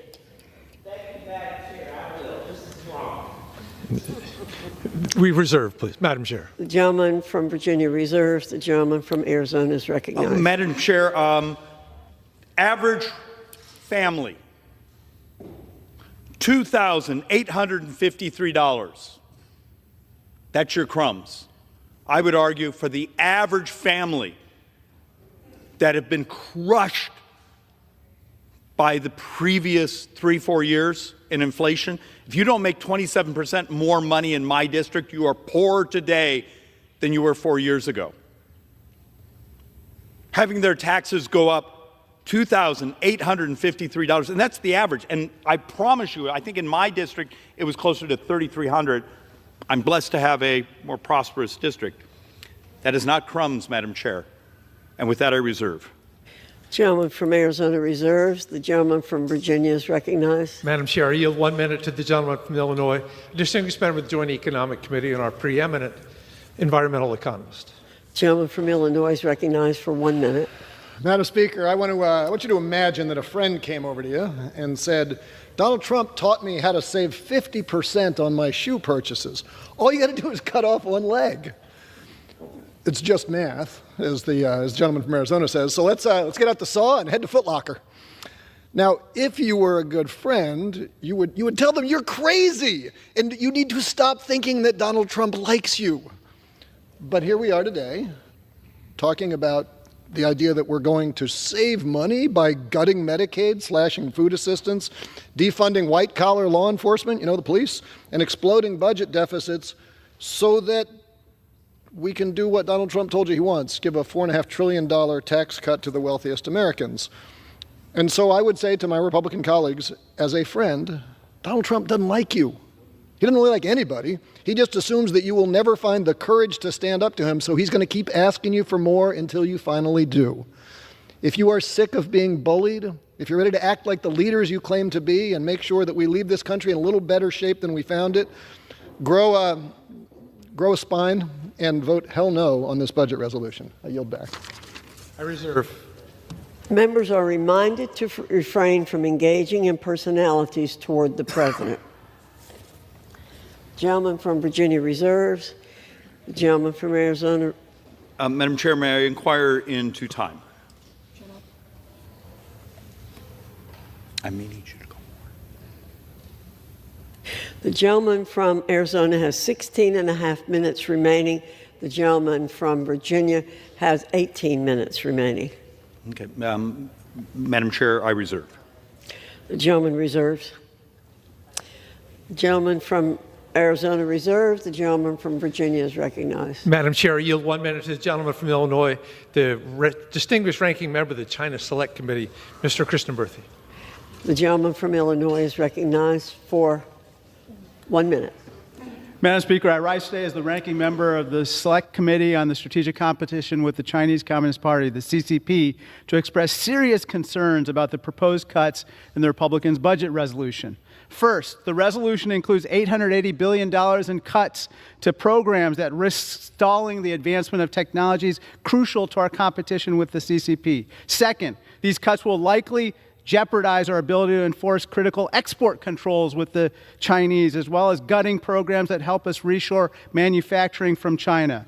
While we got to restore our fiscal house, these cuts to critical programs amount to the GOP's perverted version of DEI, devastating, extreme, and irresponsible. The CCP is cheering for the GOP budget resolution tonight. I object. I yield. The gentleman from Virginia reserves. The gentleman from Arizona Thank you, Madam Chairwoman. is recognized. Hey, can you believe this, Madam Chairwoman and my friend, Mr. Beyer? We broke our printer. But thank heaven we didn't break the markers. So I thought actually just because we're doing we're trying to do fact-based, the average family, your taxes are going up at the end of this year, $2,853, and 62% of taxpayers, 62% of taxpayers will see hikes. And what's you're not in and I'm sorry we just didn't have time to make a much prettier chart for everyone. Remember, after 2017, we actually moved up, but some of that was the some of the deductions and things were added. We moved up the threshold, so almost the half of our tax-paying population actually didn't pay income taxes. They still had payroll taxes and FICA and those things. A bunch of that population that has not paid taxes in years and years and years will be getting tax bills with the opposition to this. Madam Chair, I'm going to reserve, and then we'll come back and go over more. Gentleman from Arizona reserved. The gentleman from Virginia is recognized. Madam Chair, I yield 1.5 minutes to the gentleman from New York, the distinguished ranking member of the Administration Committee, Mr. Morelli. Thank you, Madam Chair, and I thank the distinguished gentleman. The gentleman's recognized for 1.5 minutes. Thank you, Madam Chair. I want to thank my friend, the gentleman from Virginia, for giving me time. I rise today in strong opposition to this budget resolution. As an Appropriations Committee member, thoughtful consideration of government spending is a responsibility I don't take lightly. I believe every hard-earned taxpayer dollar must work for all Americans, not fuel widely irresponsible economic theory. I'd like to think my colleagues on the other side of the aisle believe the same thing, given the rhetoric we've all heard over the last several years. So I encourage the American people to watch what House Republicans do, not what they say. Remarkably, instead of lowering costs, this reckless budget resolution bestows tax cuts for the wealthiest 1% of Americans while jeopardizing essential health care and nutrition programs. For this reason, I strongly oppose the budget resolution authored by House Republicans. Shockingly, gutting programs our communities rely on isn't harmful enough, because this resolution will also require taxpayers to borrow another $1.6 trillion over the next 10 years. Our nation's founders vested in the House of Representatives a unique set of powers to make it responsive to the will of the people. The father of our Constitution, James Madison, said the House should have immediate dependence on and intimate sympathy with the people. House Republicans demonstrate no dependence on nor sympathy with the American people. I urge my colleagues to reject this handout to millionaires and billionaires and work on a budget that instead advances the interests of American families. With that, Madam Chair, I yield back. The gentleman from Virginia reserves. The gentleman from Arizona is recognized. Madam Chair, once again, here's the budget document. Here's the spreadsheets. I keep hearing you're giving away to billionaires. Where's that? Where is it? Madam Chair, it doesn't exist because this is a box. This is a box that allows us, and understand, I am passionately concerned about debt and deficits. But this may be, for an idiot like myself, the first opportunity where members of leadership and those are ready to allow people like me to come in and walk through how we can improve, change the costs of how we deliver services. And we need this type of document to do it. And you deal with the reality of what we're allowed to touch. You do realize the majority of mandatory spending, we're not even allowed to touch in a budget reconciliation because it's interest in Medicare is the majority. And every day we wait to modernize, we're in that much more trouble. Last thing before I do a yield here. We're going to spend $86 trillion, and I'm partially doing this off the top of my head, over the next decade. This budget reconciliation, we're hoping to get, let's say we're blessed we get $2 trillion offsets, so that creates a couple trillion in additional borrowing. You're talking a fraction, a couple percent of the spending. I would argue this is the moment for us where it's not about cuts.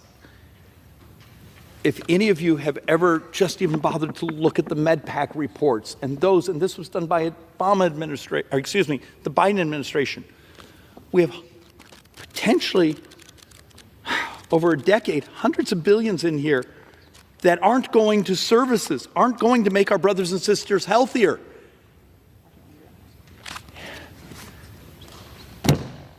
help us. Help us engage the morality of doing this better, faster, and cheaper. And Madam Chair, I yield to the majority leader and, I yield to, that's right, I yield to the gentleman from California, Mr. Valadao. And how many minutes to Mr. Valadao? 1 minute? 2 minutes. Well, I thank the gentleman. 2 minutes. Mr. Valadao from California is recognized for 2 minutes. I thank the gentleman from Arizona. I also like to thank the leader, Scalise, for his time today. We have a historic opportunity to advance the key priorities of this administration with a one-bill solution. And I fully agree we need to move forward in a way that reflects the needs of the American people. This budget resolution unlocks the next step in the reconciliation process to deliver on our priorities. That includes extending key provisions of the Tax Cuts and Jobs Act, like doubling the standard deduction, expanding the child tax credit, and maintaining the death tax exemption. These policies make a real difference for working families, farmers, and small business owners, and allows them to keep more of their hard-earned money.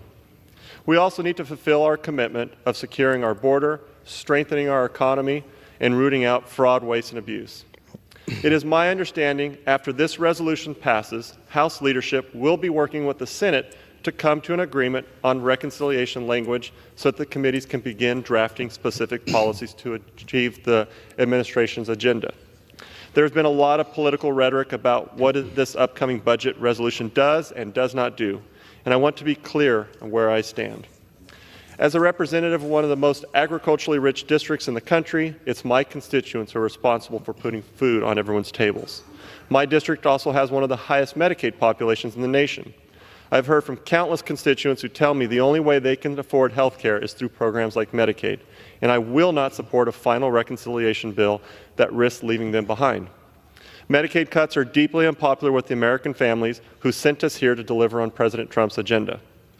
I understand Medicaid is not explicitly named in this bill, but achieving $880 billion in budget cuts within ENC's jurisdiction would be really is not an easy task. So I ask that leadership remains committed to working with my colleagues and I to produce a final product that strengthens critical programs like Medicaid and SNAP and ensures that our constituents are not left behind. Would the gentleman yield? I yield to the gentleman from Louisiana. Thank the gentleman for yielding. I want to thank the gentleman from California and the Central Valley for his passion. He's been a vocal advocate for the things that are necessary to keep these programs like Medicaid strengthened. And as we know, so many of these programs are weakened right now. The gentleman's time has expired. 30 seconds. Someone from Arizona yield additional time to Mr. Valadao. 30 seconds. Madam Chair, I yield another 30 seconds. 30 seconds to the gentleman from California. The gentleman from Louisiana was speaking, so I'll recognize the gentleman from Louisiana. Thank you, Madam Chair. And as I was saying, the gentleman from the Central Valley has been so passionate about this issue. And as we move this through the process, he surely has my commitment and all of leadership that we'll continue to not only listen to him, but his district is going to have a very loud voice as this process moves forward to protect and make sure that people who are on these programs, who are deserving, who need these programs, are going to, frankly, we all ought to be focused on getting better services to these people and rooting out the waste, fraud, and abuse. That's what we're focused on, protecting those people who are on these programs, who need them so desperately, as Mr. Valadao has fought for years to deliver, and he will continue to do that. We absolutely commit to that for him and others. I yield back to the gentleman from California. The gentleman from Arizona reserved. The gentleman from Virginia is recognized. Madam Speaker, I yield 1 minute to the gentlelady from New York, the distinguished ranking member of the Small Business Committee, Ms. Velasquez. The gentlewoman is recognized for 1 minute. Thank you, Madam Chair, and thank you to the gentleman for yielding. I rise today in strong opposition to this Republican riposte. This budget slashes $880 billion in my district, including nearly 100,000 children at risk of losing health care. Madam Chair, cruelty is the point. It also targets food assistance, leaving over 147,000 New Yorkers in my district struggling to afford meals. Cruelty is the point.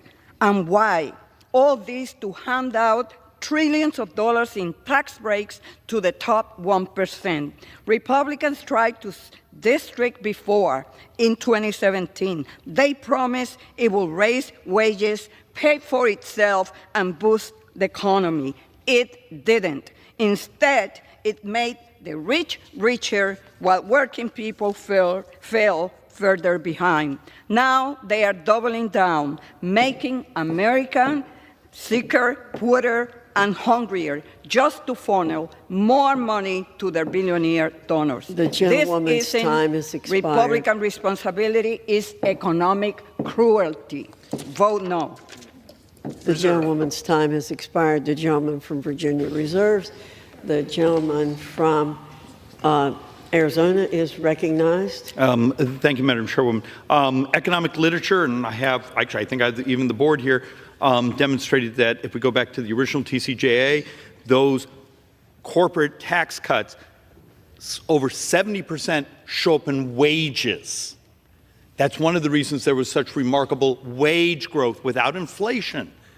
If you care about workers, you get tax policy correct. And with that, Madam Chair, I'd like to yield 60 seconds, a magic 60 seconds, to the leader.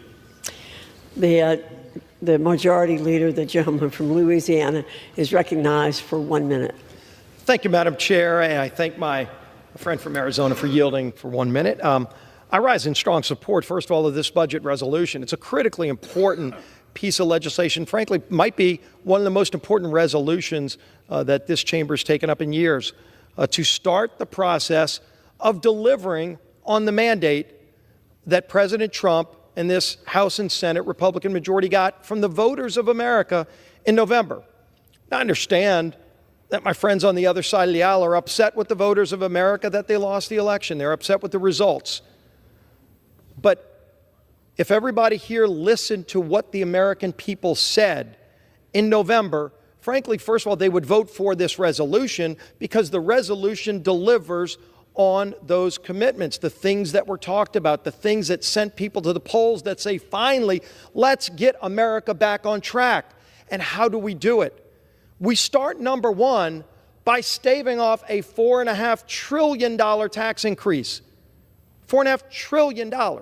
So we've heard a lot of hyperbole over the last few days.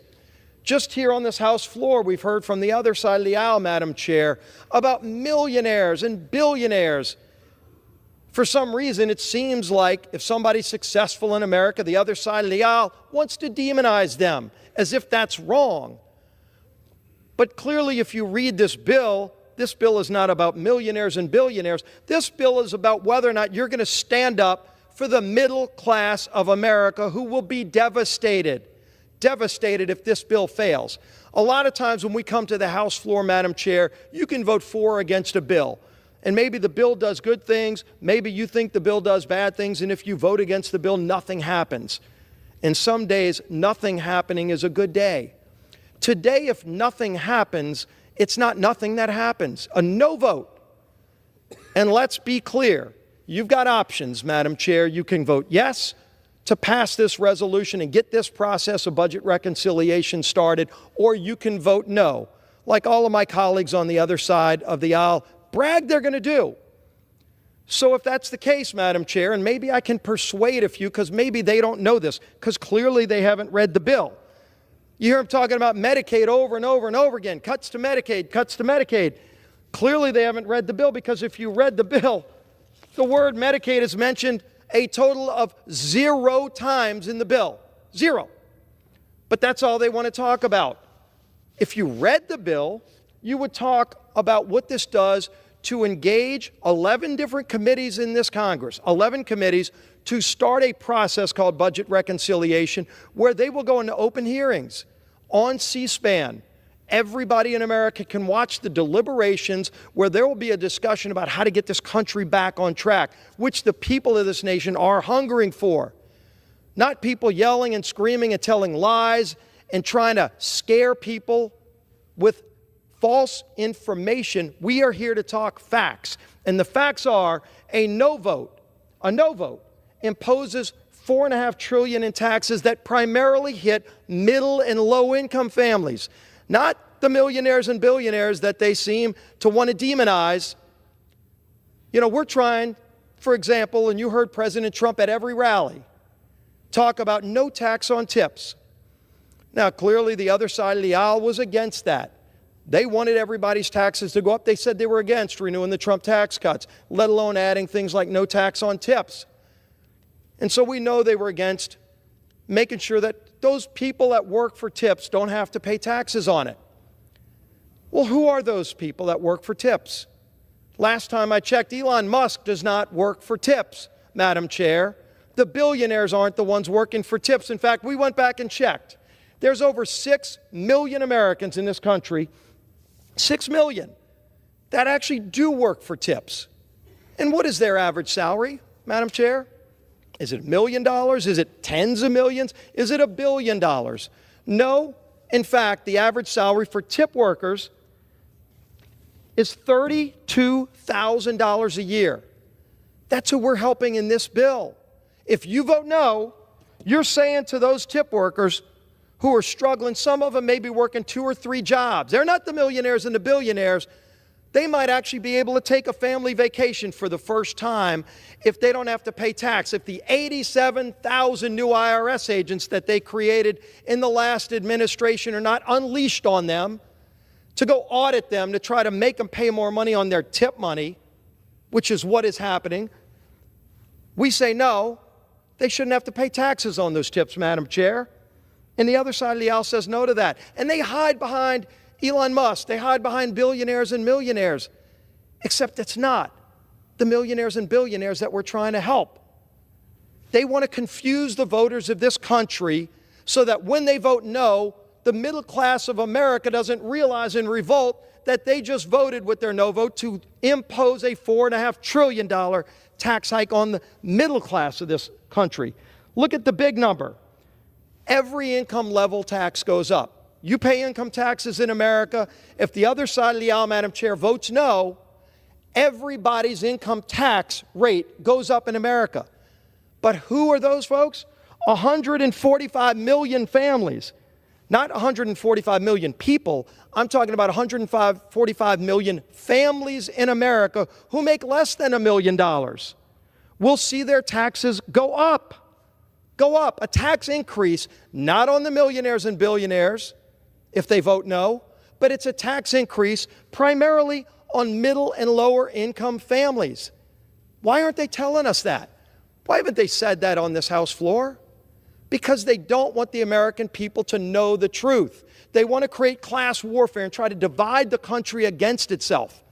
Shame on people who want to divide this country even more. It's time we unite this country and grow this country, grow the middle class, actually create more jobs and wealth and opportunity, which, by the way, as Mr. Schweikert pointed out earlier, and he's got the charts to prove it, wealth and opportunity for lower and middle income families is what happened in 2017 and beyond when we started with the Trump tax cuts.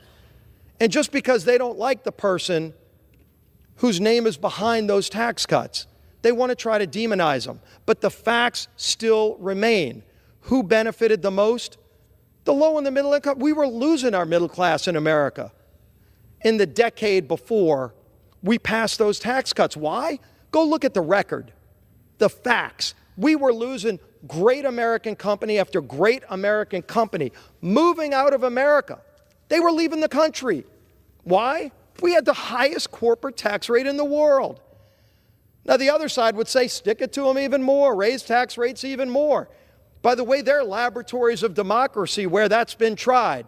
It's called New York and California. And every time they keep raising rates, what happens? People move in droves. Million-plus people have left those states to go to other states, Texas, Florida, Tennessee, that have no income tax.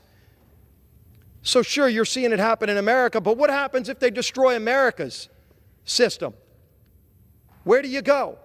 Well, some of those people left America. Madam Chair, we don't want that to happen. We actually brought companies back. Great, recognized. You would know the logos of all of them if we put them up. There's too many to mention. That had left America over years and years, and nobody did anything about it. Everybody knew why it was happening. And so we made our country competitive again. How? By lowering tax rates. Now, everybody should have been for that. Unfortunately, their party back then, the Democrat Party, said, we're going to vote no on that. Every single Democrat voted no. Why did they make it an issue, a partisan issue? I don't know, but I know this. When we lowered those tax rates to make America competitive, we're a global competing economy. Our companies in America don't just compete against the person down the street. They're competing against companies all over the globe, and we should applaud that. We shouldn't just applaud it, by the way. We should make sure they remain the most competitive businesses in the world. America remains the most competitive country in the world, but we weren't. We were not. That's why we were losing people. Imagine people saying, I'm going to leave the United States of America, greatest country in the history of the world, because our country stopped being competitive. And we finally did something about it. This Republican majority in 2017 did something about it and finally brought those jobs back and brought wages up. Wages grew for everybody. Companies were giving out bonuses, pay raises. Our unemployment rate went to virtually zero. Those are the facts. And so they want those tax rates to go up. Not all of them expire. The corporate rate remains, by the way, competitively low at 21%. The corporate rate stays at 21. You know what doesn't stay low? If they vote no, and I'm a yes vote, because I want our country to be competitive. I want our small businesses to be able to be competitive with big businesses. They love beating up on the big guy, but guess what they're going to do? And let's look at the facts. Anybody who votes no on this bill, Madam Chair, will tell every small business in America.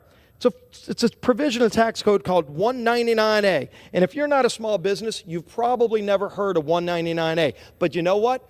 If you are a small business, a 20-person mom and pop shop on Main Street, America, anywhere in this country, 199A is your lifeblood. Why?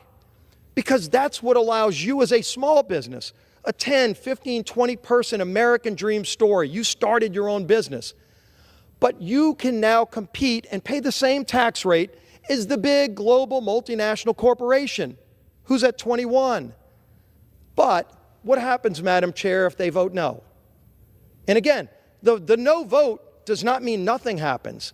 If you vote no, you are saying you want the small business now to go from a 21% effective rate to as high as 43% taxes. So think about this. You're the mom and pop small business, and you're barely hanging on. You've beaten all the internet competitors, and you're still being able to hold on to those jobs. You know, show up at work every day, employ the 20 people, the 15 people that you're creating jobs for. If the other side gets their way, you jack up to 43% tax rate when your competitor, the big global billionaire corporation, is still at 21. That's what happens if they vote no. Why haven't they said that during the debate? I haven't heard it yet. Again, all you hear about is the billionaires and the millionaires are the ones getting all the breaks. Except it's not true, Madam Chair. It's just not true. Every small business in America gets kicked in the gut if this fails. Every small business in America. And look at the numbers. You're talking about over 20 million small businesses. Think of how many workers that is. Do they just want to kick all those workers out to the street, to the unemployment rolls? Because if you're paying 43% and your competitor's paying 21%, you don't need a math degree to figure out how quickly you're not going to be able to compete. We made them competitive in 2017. Why does the other side want to vote no and all of a sudden make every small business in America uncompetitive with the big billionaires? They're defending the billionaires, Madam Chair. This is insanity. But that's the reality of what happens if you vote no. And again, maybe by me going through the actual details, we might convince a couple of folks that maybe somebody duped them. They gave them some talking points. You just mention the word millionaire and billionaire, and next thing you know, you got a parade of 200 people that'll just line up and bash the bill. Except it's not in the bill. Do you want to stand up for the middle-class families of this country? Vote yes on the bill. Because that's who we're defending. Republicans are going to defend the ability for the next billionaire company maybe, but right now it's a dream in somebody's basement. This is what's great about America. And if you haven't, go look at your favorite company. Go look at the biggest companies. Most of them started with the dream in somebody's garage in Silicon Valley. I know a lot of entrepreneurs who started with great ideas and risked it all over and over again, and then ultimately they might have hit it big. But the only way they were able to hit it big is because they had the ability in the United States of America to turn that dream into a reality where now all of a sudden they might hire 300 people. We ought to applaud that. We ought to celebrate that. We ought to make sure that remains in place. The day we take away that ability in the United States, God help us as a country. Because the few people that still want that dream, but they don't have America to go to pursue it, they might go to other places, but there just aren't that many other places in the world to pursue it. We cannot crush the American dream of America. It starts with strengthening the middle class and the lower income families' ability to compete with the big guys so that one day maybe they can be. And then they too will be demonized by the other side. But in the meantime, give them that ability to compete fairly, and you take that away if you vote no on this bill. Facts. Those are the facts. Whose rates go up, whose rates don't if this bill fails. That's where we are. And I do think it's important one more time just to go through the facts of the 2017 bill, because so many lies have been told about that. The poverty rate dropped to the lowest level in history. Again, this isn't the millionaires and billionaires. When we passed the bill in 2017 that every Democrat voted no on, the poverty rate in America dropped to its lowest rate in history. Unemployment hit a 50-year low. And lower income workers, not the millionaires and billionaires, lower income workers saw their wages grow substantially faster than the highest 10% of income earners. So whose side are you going to be on today? We're going to give everybody an opportunity. Stand up for those hardworking people who want their shot at the American dream. Stand up for that waiter or waitress who's working their tail off tonight, who's going to come home and go, wait a minute, I might not have to pay taxes on my tips. I can save that money and for the first time start a college fund for my kid, because it's not the millionaires and the billionaires that benefit from that. It's the average income worker, millions of them, by the way, the average income of $32,000 a year. That's who we're fighting for. That's who House Republicans are fighting for. And we're going to deliver for them because that was the mandate that the people of this country gave us. Whether you agree or not, whether you like Donald Trump or not, Donald Trump ran on very specific things, and he's delivering on those things. And I applaud President Trump for actually following through on the promises that were made. Promises made and promises kept actually matter in this town, and they're rare. And when it happens, we ought to applaud it. When this majority actually delivers, we're going to see on that board real soon who actually stands with the 77 million people of this country who said, we want this change. We demand this change. We're going to go to the polls to vote for this change. Let's preserve the American dream. Yes, at the risk of offending a couple of people, I'm fine with saying let's make America great again, because America deserves to be great again. Don't put a $4.5 trillion tax on the middle class of this country. Let's let this country grow. Let's see the opportunity flourish. We will do it. We need to pass this bill to start that process. I urge all of my colleagues to vote yes, Madam Chair. And with that, I yield back the balance of my time. The gentleman from Louisiana yields back. The gentleman from Arizona reserves. The gentleman from Virginia is recognized. Madam Chair, I yield 1 minute to the gentlelady from Oregon, distinguished member of the Educational Workforce Committee, Ms. Bonamici. The gentlewoman is recognized. Thank you, Mr. Byer. Madam Chair, last week I had 5 town hall meetings across Northwest Oregon in urban, suburban, and rural areas, and not one person, not one of the thousands who attended asked me to support a budget that cuts Medicaid, gives tax breaks to the wealthiest, raises the cost of living, or undermines safety and security, but that's what we're voting on today. The Republicans are stealing the hard-earned tax dollars of Oregonians and Americans to line the pockets of people like Elon Musk. This ruthless Republican budget will rip away health care from low-income and working families and children, and take us back to the days where if you get sick, you either go without treatment or you go bankrupt. It could rip away resources from local schools and prevent children, especially students with disabilities, from getting a good education. Republicans say they're eliminating waste. Want to talk about waste? Waste is giving the wealthiest big tax cuts while regular Americans are struggling to put food on the table. The cost of groceries is increasing, wages continue to remain stagnant, and too many families can't afford housing or childcare. The Republican majority's answer? Rip you off and give tax breaks to the wealthiest, and then hope, unrealistically, that it's going to trickle down. We must oppose this Republican billionaire budget. We must focus instead on the American people so everyone, not just those at the top, have the opportunity for a better future. I yield back the balance of my time. The gentlewoman yields back. The gentleman from Virginia is reserves, and the gentleman from Arizona is recognized. Madam Chair, may I inquire into the time?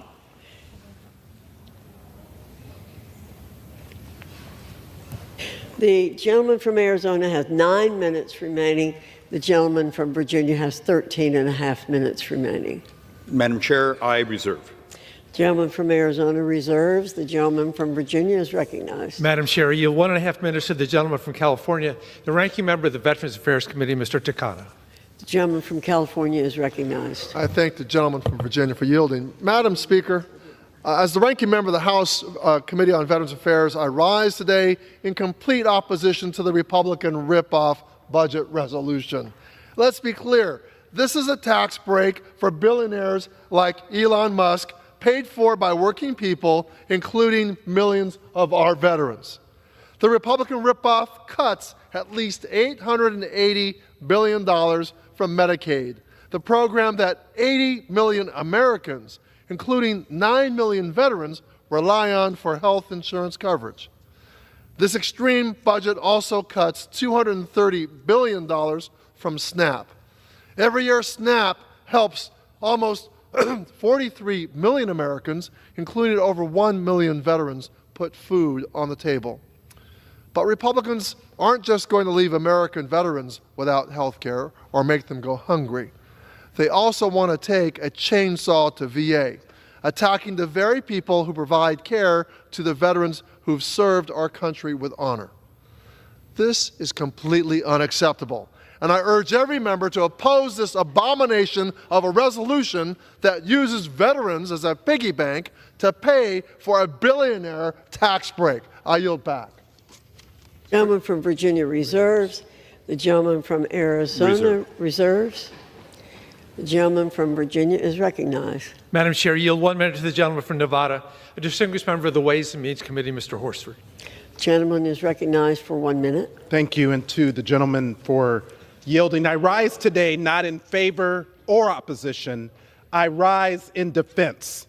Defense of 811,000 Nevadans and countless people across the country whose lives are in danger. I rise in defense of my constituents who will be impacted if Republicans are able to slash their health care services to fund $4.5 trillion to the ultra-wealthy and to big corporations. Madam Chair, Nevada Democrats and Republicans worked together to implement the Affordable Care Act, including the expansion of Medicaid. We reduced the uninsured rate by a third. 563,000 children were able to receive coverage as a result. But the fact that Nevada did the right thing then means we have more to lose as Republicans do the wrong thing now. Our state would be the third hardest hit, including in rural communities. This isn't a budget, it's the Republican Screw America bill. That's why I'm calling on every member of this body to vote no. I will in defense of my constituents. The gentleman's time has expired. Gentleman from Virginia reserves. Gentleman from Arizona reserves. Gentleman from Virginia is recognized. Madam Chair, I yield 2 minutes to the gentleman from New York, distinguished member of the Appropriations Committee, Mr. Espaillat. Gentleman from New York is recognized for 2 minutes. Thank you, Madam Chair. Very often we take very serious votes on this floor. But this vote is a deadly serious vote. This is a vote about life and death. I represent just slightly over 780,000 constituents. Out of those 780,000 constituents, 524,000 of them are Medicaid recipients. 524,000 of them. Over 100,000 of them are Medicare recipients. So over 600,000 of the 780,000 constituents that I represent receive either Medicaid or Medicare. In addition to that, there are 263,000 households that receive food stamp. This bill will put their life and health in danger, Madam Speaker. This is about life and death. As the Republican majority proposes to cut Medicaid across this country, to give a massive $4.5 trillion, with a capital T, trillion dollar cut in taxes to the very rich. And who will that go to? 50% of that will go to the shareholders. 44% of that tax cut will go to high-end executive. The fat cat executives are going to get this money, and working class and even middle class people are going to get stiffed with the cuts. And this is about life and death. It's not a simple piece of legislation that we will pass. There are diabetics that will see the price of insulin go up. There are people with renal problems, with cardiovascular problems. Madam Speaker, this is about life and death. Vote no for this bill, and I yield The back. gentleman's time has expired. The gentleman from Virginia reserves. The gentleman from Arizona reserves. The gentleman from Arizona. Madam Chair, let me have just a couple moments of joy here. A reconciliation budget that only touches individuals and pass-through businesses, so there are no shareholders who are getting, that's actually already locked in. That's one of the reasons we're doing this, is because you want to see distortions in the economy, have a world where small businesses, pass-throughs, employee-owned, their taxes shoot up. But the C corporations are down here. What distortion did you just create in the world?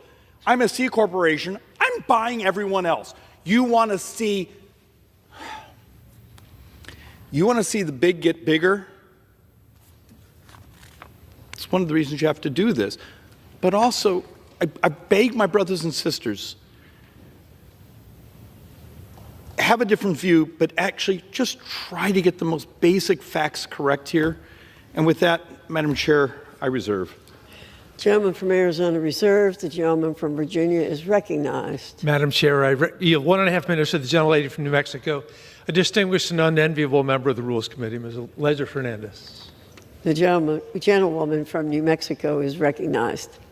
Republicans are attacking women's ability to afford life as a mom or a daughter. Medicaid supports more than 40% of all births in the United States. Our grandmothers and parents in nursing homes rely on Medicaid to pay their health bills. Their caregivers, who are mostly women, depend on Medicaid themselves. Over 37 million children rely on Medicaid and CHIP. Republicans would strip this essential health care from women across the country. Why? To give tax breaks to their billionaire bros. Women need to know how they will be impacted wherever they live. Earlier today, we heard Representative Valadao acknowledge that his voters depend on Medicaid and are upset. Indeed, 507,000 of his constituents receive Medicaid, but he said he will vote yes on the bill. I need women across the country to visit the Democratic Women's Caucus website to find out how these cuts will impact them. How will the Republicans give billionaires and millionaire tax cuts on their economic pain? Republicans should stand with their moms and not the billionaires. Reserve. The gentleman yields back. The gentleman from Virginia reserves. The gentleman from Arizona. Madam Chairwoman. Recognized. So, apparently the Democrat position is the $2,000 you get per child which was the doubling of the child tax credit in 2017, should go away and go back to the 1,000. Wow. Because I think that's what I just heard. So those of us who've adopted kids, those who have children, congratulations. Your child tax credit is going to get cut in half. Reserve. Gentleman from Arizona reserves. The gentleman from Virginia is recognized. Thank you, Madam Chair. That is, with respect to my friend from Arizona, that is not what I heard. We heard that this budget resolution is put together, promises cuts that we are desperately afraid of. When we do the math, people who count on, in Congressman Schweikert's district, Arizona 1, people who count on SNAP to put food on the table are 85,000. Medicaid recipients at risk of losing their health care, 127,000. And Affordable Care Act recipients to see their premium payments go up by varying amounts, 44,000. We'd love to see a budget work out that somehow gives the lie to those frightening numbers. With that, Madam Chair, I yield 1 minute to the gentleman from California, a distinguished member of the Joint Economic Committee, Mr. Min. The gentleman from California is recognized for 1 minute.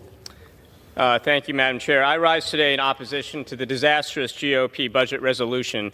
This bill seeks to cut $3 trillion in spending, supposedly by targeting waste and fraud.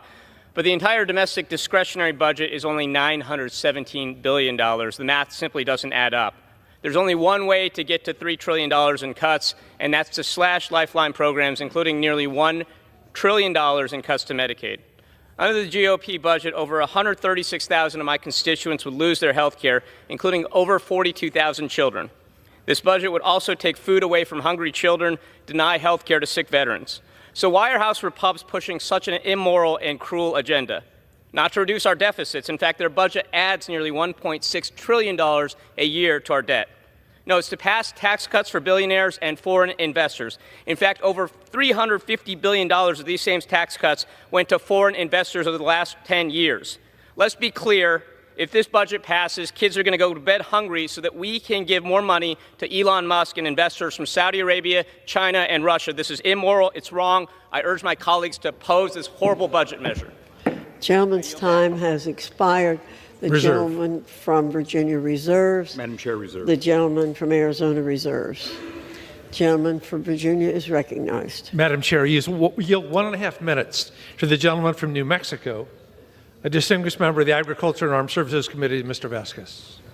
The gentleman's recognized for 1.5 minutes. Thank you. Madam Speaker, I thought Republicans' plans were to make Americans' lives better. I thought we were supposed to lower the cost of goods. I thought we were supposed to make health care more affordable for Americans. Well, let me tell you this. When you strip health care away from 290,000 New Mexicans, many of which are in my district, 132,000 children and 26,000 seniors, can anybody on the other side of the aisle tell me how is that making life better for my constituents and for New Mexicans? Well, it's not going to. And in fact, this Republican budget is going to raise health care premiums by nearly $1,000 a year for 20,000 people in my district. It could force a 60-year-old couple to pay over $16,000 more annually for coverage. Now, in my district and in my state, we have some of the best service records of veterans in this entire country. In fact, we are home to the Code Talkers. We are home to folks who have served our country with pride and with dignity for so many years that when I look at the cuts that are being made to the VA healthcare system, I'm ashamed of what this body is doing. I'm ashamed of what my colleagues across the aisle are doing. And when I go home and I talk to a working mother, I talk to a person who works every day, wakes up at 7 in the morning and works 2 jobs and has to send their kid to school and relies on the food programs just to keep their family healthy, just to have something in the stomach of that 7-year-old who is going to first grade, and to know that their food assistance programs could get taken away. We're doing the exact opposite of what Republicans promised that they would do for this country. This budget is a statement of where we're at as a country, and this is the wrong statement that we need to be making. Thank you. I yield back. Gentleman from Arizona. Mr. Chair, may I inquire once again on time? Gentleman has 7.5 minutes remaining. The gentleman from Virginia has 4.5 minutes remaining. Mr. Chair, just as having hearing some of my Democrat colleagues, I was just thumbing through the actual document.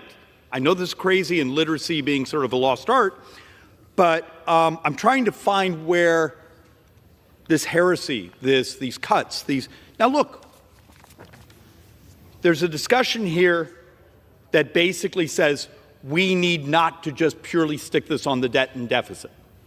Okay, but like in the E&C instruction, which is energy and commerce for, I think it's 4% of their area of authorization.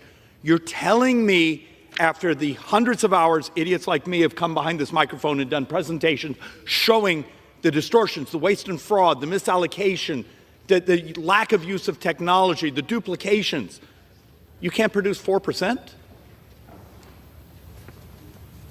Why is the left so terrified of the moment where maybe a document that forces us in some ways to listen to each other, to maybe how do we do this better, faster, and cheaper? Because I'm going to say this 3 or 4 more times. Does the left really want to raise taxes on the average American family $2,853? Is that the plan here? Because this is 63% of those who are tax filers will see their taxes go up. Is that the plan here? Mr. Chair, reserve. Mr. Chairman, let me just respond to my good friend from Arizona. No, that is not what Democrats want. We don't want to see taxes go up for average middle-class Americans at all. But this is what our budget experts say, based on the budget resolution before us, is that it will, as my friend Mr. Schweikert knows well, to achieve significant cuts, the kind of cuts that you're talking about, inevitably we have to look at Medicaid, Medicare, and Social Security. We look at the fact that in Virginia, just eliminating Medicaid Advantage is 660,000 Virginians. We look at Medicare, 46% of the children in America receive their health care through Medicaid. And then we look at Medicare, it's beyond belief what that would do.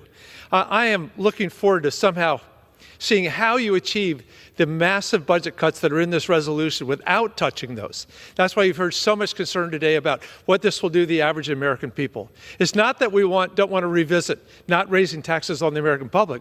We also just don't want to cut away their health care, their SNAP benefits, their ability to put food on the table, and the like. And Mr. Chair, I am ready to close when my distinguished chair of the Joint Economic Committee tells me it's time. Gentleman reserves. Gentleman from Arizona.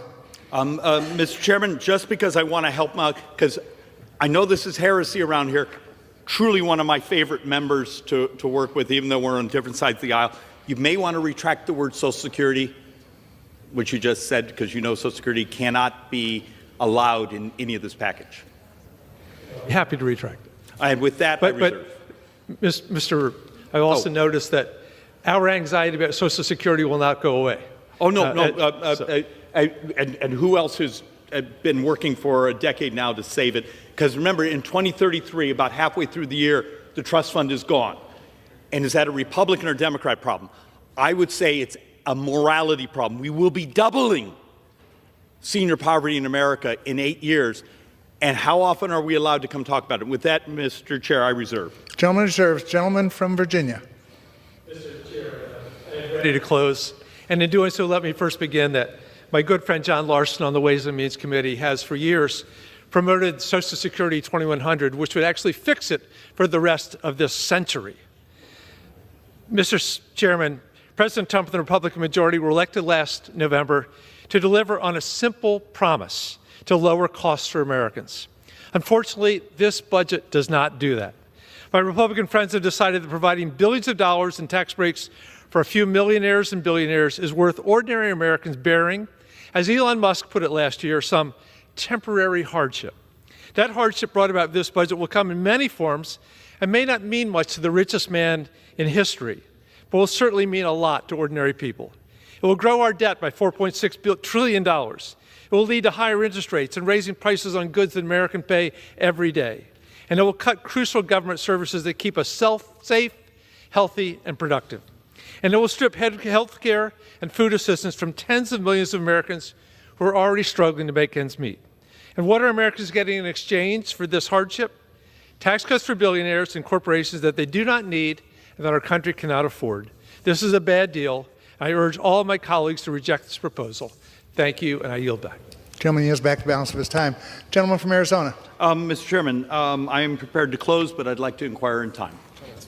Gentleman has 5 minutes remaining. Mr. Chairman, I know it's painful to listen to an idiot like me for 5 minutes, but let's have some fun here. And first I want to say for everyone that's spoken, I love the passion. I love the caring. I'm just once again got to come back.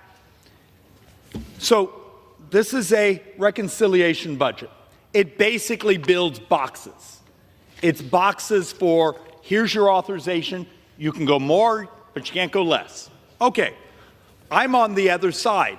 I actually believe there should be more cuts in spending because I think we can achieve that by modernization, changing processes, the adoption of technology. Last week, I believe I was behind this very microphone, and we were showing charts of, hey, this is Medicare. How many billions and billions do we spend every year on duplicative MRI, ultrasounds, X-rays? Does that make someone healthier? Does that make them better? No. We're basically, it's waste and fraud, but the ability to use technology to get rid of that. If we all agreed to do something like that, we're going to get rid of these duplicate services. We're going to get rid of some of the, we like to say waste and fraud, but the fact of the matter is design problems in the model. You didn't cut a single service. You didn't take anything away from someone. But what you gave is my kids a chance to survive. Because part of this, look, part of this I don't like. I'm going to be brutally honest. I wish there were more cuts. I don't like the amount of borrowing here. But if this is the moment that opens up a chance for someone like myself that has spent a decade here passionately trying to say it doesn't have to be cuts, it's actually the adoption of technology. Look, I'm going to go slightly off track, and then I want to get back into the distribution. If I turn to my brothers and sisters and anyone willing to listen right now, what's the single biggest cost in our society? This is where Schweikert soaks himself in kerosene and plays with matches, Mr. Chair. Turns out it's obesity. Our brothers and sisters, we calculate over $9 trillion in additional healthcare costs over the next decade. What would happen if the left and the right actually said, we are going to fixate on the way we deliver healthcare, the way we deliver nutrition support, the way we do agriculture policy, that we are going to help our brothers and sisters be healthier. Oh, by the way, family formation, the use of healthcare, the ability to have a life. Maybe it's moments like this where we go to battle and committees that have really smart people, but armies of lobbyists outside these hallways who look at us, who stress out when we start saying, time to modernize, time to find a better, faster, more elegant way to deliver services and slow down the piling of debt. Because the math still comes back to 63% of our tax-paying brothers and sisters will see their taxes go up. Now, for the comments you've heard over and over here that the distributional effects, okay, Mr. Beyer and I are both on Ways and Means, battle in the committee saying, because remember, there is no bill, coming out of the committee yet. What's it going to look like?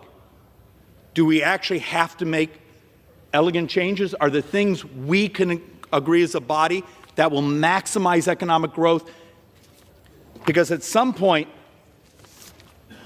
you got to look, and I'm sorry I've beaten up this chart, but we've been trying to model what happens to the economy if we allow these tax hikes to come in automatically. But it turns out also the economy is benefited if we maximize how much we pay for. At the end of 10 years, and I know changing spending policy is hard, but if we were to maximize both, at the end of the decade, we're more prosperous. And Mr. Chairman, at some point, that's the ultimate question here. Is prosperity moral? Is there a way we can actually do our work here where we maximize the prosperity for my 2.5-year-old, but also the person heading to retirement, to our brothers and sisters who are out there working their hearts out. There is a way. The hardest part is we're going to have to do things differently than we've done in the past. And with that, I yield back, Mr. Chairman.